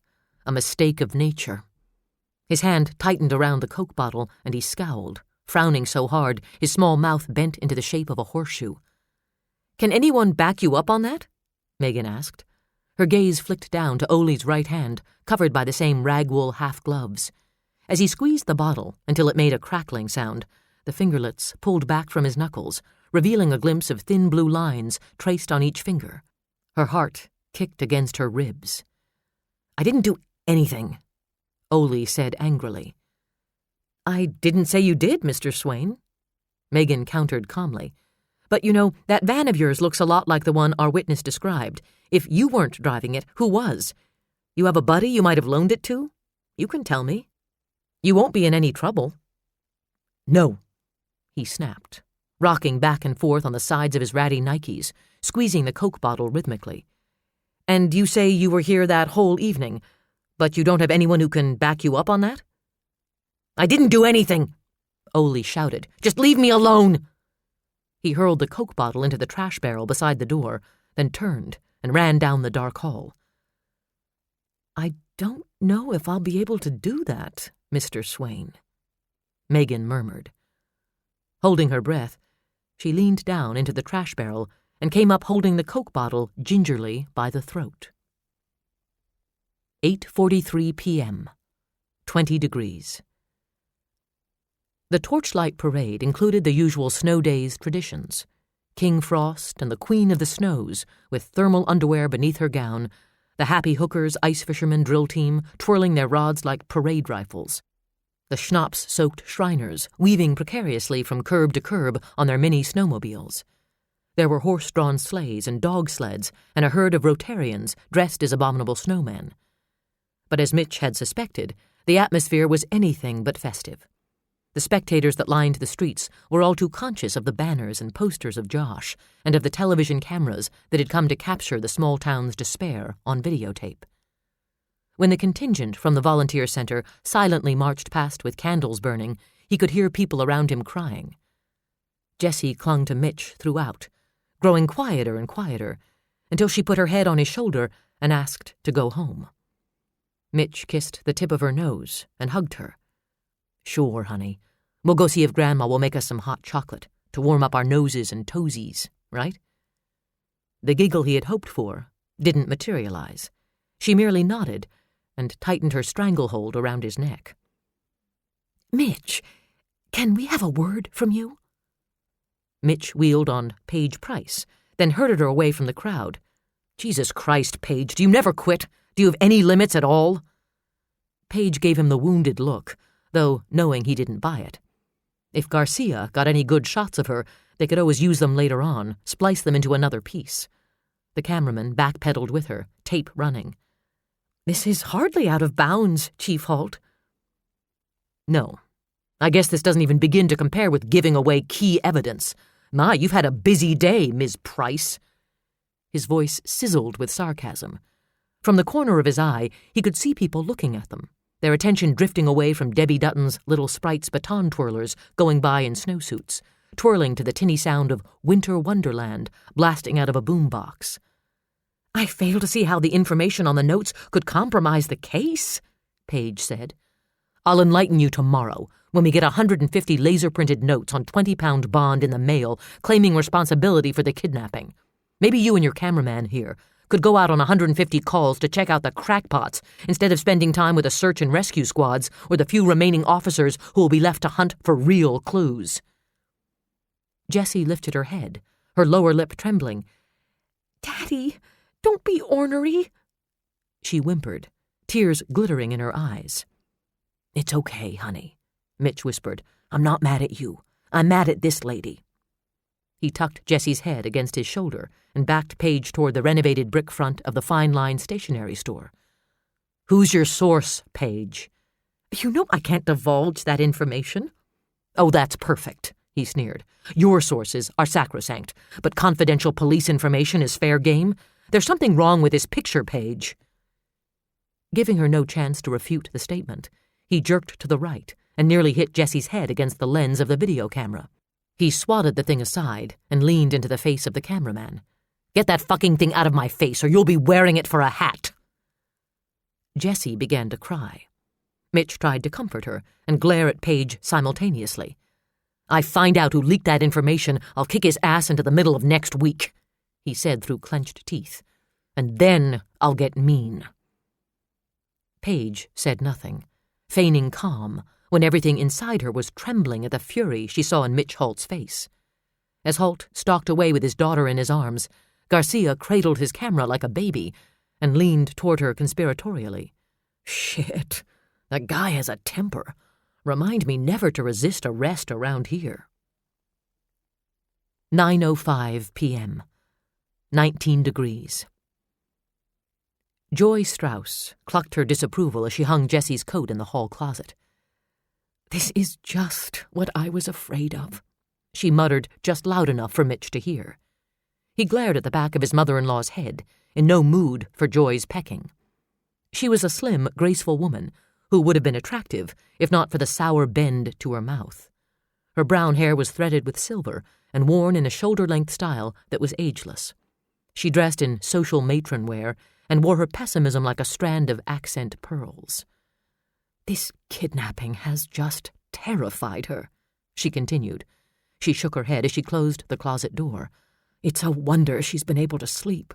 Maniacs roaming loose, snatching children off the curbs." Mitch held Jessie close and gave Joy a warning look. "It's one incident, Joy, not an epidemic," he whispered. "Jessie's just tired. Aren't you, sweetheart?" Jessie nodded. Joy held her arms out. "Well, come to Grandma, Jessie. We'll go up to bed." "I'll take her," Mitch snapped. Joy sniffed, but didn't push her luck. Clucking her tongue, she moved off into the living room, where Washington Week grumbled along on the television and Jurgen was engrossed in a book. Mitch took Jessie to her room and helped her change into her nightgown. He rambled on about the snow days activities that would take place over the weekend and how much fun she would have with her grandparents. Maybe Grandpa would take her to see the ice sculptures in the park, or the human snow bowling. Maybe they would be able to go for a sleigh ride. Grandma had tickets to the figure skating show. Wouldn't that be fun? Jessie contributed nothing to the conversation. She dutifully washed her face and brushed her teeth and climbed into the bed Mitch had turned down for her. He sat beside her and brushed a hand tenderly over her hair. "Say your prayers, Munchkin," he murmured, pressing a kiss to her forehead. Jessie turned her face up to him, her big brown eyes swimming with tears. In a tiny, trembling voice, she said, "Daddy, I'm scared." Mitch held his breath. "Scared of what, honey?" "Scared that a maniac will get me, too." She crawled into his lap as the tears came in earnest. Mitch wrapped his arms around her and held her tight. "Nobody's going to take you, sweetheart." But somebody took Josh. Grandma says it happens every day." "Not here. It doesn't," Mitch said, rocking her. "Nobody's going to take you, honey. Remember how we talked all about how to be safe? Remember how we talked about stranger danger? And how you should run away when you feel afraid of somebody?" But they took Josh, and he's a big kid. I'm just little." Mitch's heart ripped. He pulled Jessie's head back against his chest and rocked her harder, blinking furiously at the heat stinging his eyes. "Nobody's going to take you, baby. I won't let that happen." He would keep her safe. The way he had kept her brother safe? The thought was a knife, a stiletto driving deep, piercing flesh and bone and soul. He bit his lip until he tasted blood, squeezing his eyes shut until they burned. He held his daughter and knew she was his only child because he hadn't been able to keep her brother safe. And he knew that no matter how hard he tried, no matter how strongly he believed he deserved it, there were no guarantees he could keep Jessie safe either. "Damn you, whoever you are, Damn you for taking Josh, for stealing this town's innocence. Damn you to hell and gone. I'll send you there myself if I ever get the chance." He rocked Jessie and whispered to her until tears ran out and she fell asleep. Then he tucked her under the covers with Oatmeal Bear and just sat there, watching her, drinking in the sight of her, loving her so much it was a physical ache. He sat there, unaware of time passing. He heard Jurgen and Joy come upstairs. Knew Joy stopped and stood outside Jessie's door. He didn't acknowledge her, and she finally turned away, shutting off the hall light as she went. The house had been silent for a long time when he eased away from Jessie and slipped out of her room. He left the light burning on the bedside table in case she woke up afraid. He wished he could have taken her home with him, but Joy had asked for this weekend a month ago. Then there was this case. He had left standing orders to be called the instant anything happened regarding Josh.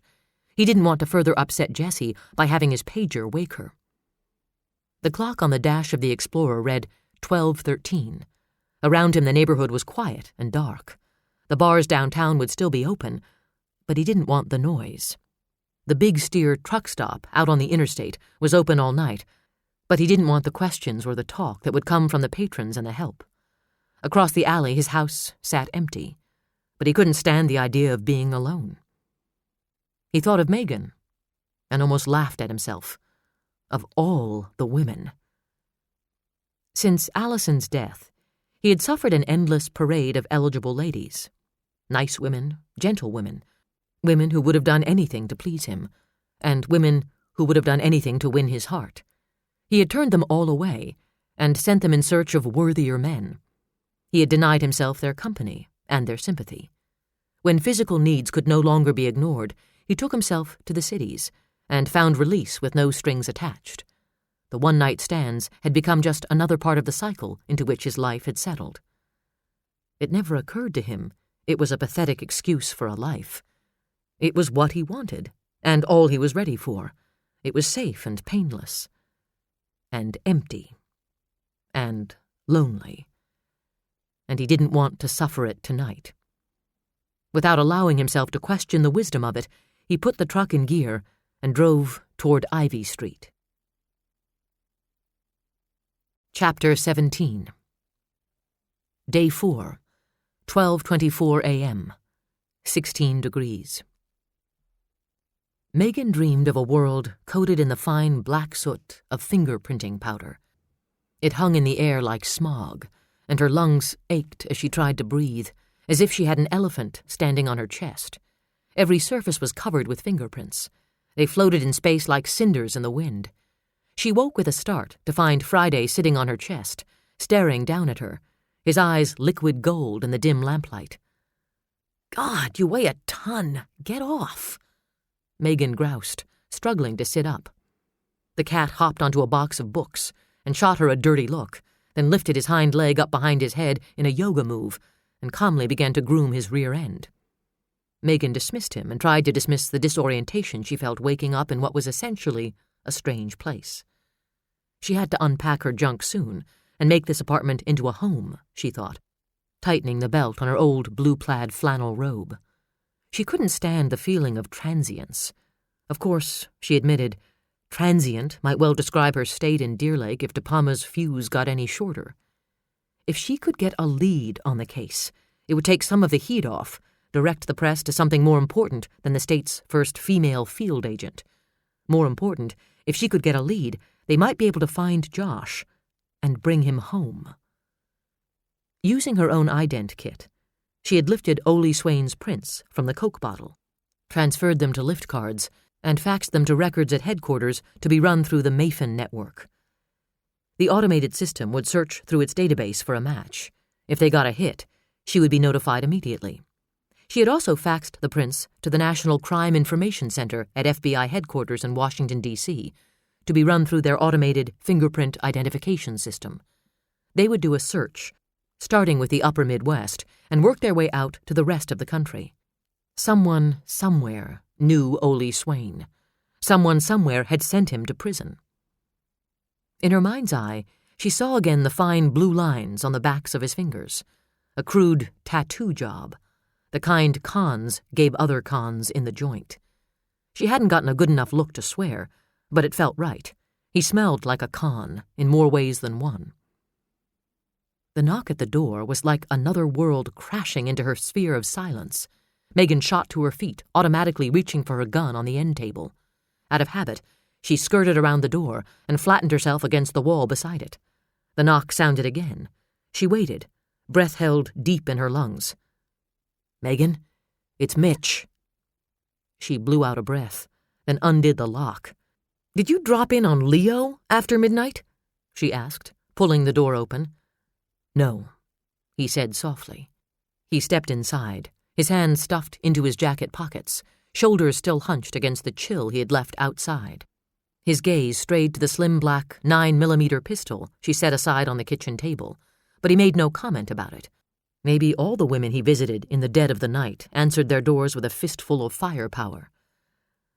"I was driving by," he murmured. "Saw your light." Megan debated telling him about taking Oli's prints. She had railed against him for keeping information from her, but she didn't want to bring up the subject now. It was late. Besides, maybe nothing would come of it. Beyond that, he didn't look as if he wanted to talk business. He looked exhausted and lost. He wandered through the maze of boxes to the window that looked down on Ivy Street and just stood there, staring out at the night. She followed the path he had taken, absently brushing her hand over Gannon as she passed the box he had picked for his bed. The gray cat raised his head and blinked at her, then turned his steady gaze on Mitch and made a throaty sound of contentment. "Why'd you skip out tonight?" he asked as she leaned a shoulder against the window frame. "You needed to be with Jessie. I didn't want to intrude." She let the thought trail off. "How was the parade?" "Sad. They're all trying so hard, because they want to make a difference, because they're scared.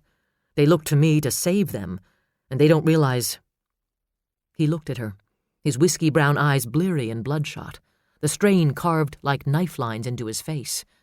"I'm nobody's savior. I'm just a cop, and I'm tired of it."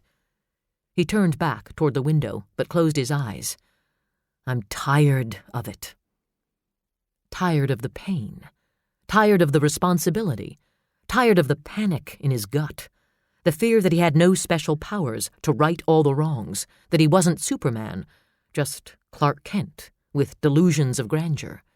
He turned toward Megan, letting her read it all in his face. The Megan of the slicked-back hair and gender-neutral wardrobe and the rules and regulations was not this woman, who stood before him now. Her hair was loose around her shoulders, with nothing on her feet but a pair of baggy wool socks. She was short. Swallowed up inside an old plaid robe, she looked tiny, delicate. St. Joan without her armor. She stood there, waiting, silent, patient. "I'm not much of a hero," he murmured. "They ought to know that." "You're doing all you can," Megan said. "We all are." "My best wasn't good enough. Again." The words he had spoken the day before in the garage of the old fire station came back to her, heavy with regret and self-loathing. He turned his gaze out the window again.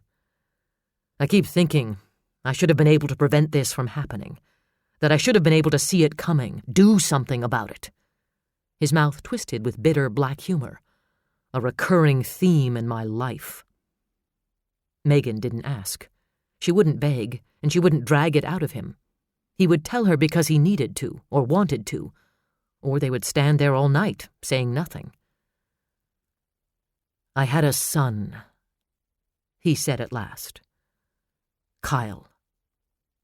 He was 6. Megan's breath caught on the lump in her throat. "They were in the wrong place at the wrong time."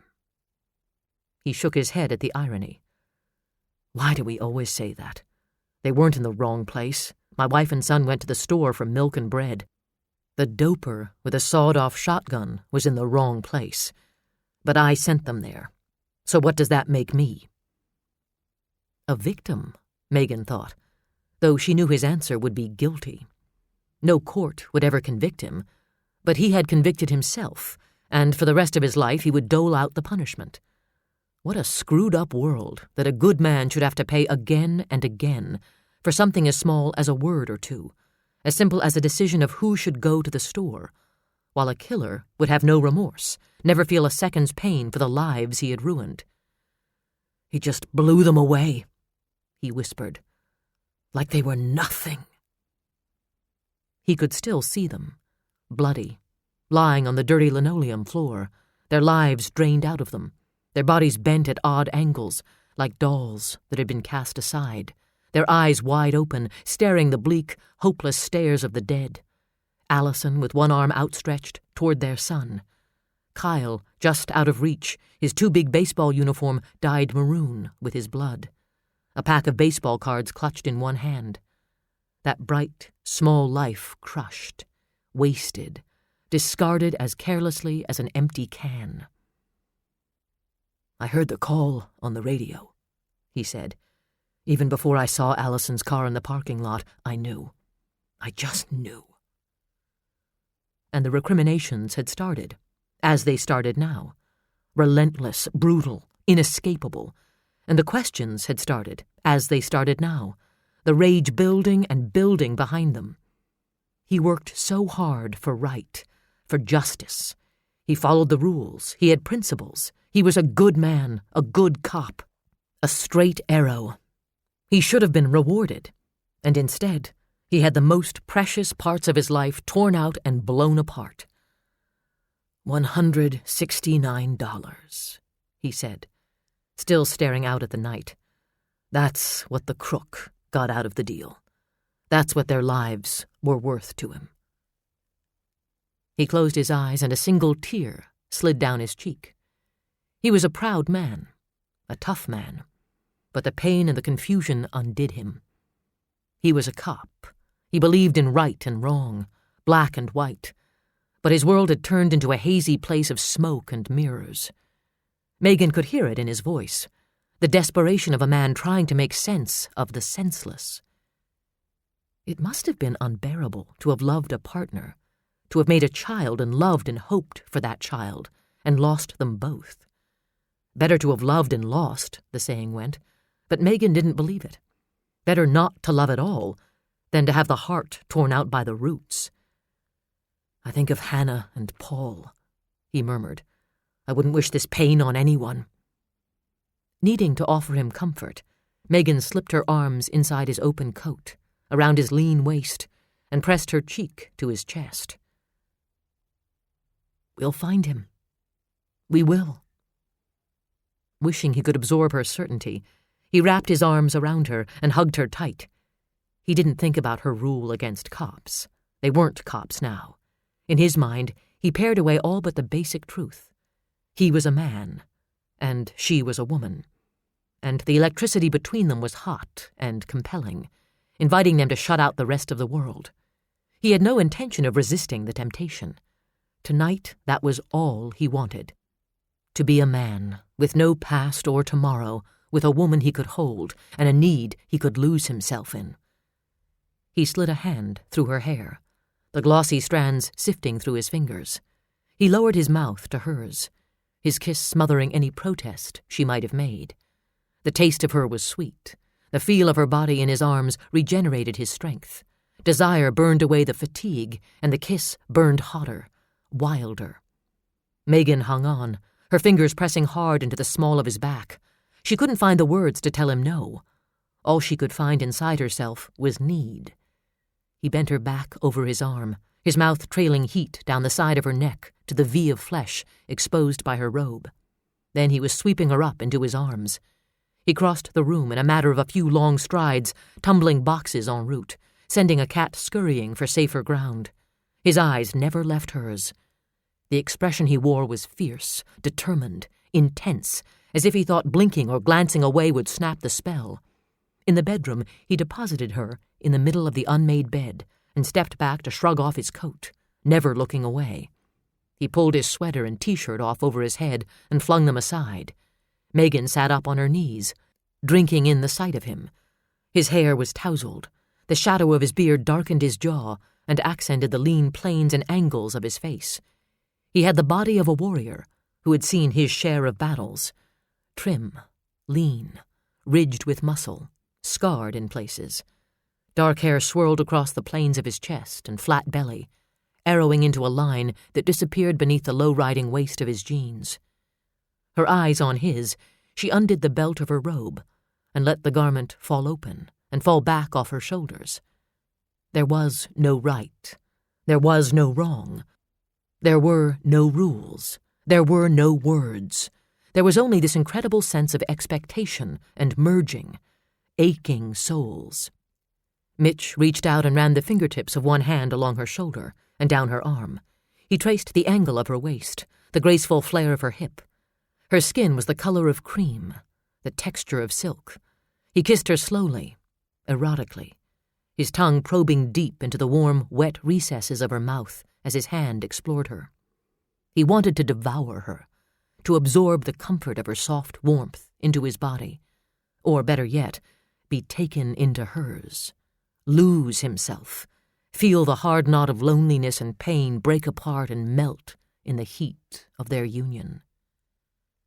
They sank down on the bed, stretching against each other chest to chest, legs tangling. Megan arched into him, loving the feel of his hard body, the heat of his skin, the brush of his chest hair against her nipples. She gave herself over to sensation, touching him, tasting him, breathing in the warm musk of male need. She gave herself over to him, letting him take control, surrendering. The word brought a shiver. But then his mouth was on her breast, and thought was gone. She tangled her hands in his hair, kneaded the muscles in his shoulders, ran the arch of her foot along the back of his leg, frowning at the fact that he still had his jeans on. Twisting beneath him, she reached for the button. Mitch allowed her, rising up on his knees as she tugged the zipper down over his erection. Her hands were trembling as she pulled down jeans and briefs. Her whole body was trembling with a need to take him inside her. She curled her fingers around his shaft and stroked him gently. He closed his eyes and groaned.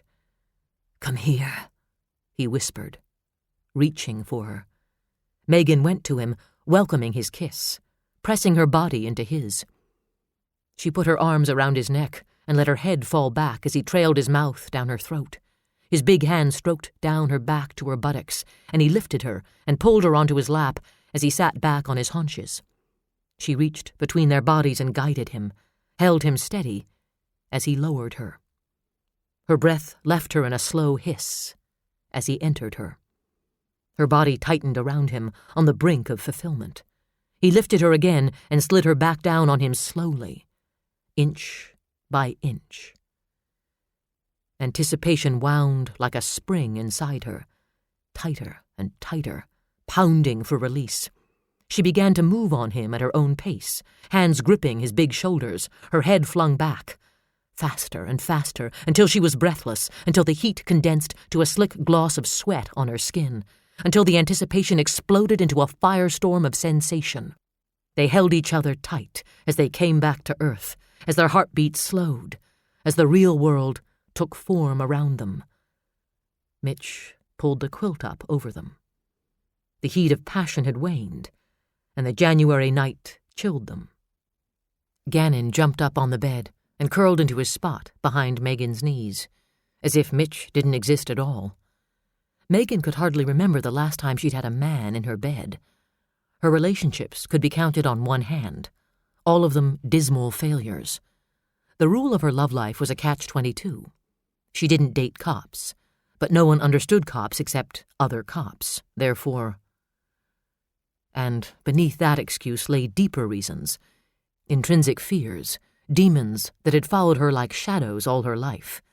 The fear that no one would ever love her, that she was inherently unlovable, tainted by the stain of her mother's sins. Fears that had no logic. Fears that existed in the darkest corner of her heart, like toadstools.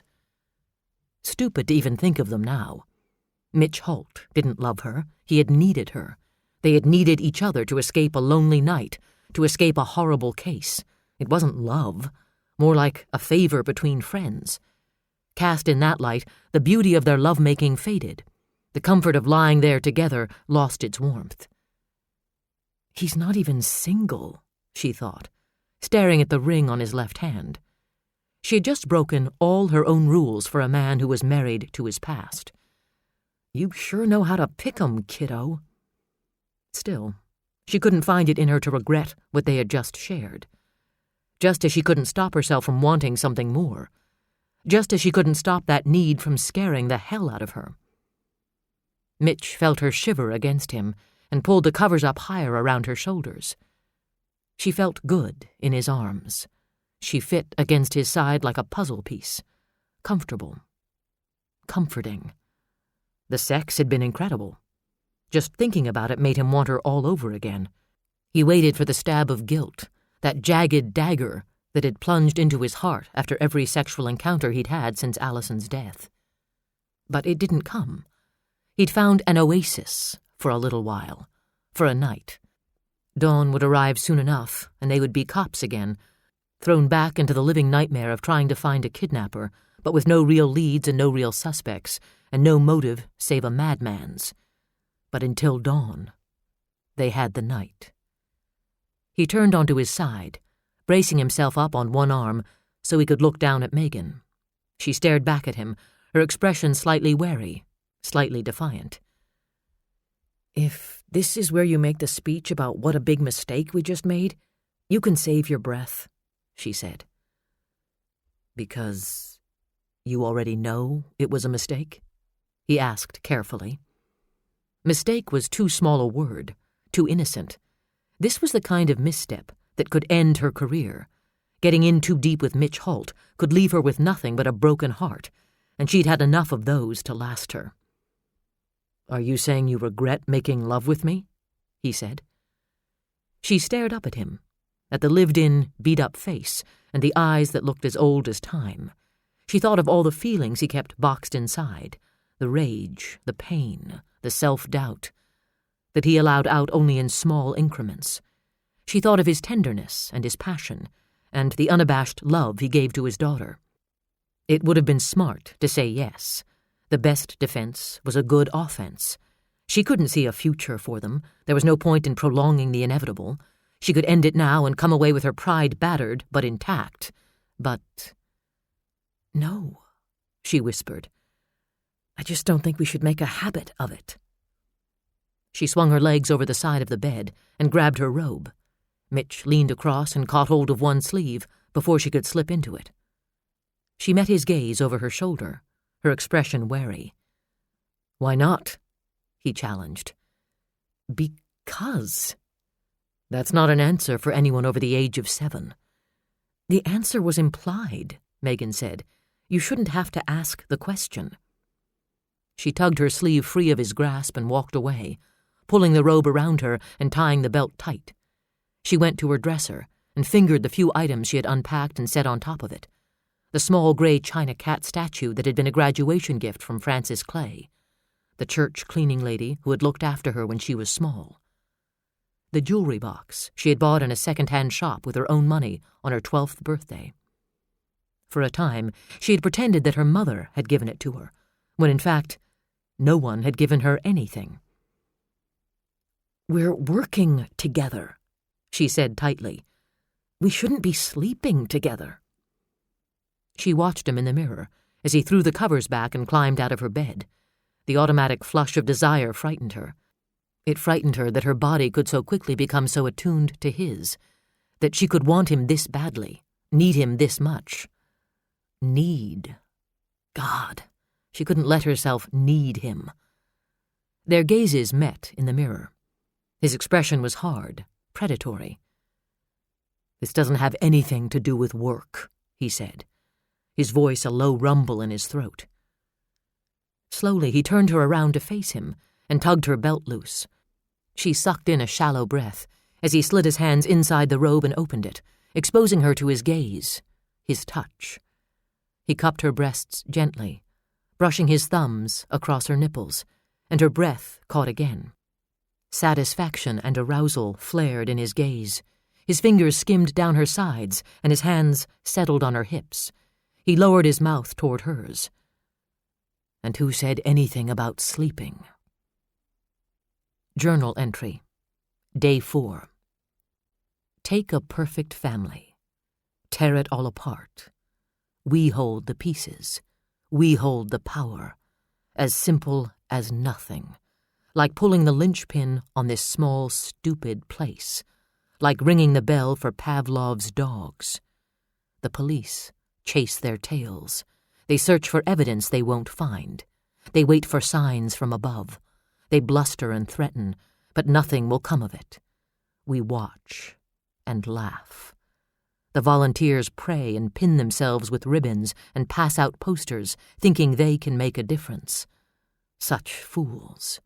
Only we can make a difference. We hold all the cards. The game is growing dull. Time to up the ante. Chapter 18. Day 4. 5:42 a.m., 12 degrees.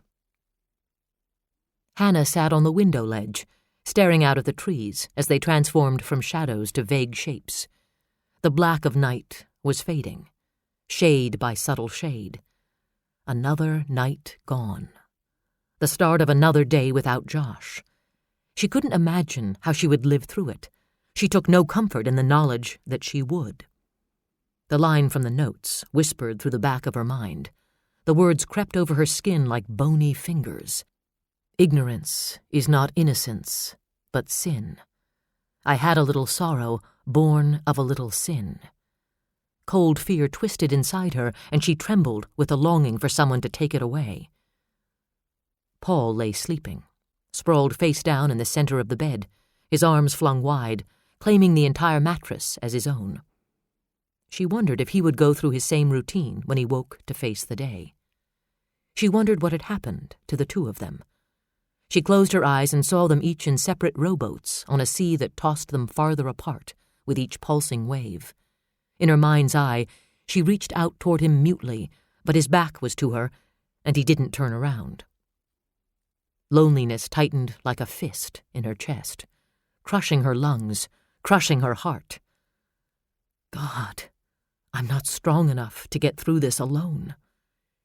She pressed a hand to her mouth to hold back the cry of helplessness and need, and ached inside at the thought that she wouldn't even share this with her husband, with the father of her children. Things had been so different when Josh was a baby. Paul had been different. He had been proud of her. She had never doubted his love.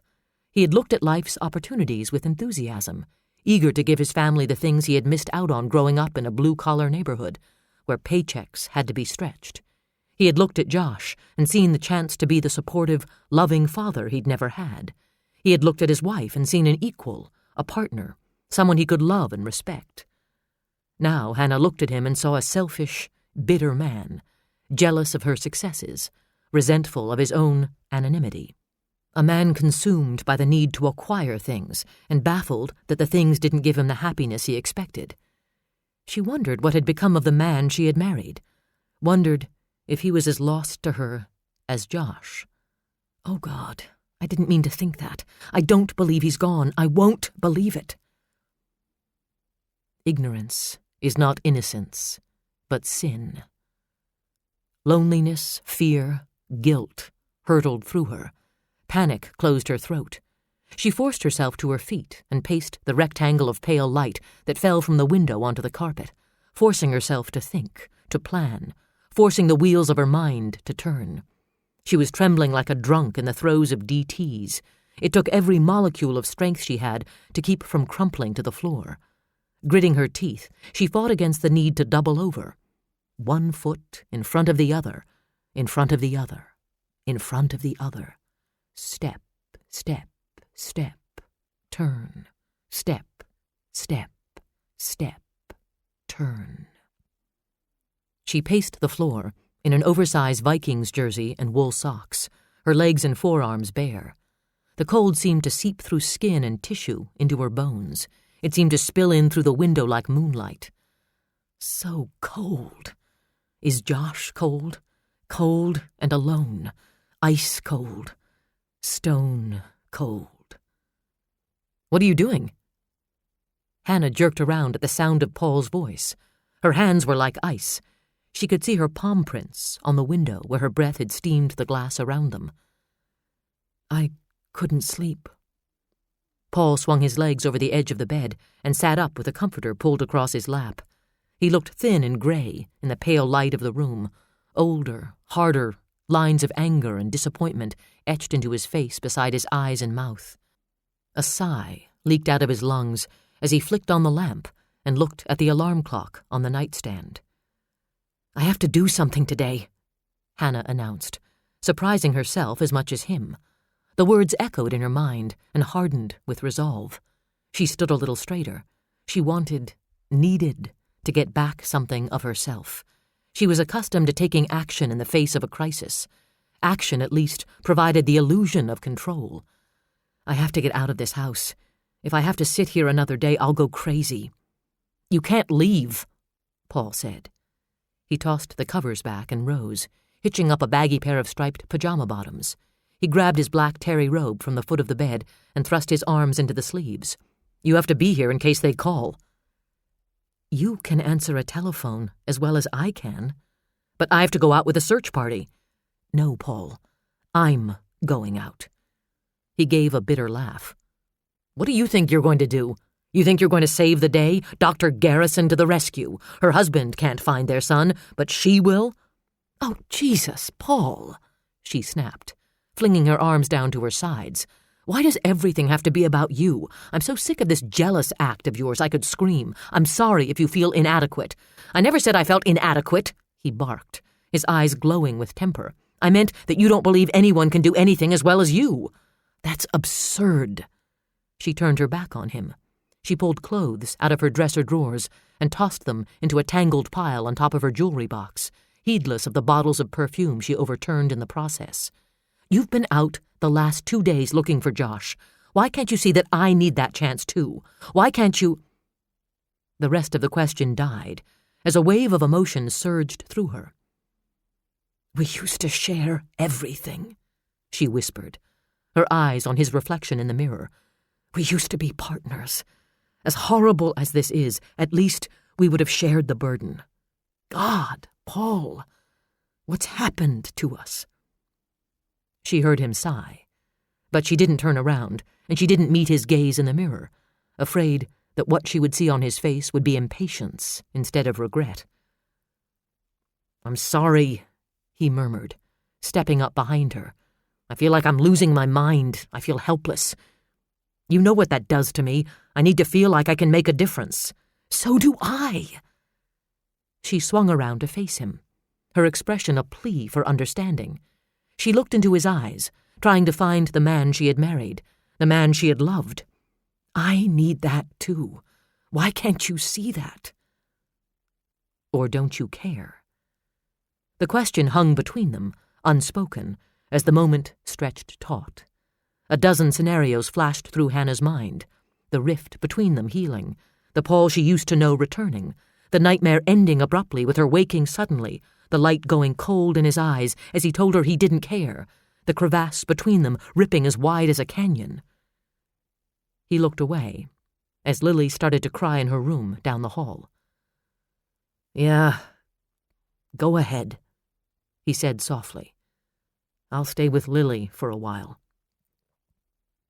"She'll ask where Josh is," Hannah murmured. "It's been 3 days." She dragged a hand back through her tangled hair as the fears surged up inside her again. "God, the things that go through my mind. Is he asking for us? Is he cold? Is he hurt?" The worst of the question stuck like peanut butter to the roof of her mouth, gagging her, choking her. She was afraid to give them voice, and yet she needed to. "Paul, what if he's—" "Don't!" He pulled her roughly into his arms, his eyes still trained on the door, as if looking at her would turn the fears to reality. "I don't want to think about it," he whispered. He was trembling. She pressed a hand over his heart and felt it race. "Ignorance is not innocence, but sin." "Go take your shower," he murmured. "I'll get Lily up." 11:20 a.m. 20 degrees. Buy a chance. Give $1. Help bring Josh home. Al Jackson's voice boomed across the park from the senior hockey league booth. He had found a rhythm and stuck with it, repeating the chant with the regularity of a metronome. The call was too reminiscent of a carnival barker, luring the naive to a rigged shell game. Hannah's stomach churned. She looked out across the park, seeing a surreal version of the annual Snow Days fair. Wooden booths, draped in colorful festoons, ringed and crisscrossed the park. Behind them, portable heaters rumbled, generating billowing clouds of steam in the cold air. Crowds had turned out in full winter regalia to play the games and watch the ice sculptors at work. But in addition to the usual causes, new band uniforms and computers for the public library and funds for the Legion Auxiliary Summer Beautification Project, every game, every booth, was pledging money to the effort to find Josh. Noble gestures. Overwhelming generosity. A touching show of support and love. Hannah repeated these phrases over and over, and still she couldn't shake her gut-level reaction, that she had escaped one nightmare and run headlong into another. There was something too Kafkaesque about watching people slide one by one down the hill from the courthouse into a stand of giant bowling pins, knowing they'd each given $1 to help bring her son home.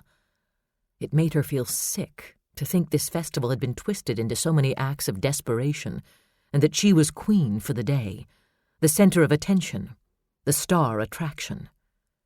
She had been led to the volunteer center booth to be put on display like some freak. See the grieving mother hand out posters. Watch the guilty woman pin yellow ribbons on the faithful. She could feel the gazes of the reporters on her. The second they spotted her, questions spewed out of them in an endless stream. Questions about her feelings, questions of guilt and suspicion, requests for exclusive interviews. She had finally given them a statement and made a plea for Josh's return. But they weren't satisfied. Like a pack of hungry dogs that had been thrown a few meat scraps, they lingered and watched her, hopeful of more.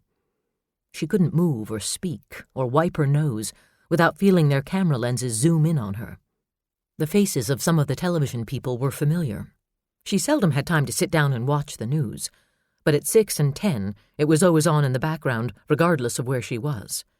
Minnesotans didn't miss their news. It was something of an inside joke among natives. Aside from the goings-on in the cities, nothing much of consequence happened in the state as a rule, but everyone insisted on having the non-events relayed to them at the end of the day. Hannah could put names to several of the Twin Cities reporters. Several of the stations themselves had set up booths to help raise money for the cause. Down the row from the volunteer center booth, the Channel 11 weatherman was offering his face as a target for cream pies. The Star Tribune had teamed up with the Policemen's Association to fingerprint and photograph children for $1 donation per child, a safety precaution most parents in Deer Lake had never thought about. Noble gestures, overwhelming generosity, a touching show of support and love. A macabre drama, and she was the focal point. It's your own fault, Hannah. You want to do something, to take charge like you always do. But she couldn't find the strength to present herself as a leader. She felt drained, wilted. Dizziness swam through her head, and she closed her eyes and leaned against the counter. "Dr. Garrison, are you all right? I think she's going to faint. Should we call a doctor? She is a doctor. Well, she can't treat herself. She'd have a fool for a patient. That's lawyers. What about lawyers?" Fragments of conversation came to Hannah as if from a great distance down a long tunnel. The world swayed beneath her feet. "Excuse me, ladies. I think maybe Dr. Garrison needs to take a little break. Isn't that right, Hannah?" She felt a strong hand close gently on her arm and willed her eyes to open. Father Tom came into focus. Her gaze locked onto the concern in his face. "You need a little quiet time," he said softly. "Yes." The word barely made it out of her mouth when the ground seemed to dip. He caught her against his side and started across the square toward the volunteer center. Hannah did her best to move her feet. Reporters moved in on them. cameramen and photographers closing off the escape route. "Please, folks," Father Tom spoke sharply. "Show a little decency. Can't you see she's had enough for one day?" Apparently unwilling to risk the wrath of God, they stepped out of the way, but Hannah could hear the click of shutters and the whir of motor drives until they reached the curb. "How you doing?" Father Tom asked. "Can you make it across the street?" Hannah managed a nod, though she wasn't at all sure she wouldn't just collapse. Out of self-preservation, she hooked an arm around Tom McCoy's waist and leaned into him, grateful for his solid strength. "That's right," he murmured. "You just hang on, Hannah. I won't let you fall." He took her into the volunteer center, where volunteers ignored ringing telephones and blinking cursors on computer screens to stare. Hannah kept her head down, embarrassed to be seen this weak, and more than a little uncomfortable being seen snuggled up to the town priest. But Father Tom ignored her feeble effort to put space between them. A determined look on his face, he guided her toward what had once been the stockroom, where chairs and tables had been set up for coffee breaks.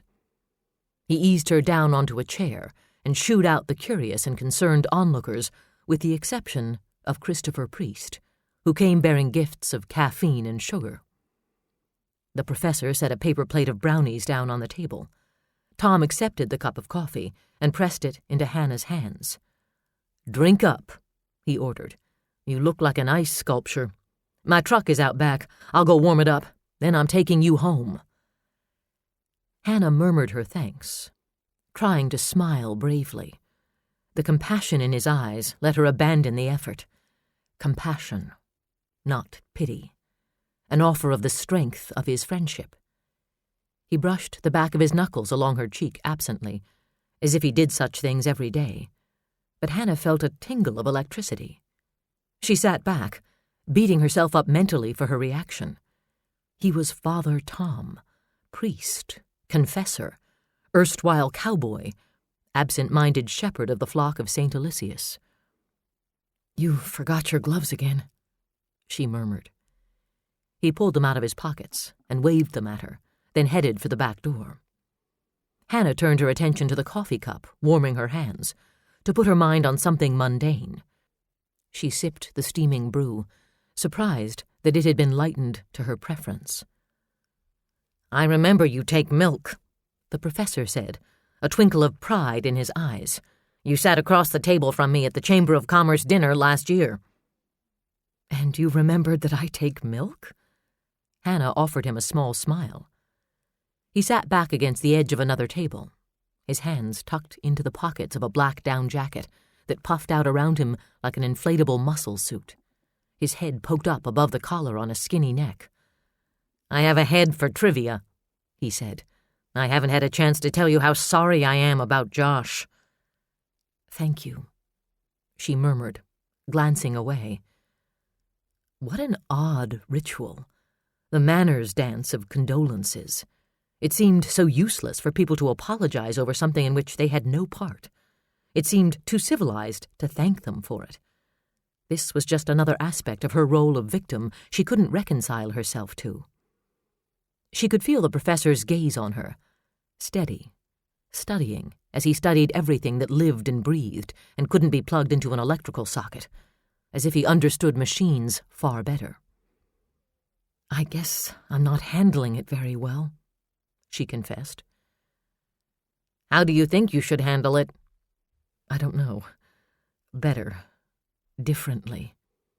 He put his head on one side in a pose reminiscent of the android Data on Star Trek, The Next Generation, one of Josh's favorite TV shows. The reminder stabbed like a needle. "It's curious," he said, "that people have come to a point where they almost feel they should be pre-programmed for everything that happens in their lives. Spontaneous reaction is a rule of nature. People can't control their responses any more than they can control the random events that trigger them. And yet they try. You shouldn't apologize, Hannah. Just let yourself react." A rueful smile turned her lips as she took another sip of coffee. "Easier said than done. I feel like I've been cast in a play, but I don't have a script. The professor pressed his lips together and hummed a note of consideration. Hannah envisioned his brain clicking and clacking like a computer as he processed the information. "I should thank you while I have the chance," she said, looking out through the open door into the former appliance showroom where people she didn't know were squinting at computer screens and stuffing envelopes with flyers. "We really appreciate the time and talent you and your students have given. Everyone has tried so hard to be helpful." A hint of a blush tinted his pale cheeks as he waved off her gratitude. "It's the least we can do." The back door opened, and Father Tom made a dramatic entrance in a cloud of wind-driven exhaust fumes, his glasses completely fogged over. "Come along, Doctor. If we hurry, we can still ditch those reporters." He tossed her a long, hideous scarf that had been knitted from every unappealing and uncoordinating color in the spectrum, and a black baseball cap with the words, "The God Squad," printed in bold white letters on the front. "What's this?" Hannah asked. From his coat pocket, he pulled a pair of fake glasses with a big plastic nose and mustache attached. He flipped the bows open and shoved the glasses onto her face, then smiled at the effect. "Your disguise." 12:04 p.m. 20 degrees. "I'm not much of a cook, but I can microwave leftovers with the best of them." "It smells wonderful," Hannah said dutifully, but without enthusiasm, as he set the stoneware plate of beef stew down on the table in front of her. It looked like a cover shot for Woman's Day. Thick chunks of meat and potatoes, bright orange discs of carrot, peas as green as spring grass, all in a thick, rich gravy. Too bad she couldn't find any desire to eat it. "Don't even think about pushing it away," Father Tom warned, sliding into the chair across from her. "You'll eat it, or I'll feed it to you. You need food, Hannah. You almost passed out." Reluctantly, she picked up her fork and speared a slice of carrot. Her hand was shaking as she raised it to her mouth. Tom watched her like a hawk while she chewed and swallowed. He twisted the cap off a bottle of Pete's Wicked Ale and slid it across the table to her. "Improves the appetite," he explained with a wink. "Spoken like a true Irishman, eh?" Hannah laughed softly. She tried a small bite of beef and washed it down with the ale. They sat in the kitchen of the rectory, a big old Victorian house that occupied the lot behind St. Aloysius. In times past, when clergy had been in more abundance, the house had served as home and hotel to a host of priests and ecclesiastics. It had served a stint as a halfway house for alcoholic priests in the 50s. Now, the rambling place housed only Father Tom. He had closed off the whole second story to conserve heat. The kitchen was sunny, with old glass-fronted cabinets and yellow wallpaper featuring tea kettles. The small table was tucked into an alcove, out of the flow of traffic. Not that there was any. The house was empty, except for the two of them. "Thanks for rescuing me," Hannah murmured, eyes downcast. Tom buttered a chunk of homemade bread and handed it across to her. She was ashamed to need rescuing. He could see that plainly, just as she had been ashamed to cry on his shoulder. She was too brave for her own good. He ached painfully at the thought of her trying to get through this ordeal as the Hannah Garrison everyone in Deer Lake knew and loved. Calm, stoic, confident, and wise enough to solve everyone's problems. The calm had been shattered, the confidence destroyed, all in a single blow. She was lost, and he saw no sign of Paul helping her navigate. What kind of man could be so blind that he could look at Hannah and not see a jewel? "I know everyone is trying to help," she said in a small, strained voice. "They're being so wonderful. It's just that it's all so wrong." She raised her head and looked at him, pain and confusion swimming in her blue eyes. Her hair was still rumpled from wearing his cap. Curling strands of gold fell across her forehead and trailed down a cheek. She looked like an angel who had taken a long fall from her cloud. "It's wrong," she whispered. It's like we're on a train that's jumped the tracks, and nobody can stop it. I want to make it stop." "I don't think we can, Hannah," he confessed sadly. "We can only hang on for the ride." He reached out to her across the table, offered his hand silently. For good reasons. Just reasons, and reasons he wouldn't give voice even in the deepest, most private part of his mind. Reasons she could never know, and would probably never suspect. So, where was the harm? That question would open the floodgates on 100 more for which he would find no answers. And so he silenced it. Nothing mattered at that moment but giving Hannah some comfort, some sign that she wasn't alone. A single tear spilled over her lashes. Slowly, she slid her hand across the table and took hold of his. Their palms fit against each other perfectly. Their fingers curled automatically. At the warmth of the contact and the feelings it stirred inside, Hannah's eyes widened slightly in surprise. "I'd change it for you if I could, Hannah," he whispered. "If I could work a miracle, I'd do it in a heartbeat." Hannah thought she should thank him, but no words formed in her mouth. She couldn't seem to do anything but hold on to him and take in the quiet strength and conviction he offered.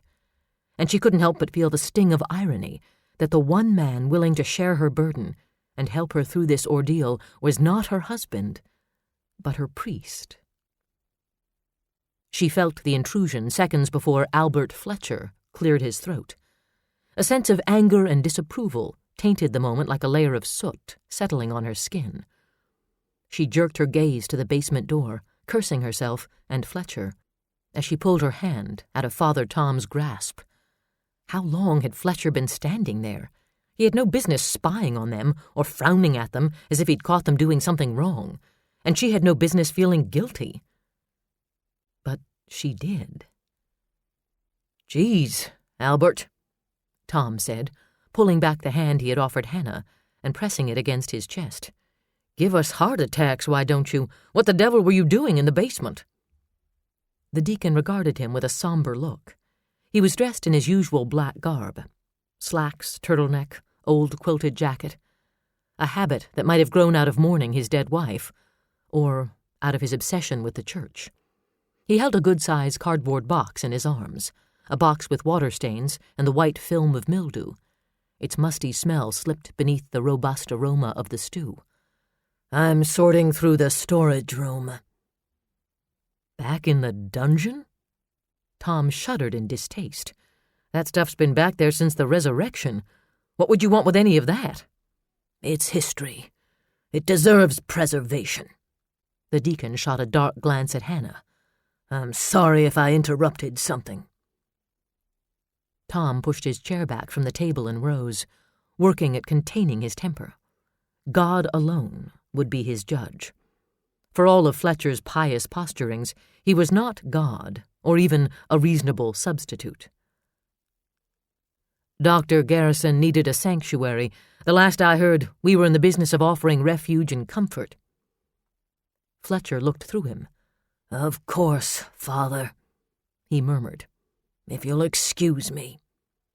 He nodded to Hannah and slipped out the back door, leaving behind a tension that hung in the air. Hannah dodged Tom's gaze and got up from the table. She pulled her coat off the back of her chair. "I should get home," she said quietly. "Paul will be wondering." Tom sighed and pushed his glasses up. "You didn't finish your lunch." "I'll eat when I get home, I promise. I've got plenty to pick from. The casseroles are multiplying geometrically." She zipped her coat, then forced herself to push past her guilt and embarrassment and raised her eyes to his. "Thanks, though, for the food, for the support, for everything." He started to say it was nothing, but it wasn't nothing. It was something more complicated than either of them needed, and something so simple it should have needed no explanation or apology. He shrugged his jacket on and dug his keys out of the pocket. "Come on, Doc. I'll drive you home." They left her van downtown to avoid alerting the media to her plans. Hannah didn't ask him in. She didn't want to further ruin the day by having to listen to Paul snipe at him. But a heavy sense of loneliness pressed down on her as she climbed the steps and let herself in the mudroom. A BCA man sat at the kitchen table drinking Mountain Dew and reading Guns and Ammo. He gave her a nod. In the family room, the television was showing a figure skating competition to no one. The low murmur of voices drew her up the stairs and down the hall toward Lily's room. "Paul? I'm home." Hannah pushed the door open and stopped.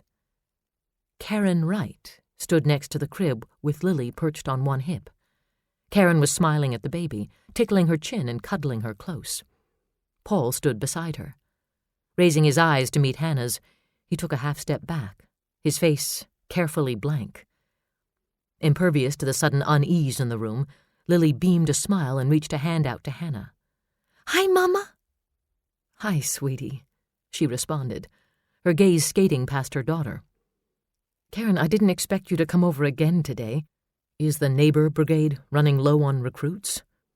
Color flared across Karen's cheekbones. "Oh, well, I hadn't planned to. Then Garrett told me he had to go somewhere today, so I was alone, and I just thought—" "Jesus, Hannah," Paul grumbled. "People are trying to be helpful. Do you have to give them the 3rd degree?" "I wasn't." He ignored her protest. "Did you save the world while you were out?" His sarcasm stung. Down the hall behind her, the phone rang. "I think I'll go change clothes." As she backed out into the hall, the BCA agent caught her attention. "Dr. Garrison, please take the call in the family room." "Call?" The phone chirped again, and she hurried to the family room, unable to scrape together much hope. It was probably yet another reporter. Paige Price had been after her to do an in-depth interview. Heartless vampire. Didn't these people realize what it was to hurt, to be afraid? Didn't they realize their morbid curiosity only made things worse? She snatched up the receiver. "Hannah Garrison." The static of a bad connection crackled over the line. Then came the voice, small and so soft she had to strain to hear it. "Mom, I want to come home." Chapter 19. Day 4, 9:55 p.m., 13 degrees. They traced the call to a phone booth. Outside the Suds Your Duds laundry, 65 miles away in the small, quiet town of St. Peter, home of Gustavus Adolphus College and the state's maximum security institution for the mentally ill. The phone, its receiver dangling, was on the end of the building, a dreary little strip mall built in the 60s, when blonde brick and flat metal awnings were considered in good taste. Also occupying the shopping center was a small appliance repair service shop that was closed Saturday afternoons, a Vietnamese grocery where English was not even a second language, and the Fashion Air beauty salon, where the wash and set crowd got their beehives teased and their white hair dyed blue. None of the patrons at the grocery wanted anything to do with cops. All the customers of the beauty salon wanted in on the action. Unfortunately, none of them had seen anything. Aside from being at the opposite end of the strip mall from the Suds Your Duds, the heat from the bonnet air dryers and the mist from the rinse sinks combined to completely fog over the front windows of the shop. In the laundry, 2 college students and 3 mothers of sticky-faced, wide-eyed toddlers answered all questions asked. But there were no windows looking out on that end of the building, and there was no reason to go out into the cold to use the phone, because there were 2 inside the laundry. No one had seen Josh. No one had seen a light-colored van. For the cops, the wave of hope crashed and washed back out on yet another tide of disappointment. "It could be a hoax," Mitch said. "Kids playing around. Hannah said she couldn't swear it was Josh's voice." He sat across from Megan at the fake wood-grain table in her room at the Super 8 motel. The remains of a mostly uneaten Chinese takeout dinner cluttered the tabletop. The smell of congealing broccoli and beef almost masked the acrid stink of age-old cigarette smoke that permeated everything in the room. On the nightstand, next to the bed, A cheap clock radio glowed red. 9:57 p.m. Michael Bolton rasped out a song, lamenting the demise of a love affair on the airwaves of the only station that would come in. Megan flicked a chunk of almond chicken across her paper plate with her fork. I'd say I can't believe anyone would be that cruel, but then that would sound stupid, wouldn't it? I don't know, he said quietly. Is it stupid to wish for small mercies? Crime is one thing. Expecting ordinary people to be decent to each other is something else. If we can't even hope for that. It gives me the creeps that call came from here, Megan admitted. I keep thinking about some of the people in that state hospital and my skin crawls. Sexual psychopaths, the criminally insane. But they're in the hospital, Mitch said, not out. The county sheriff checked with the administration. They had no reports of anyone missing. They had no day passes issued to anyone we would have to worry about. That the call came from here and the hospital is here is just a coincidence. One thing we know for certain, Mitch continued. Ole Swain didn't make the call. No less than 50 people can swear he was at the ice rink at the time the call came in.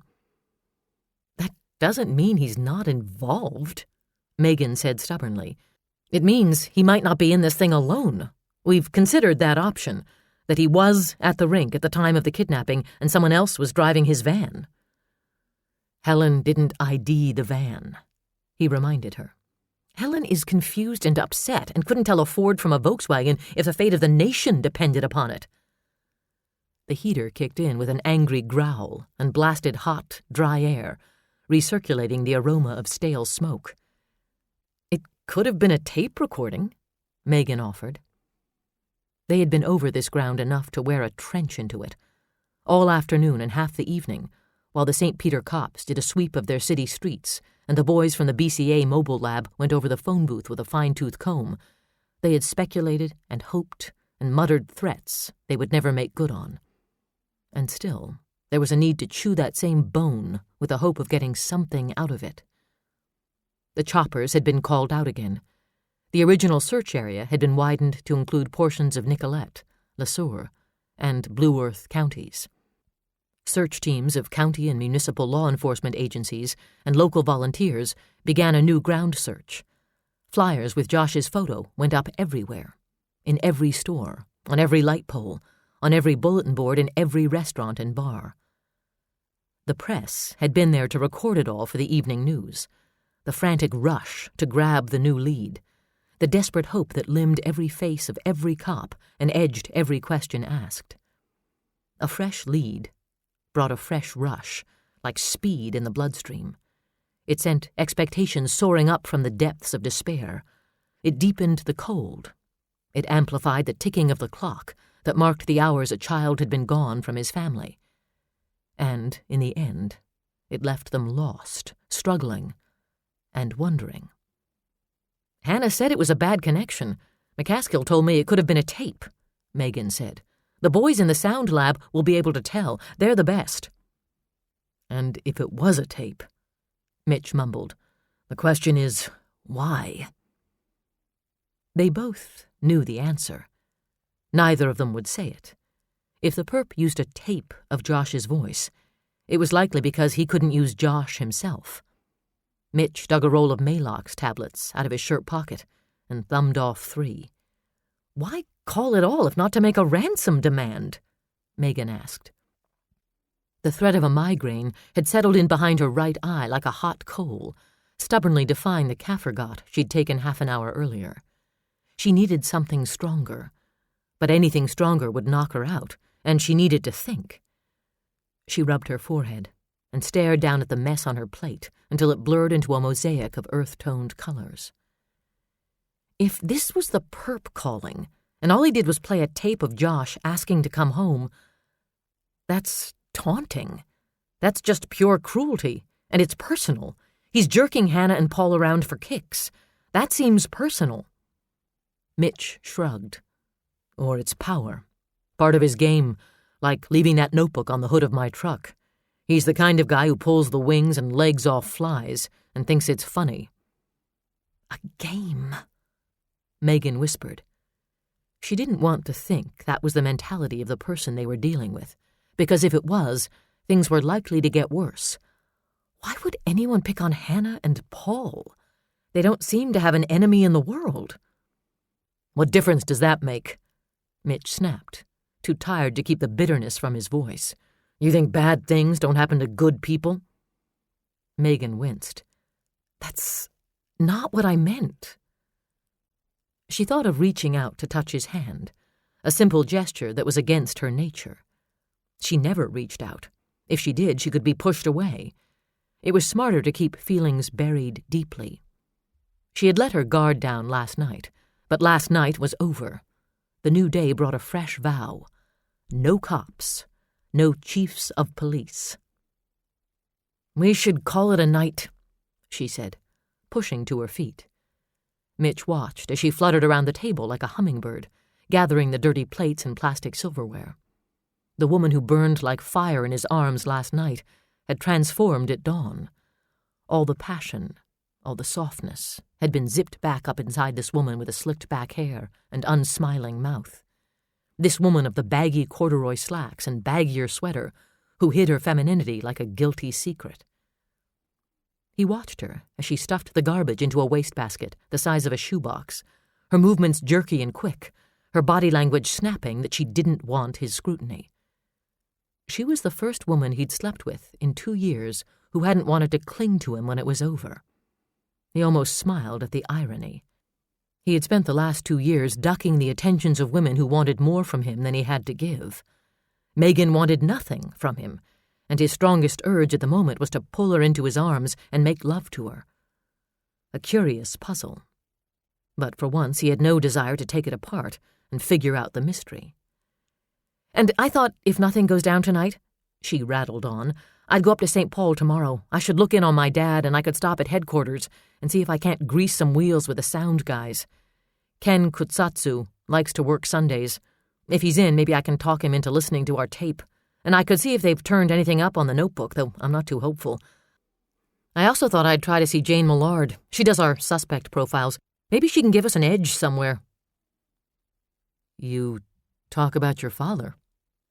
Mitch said casually, rising from his chair, slowly twisting sideways to stretch the tightness out of his back. You never mention your mother. Is she around? Wrong question. Her face closed down defensively.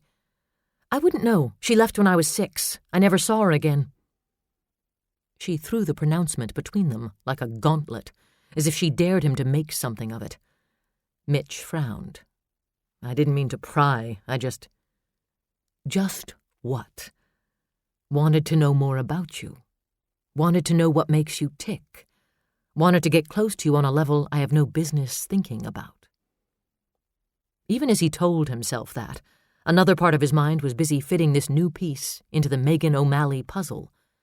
He could picture her too easily. Small and alone, too serious, trying not to draw any attention to herself. A little girl with big green eyes and long dark hair, trailing after her father, the cop, the way Jesse trailed him. You and your dad must be close. She smiled, not the warm smile of pride and affection, the brittle smile at a bad joke. It's late. Let's call it a day. He caught her arm as she tried to walk past him. I'm sorry if I said the wrong thing. You didn't. She lied, knowing the truth would be far too complicated and too messy to deal with tonight. I'm tired, that's all. In a cool voice she added, I believe your room is across the hall, Chief. She tried to pull away, but Mitch held on, annoyed with her for trying to give him the brush off, annoyed with himself for wanting to break down her defenses. If he had any sense, he would take their one night of great sex and let the rest go. He didn't need the headache of a relationship, especially now. And he didn't need a woman with a chip on her shoulder the size of New Zealand. But he didn't let her go. I know where my room is, he murmured. I'd rather stay here. And I'd rather you didn't. He narrowed his eyes in speculation. Do you mean that? Or is this more of the tough cookie act? It's not an act, she snapped, glaring at him, praying he wouldn't see the lie through the defiance.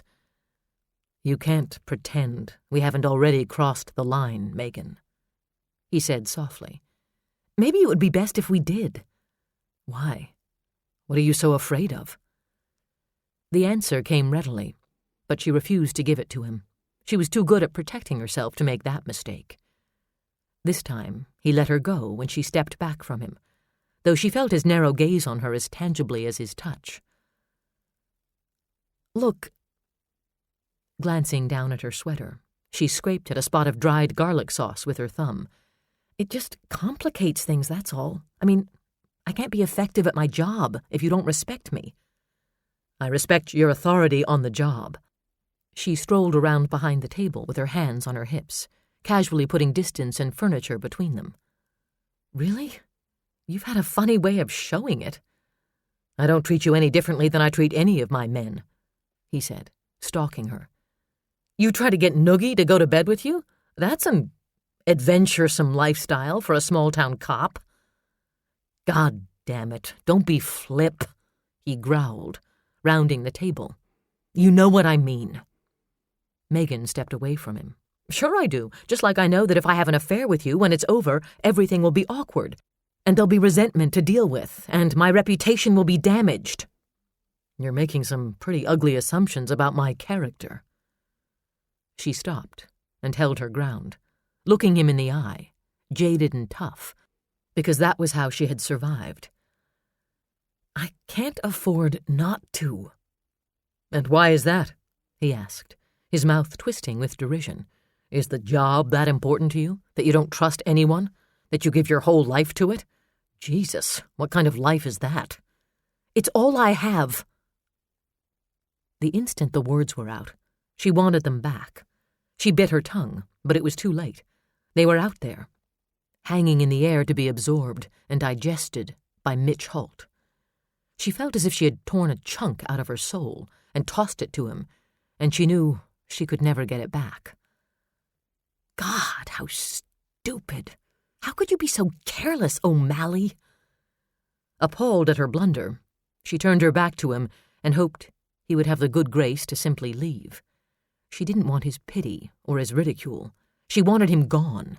She wanted to turn the world around and start this damned week over. Pain cut through her head like the blade of an axe, sharp enough to bring tears to her eyes. The last thing she would do was cry in front of him. And so she held her breath against the need to cry, and held her muscles stiff against the aching weariness that pulled at her. Mitch stared at the back of her head, at the uncompromising, rigid set of her slender shoulders. He called himself a bastard for picking a fight with her. The job came with its own kit for building walls of isolationism. He knew. He had walls of his own, and he'd seen plenty of other cops put them up brick by brick. He understood the protection they offered. He, of all people, should have respected them. But he didn't want walls between him and Megan. He wanted what they had found last night. Mind-numbing passion. The comfort of holding each other. She tensed even more as he settled his hands on her shoulders. He stood close behind her, bent his head down close to hers, close enough that he could catch just the faintest hint of perfume on her skin. The scent was so soft, so thin, it seemed almost imagined, as if she put on just enough that only she would know, as if it were only for that secret self she kept so carefully locked inside. The soft Megan. The feminine Megan. The Megan who liked pink walls and flowered sheets and little china statues of cats. He let his hands slide down from her shoulders and slipped his arms around her. She held herself as straight as a post, unforgiving, unyielding, unwilling to surrender any more of her pride. "The job is the job," he murmured, his lips brushing the side of her neck. "What goes on between us in bed has nothing to do with it. It's a rotten night, a rotten case, a rotten motel. Why can't we at least have this, Why can't we give each other a little pleasure?" He flattened his hands against her belly, his fingertips massaging subtly, awakening the fire inside her. "Just go," Megan said. She didn't want his tenderness. Anything else she could have fought off, but she had no defense against tenderness. God help her, she couldn't defend against something she'd craved all her life. "Go," she said, on a trembling breath. "No," he murmured, tracing the tip of his tongue behind her ear. She called on anger to save her. "Go!" she shouted. "Get out!" No. He pulled her so close against him she couldn't hurt him, and she couldn't escape him. Not now. Not like this. "Damn you!" She mumbled against his chest, her voice breaking as the tears fought for release and the frustration choked her. She struggled against him, tried to kick him, but her heart wasn't in it. He tipped her chin up, so she had no real choice but to look at him. "Look me in the eye and tell me you don't want this," he said darkly, his breath coming harder as desire pooled warm and heavy in his groin. Megan glared at him, hating the way her body was heating and humming with awareness pressed to his. "I don't want this," she said defiantly. His nostrils flared. Amber fire flashed in his eyes. "Liar," he said. But he let her go. Megan stood at the foot of the bed for a long while after the door clicked shut. Knowing what he'd said was too true for comfort. Day 5, 12:11 p.m., 16 degrees. "Mick says he'll make 100,000 this year." "Good for Mick. And did you ask your loving son why he never sends you a dime of it when he knows you eat beans and wieners twice a week because your pension check doesn't stretch and your daughter, who pays half your bills, is just a cop and doesn't get paid shit compared to a hotshot investment broker from L.A.? Megan didn't ask the question. She knew better. They had played out that scenario more than once. It didn't ease her own resentment. It only got Neil's blood pressure up. Yet it never ceased to amaze her that the child her father still doted on and bragged about could care so little, while she, the unwanted reminder of the faithless Maureen, the child who could have grown up alone in an alley somewhere for all Neil O'Malley cared, was the one who remained behind, chained to memories she hated by a man who had never loved her. As if it would take her mind away from the memories, she looked around the tiny kitchen, with the garish turquoise walls and the checked curtain that was stiff with the starch of age and airborne grease. She hated this room, with its cheap, chipped white tin cupboards and enormous old dingy cast-iron sink. She hated the smell of lard and cigarettes, hated the gray linoleum and the chrome-legged table and chairs where her father sat. It was an ugly place, stripped bare of life and warmth. Not unlike her father himself, in some ways. Not that Neil O'Malley was physically ugly.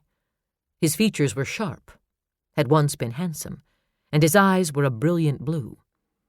But time and bitterness had stolen their sheen, as they had stolen the color from his hair and the vigor from his body. The man she remembered as a small block of muscle in a cop's blue uniform had shrunk and sagged. His right hand quaked as he raised his drink to his lips. Megan stirred the thick roux in the Dutch oven on the old gas stove. Lamb stew. The same thing she always made when she came to visit on Sundays. Not because she liked it, but because Neil would grouse about anything else. God forbid she should do something to displease him. She sniffed at that. She had never in her life done anything that pleased him. "Have you talked to Mick lately?" she asked. "Of course not. Mick doesn't call you, even though he knows what it would mean to you.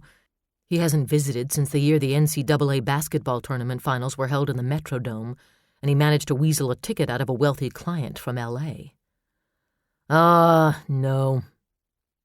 Neil waved it off, as if her question were nothing more than a cloud of bad gas. "He's busy, you know. He damn near runs that outfit he works for. Probably would if it weren't for the goddamn Jews. You want a refill on that beer pop?" She had no desire to hear for the millionth time his anti-Semitic diatribe, or his anti-black diatribe, or his anti-English diatribe.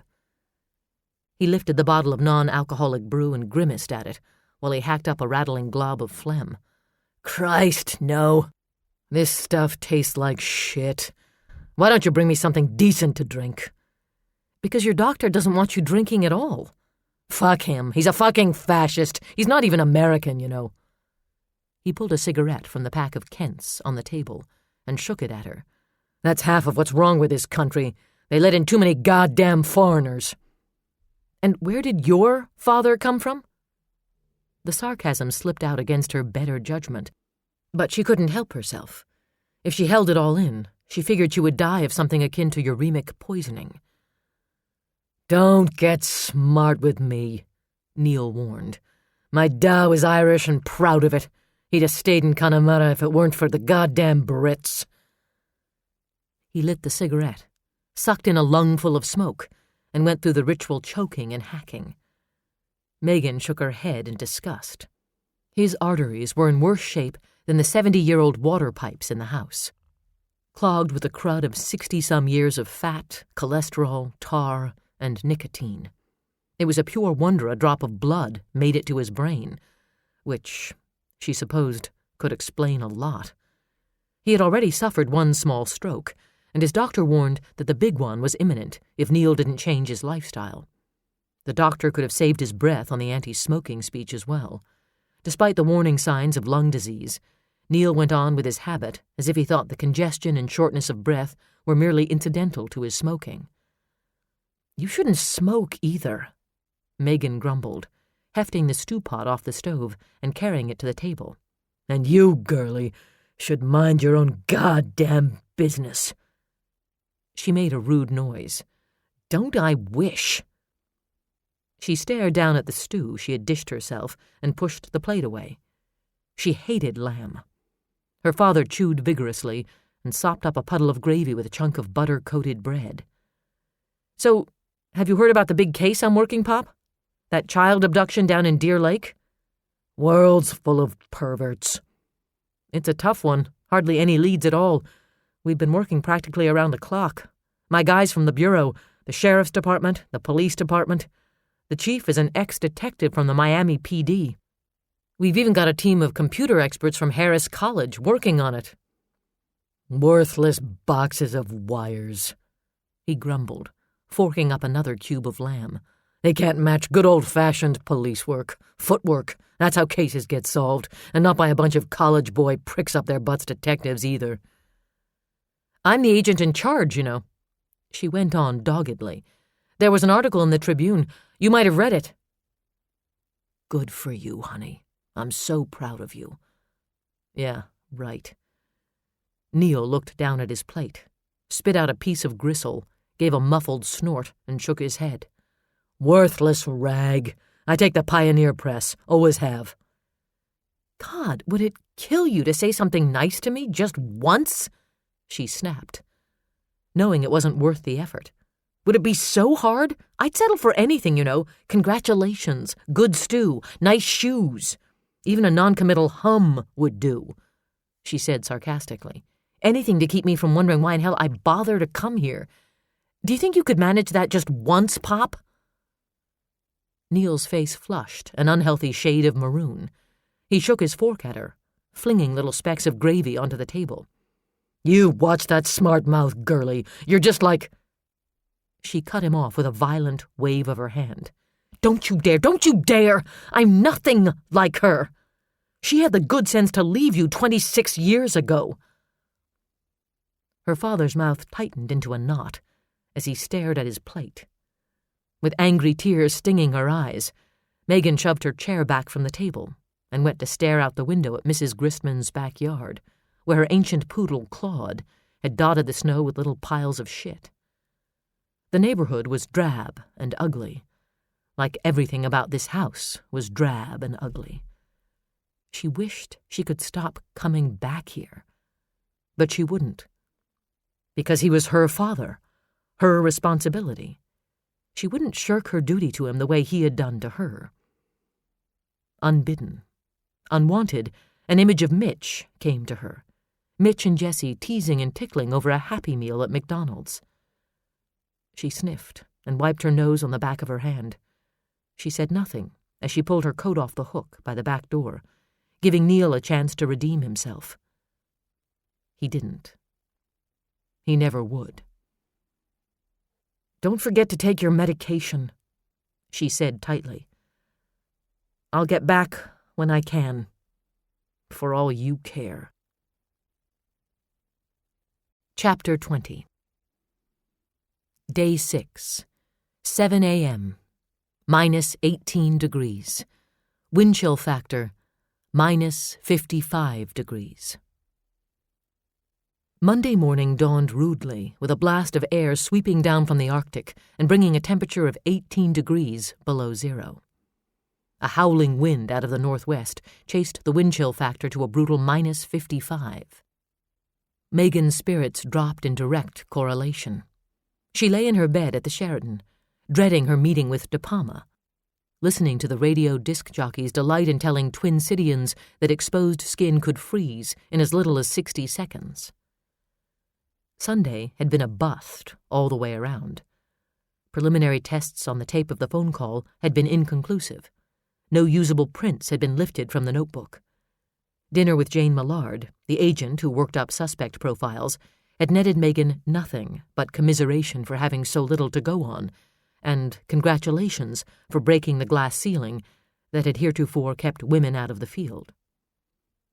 She lay in bed, staring at her reflection in the mirror above the dresser, thinking about the way some people perceived her as a heroine and others as a troublemaker. She felt curiously removed from the issue, as if the Megan O'Malley those people were looking at were nothing more than a hologram. She didn't want to be their champion or their demon.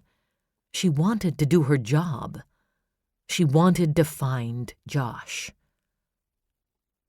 Hungover from fatigue and muscle relaxants, she dragged herself out of bed and into the shower. She dressed for her meeting with De Palma in the one change of clothes she'd thrown into the car, a pair of slim charcoal trousers and a soft, black turtleneck that emphasized her pallor and the dark circles under her eyes. She thought she looked like a zombie or a coffeehouse refugee, but there was no hope for better. She fantasized about an FBI assignment in Tampa as she zipped her parka, clamped on earmuffs, and wound her scarf around her head and neck. Florida shimmered in her mind like a distant mirage that was swept away the instant she stepped outdoors, and the wind hit her like a brick in the forehead. No less than a dozen cars in the parking lot had their hoods open, the Northland symbol of surrender, waiting for service trucks to show up and jump dead batteries. 2 minutes later, Megan popped the hood on the Lumina and stomped back inside the hotel, muttering her cold weather mantra. "I hate winter." 9 a.m., minus 18 degrees, wind chill factor minus 55 degrees. De Palma paced behind his desk with his hands on his hips and his head ducked down between his shoulders. He looked like Nixon doing Ed Sullivan. "We've never had so many calls from the press," he said, wagging his head. "I'm a curiosity," Megan pointed out. She stood on the opposite side of the desk. He hadn't asked her to sit. Bad sign. "They'll get over it. Pretend I'm no big deal." "I shouldn't be a big deal. Their focus should be Josh, not me." "You made it difficult for them to ignore you, interrogating the father in front of them." "I asked him a few questions. He lost his temper, that's all." De Palma wheeled on her, incredulous. "That's all? Megan, the man has lost his son." "He deliberately withheld information from me. The man is holding something back. What am I supposed to do? Act like a lady and shut my mouth? Or act like a cop and do my job?" "You don't do that kind of a job with the press within shouting distance, and you damn well know it." Megan clamped her mouth shut. There was no weaseling out of this. She'd blown it with Paul Kirkwood. She wanted to say Paul Kirkwood had blown it for her, but life didn't work that way. Take no shit, make no excuses. She should have seen the potential for trouble, but she'd let her temper get the better of her. A good agent didn't do that. "Yes, sir," she murmured. De Palma sighed as he slid into his high-backed chair. "Whether you like it or not, you've got a great big magnifying glass on you and this case, Agent O'Malley. Watch your step and watch your mouth. You're a good cop, but no one's ever accused you of being overly diplomatic." "Yes, sir. And for God's sake, don't bring up that sexual harassment business from last fall. The superintendent about had a stroke." "That's unfair," Megan charged. "I did not bring that up. It had nothing to do with me. Henry Forster opened that can of worms on his own—" De Palma waved off her protest. "It doesn't matter. We're all under scrutiny. If you can't handle the pressure or your own temper, I won't have a choice. I'll yank you in." He let that hang for a moment as he slipped on a pair of half-glasses and glanced at the top page of a mountain of paperwork neatly stacked beside the spotless blotter. Megan drew a breath to ask permission to leave, and he looked up at her, the expression on his bloodhound face softening. "Do you have anything at all?" "Puzzle pieces. Nothing fits yet." His dark eyes strayed to the photograph of his sons. "Make them fit. Make this case, Megan. Make it stick." 11:13 a.m., minus 20 degrees. Wind chill factor, minus 48 degrees. The weight of De Palma's ultimatums pressed down on Megan as she slipped into the law enforcement center via a little-used side door. The press were starved for any scrap of news on the phone call, and she had none to give them. After her dressing down, she wished fervently she could become invisible to media people. But she knew the only successful vanishing act around here was Josh Kirkwood's, and it was her job to make him reappear. The lingering aroma of cigars and air freshener hit her like an invisible wall when she let herself into her office. She made a mental note to buy an air filtering gizmo. The message light on her answering machine was flashing like a strobe. She hit the playback button, then unwound the scarf from her head. Paige Price wanted to do an interview. "When pigs fly," Megan muttered, prying off her earmuffs. Henry Forster wanted a comment on the recorded phone call. "Yeah, I'll give you a comment, you myopic old sack of shit," she growled, unzipping her parka. "Agent O'Malley, this is Stuart Fielding at NCIC. Please call me back ASAP. I've got a hit on your fingerprints." Ole Swain's prints. "Jesus, Mary, and Joseph," she whispered, her heart kicking into high gear. She flung the parka in the general direction of the coat rack as she dove into her broken chair and grabbed the telephone receiver. Her whole body trembling, she punched in the number for FBI headquarters in Washington.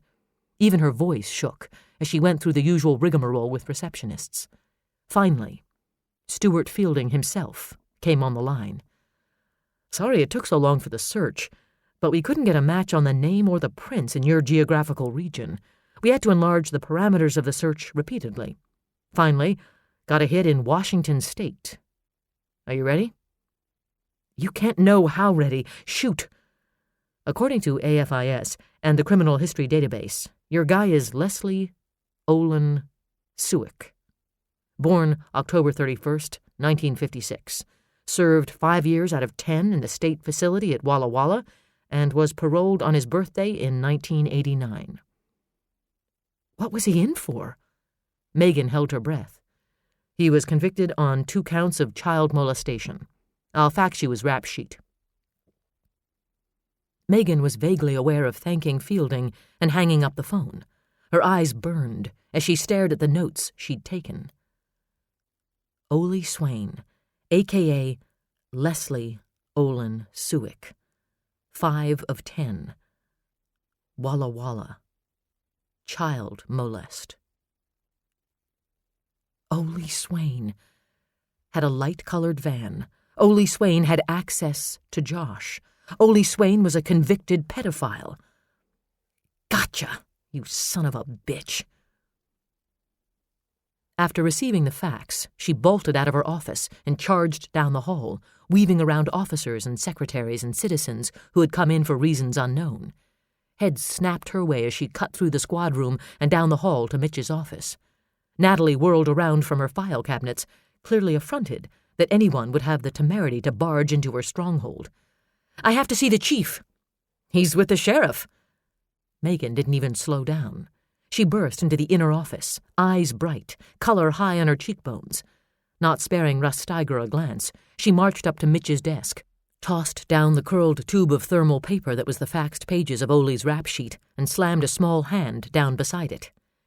"Your harmless Mr. Swain is a convicted pedophile from the state of Washington." Mitch stared at her, stunned, dread coiling in his gut. "What?"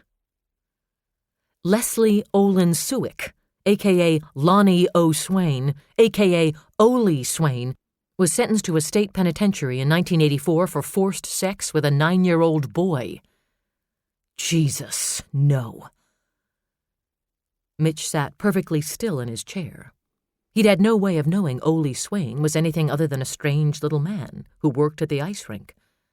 And still, he felt responsible. This was his town. It was his job to protect the people of Deer Lake. And all this time, a child predator had been living right under his nose, and he hadn't suspected a thing. A pedophile had been working in proximity with children, and he had allowed it. "How the hell did you get his prints?" Megan had the grace to look sheepish, though she turned her back on Steiger's scrutiny. "An opportunity presented itself," she fudged. "I had to run him as a non-suspect, but at least we got him." "We can't arrest him for our case on the basis of his record alone," she went on, "but there is a bench warrant outstanding in the state of Washington for parole violation. I've already called Judge Witt about a search warrant for the house and vehicle. The rap sheet combined with a witness description of the van and the opportunity Ole had to take Josh gives us probable cause for a search. When we bring him in this time, we can let him have it with both barrels." She paced in front of his desk, her focus on her plan. "But I was thinking we might want to hold off," she said. "What the hell for?" Steiger demanded, pushing to his feet from the visitor's chair. "Let's go in and rattle the little shit's cage." "Let's? As in, let us?" Megan sneered. "Ole Swain lives within the city limits of Deer Lake. This is a police matter. It's out of your jurisdiction, Steiger." "Forget that." Steiger glared at her. "This is a multi-jurisdictional investigation. I'm in on nailing this creep." "Well then, how about we prove he did it?" Megan interrupted. "We can set up a surveillance and see if he leads us to Josh. We know Josh isn't at his place. He must have him stashed somewhere. And then there's the question of whether or not he acted alone. We know he didn't make that call from St. Peter, or leave the notebook on Mitch's truck. He might lead us to the person who did." Steiger looked at her, as if she'd proposed they all put lampshades on their heads and dance the hokey-pokey. "How the hell are we supposed to do a surveillance on somebody in a town this size? I take a dump at 7 o'clock. Everybody in Deer Lake knows it by 5 after. "That probably doesn't have anything to do with the size of the town," Megan said derisively. "The house across the street from Ole's place is vacant," Mitch said, as he rose from his chair to pace. "Arlen and Ramona Niederhauser spend the winter in a trailer park in Brownsville, Texas. I can get us into the house." "And what happens when Ole leaves his place?" Steiger challenged. "There's no way in hell you can tail somebody through Deer Lake without getting made." "We do the surveillance at night. Use unmarked cars. Stay well back. Leave the lights off. If he makes us, we're screwed. But if he doesn't, he might lead us to Josh." Steiger snorted. "He's a little worm. I say if we roust him, he'll turn over and give us what we want." "And what if he doesn't?" Mitch demanded. "What if he's got an accomplice? We drag Ole in, the partner panics, and Josh is dead." He punched his intercom button. "Natalie, will you please get me Arlen Niederhauser on the line?" Turning back to the sheriff, he said, "We have to give this a shot, Russ. If it doesn't work, we'll still have the warrants." "Damn waste of time. That's what it is," Steiger grumbled. "It's a shot at getting Josh back alive and nailing his abductors red-handed." Mitch checked his watch and did some quick figuring in his head. "Ole's at work from 3 until 11. I'll put a man outside the rink right now just in case. Let's pick our teams and meet in the war room at 8. Steiger left the office snarling. Megan blew out a breath as he slammed the door shut behind him. The loose cannon rumbles. Fuck him. I'll pass, thanks, Megan drawled. Mitch dismissed Steiger and the remark as he came around the desk. Good police work, Agent O'Malley. I'm in town 2 years and I don't get Ole Swain for anything. You're here 5 days and you prove he's a child molester. Hell, I even ran a check on him. Nothing. Nada. Zippo. Megan frowned at the self-recrimination in his voice. He had a valid driver's license in his assumed name and no record. You did your job. I just went a step further. And I may not have, except that I saw Ole Friday night, and I caught a glimpse of what I thought was maybe a crude tattoo job across his knuckles. I played a hunch that he got it in the joint. It paid off. I got lucky. Luck had nothing to do with it, Mitch murmured. You're a good cop. The sentiment was hardly intimate, but Megan felt a warm rush of pleasure just the same. The fact that he said it, almost grudgingly, that he clearly didn't like being one-upped, made the compliment sweeter. Thanks, Chief, she said, trying to sound unaffected. Mitch didn't miss her embarrassment. The fact that she tried to mask her pride with indifference touched him. Why didn't you tell me you had his prints? He asked. Megan shrugged, not meeting his eyes. It didn't come up, she said, unwittingly using the same line he had given her about Ole's van. I was just playing a hunch. I didn't know anything would come of it. She lifted the glass Mickey Mouse paperweight from his desk and rolled it between her hands like a snowball. Technically, I suppose I went over your head. Does that mean you get to punch me out now? He sat back against the edge of the desk. I can't be too pissed off since the hunch paid out big time, he said. That doesn't mean I have to be happy about it. She set the paperweight back down with Mickey standing on his head. A frown curved her mouth. Happy's got nothing to do with this case, Chief. They hadn't spoken since Sunday evening, when she had called to let him know the lab had nothing for them yet. Neither of them had said a word about Saturday night. It was in his eyes as he looked at her now, remembered hunger and heat. She could feel it just beneath her skin. An unnecessary complication, but there was no going back, and she knew she wouldn't have changed it if she had the chance. Not smart, but there it was. How'd it go with De Palma? He asked. Megan held her arms out at her sides.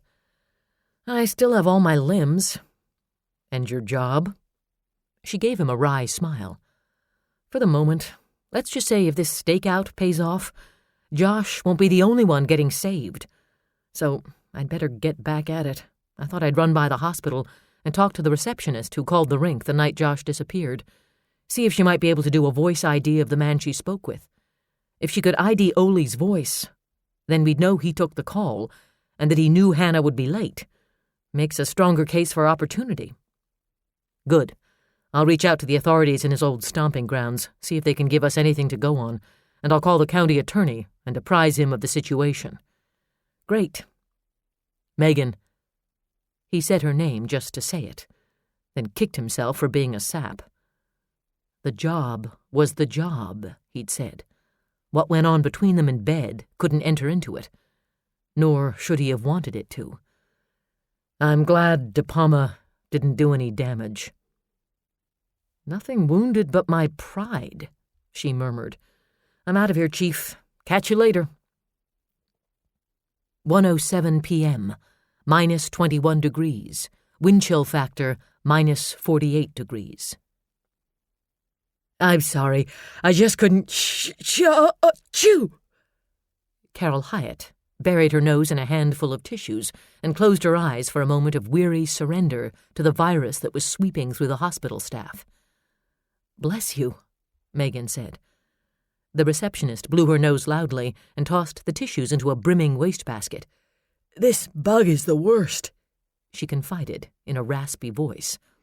The virus had long rendered her hair a wilted mop of dyed black waves atop a long oval face. Her ski-slope nose was an angry shade of red. She sniffed and groaned. I wouldn't be here myself, but the rest of the staff is sicker than I am. Megan nodded, trying to impart sympathy.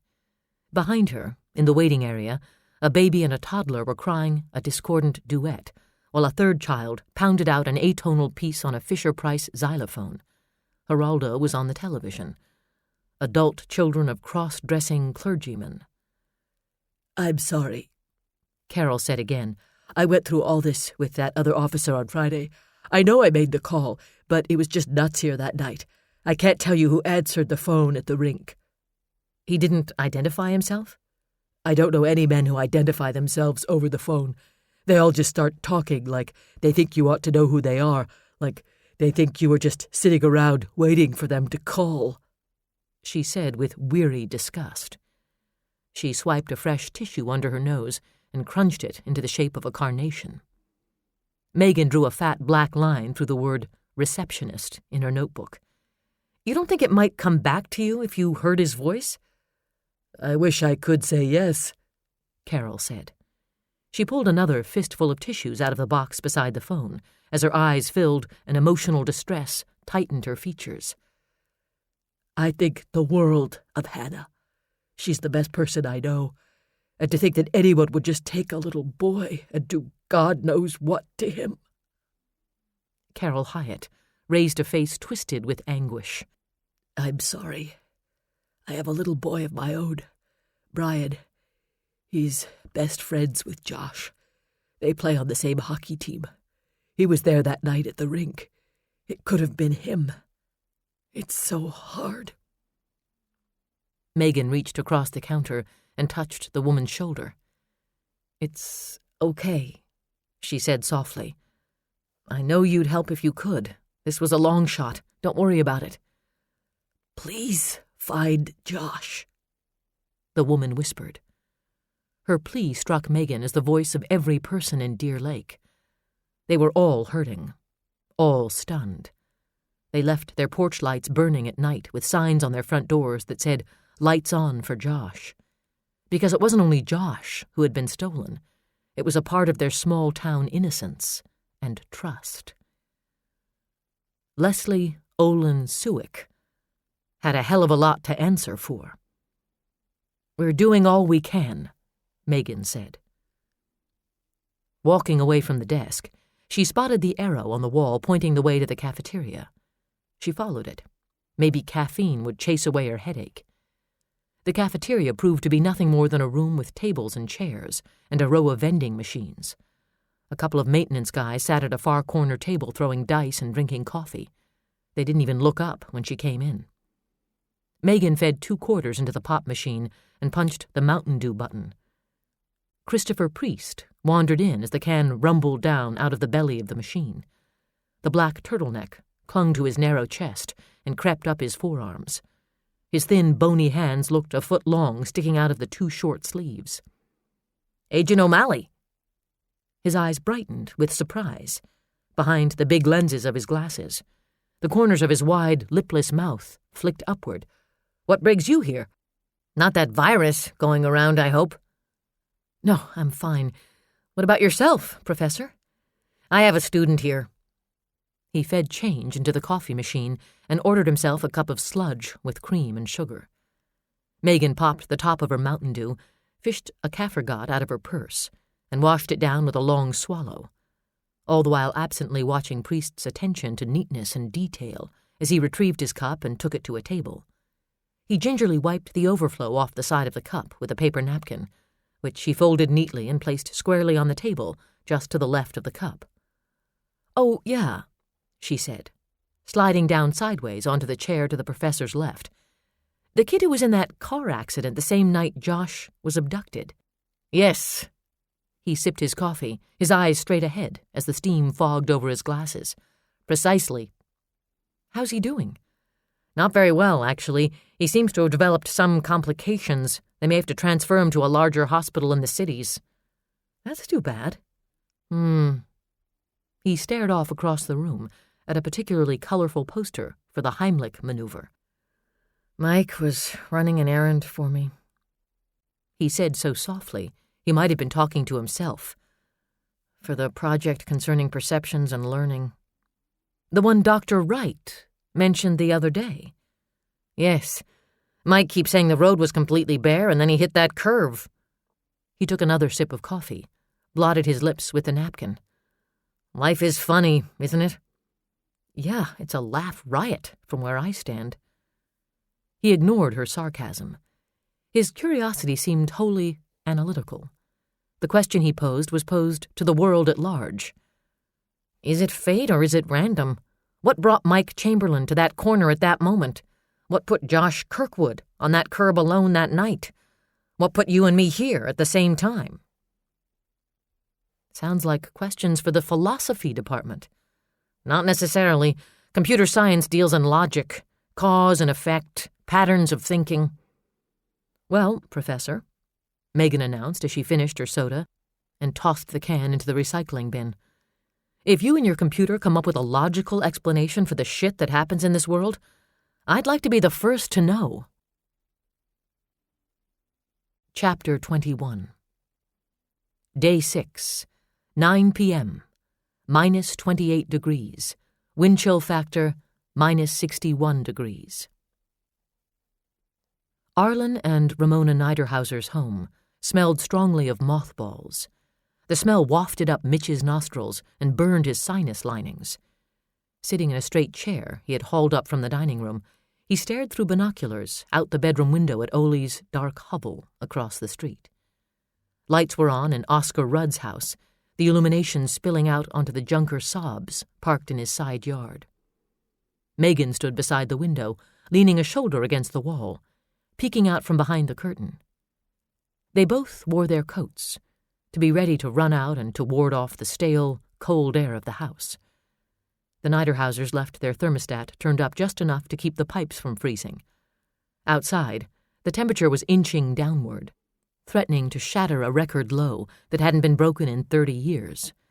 The cold was so extreme that ice crystals had begun to form in the air, creating a phenomenon called snow fog, a weird, thin fog that hung above the ground like a special effect from a horror movie.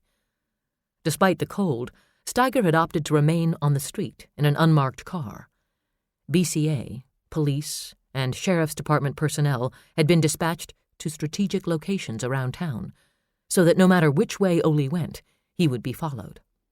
The mobile lab waited at the old fire hall, ready to roll out at a moment's notice to execute the search warrants. God, I hate this weather, Megan said, her voice lowered to the hushed tone darkened bedrooms seemed to require. Do you know it's going to be warmer at the North Pole tonight than it will be here? You want to move to the North Pole? I want to move to Grand Cayman. The steel drum music would drive you to suicide inside a month. At least I'd die warm. Mitch switched hands on the binoculars and stuck his right one in his jacket pocket to snuggle up to a chemical hand warmer packet. You know Ollie's got something like 5 computers in there? Where'd he get the money for 5 computers? He told me they were cast-offs from businesses upgrading their systems. The warden at Walla Walla told me Ole tested high for intelligence. He's always studying something. Little boys, for instance. Yeah. But Ole's parole officer seemed surprised when I told him what was going down here. He didn't think Ole would get violent. Megan dropped the curtain and gave Mitch a look. He was behind bars for forced sex with a child. That's not violent? Force can be coercion. Violence has varying degrees. Yeah, well, I read the sheet on this guy. It looked to me like he showed classic signs of escalation. Window peeping, then exposing himself, then fondling, then rape. What did the boys in Washington have to say for their parole follow-up? Mitch shrugged. Ole's not the first con who skipped. Megan checked her watch. 9 o'clock. Ole wasn't supposed to get off at the rink until 11, but they needed to be in place, just in case. Her gaze swept the small, cluttered bedroom, lingering on the bed, where they had tossed their 2-way radios on the white chenille spread. Walkie-talkies, cops loitering with guns strapped under their armpits and binoculars trained on the house across the street. If this wasn't the most excitement this room had ever seen, Arlen and Ramona were one fun couple. Mitch's cellular phone bleeped. He set the binoculars down and snapped the phone open. Chief Holt. Daddy? The tremulous little voice swept Mitch from one tension to another. Jessie, honey, what are you doing up this late?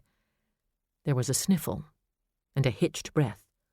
Are you gonna come and get me tonight? Mitch's heart crashed. Jessie. He'd forgotten her. There had been calls to make and a meeting with the county attorney. He'd had to pick his team and organize equipment and set up the surveillance points. And in the midst of all that, he had forgotten his daughter. "I'm sorry, honey," he murmured. "No, I can't make it tonight. You'll have to stay with Grandpa and Grandma. It's really important that I work tonight." You always say that," Jessie wailed. "I don't like when you're a cop." "Please don't say that, sweetheart." Did the plea sound as plaintive to Megan's ears as it did to his? He hated letting Jessie down. He hated it even more when she blamed his job, because that brought back memories of Allison and the arguments they'd had, the appeals she'd made that had fallen on deaf ears. Guilt wadded into a sour lump in his throat. "I promise we'll have a night together soon, honey. This is just so important. I'm trying to find Josh so he can be with his mom and dad. You know, he hasn't seen them in almost a week." The line was silent while Jessie mulled this over. "He must miss them," she said softly. "He must be sad. I miss you too, Daddy." She sounded too old to be 5, too disillusioned to be a little girl. "I miss you too, baby," he whispered. Joy came on the line, her voice like a razor in his ear. "I'm sorry we bothered you, Mitch," she said with more rancor than contrition. "Jessie was just so upset we couldn't get her to settle down. I've told her she shouldn't count on you." "Look, Joy." Mitch struggled hard to hold on to his temper. This wasn't the time or place. "I'm in the middle of something here, and I have to keep this line open. I'm sorry I forgot to call you. I hope it isn't an inconvenience for Jessie to stay tonight. We'll discuss whether or not Jessie can count on me at a later time." He broke the connection before she had a chance to cluck her tongue at him. He could see her pacing back and forth in front of their picture window. "I wonder where your daddy is. Funny he hasn't called." Working Jessie into a state. Why the hell had he come here, of all places, after Allison and Kyle had been killed? To punish himself for life. Megan stood in silence along the wall, watching him through her lashes. The moment should have been private, but she couldn't just ignore his pain. "My old man worked second shift so he wouldn't have to spend time with me," she said. "He never once said he missed me." Mitch looked up at her. Moonlight filtered in through the lace curtain and illuminated her face. The vulnerability she usually guarded so zealously with her pride was the most intimate thing she'd given him yet. "Jessie's very lucky to have you," she murmured. Noga's voice came over the two-way, and the moment shattered like glass. "Chief, I got him going out a side door. He's headed your way on foot. Out." Mitch grabbed the radio. "Roger, Noogie. All units. He's moving on foot toward home. Be ready." Megan crouched at the window. It was impossible to see the path Ole had tramped down between the ice arena and his converted garage home, but he had to round the side of the building to get in. She stared at the corner of the little asphalt-shingled building until her eyes burned and her lungs ached from holding her breath. Finally, Ole Swain appeared, with a backpack dangling by one strap from his left hand. He fumbled with his keys, dropped them on the sidewalk, and bent to pick them up. As he straightened, the TV7 news van pulled up in the street. "No!" Megan shouted, springing to her feet. "Shit!" Mitch overturned his chair as he grabbed his two-way and bolted for the stairs. They burst out the front door and into the bitter cold night, one behind the other. Mitch ran ahead, the two-way jammed against his face. "We're screwed," he barked into the unit, "and the son of a bitch who tipped the press had better eat his gun before I get my hands on him." Ole stood frozen, horrified. The book bag dropped from his fingers and fell with a muffled thud at his feet. The side door of the TV7 van rolled open like the belly of the Trojan horse, and a mob spilled out. A man with a big video camera on his shoulder, another with a brilliant white light on a long pole. Leading the charge was a woman he had seen on the news and around the ice arena in the past week. She was probably beautiful, he thought, but bearing down on him, she looked like one of his worst nightmares. They found you, Leslie. You thought you could hide, but they found you. You're so stupid, Leslie. Cold sweat ran down his body like rain. The woman thrust a microphone in his face. The light on the pole blinded him. Questions came at him like a hail of bullets. Mr. Swain, do you have any comment on the abduction of Josh Kirkwood? Is it true you were convicted of child molestation in Washington? Are you cooperating with the police in this investigation? Was the chief of police here aware of your history of crimes against children? They know, they know, they know. The voice chanted inside his head, louder and louder and louder, until it was screaming, until he thought his skull would split wide open and his brain would boil out of it. Mitch Holt came running and put a shoulder into the back of the cameraman, sending him sprawling. The video camera crashed against the side of the house and fell into a snowbank. Ole's bladder let go and warm urine gushed into his pants, freezing almost immediately on the fabric. He turned and bolted, running nowhere, running because instinct dictated it. His feet churned in the snow of the vacant lot. Beneath the drifts, dead weeds pulled at his boots like fingers reaching up from hell. The cold air sliced at his lungs, each ragged breath like 1,000 knives. He flailed his arms like a struggling swimmer, trying to plunge onward. The world seemed to jerk up and down around him, a blur of stars and sky and snow and naked trees. He could hear nothing but the voice in his mind and the pounding of his pulse in his ears. They know, they know, they know. Then something hit him hard in the back, and he went down with a strangled cry. Mitch came down on Ole with a knee in the small of his back. He yanked the handcuffs off his belt and snapped one around Ole's right hand. "Leslie Olin Suick," he said between gulps of frigid air, "you're under arrest. You have the right to remain silent. Anything you say may be used against you in court. You have the right to an attorney. If you can't afford an attorney, the state will provide one free of charge." He twisted Ole's left arm up behind his back with enough force to make him cry out and slapped on the other cuff. "Do you understand what I just told you?" Coughing hard against the ache of cold in his lungs, he pushed himself to his feet and yanked Ole up with him. "It wasn't me," Ole whimpered. Tears ran down his face. Blood dribbled from a cut on his lip and froze on his quivering chin. "I didn't do anything." Mitch jerked him around and leaned down into his ugly pug face. "You've done plenty, Ole, but by God, if you've done anything to Josh Kirkwood, you'll wish you'd never been born." Ole hung his head and sobbed. A mob had gathered behind his house at the edge of the vacant lot. Cops, TV people. They all knew. They knew all about him. They knew his past, and they would crush his future with the weight of it.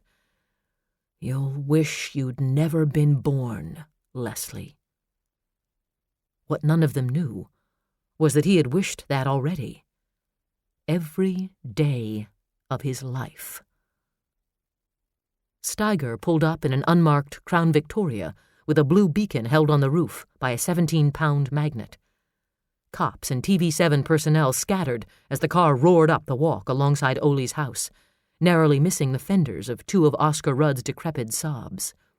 Steiger climbed out, shouting orders. "Get him in a car! I'll take him downtown!"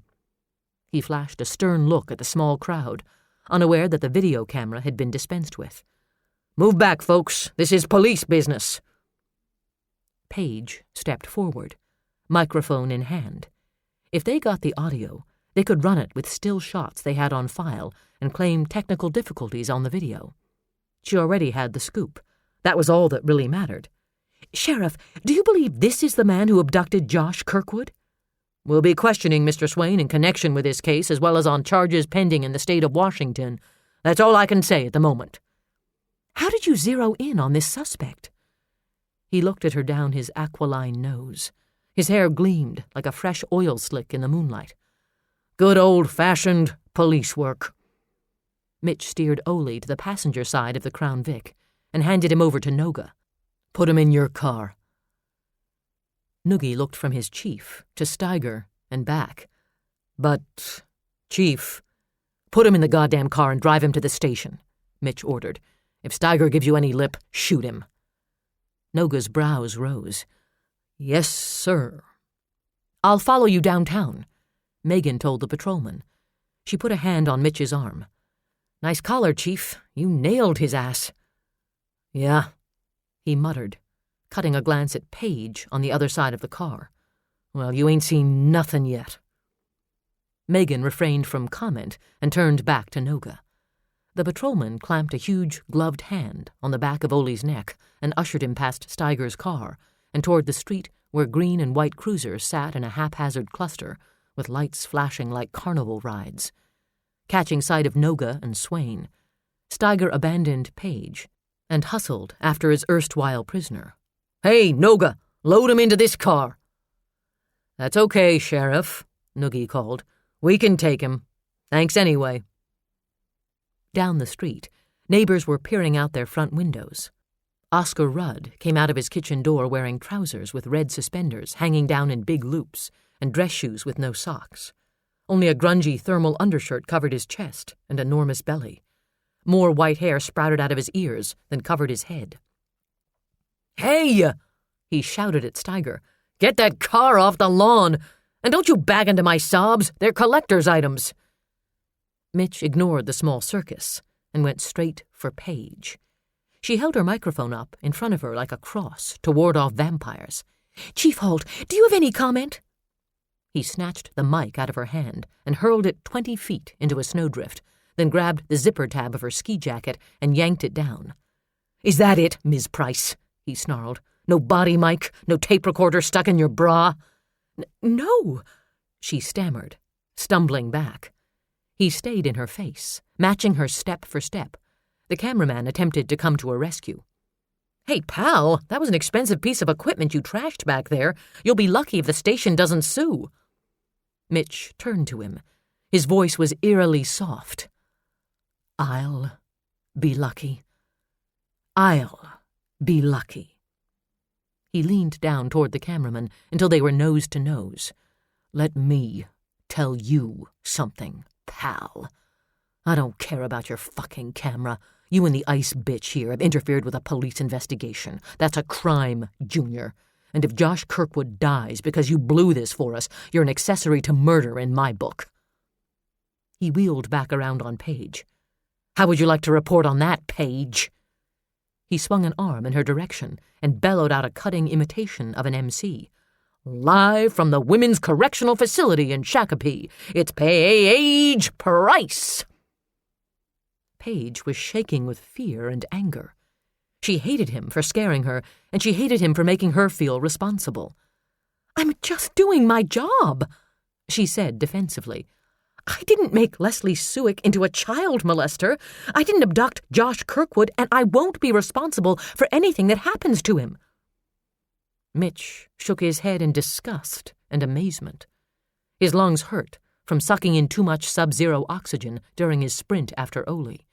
His bare hands suddenly ached with cold, but he made no move to dig his gloves out of his pockets or to zip his coat. For the most part, he felt numb, stunned by the lost opportunity. Ole might have led them to Josh. The woman before him had stolen that chance and didn't even have the grace to apologize. "You just don't get it, do you, Paige?" he murmured. "This isn't about you. You're nobody. You're nothing. Your job, your ratings, your station don't mean shit. This is about a little boy who should be home listening to a bedtime story. It's about a mother whose child has been torn away from her and a father who has lost his son.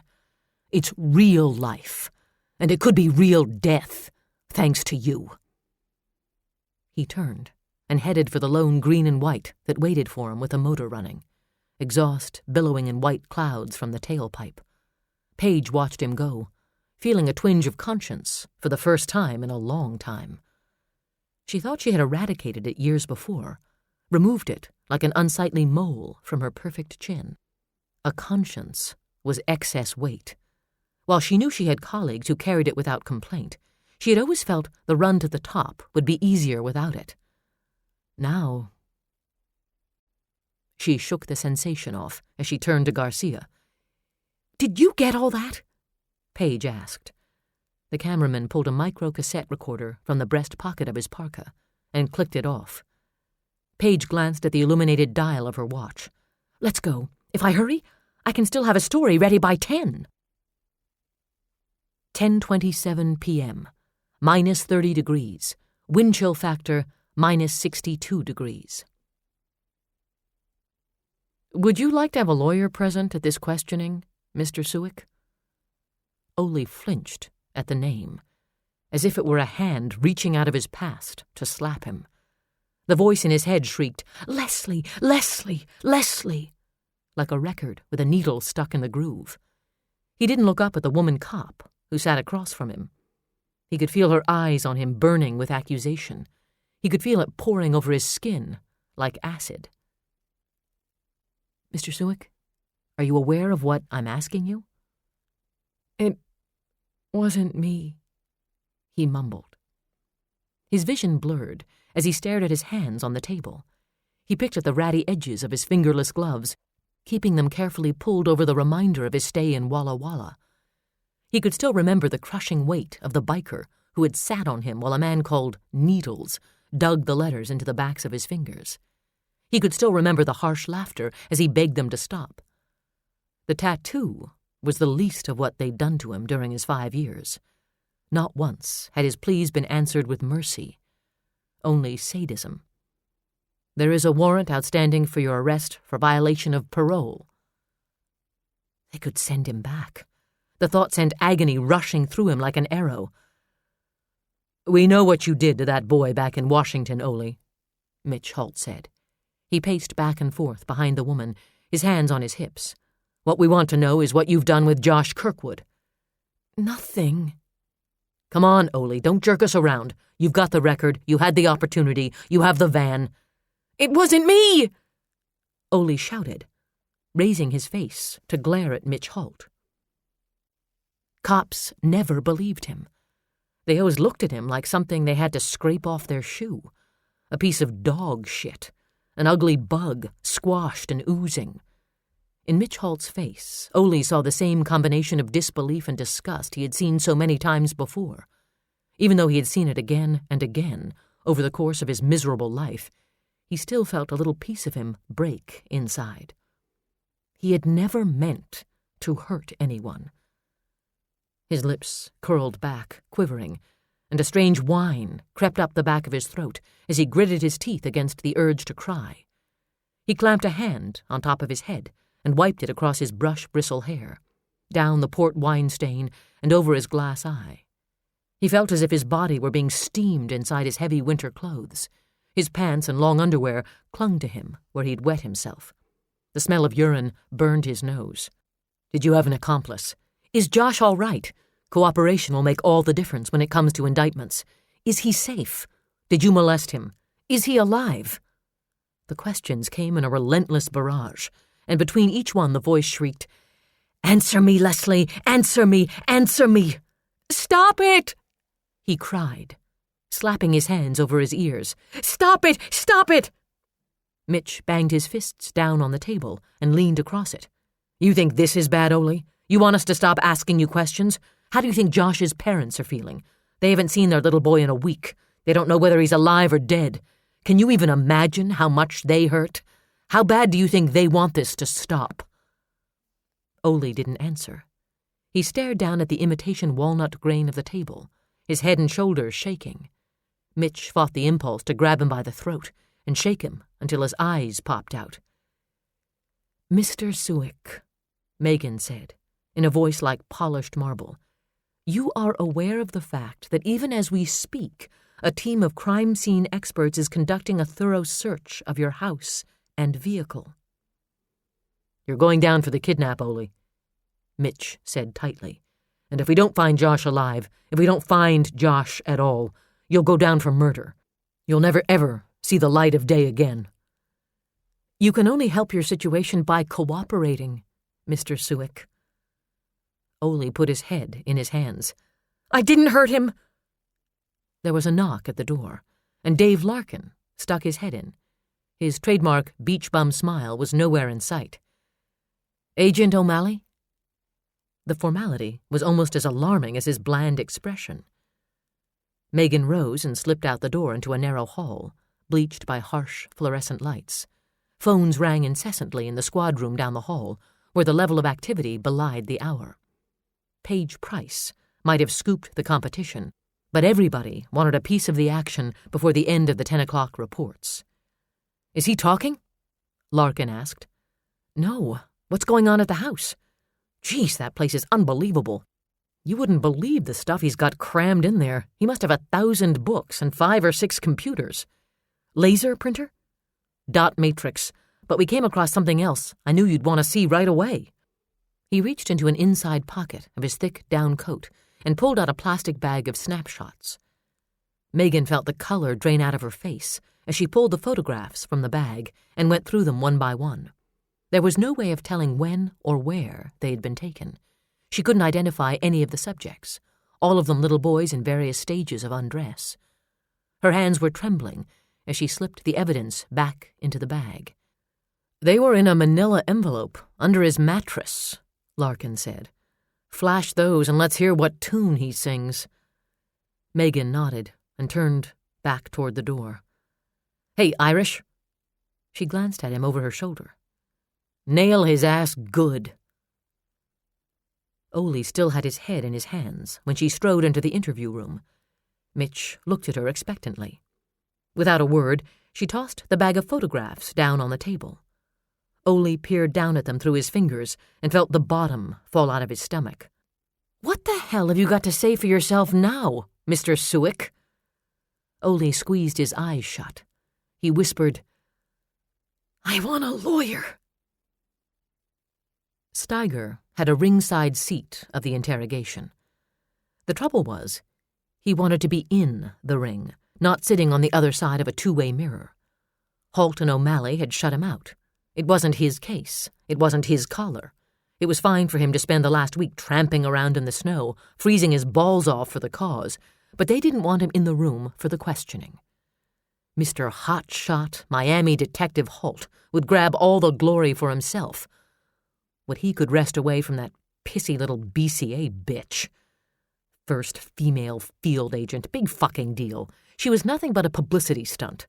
The Bureau trying to get equal rights advocates off their backs. Holt treated her as if she was a real cop, but he was probably drilling her after hours. Steiger smiled to himself as he thought of how the shit would fly if that kind of news hit the airwaves.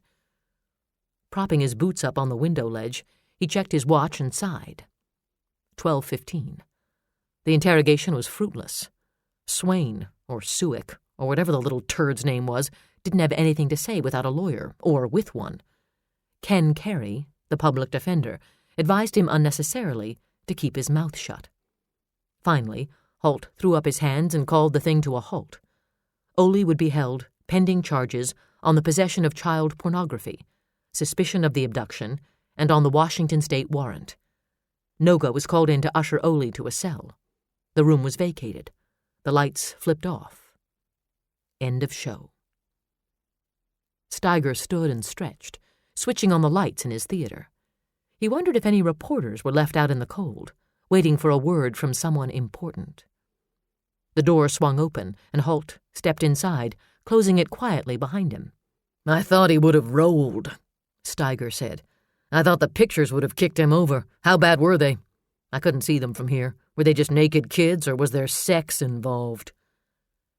Mitch narrowed his eyes.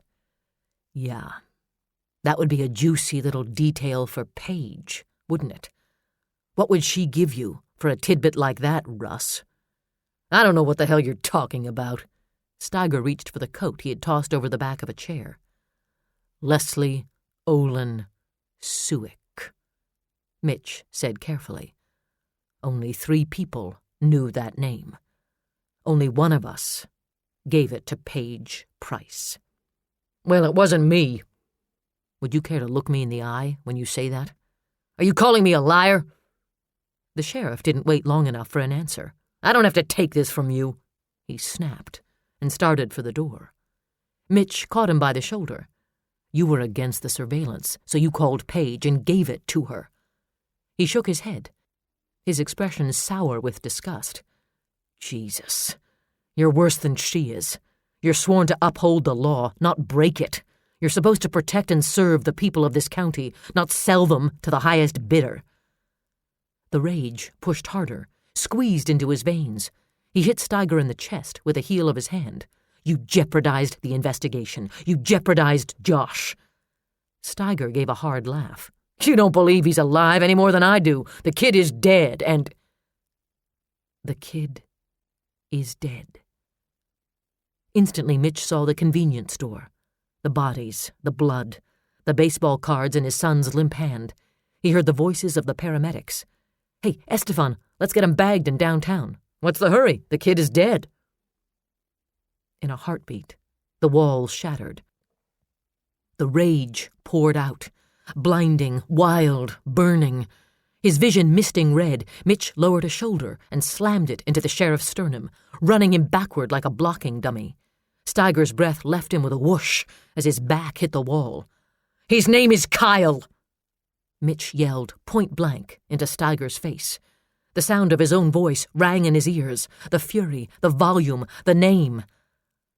Kyle. Oh, sweet heaven. Weakness washed through him, and he fell back a step, shaking his head, as if the realization had hit him physically and dazed him. Steiger was staring at him, waiting, wary. "Josh," Mitch said quietly.